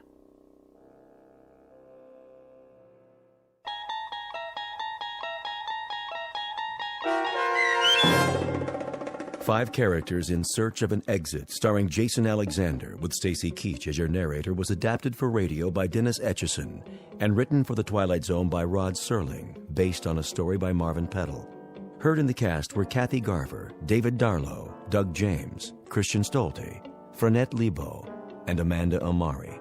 To learn more about the Twilight Zone radio dramas and to obtain audio cassettes and CDs of these programs, visit our website at twilightzoneradio.com.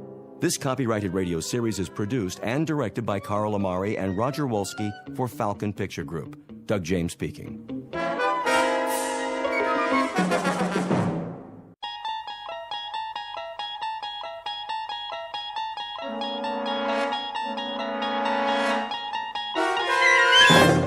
You're traveling through another dimension.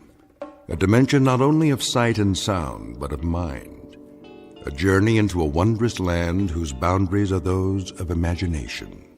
Your next stop, the Twilight Zone.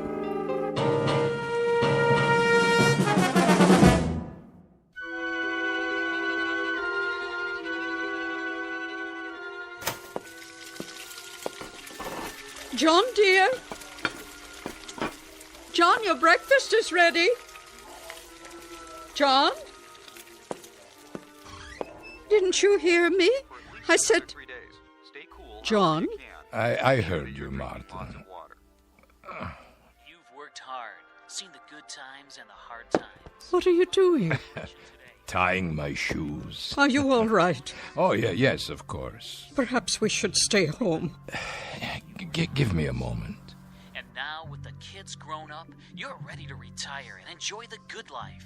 Shouldn't you make the most of your golden years? If you'd rather go another day. No. I'm sure they'll let us change the appointment. After waiting so long, I won't hear of it, Martha. A whole world out there, yours for the taking. A world of travel, adventure, all the things you've wanted to do. And now you have the time to do them together. Very well, then. I've made your breakfast. I'll be right there. So don't waste another minute. Call the New Life Corporation today for your illustrated brochure. The cost is surprisingly affordable for so much. Remember, This is your time in the sun. Shouldn't you make the most of it? The New Life Corporation, where we make all your dreams come true. Oh, Darling, be careful. I said, give me a moment. Lie down. I'll bring you a tray. Martha, if you don't mind, I think I'll skip breakfast this morning. Is it the pain again? It's only angina. Nothing to worry about. But I do worry. Let me call the doctor, please. Nonsense. He's done all he can. There's no point. Oh, John. John, what are we going to do? You know as well as I, we must go. There's simply no more time. If you're sure. Of course I'm sure. Oh, John. There, it'll be all right. You'll see. And now, back to our program on the Vacation Channel, Adventure for Two in Paradise.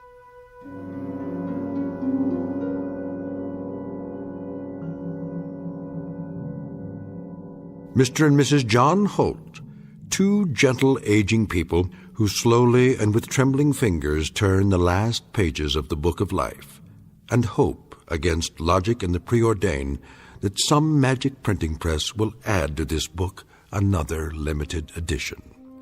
But these two senior citizens happen to live in the future, only a few years from now, but a time when almost nothing is impossible. Mr. and Mrs. Holt in their twilight years, who are about to discover that they've entered a zone of the very same name.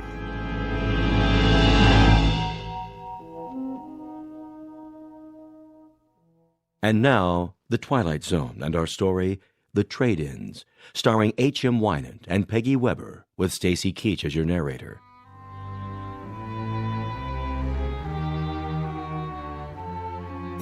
Which floor is it? Be patient, Martha. We'll soon be there. Morning, folks. Good morning. I wonder. Martha? Yes? Can I help you? No, thank you. The New Life Corporation? That's right. 67th floor. Straight ahead when you get off the elevator. You can't miss it. Thank you, young man. That's very kind. No problem. Well, this is my stop. Take care, folks. Do you think he was one of them? One of their clients? Oh, I doubt it. Just a businessman on his way to work. But he was so young. Everyone is young, Martha. The world is for the young. Here's our floor. You look nice, dear. So handsome in your suit. Very old suit. But I'm sure it doesn't matter as long as we have the money. You brought it? In my coat pocket. All of it? Don't worry, it's safe and sound. New Life Corporation, please hold. Hello. You must be... Mr. and Mrs. Holt. Of course. Won't you take a seat? We have an appointment. With Mr. Vance. Certainly. I'll tell him you're here. Thank you kindly. I have a Mr. and Mrs. Holt to see you. Yes, sir. He'll be right out. Can I get you anything? Coffee? A soft drink? No. It won't be long. There are some e-books in the waiting area. That's all right. My eyes, you see. He has trouble reading, even with his glasses. Please, Martha. I'm sure the young lady isn't interested in such things. Mr. and Mrs. Holt. Mr. Vance? We've spoken on the phone. How nice to finally meet. Won't you come this way?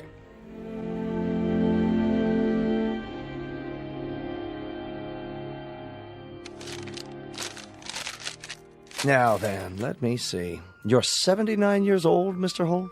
That's correct. And you, Mrs. Holt. Why, this must be a misprint. It says that you're... I'm 74. No. I was 74 last May. I find that hard to believe. I sent all the records, including our medical history, if you need anything else. Everything seems to be in order. You have a history of illness, Mr. Holt. Some. More than your fair share. A great deal of illness, I'd say. From time to time. I'm so sorry to hear that. And are you in pain now, Mr. Holt? Some. He's in great pain. It's fairly constant now. It doesn't seem to let up. I see.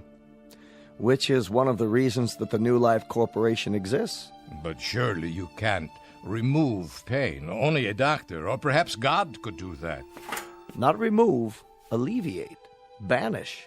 We make it a thing of the past. After a while, our clients forget even the memory of pain. I wouldn't want any more drugs. No, we don't deal in pharmaceuticals. That's the province of the medical profession. What we deal in is youth, Mr. and Mrs. Holt. We deal in a resurrected life. Our stock in trade is simply, well, some call it rebirth. An apt word, and believe me, it's no exaggeration. Could you tell us what's involved? Easily. The process is quick, merely a matter of hours, and guaranteed painless. Guaranteed? But how? Precisely. We supply synthetic bodies. Bodies that are perfect in concept, composition, construction. Physiologically and psychologically, you'll find that you're just as you are now in every way, except in a different body. A younger body, in the prime of health, both materially and emotionally close to perfection. These bodies that you speak of... We construct them ourselves on the premises using only the finest components: plastic, flesh, bone, steel. Did you say flesh? For some of the interstitial connections, we grow specialized cells for that purpose. They're permanently nourished to remain self-repairing and self-regenerating, supported by completely inert, non-corrosive materials. The wiring and circuitry are designed to duplicate the human neurological system, and the joints, such as the hip bones and knees, are almost totally invulnerable to disease or damage. So you see... How long do they... The lifespan of our units is roughly 112 years. 100? You've been married for how long? 50 years. We had our golden anniversary just 2 months ago. That's sort of the reason we finally decided to come here. Isn't it, John? A rich life. A happy life. A full one, I'm sure. I can see it in your eyes. And quite naturally, you don't want this relationship to end. Oh, it can't end. Martha is all that I've got. All I care about. Of course. Well, why don't I show you some pictures of the models we have available? No pictures. Well, they're very lifelike, all three-dimensional photography. My eyes, they aren't very good. In that case, why don't we go directly to the display cases, so you can view the finished product? May we? As long as you don't mind a brief walk. Not at all. If you'll please follow me then. The showroom is just here in the hall behind my office. Oh, it's so beautiful. Would you like to take my arm, Mrs. Holt?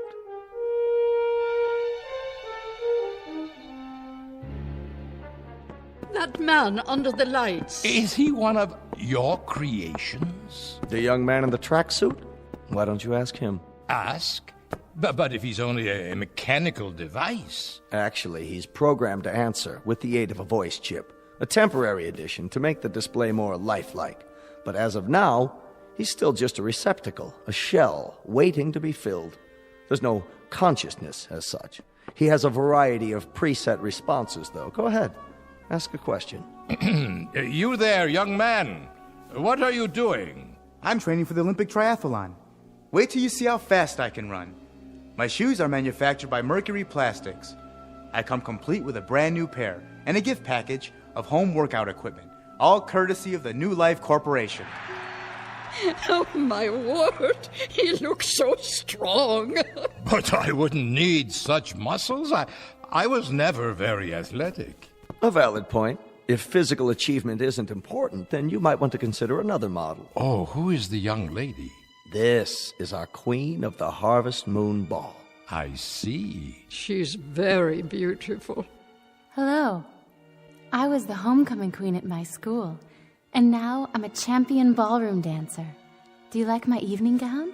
You're quite lovely, miss. I come with a fabulous selection of gowns, all custom designed. My shoes are part of the package, too, thanks to the New Life Corporation. Well, you are the prettiest girl I've ever seen. I could never wear such a dress. Of course you could. You did. Do you remember the dance where we first met? Oh, I was never so slim. But you were. Now you're being silly. Please, let's move on. I think you'll like the next display. What's that? Look, John. There are two young people. Our beachcombers. His physique would be ideal for a man approximately 22 years of age. See the proportions and the musculature. Nothing too extreme. She has such a small swimsuit. The female component. Note how they complement each other. This particular model would be roughly 21 years old, 3 inches shorter than the male, of equivalent health and potential, capable of walking for miles along a beach. We've given them both a foot structure with the perfect arch and legs that are polymer reinforced. Look at the ankles. And the hands. My hands were never like that. Yes, they were, Martha. Don't you remember? We like to see these two go as a package, and you needn't worry that there'd be others like them. Each model is designed with distinctive features. None are exactly alike. How would... Yes? I'm not clear on the procedure. What would happen? I mean exactly. Very simple. We put you to sleep, and then we transfer all your memories, personality, and so forth into these replicas. You'll awaken in your new bodies and live a lifespan and a quality of life never dreamed of before, with health, contentment, and purpose. And there's no pain? None. Are you sure? Are you sure there would be no pain? No pain, Mr. Holt. For the first time in how long I can only guess, you'd be free of pain. You'd be a young man again, in the prime of life. It's too much to believe. And you, Mrs. Holt, would be at his side. Instead of the end, it would be the beginning. Do you know what that means? What about the memories? Memories? They will be transferred in full. There's no loss. But the actual moment of transfer. If a new life begins, then the old one must end. A kind of death for the mind as well as the body. And so, that is what I will experience, death. Are you afraid of dying, Mr. Holt? Not afraid. But if all that I have been comes to an end, then this rebirth, it's not something for me to know. Perhaps that's even a good thing, to go to sleep at last. Oh, there's no loss of consciousness. The continuity is seamless. What you'll experience is a sudden, dramatic change for the better. It may take some getting used to, but we have a counseling service available. The process itself is so simple, so uncomplicated, you'd really be quite amazed. Mr. Vance? Mr. Vance, you're wanted in the teleconferencing room. Would you excuse me for a moment? Yes, of course. Please, feel free to walk around, look at the other models. If you have any further questions, I'll be right back. We'll be here. John, it's like a miracle. Yes, maybe too much like a miracle.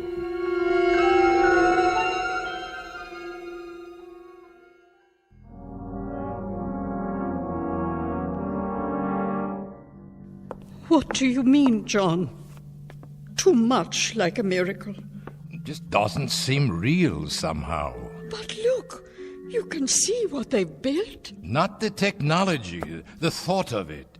To live without pain, just the thought of that and nothing else.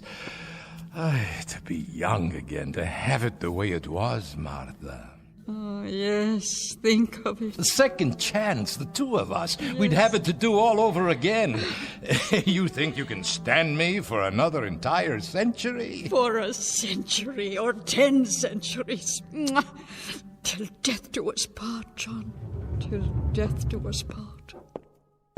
I do apologize, folks. That was a call I had to take. We understand. Well, now, have you chosen? These two here. The young ones at the beach. An excellent choice. Two of the finest we have. Now, we could begin any time. How about tomorrow morning? Tomorrow, you say? What about... Yes? She means what about, our present selves. Ah, I should have mentioned that. Your remains will, of course, be taken care of in any way you see fit. Whatever you've provided for in your wills. Burial, cremation. We don't encroach on the business of funeral homes. So you are saying that, that if we make the arrangements today, then tomorrow morning... I'm an incredibly bad salesman. I forgot one of the most important points. The guarantee. Guarantee? But how? You can have the transformation on approval for 1 week. After the test period, if you're not fully satisfied, we can always exhume your old bodies. You mean our bodies will already have been... Not exhume in the usual sense. They will be held intact, preserved, if you will, in a precisely monitored, germ-free environment. If, for some reason, after the 7-day period, you decide against your new life, but you'd be surprised at how infrequently that occurs. Or rather, you wouldn't be surprised. We've had better than 98% satisfaction in the 12 years we've been operating. In that case, Mr. Vance, there is only one more question. How much will it cost? There is no price given in your brochure. Why don't we go back to my office, where we can be more comfortable? It's this way. Please, excuse me. I think we'd better find out now. What is the price? The entire procedure, and that includes the guarantee and all services connected with the transfer, would be $25 per person. 25,000. So for the two of you, it would be only $50,000. That's correct. Quite reasonable, considering that there's nothing else like this on the market. By prorating it, Mr. Holt, in other words, figuring it on a basis of cost per year, I might say it's ridiculously low. I mean, $25,000 per 100 years of lifespan. Well, you can see how very economical it is. We've got nearly $25,000 in this envelope, Mr. Vance. We allow a 5% discount on multiples if they're purchased at the same time. The extended warranty is extra, but if I do say so, it's only prudent to... The $25,000 is all we have. Can we make a partial payment? Partial? Well, we could pay this much in cash and then charge the rest. I'll be able to work again. You can take it out of my salary as much as you want until the balance is paid. I'm sorry, Mr. Holt, but my hands are tied. Government regulations prohibit any extension of credit in these matters. The transaction must be in cash. But that's all we have. It's all we have in the world. We've been saving and saving it. Why...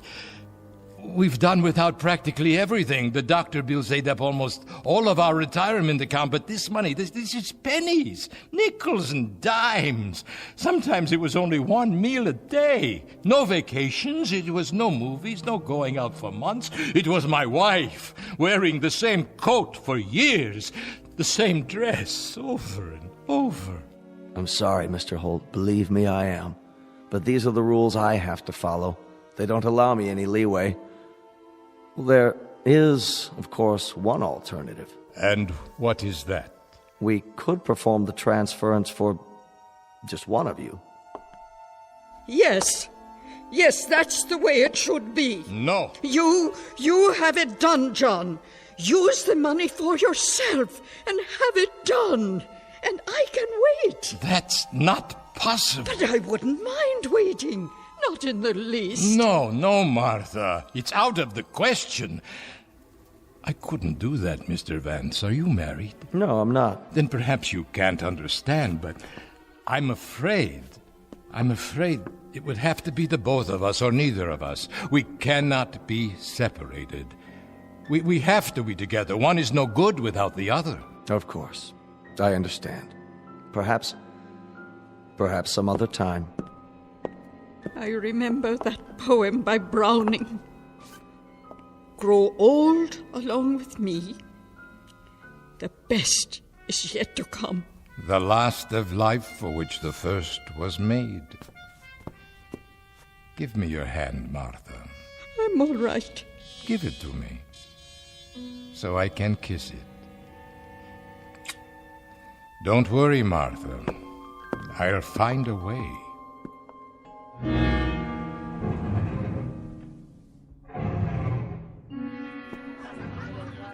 Hi there, mister. Hello. What'll it be? A drink, yes. I'll have a drink. Sure, sit down. What? Oh, of course. What's the matter, Grandpa? Feet hurting you? No, not my feet. Well, take a load off. What kind of drink? What kind?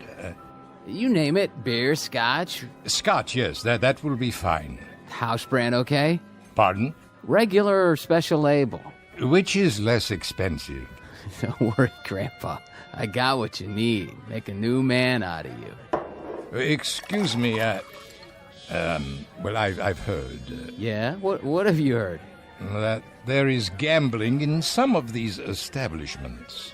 Is that what you heard? Well, you heard wrong. Gambling's against the law. Yes, I know, but I understand that if a man wishes to participate in a game of chance, there are private rooms. Not in here. This place is strictly legit.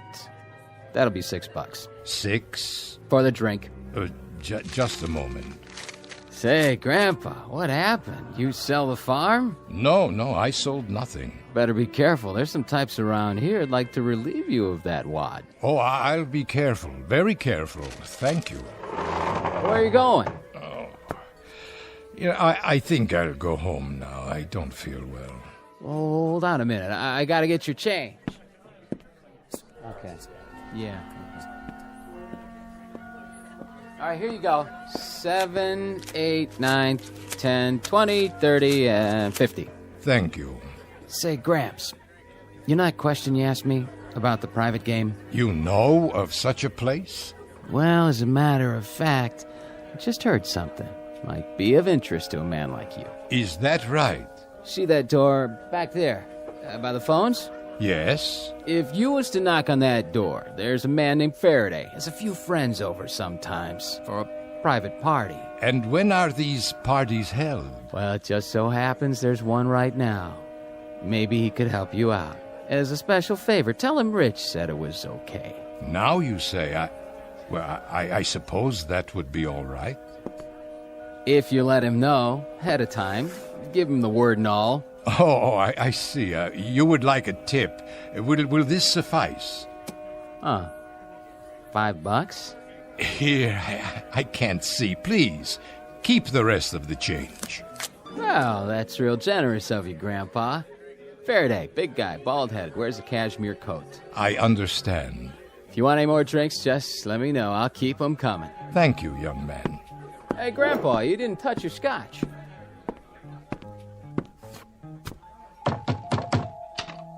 Yeah? Mr. Faraday, please? Nobody by that name.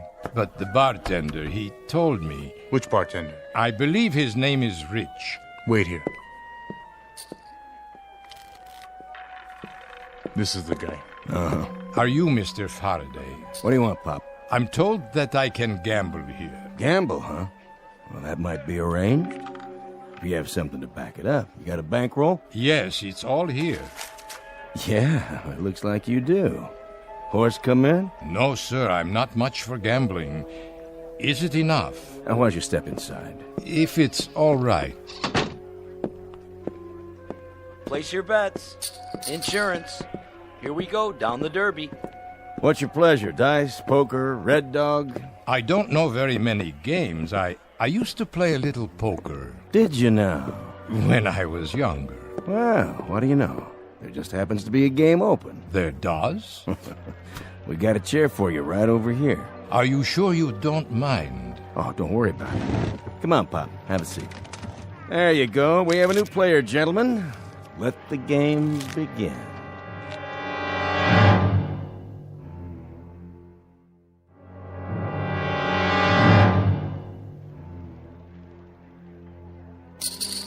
Should I buy some chips? Oh, that's okay, Pop. Money talks. You sitting in, Faraday? Don't mind if I do. Oh, unless the new player has an objection. Why, no. It's your establishment, is it not? I should introduce you around. This is Mickey. Hi there. And Steve-O. Hi there. And the Count. How do you do? You are royalty, sir? Nah, they just call me that because... Because he's the best card counter ever came in here. That's why we barred him from the blackjack table. But I let him stick around. He just loves cards. Yeah. Whose deal? All yours, Count. Shuffle them up real good now so Pop here has a square chance. You got it. Shouldn't we ante first? Listen to the man. Hey, we got a real poker player here. Yeah, sure looks like it. You comfortable, old man? Why, yes. Perfectly. Because if you aren't, I can get you a pillow. For your back or whatever. Lay off, Stevie. He said he's okay. I just thought... Hey, cut the chatter and play cards, all right? The game is 5-card draw. Jacks are better. Progressive. Jacks or better. So that means I have to have at least 2 jacks or... Ah, you've played this game before, haven't you, Bob? It's been many years. Oh, wait. If you got any doubts, I mean, maybe you shouldn't do this. Perhaps you're right, Mr. Faraday. You sure you want to be here? I just happen to need the money. Need it bad, huh? Very bad. Hey, we playing poker here or what? Hold it, I said. Don't anybody pick up your cards. Look, you know, Pop, there's 2 sides to every street. Yes? I mean, you can triple what you got in 10 minutes.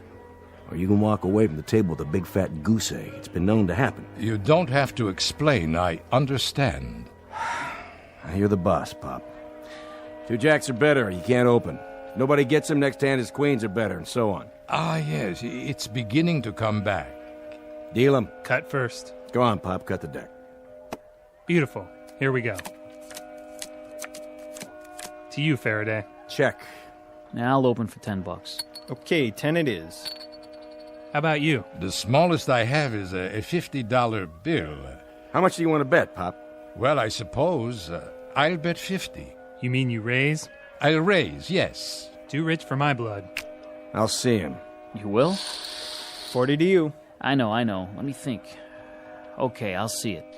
Aren't you gonna raise them? You do it. No, thanks. Here's the 40. Cards? Take 2. Mickey. 1 card. Make it a good one. 2 for me. It's up to you, fella. I have a question. Yeah, Pop? Is it required that I take any cards? Well, no. But if you think you can improve your hand... I believe I will play these. Whoa, look at this. He's standing pat. Dealer takes 4 cards. $50. 50? You heard the man. I'm out. No way. Me neither. Not with these cards. Your turn. I'll bet 100 more. All yours, fella. Unless you want to see him, Mr. Faraday. Yeah, not this time. That's it, Pop. Do I show my cards now? No, keep them down. Nobody called you, so you win. Just take the pot. I see, Mr. Faraday. Thank you. Thank you all. See, Pop? It's easy. A nice, friendly table. That's what we have here. All right, next deal. Same game.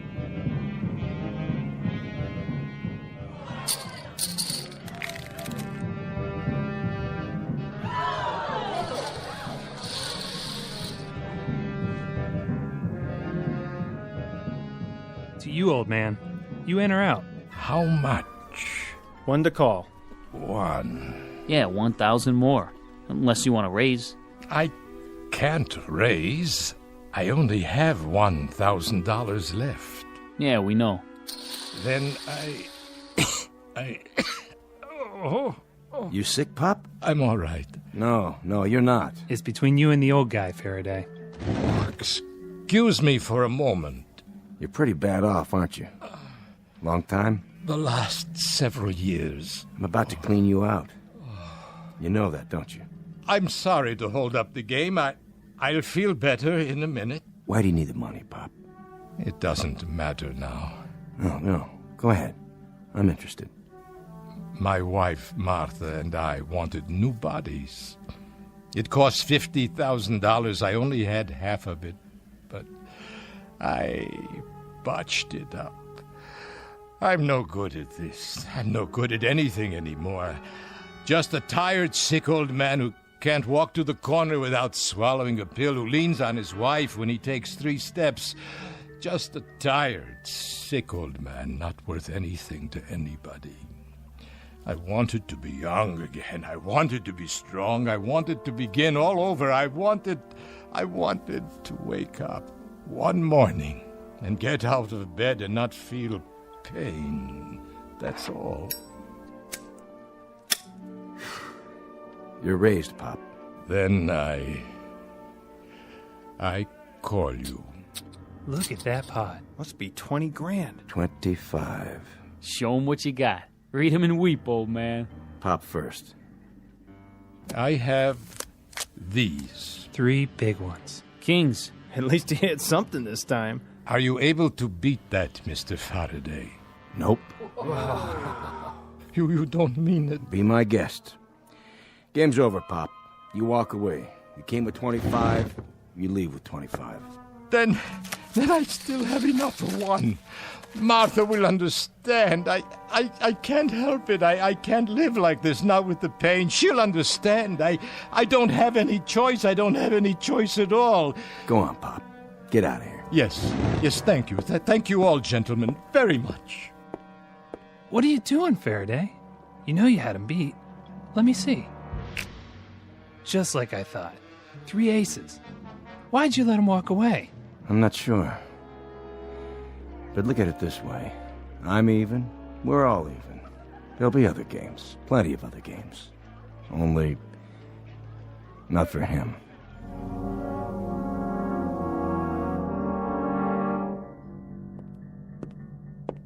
Sorry to keep you waiting again. Martha. It's all right, dear. I understand. Do you? I told you before. You should be the one. This is the way it should be. Forgive me, Martha, please. Please forgive me. It was just I can't stand the pain anymore. Of course you can. Mr. Vance, John is ready now. Go ahead, my dear. They're waiting for you. Are you, Mr. Holt? Are you ready? Yes, I'm ready. Martha, I'll be waiting for you, my darling. Mwah.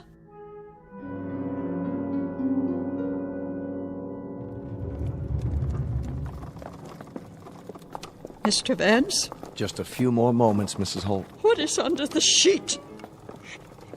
It's my husband, isn't it? Only his old form. Go ahead, take it on to preservation. Yes, sir. Your husband is fine. He'll be coming right out. Martha! Martha! Look at me! Oh, John! Oh, you look wonderful! Look at me, Martha! I could run a mile, I could do push-ups, handstands, anything, Martha! Look at how young I am! And no pain! No pain at all! No, thank you, Mr. Vance. Thank you, and bless you! Don't thank me. Thank the surgeons. I promise you I'll never forget it. Martha, my darling, do you know what happens now, do you?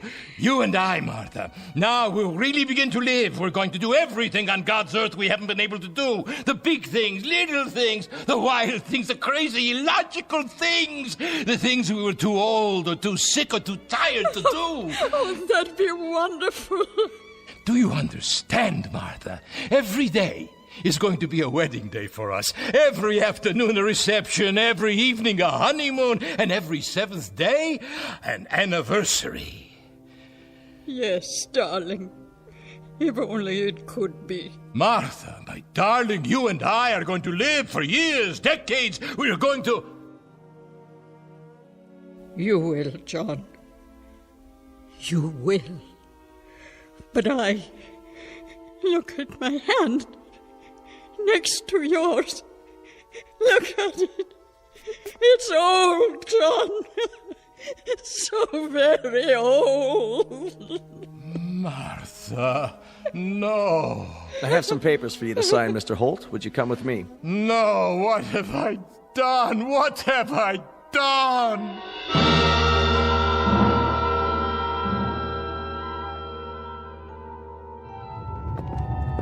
You can carry it back to the display now. Right, sir. The beach scene? That's correct, just as it was with the other. My husband. He's waiting for you, Mrs. Holt. Where? Through there, in my office. John. Martha. There you are. There is my husband again. My wonderful, wonderful husband. Martha, my dear, I must apologize. Hush. You are my dearest one. Martha, if it must come with occasional pain, then so be it. I wouldn't have it any other way. My love. Remember Browning. Grow old along with me, the best is yet to be, the last of life for which the first was made. Yes. Our times are in his hand, who saith, a whole I plan. Youth shows but half. Trust God. See all. Be not afraid. I'm not afraid. You know, John. Nor am I.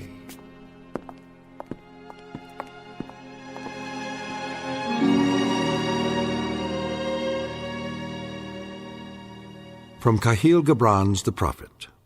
Love gives naught but itself, and takes naught from itself. Love possesses not, nor would it be possessed. For love is sufficient unto love. Not a lesson, just a reminder from all the sentimentalists in the Twilight Zone.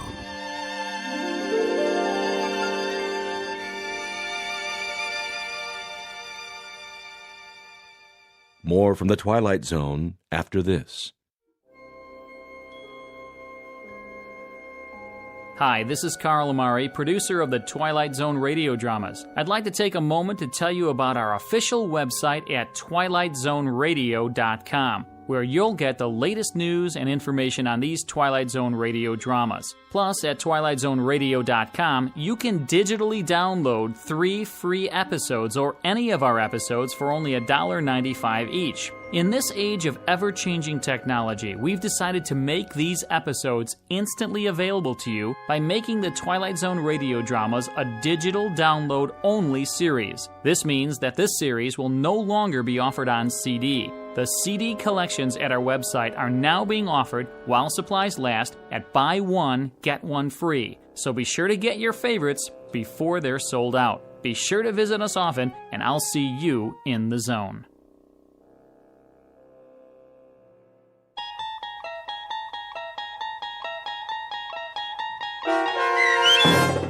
The Trade-In, starring H.M. Wynant and Peggy Weber, with Stacy Keach as your narrator, was adapted for radio by Dennis Etchison and based on a script by Rod Serling. Heard in the cast were Christian Stolte, Doug James, Todd Manley, Andy Herman, Sarah Marks, Brooke Sanford, Rick Vargas, Vince Amari, Roger Wolski, and Carl Amari. To learn more about the Twilight Zone radio dramas and to obtain audio cassettes and CDs of these programs, visit our website at twilightzoneradio.com. The producers of The Twilight Zone wish to thank CBS Enterprises, Carol Serling, Dennis Etchison, Dick Brescia Associates, Claire Simon Casting, Terry Jennings, XM Satellite Radio, Sirius Satellite Radio, our sponsors, and our radio affiliates for helping make this series possible. This copyrighted radio series is produced and directed by Carl Amari and Roger Wolski for Falcon Picture Group. Doug James speaking.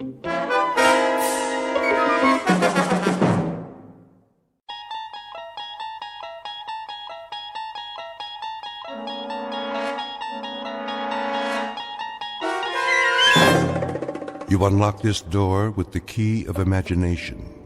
Beyond it is another dimension, a dimension of sound, a dimension of sight, a dimension of mind. You're moving into a land of both shadow and substance, of things and ideas. You've just crossed over into the Twilight Zone.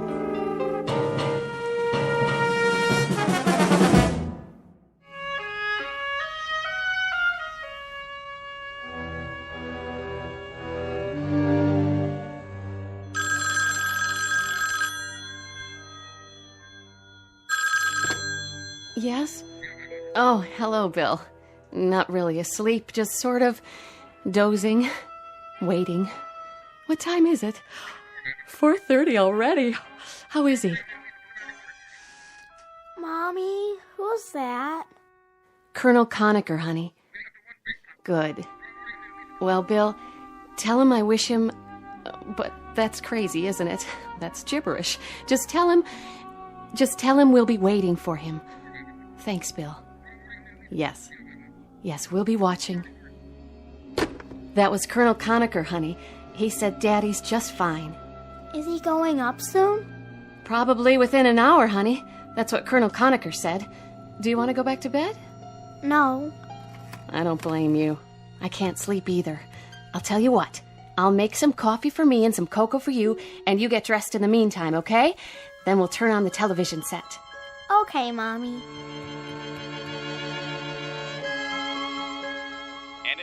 tonight's news, all is set at the Cape for the big launch. Astronaut Robert Gaines will orbit the Earth alone, gathering vital information for the President's stepped-up space program. So far, Be weather safe, Bob. conditions are clear. Be and safe, this time darling. It looks like a go. And come back In to world us. News, the stock exchange in London reports an opening gain, despite concern over yesterday's devaluation.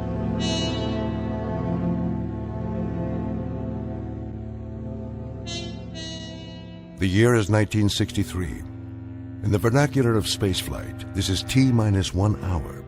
60 minutes before a human being named Major Robert Gaines is lifted off from Mother Earth and rocketed into the sky, farther and longer than any man ahead of him.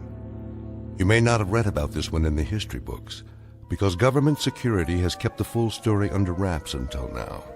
But to set the record straight, officially or unofficially, let's call this one of the first faltering steps of man to sever the umbilical cord of gravity and stretch out a fingertip toward the unknown. In a moment, we'll join this astronaut named Gaines and embark on an unscheduled adventure, because the environs overhead, the stars, the sky, the infinity of space, are all part of a vast question mark known as the Twilight Zone. We now continue with The Twilight Zone and our story, The Parallel, starring Lou Diamond Phillips, with Stacy Keach as your narrator.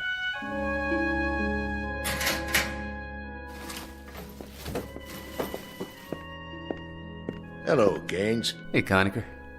Pulse normal? Reasonable. Someplace between nonchalance and panic. I know the feeling. I talked to Helen. She's fine. Says to tell you they'll be waiting. Bless you for that. Any messages for the angels? Well, you could give them a kiss for me. Any that you happen to meet. Well, on my last orbit around, I'll lasso a pair of gossamer wings and I'll ship them down to you Air Express. Collect.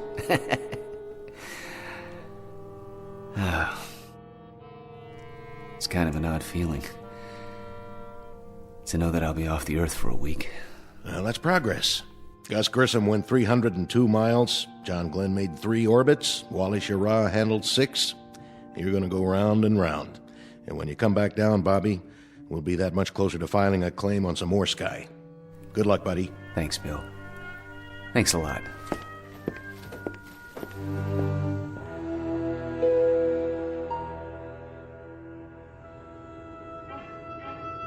This is Capcom. The countdown for the MX-10 launch is T-minus 19 seconds. T-minus 19 seconds and holding.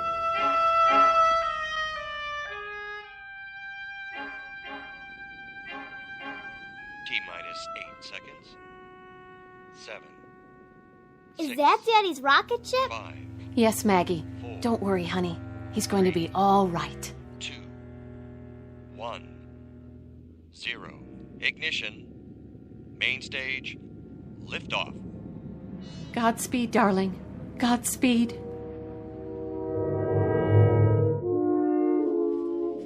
The MX-10 liftoff time is 5:30 a.m. Eastern Standard Time.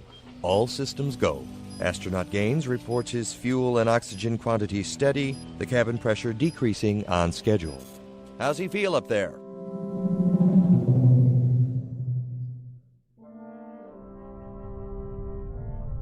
Go ahead, 10. We hear you loud and clear. 0G, and I feel fine. Spacecraft is turning around. The view is tremendous. Roger. Turnaround has started. Roger. The spacecraft is turning around, and I can see the booster just a couple of yards behind me. It's beautiful. Roger, 10. You have a go. At least 40 orbits. Roger, this is Phoebus 10. Understand, go for 40 orbits. Can see clear back across the Cape. Quite a sight. Roger. Still reading you loud and clear. Next transmission, Bermuda. Roger, understand. Next transmission, Bermuda. Spacecraft did damp okay and turned around. Scoping is extended okay. Phoebus 10, Bermuda. Capcom Tech on HF. Phoebus 10. Phoebus 10. This is Canary, Capcom. Read you loud and clear. Over. Phoebus 10, this is Zanzibar Captech. We have solid telemetry contact. Report your status. Over. Phoebus 10, this is Kano, Capcom. I read you loud and clear. How do you read me?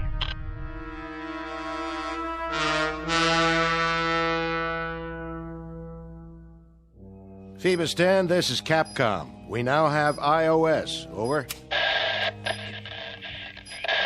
Phoebus 10, your voice transmissions are starting to fade very badly. I've lost radar here. What? Let me see. I've lost radar. We don't have contact here either. No contact at all. Capcom Tech calling Phoebus 10. This is Capcom Tech. Capcom Tech calling Phoebus 10. Come in.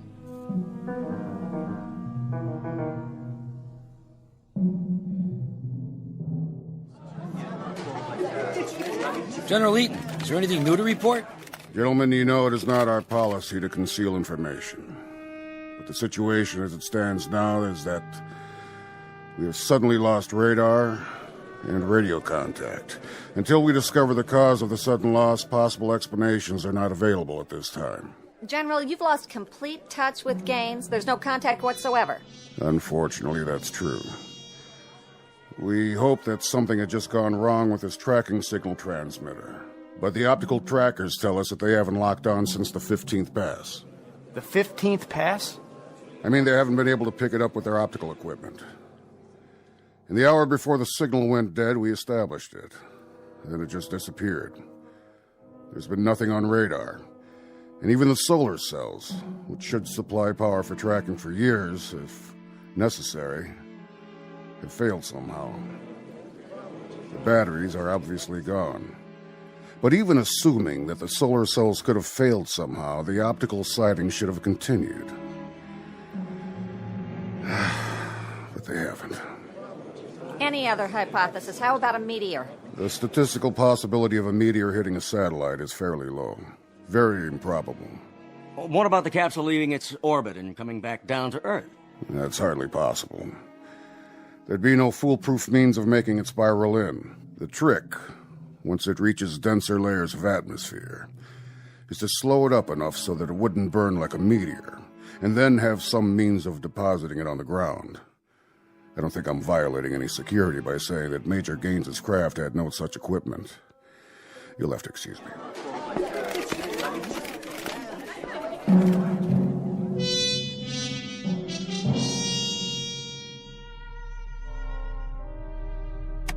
Capcom? Capcom, this is Phoebus 10. I've lost contact with you. Capcom, this is Phoebus 10.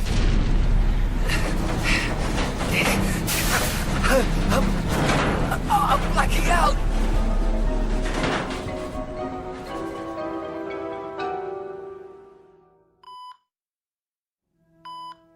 How about it, Gaines? Can you talk?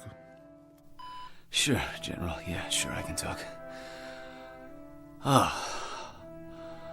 Hey, Billy, what happened? We were waiting for you to wake up, Bob, and tell us. I don't know what to tell you. I blacked out. We lost you on radar and radio. We had no contact at all. It boils down to this, Gaines. You're the only one who can explain it. I can't explain anything. I had an odd, sensation. The last thing I remember is a 15th orbit. Then I don't remember anything except this bed. I couldn't reach the Cape at all. I kept trying. Why don't you let him sleep? I think he'll be a little clearer later on. I won't be any clearer than I am right now. Bill, how could you lose me on radar? You mean to say that every single tracking station blacked out? Really, gentlemen, I think he ought Just to... one last question, Bob. There was only one way you could head back toward Earth. That was simply to spiral in and head for water. Your spacecraft was found intact 46 miles from where you were launched. Intact, Bob. On the ground. No evidence of any damage, not even a dent. Somehow, some way, you brought that spacecraft in and you landed her. How about? Explain to me how you did an absolutely impossible act. I didn't. I had nothing to do with it. I blacked out, General. I simply blacked out. There was some factor up there, something that I had no control over, something that must have taken over for me. We'll talk about it later on. This entire thing is temporarily classified, gentlemen. I mean everything about it. Simply say that he regained entry and landed. That he's shaken up, but not seriously hurt. That's the feed. No enlargements, no extensions beyond that simple statement. After we probe this thing a little while, we may come up with some answers that we can let out. But for the time being, it's a one-sentence release. Quote, he came back down. Unquote. Yes, sir. Yes, sir. Now get some rest, Gaines. Sleep it off, buddy. There's an explanation for everything. Oh, I've called Helen. Told her you were all right, so there's no worry there. Yeah, well, you've talked to her more than I have in the past week. Hmm? Yeah, 2 phone calls. That's 2 more than I've made. What do you mean, 2? Well, you talked to her once before the blast, and then now. You know, I feel like you're my proxy. I didn't call her before, Bob. I didn't have a chance. But I'm sure that she knows that you're all right. What's the matter? Just before I went up, we were talking in the locker room. You said you phoned her. I didn't phone her, Bob. I never told you I did. I guess you dreamed it. No, I didn't dream it. I remember you telling me that, okay? That's just part of a delusion. Maybe it's part of the whole pattern here. But why worry about it now? You're all doped up and you're also dead tired. Sleep it off, and I'll see what I can do about getting you a leave to go home. Rest easy, pal.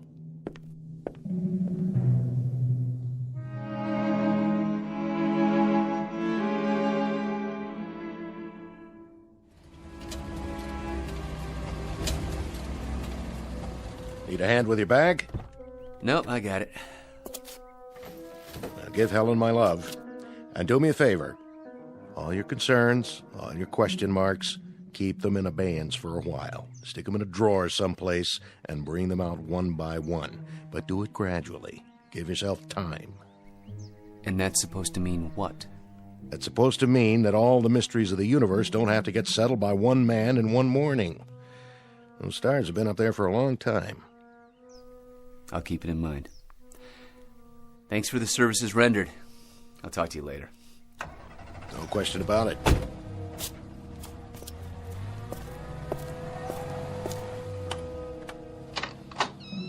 Daddy! Hi, sweetie. Guess who?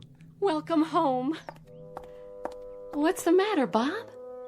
Oh, is that what you did for therapy while I was gone? You put up that fence? What do you mean? That fence. It wasn't there when I left last week. Are you kidding me? That fence was there when we bought the house. I guess outer space does things to memories, huh?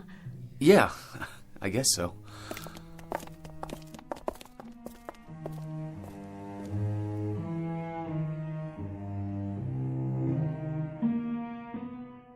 America's latest manned orbital flight into space ends on a note of mystery today, with a cloak of secrecy placed over the entire process. Got any more coffee out there? I'm making some. Be done in a minute. The Space Administration announced late this afternoon that the flight was a success, but admitted contact was lost at one point. Gaines landed safely, but as to where and how, that is what the Space Administration censored, and no further information has been forthcoming. I'm going to go up and put on a bathrobe, okay? I'll be right down. Do you want Maggie to get it? Both of you have been treating me like a cross between a millionaire eccentric and a piece of Dresden china, okay? I'll be right back. Millions of Americans watched the orbital flight when suddenly the pictures were interrupted and all major networks went back to their regular broadcasting schedules with an announcement that there would be no further coverage of the historic flight. General Stanley Eaton announced late this afternoon that for the moment all aspects of astronaut Gaines's flight would continue to be. Bob, your coffee's ready. Want us to bring you a cup? I'll be right down. Look at that. What? Here's your coffee. Thanks. What are you laughing about? Oh, there's going to be a chicken colonel back at the base running around in his undershirt. What do you mean? Look at this collar. The insignia. I walked off with somebody's shirt. A full colonel's, no less. But, Bob, you are a full colonel. Helen? What, darling? What's the matter? All right, honey, tell me the truth. The absolute truth. No games. When I left, when I walked out of here, what was my rank? Your rank? Wasn't I a major? Haven't I been a major for 13 months? Bob, don't. You're scaring me. Well, without trying to scare you, honey, and without trying to make you wonder whether I still have all my marbles, I'd like you to answer my question. Are you serious? I'm not playing games, Helen, please. You've been a full colonel since last March. Last March? March. I want to say something to you now. I don't know what happened up there. I know you don't want to talk about it yet, and that's why we haven't said anything. But something must have happened, Bob. That's just it. I don't know what happened. Believe me, Helen, I have no idea at all.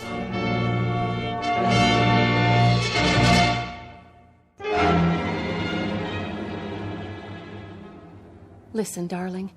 You told me once that there were whole areas of space medicine that had only been touched upon, phenomena and reaction patterns that could only be guessed at.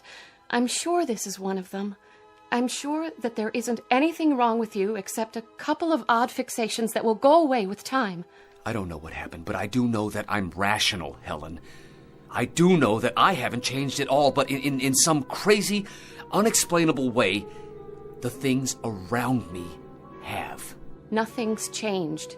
You've gone through some kind of trauma, and somewhere along the line, Bob, you've gotten a hold of some delusions? Huh? Some distortions? Like the fence outside of the house. I don't remember it, Helen. You told me it had been here when we bought the house. And then there was this business with Bill Conacher. He told me he'd phoned you before the blast-off. He made it a point to tell me. But afterwards, he said there was no such phone conversation. It's not important, really. I mean, it's insignificant, and yet it's part of a crazy pattern here. Something is very wrong. Because he did tell me he called you earlier, and that fence wasn't there, and those eagles were never on my collar before, because when I left, I was a major. Come on downstairs. We'll have dessert. And don't let a white fence and a promotion end the world for you. Helen, I think it would be a whole lot better if we just dropped all the pretenses. If you think there's something wrong with me, just say so. But honey, I'd consider it a real favor if you didn't tiptoe around me, all right? All right. I was going to ask Bill Conacher if he'd like to come over for dinner. How about a piece of pie with your coffee? I helped Mommy make it. Oh, did you? I'll get it for you, Daddy. Thanks, sweetie. Careful, Mags. Don't break any more plates. I won't. So, why did you want to call Bill? I remember he said once that there were some aspects of prolonged weightlessness that can't be explained. Here you are, Daddy. You know, little girl, one day I'm gonna lose you to some Navy ensign who'll marry you for your father's fortune and your cooking. Come here, baby, give me a hug. Don't! Maggie, honey, what's the matter? Nothing. Maggie, tell me, what's wrong? He's different. How, honey? How? Tell me, how am I different? I don't know. But you are. You are different. You're very different.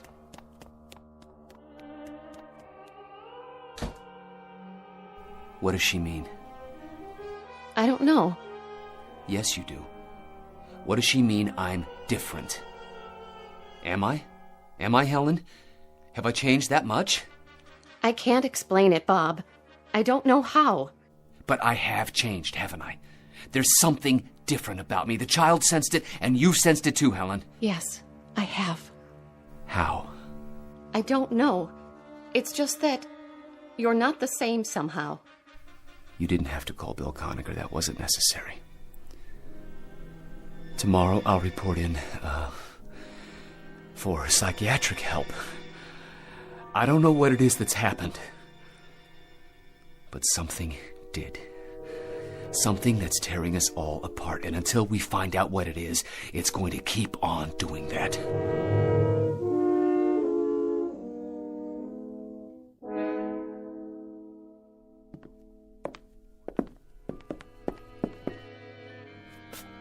Helen, how is he? How do you do, Mrs. Gaines? Bob's still in with the doctor. They should be about finished. Well, Doctor? If you're looking for a very specific label, I'm afraid I'll have to disappoint you, sir. We're looking, Doctor, for some memory that might explain a re-entry and landing of a spacecraft that absolutely defies physical laws. I can't help you there, sir. That's physics. This is psychiatry. Mrs. Gaines. Yes? Your husband is suffering from a collection of very odd fixations. I say odd because there seems to be no pattern. The conversations he recollects that never occurred. The idea that he's a major and not a colonel. The fence around the house that he claims was never built. You put all these things together and they don't add up. They're totally unrelated, at least after a fairly perfunctory examination. I'll need more time with the patient, General. There was nothing he could tell you about what happened up there? Nothing that he could relate to me. Then we're back to where we started. I don't mean to sound callous, Mrs. Gaines. He's an exceptional officer, that husband of yours. I think he'll be out of the woods in no time. My concern happens to be the space program. I understand, sir. Come on, Helen. I'll walk you out. Mrs. Gaines, what about that fence? It was there when we bought the house. And when did he seem surprised that it was there? The moment he came back. Yesterday morning. Really? A very strange collection of delusions.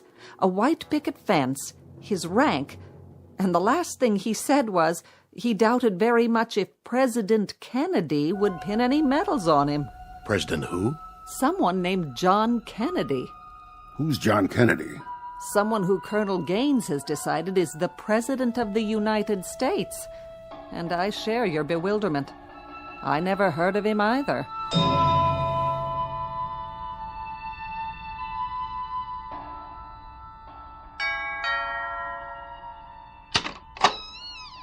Come in, Bill. How is he? He's fine. He's perfect.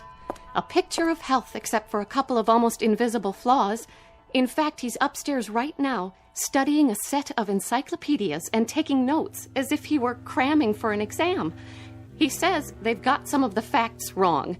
Names and dates and world events. Either they do or he does. Still the fixations. More of them now. This afternoon, he got into an argument with Lieutenant Hempstead's wife. About what? Not an argument, really. Just a mild exchange. He claimed that Joe was Air Force.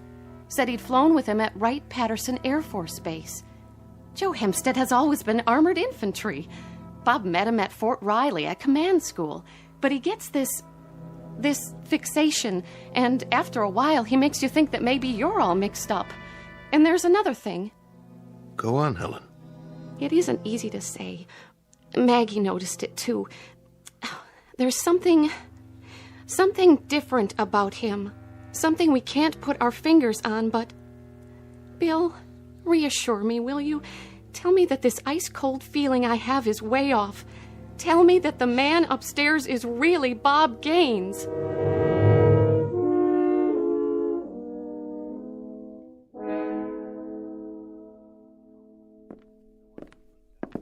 I'm sorry, General, but that's what we came up with. And you expect me to believe it?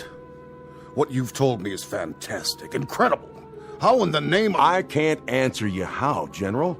This hypothesis will have to come from someone else. I'm only the project manager. But I can tell you what we've just seen. And it's not the same capsule that we sent off. It's almost a twin to it, down to the very last nut and bolt. But it's simply not the same spacecraft. It's a different vehicle. It's made as if it came out of the same mold.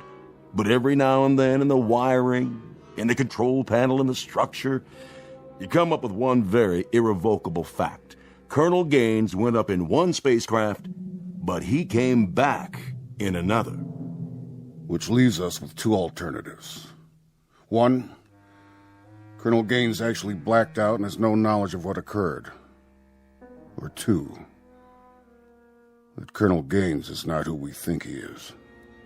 But then, General, who is he?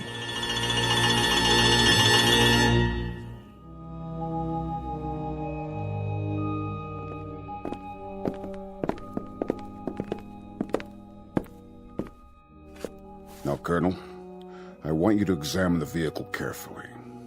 I want you to be able to say to me without one single shred of doubt that this is the same Astro 7 spacecraft you were sent up in and came down in. This is extremely important. I'll try, General. Phoebus 10. Phoebus 10.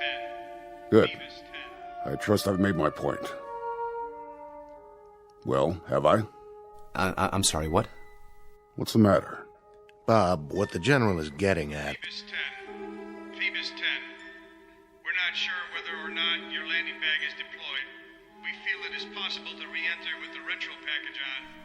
We see no I don't... I can't. Bob, what's the matter with you? I said I'll try, okay? Just a minute. This is California CapTech. The weather in the recovery area is excellent. 3-foot waves, 10 miles visibility. Don't you hear that voice?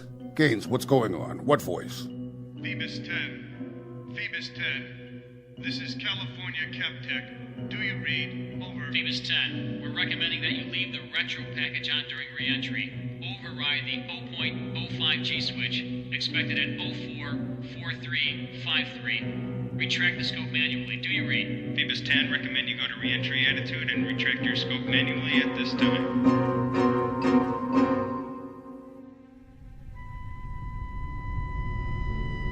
We have you on that. We'll give you the countdown for retro sequence time, Bob. You're looking good. We have only 50 seconds to retrograde. I'll give you a mark. 45. Mark. I'm on ASCS and backing it up manual. Good, Bob. Leave your retro pack on through your pass over Texas. Do you read? Roger. 15 seconds to sequence. 5, 4, 3, 2, 1, fire. Roger, retros are firing. I am starting my re-entry now. I'm going to fly by wire, down to about 50% on manual. There's a real fireball outside. How are you doing? What's your condition? I'm feeling fine. Condition is good. But listen, there's a lot of fire out there, an awful lot. Capcom, just one question. Go ahead, Bob. Who is the President of the United States? Say again, Bob. We don't think we got that. Who is the President of the United States? Sounds like you're asking who the President is. Roger, that's the question. Bob, the President of the United States is... I sure hope you said Kennedy.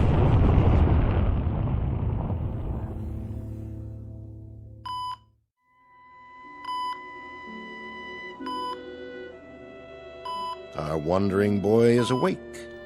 Bill? I'm right here, buddy. How do you feel, Major? Well, that depends. Did you hear the question I asked up there, just before re-entry? You wanted to know who the president was. What was that, a gag? No gag. I didn't hear the answer. President Kennedy. You were gone 2 days, Major, not 2 years. What happened the second morning, Gaines? It was your 15th orbit. We lost you for a period of almost 6 hours. Lost? No radar, no contact. We couldn't find any reason for it. We threw the question at you several times later on after we picked you up again, but you ignored it. 6 hours?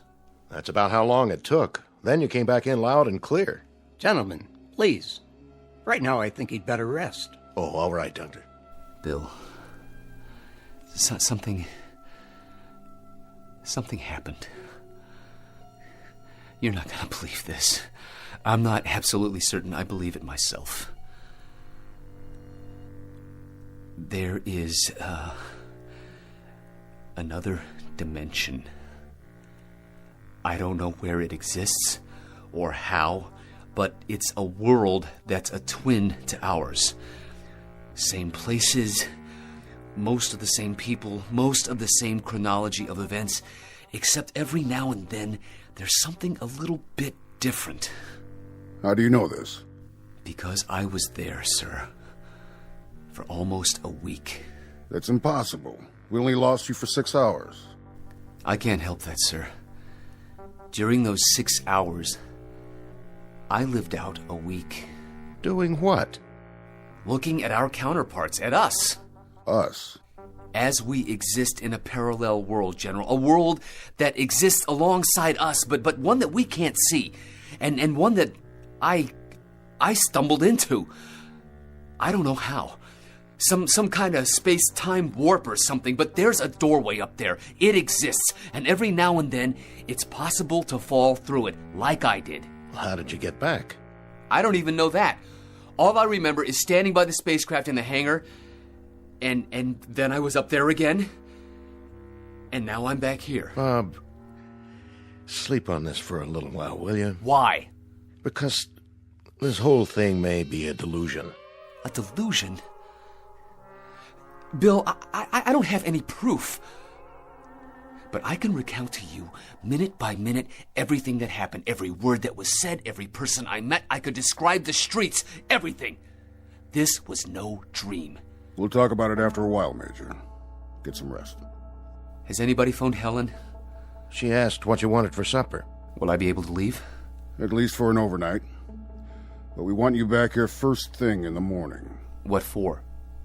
I want to look at the psychiatrist's face when you start talking about parallel dimensions. We'll see you later, Major. One last question. Be my guest. If we each have a counterpart, and you saw them, where was yours, Bob? I don't know. But he's a colonel, a full colonel. And I hope he got back. He's got a very beautiful wife and a very lovely little daughter.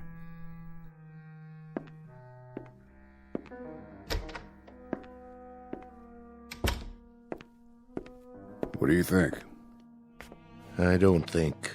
Not on this one, sir. Some kind of trauma. What else? Another dimension? Another world that's parallel to ours? Does that sound rational to you? Up there, who knows what's rational and what isn't? We don't even know the rules, sir, let alone the facts. We're little ants that have just made it to the desert, and now we say we've conquered the Sahara. But we haven't conquered anything. We're only starting to find the mysteries, General. We haven't even begun to solve them. We're going to do a lot of groping through a lot of dark nights, through a lot of space, before we find the answers. We've got a long way to go, sir. Sir. Yes? There's a message from Capcom, sir.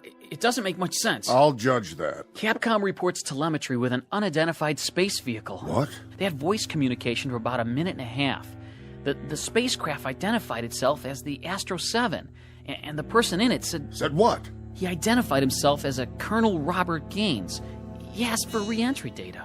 Colonel Robert Gaines? Yes, sir. Then we got some garbled stuff, and then nothing. Then what? Well, then nothing, sir. We lost the visual sighting, and we lost all voice. The thing just disappeared. Get a transcript of everything that was said.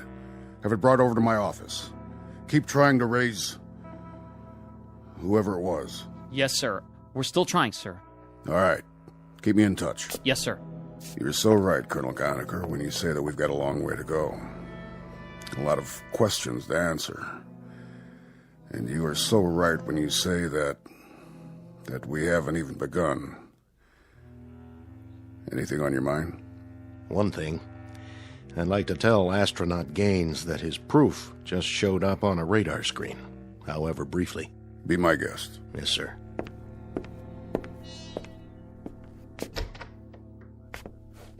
You forget your hat?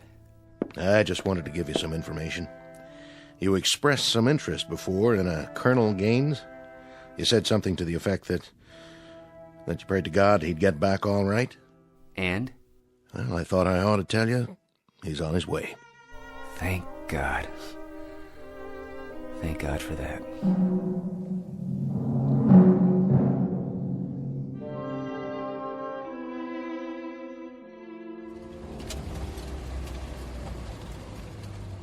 Hey, thanks for the ride. My pleasure, Bobby. I really mean that, you know. I do. I do know it, Bill. Daddy! Hey, sweetie. Do me a favor. What? Who am I? Why, you're my daddy, silly. Thank you, honey.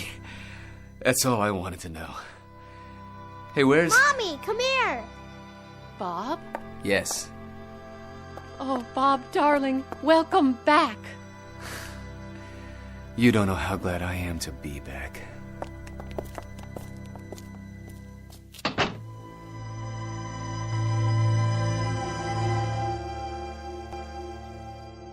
Major Robert Gaines, a latter-day Voyager just returned from an adventure. Submitted to you without any recommendations as to belief or disbelief. You can accept or reject. He pays your money and takes your choice. But credulous or incredulous, don't bother to ask anyone for proof that it happened. The obligation is a reverse challenge.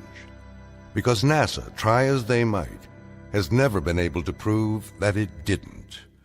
At least, not in the Twilight Zone.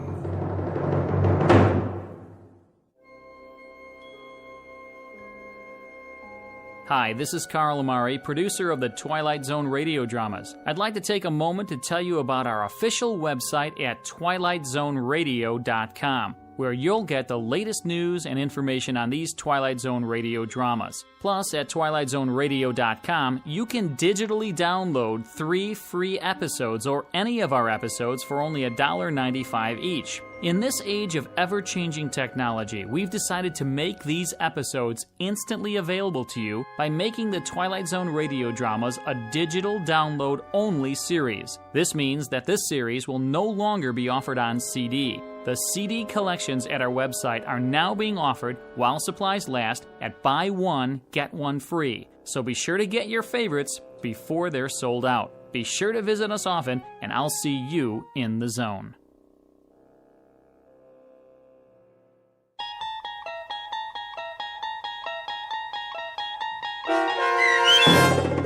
The Parallel, starring Lou Diamond Phillips with Stacy Keach as your narrator, was adapted for radio by Dennis Etchison and based on a script by Rod Serling. Heard in the cast were Maggie Carney, Lauren Patton, Roderick Peoples, Rich Kominick, Doug James, Guy Burrill, Meg Thalken, Carl Amari, Roger Wolski, and Mike Baccarella.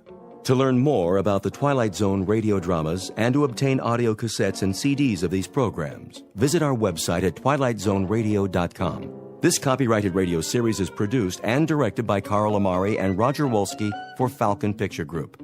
Doug James speaking.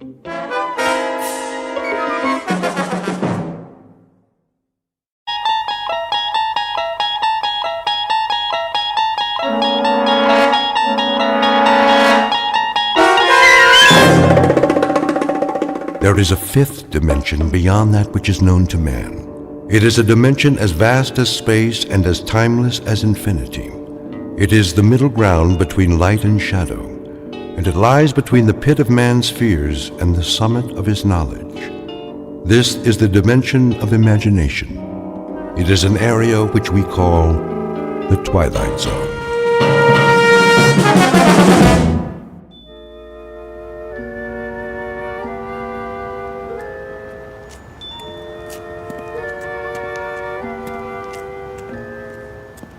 This must be the place. Okay, Rocky, quit stalling and do it. Yes. Hiya. Sorry, we're closed. Is this the Southside Loan Company? I said we're closed. Well, it don't look like it. Well, I was about to turn the sign around. This'll just take a minute. Come back tomorrow. Well, see, that's just it. I can't come back tomorrow. 9 to 6, Monday through Saturday.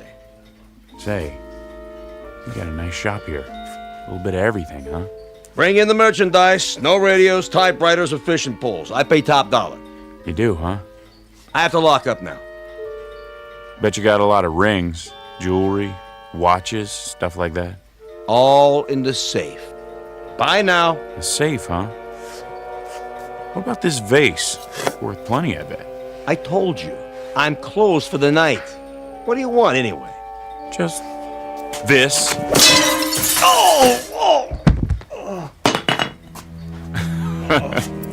Don't worry about it. I'll close up for you. Now just point me at the safe and I'm out of here. Probably in the back room. Didn't even lock it yet. What a loser. Now you're talking. Diamonds, gold, this is worth a fortune. 911. Police, I'm being robbed. What? What are you doing? Calling the cops? That ain't very nice now, is it? Should have finished you off when I had the chance. Oh! Now I gotta use the back door.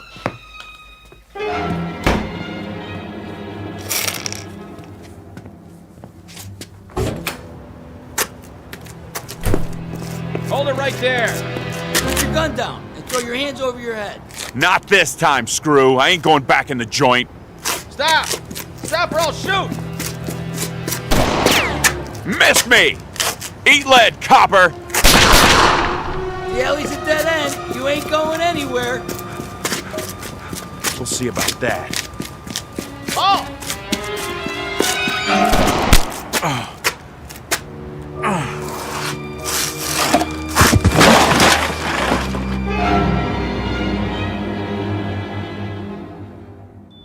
Portrait of a man at work. The only work he's ever done. The only work he knows. His name is Henry Francis Valentine, but he calls himself Rocky because that's the way his life has been.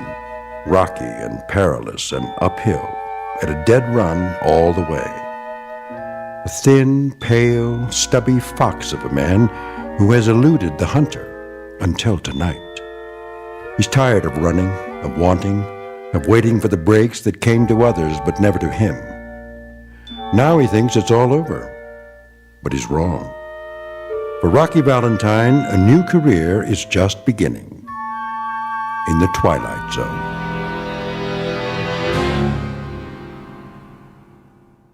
And now, The Twilight Zone and our story, A Nice Place to Visit, starring Hal Sparks with Stacy Keach as your narrator.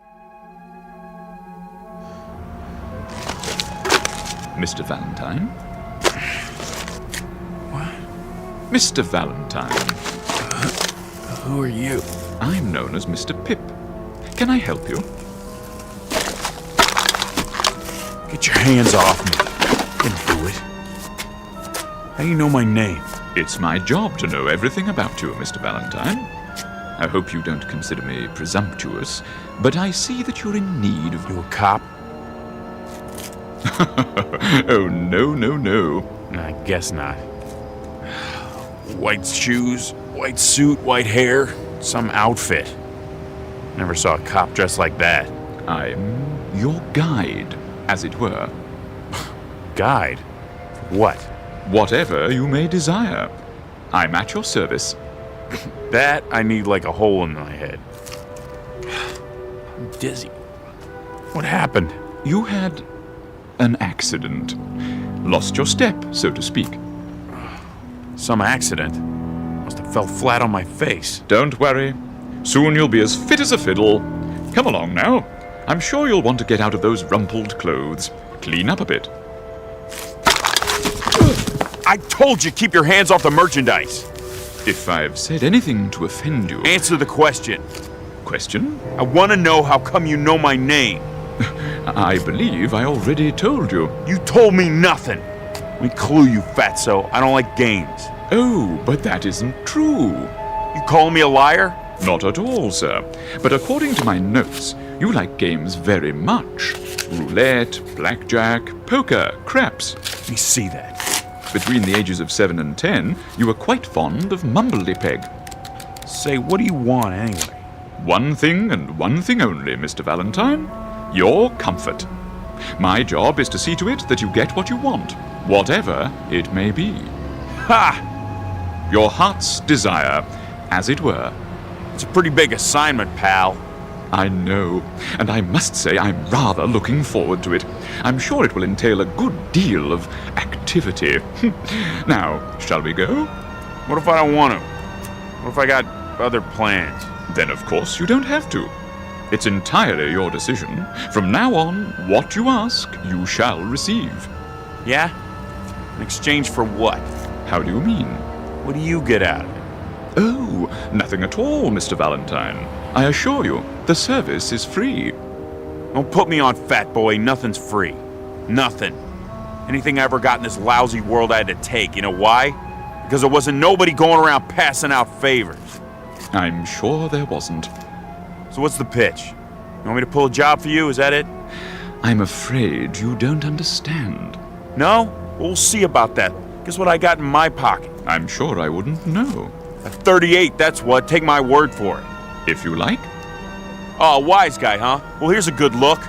Okay, Santa Claus, hand over your wallet. But I don't have a wallet. Sure. Tell me another one. Honestly. Wait, Mr. Valentine. It isn't really a wallet you want, is it? I do carry petty cash. Take it out. Real slow. Certainly. Here you are. Give me that. 3, 4, 5, $700. Will that be enough for now? You got more where that came from? Oh dear, yes. As much as you want. I don't believe this. Now, shall we go? Yeah. Oh, and Fats. Yes? Don't try nothing funny. I wouldn't think of it.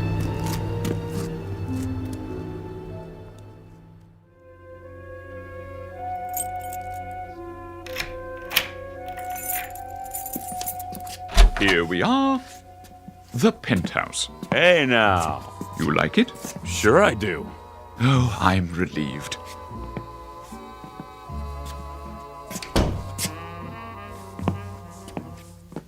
Some pad, all right. Lots of mirrors, a bar. Look at that stereo. This is class, man. Real class.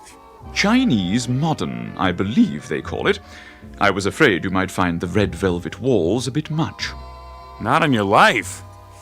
Who's it belong to? Some crooked politician? Why, it belongs to you, Mr. Valentine. That is, if you approve. You kidding? This is to die for. Of course, we can make any changes you wish. I wasn't sure about the pool table, but I thought we'd give it a try. Mr. Valentine, are you all right? You mean all this gets thrown into the deal? There's no need to negotiate. It's already in the deal. Look here. What? Didn't you notice what it says outside the door? Read the nameplate. Henry Francis Valentine. You see? This is now your residence. No kidding. Now, if you'll please follow me.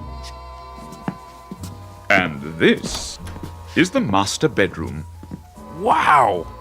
That's a real king-size bed, huh? Emperor size. I dig the mirrors in the ceiling. Bathroom in there. Now then, I'm sure you'd like a change of clothes, freshen up a bit. Yeah, sure, but first you gotta give me the pitch. I thought I explained. Come on! The gimmick, the angle, the catch! What do I gotta do for all this? Nothing. I can't tell you any more than I already have, honestly. All right, I get it. You're just a goon. I am? A messenger boy, servant. You work for somebody, right? Well, yes, in a way. When do I get to see him? See? Mr. Big, your boss. Oh, I really couldn't say. Okay, goon. That's fine by me. I can wait. So what's next?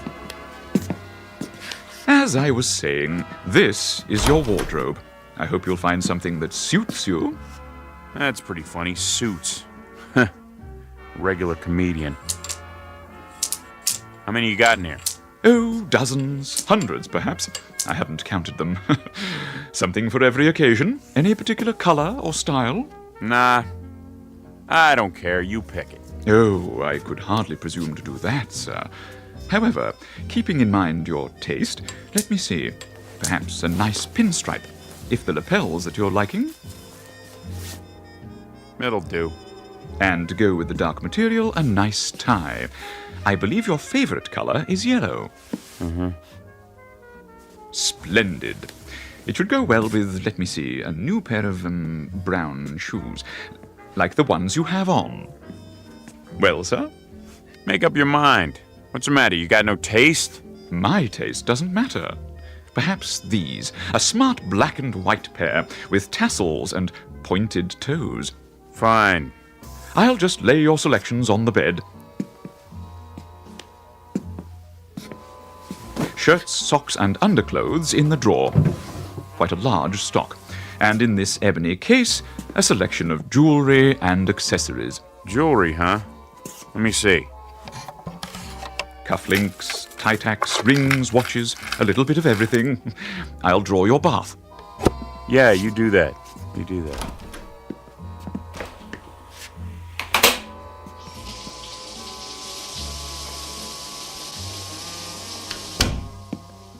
All ready, Mr. Valentine. I've adjusted the water to medium hot. Hey, between you and me, Fats, who do they want me to bump off, huh? Must be somebody important, you know? A real VIP. Oh, no, sir. As I've already explained. I know it's free because I'm such a good guy. I'll leave the room while you bathe. Sit right there and wait. Yes, sir. I'll be out in a couple of minutes. Take your time. Please. Hey, Fats? Yes, sir? Don't try anything while I'm in here. I got my gun with me. One wrong move and you're Swiss cheese, you understand? Perfectly. When I tell you, pass in my new clothes one at a time. Absolutely. And no funny business.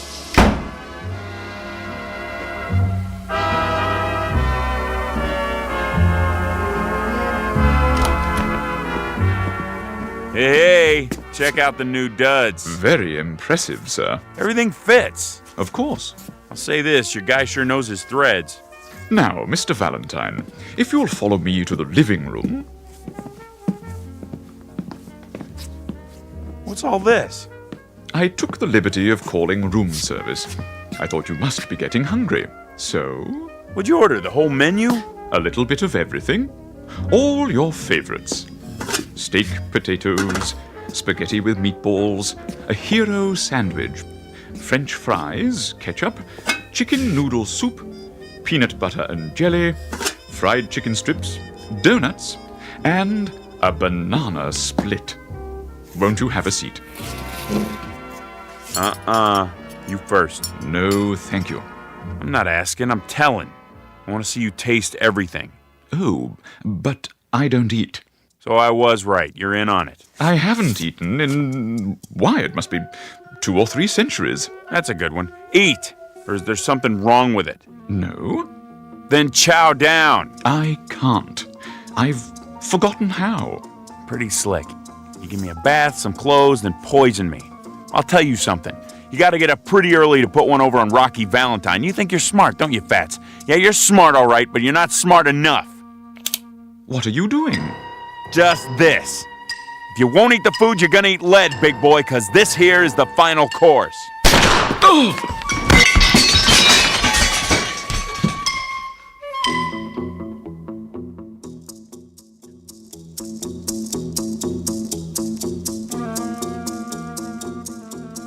You have me at a disadvantage, sir. I didn't expect the bullets to have such impact. I'll clean up the broken dishes. You got a bulletproof vest under that white suit, huh? Pretty slick. Okay, let's see how your head holds up right between the eyes. Mr. Valentine, please. Huh? I couldn't have missed, not at this range. That's just it. You didn't miss. Maybe there's something wrong with the bullets. Try that mirror over there.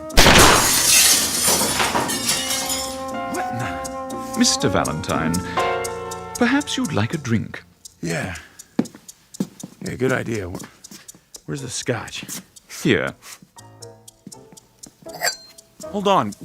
Where'd this whiskey come from? It wasn't here a minute ago. I know. I provided it in case. What do you mean you provided it? What are you, a magician? What's going on? This ain't no regular apartment. Where am I? You might want to sit down. Yeah. Okay. Mr. Valentine, do you remember when we met earlier this evening? I told you I was, in a sense, your guide. And you said you needed a guide like a hole in the head? Yeah. Well, as a matter of strict fact, you had a hole in your head only a short time ago. What are you talking about? A bullet hole. The policeman, remember? In the alley. They yelled for me to stop. And I didn't, but they... You mean I'm dead? Why, yes! By Jove, you've got it. Then if I'm dead, all this stuff, the penthouse, the booze, the free clothes... I must be in heaven. You're my guardian angel, right? Something like that? Yes, Mr. Valentine, something like that. But And I can have anything I want. Anything. Big talk, Fatso. Let's see some proof. Proof? Real proof. Right now.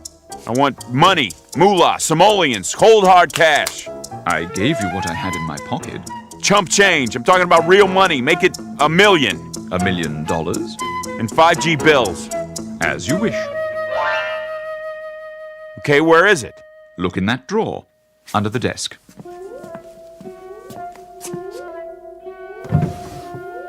You're putting me on $1 million. But what am I supposed to do with it? I don't want to spend it all by my lonesome. No? That's no fun. I need a chick. I take it you're using a slang term. A broad, a dame, make sure she's stacked. Curves all over the place, you dig? I'm not sure. Let me spell it out for you. Beautiful. Oh, now I understand. So, when does she get here? Hi. Hi. Who are you? I mean... My name's Lita. What's yours? You did good, Fats. Real good. Thank you, sir. Do you mind if I dance? Go right ahead. When I hear music like this, I don't know. I get this feeling and I have to move my body. Me too. May I have this dance? I thought you'd never ask. Hiya, doll. Hi, yourself. Call me Rocky. Now I know I'm in heaven. Will there be anything else? Not right now, Jeeves. Very good, sir. But hang around. I might need you later in case I want more. Of course, Mr. Valentine.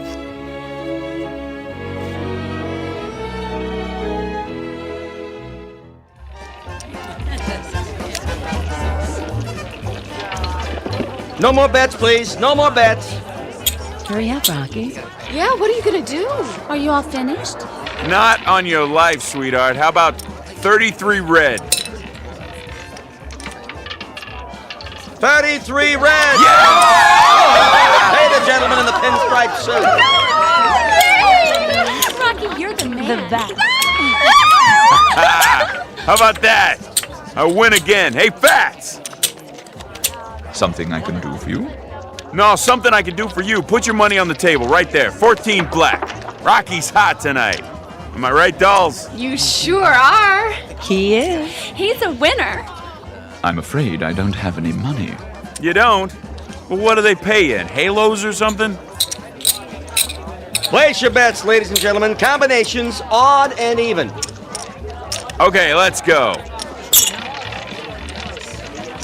No more bets. Come on. 14 black. 14 black.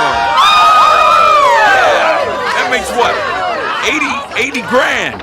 Closer to 100. In an hour. How about that, Fats? Is Rocky hot or is he hot? He is most definitely hot. Hey, Lita. What, Rocky? Open your purse. Go cash these in for me, okay, babe? Sure. Hold on. Yeah? 100 G's, sweetheart. I count real good. Get me? Don't worry, Rocky. Be right back. What now, sir? Come on, let's see what's shaking with the cubes. I got this table spooked. Very well. The dice table is this way. No more bets.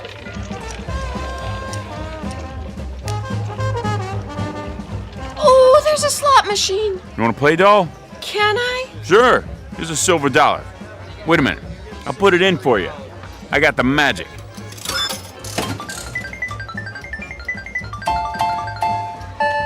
Jackpot! I told you.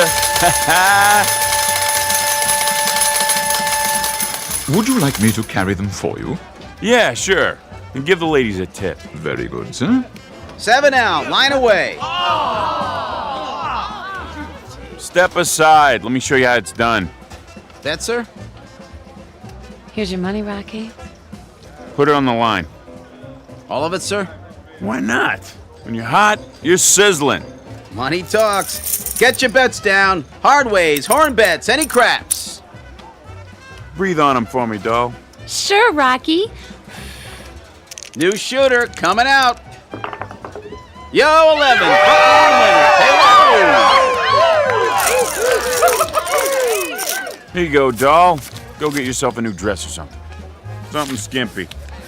Gee, thanks, Rocky. How much loot we got? Approximately 200,000. Bet, sir? Let me see. Give me a proposition. How much for another 11? 16 to 1. Put everything on 11. Maybe you should hold some back, Rocky. Don't make me laugh. I'm gonna buy and sell this joint. Same dice. Yes, sir. Guess them for me. If you say so.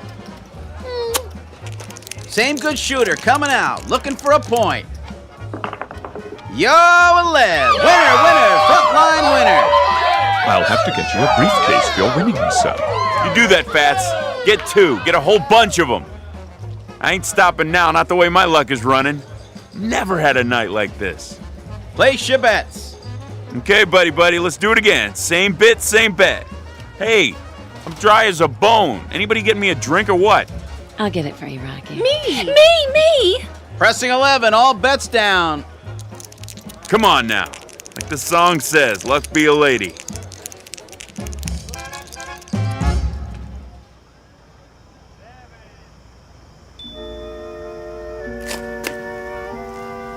Move your car, please. This is a no parking zone. Whew!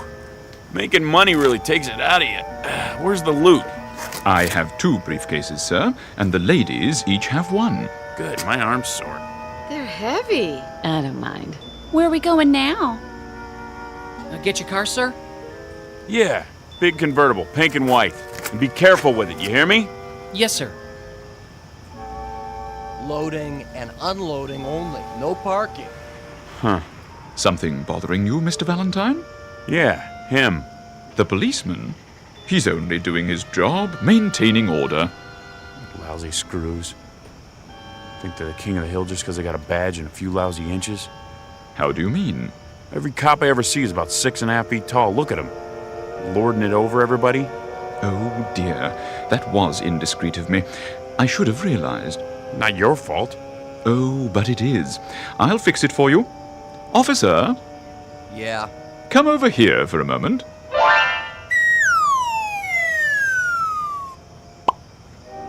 Yeah, what do you want, mister? Better? Sure is. Hey, screw! May I help you? Your hat's on, crooked trooper. Now get out of my sight, your mother's calling you. Here's a kick in the pants to get you moving. I'm going. I'm going. Look at him running on those little legs. I sure showed him, didn't I?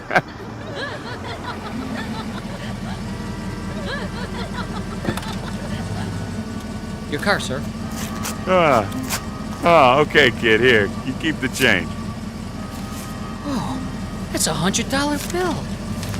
Knock yourself out. Come on, let's blow this joint. I'll drive, if you like, sir. I like. Okay, Fats, put the pedal to the metal. Whatever you wish, Mr. Valentine. You broads in the back seat, hang on. Should we fasten our seatbelts? Maybe we better. It wrinkles my dress. Hey, what do you say we open her up and see what this baby will really do? Very well. We're gonna crash. Not on your life. I got all the luck tonight. Punch it, Pip. Man, this is really living, huh? In a manner of speaking, Mr. Valentine. In a manner of speaking.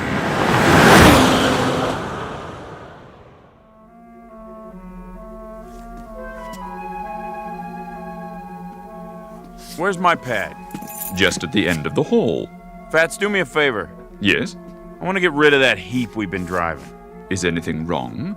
It seems to go fast enough. Yeah, but the ashtrays are full. I'll make a note. Change car. Wait a minute. What is it, Mr. Valentine? We forgot the suitcases full of dough.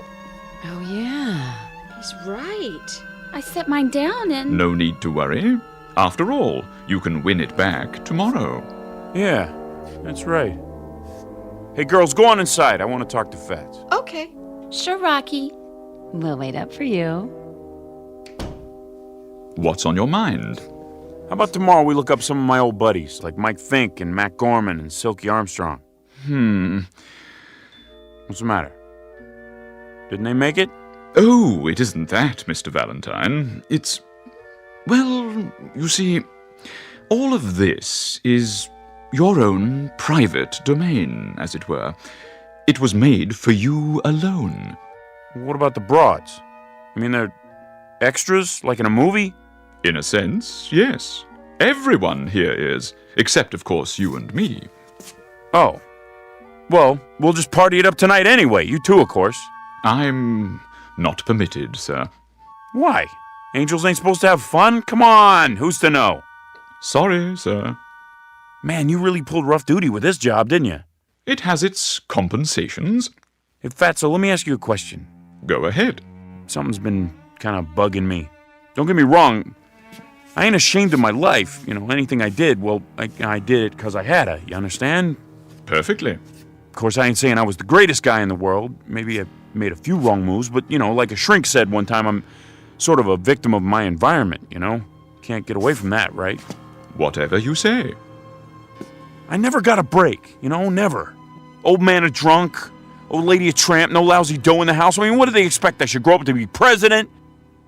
The thing I want to know is, how come they let me in here? I thought this place was for school teachers and like that. Oh, we have some school teachers here, Mr. Valentine. Well, must have been something real good I did once, something that made up for everything else, huh?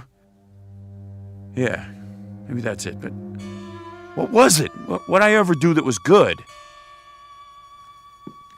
So, how do I find out? We have a hall of records. It isn't far. Perhaps you would like me to take you there. They open now? They're always open. Let's go. Wait, what about the dolls? Don't worry, sir. Something tells me they'll fend for themselves till you get back. Right this way. I'll ring for the elevator. Will you look at this? The files are over here, sir. It's the biggest room I've ever been in. You can't even see the ceiling. Strictly speaking, there isn't one. Valentine. The V's should be in one of these cabinets. How'd they get all the fog on the floor, like some kind of movie? I'm afraid the movies are only a pale imitation. Here, this should be the one. V. Ah, here it is. Henry Francis Valentine. That's me. Born Brooklyn, New York, cried a lot as a baby. I did? At age 6, tortured small dog. Well, why not? It bit me. At age 7, began stealing toys from dime store. Age 8, organized street gang known as the Angels. How about that? Great bunch of kids. That's what we called ourselves, the Angels. Can you believe it? Age 9, broke into bicycle store. Age 10, beat up smaller child, hospitalized with injuries. Hey, what is this anyway? Your permanent record, sir. But it goes on for pages and pages. Nothing but all the bad things I ever did. It's thick as a book. I don't get it. Get what? You don't think there was a mistake, do you? Not likely. Then don't figure. Where's the good stuff? I wouldn't worry, sir. I'm sure the record is quite complete. Well, hey, if it don't bother him, then I guess I ain't gonna let it bother me, you know what I mean? I believe I do. Seen enough? Yeah, plenty.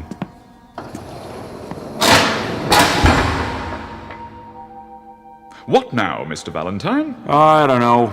Maybe fool around with the dolls, maybe go and shoot some craps first. I'll bring the car around. Nah, I can catch a cab. I got some thinking to do anyway. Very good. If you need me, just pick up any phone. Dial 1-800 PIP. Sure thing. I'll see you, Fats.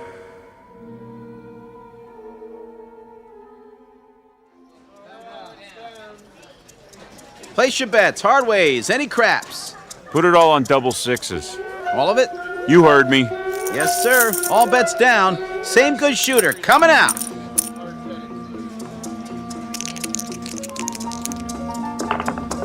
$12, midnight, winner 12. Say, you want to stay up all night? What? Double sixes, midnight. Let it ride, sir? No, forget it. Your chips. Yeah, sure.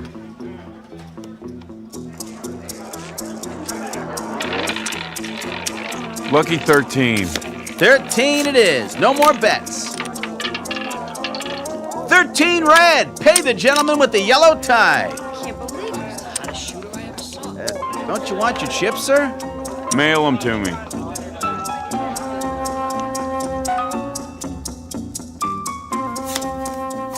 Okay, pick up your hand. That's it. How many cards you want?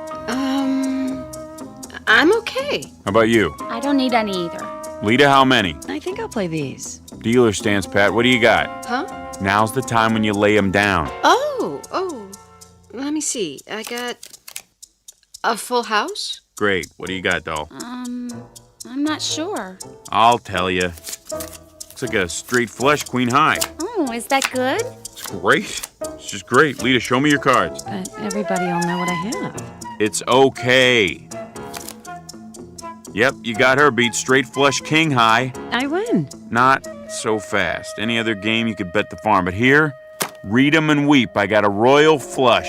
You win again, Mr. Valentine. Yeah, I know already. That's all I ever do in this nutty place. Win, win, win. Is there anything else you'd like us to do? There must be something.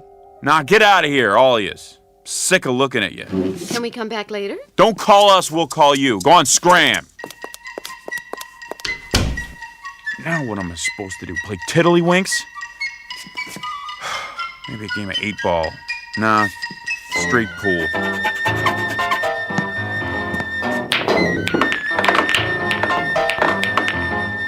What's the good of that? One shot and I run the whole table. Where's the phone? 1-800-PIP. Yes, Mr. Valentine. What can I do for you? You can get yourself over here right away. I got a bone to pick with you. Really?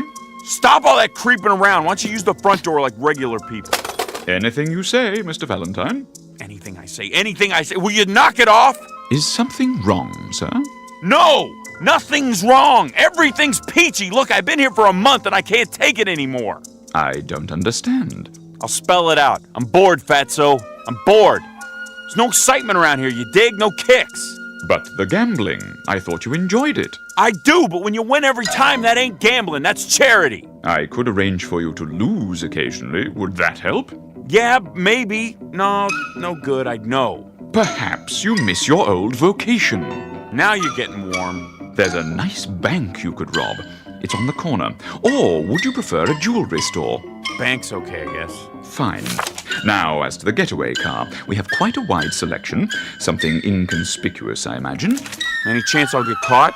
Certainly, if that's what you'd like. Let me make a note of it. Look, don't bother. Look, Fatso, I don't know how to say this, but it just ain't the same thing. What's the kick in knocking off a bank if everybody's in on it, huh? Even the dames. I never thought I'd get bored with beautiful dames, but... See, I wouldn't expect an angel to understand this. Scoring with a chick doesn't mean anything if she's set up in advance. I mean, everything's great, really great. It's just the way I always imagined it. But, see, I tell you, Fats, I don't think I fit in here. Oh, nonsense. Of course you do. No, I'm serious. Somebody must have goofed. Look, I'm gonna go nuts if I have to stay here another day. I just don't belong in heaven. I want to go to the other place. Heaven? Whatever gave you the idea you were in heaven? Mr. Valentine, this is the other place.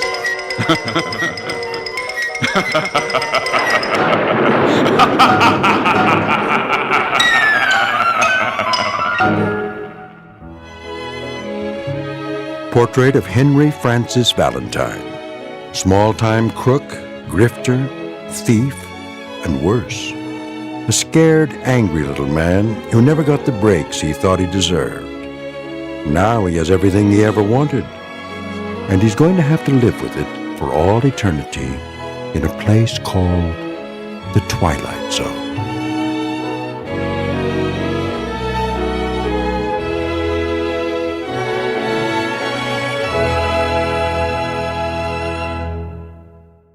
More from the Twilight Zone after this.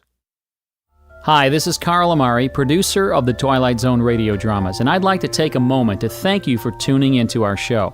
We've been producing these radio versions of the classic Twilight Zone TV series since 2002, and if you're a regular listener, you know that our radio versions are based on the original TV shows we've all come to know and love. But I'm excited to announce that very soon you'll start to hear brand new stories that are not based on the original TV shows.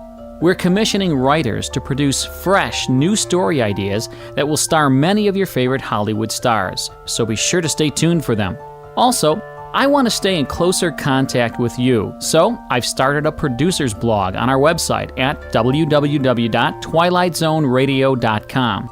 On my blog, you'll get weekly updates and the latest news and information on our Twilight Zone radio dramas, the stars we've recently signed, the new story ideas you can look forward to hearing, when your favorite episode will be aired, and much, much more. Plus, at twilightzoneradio.com, you can download 3 free shows or any of our past shows for only $1.95 each.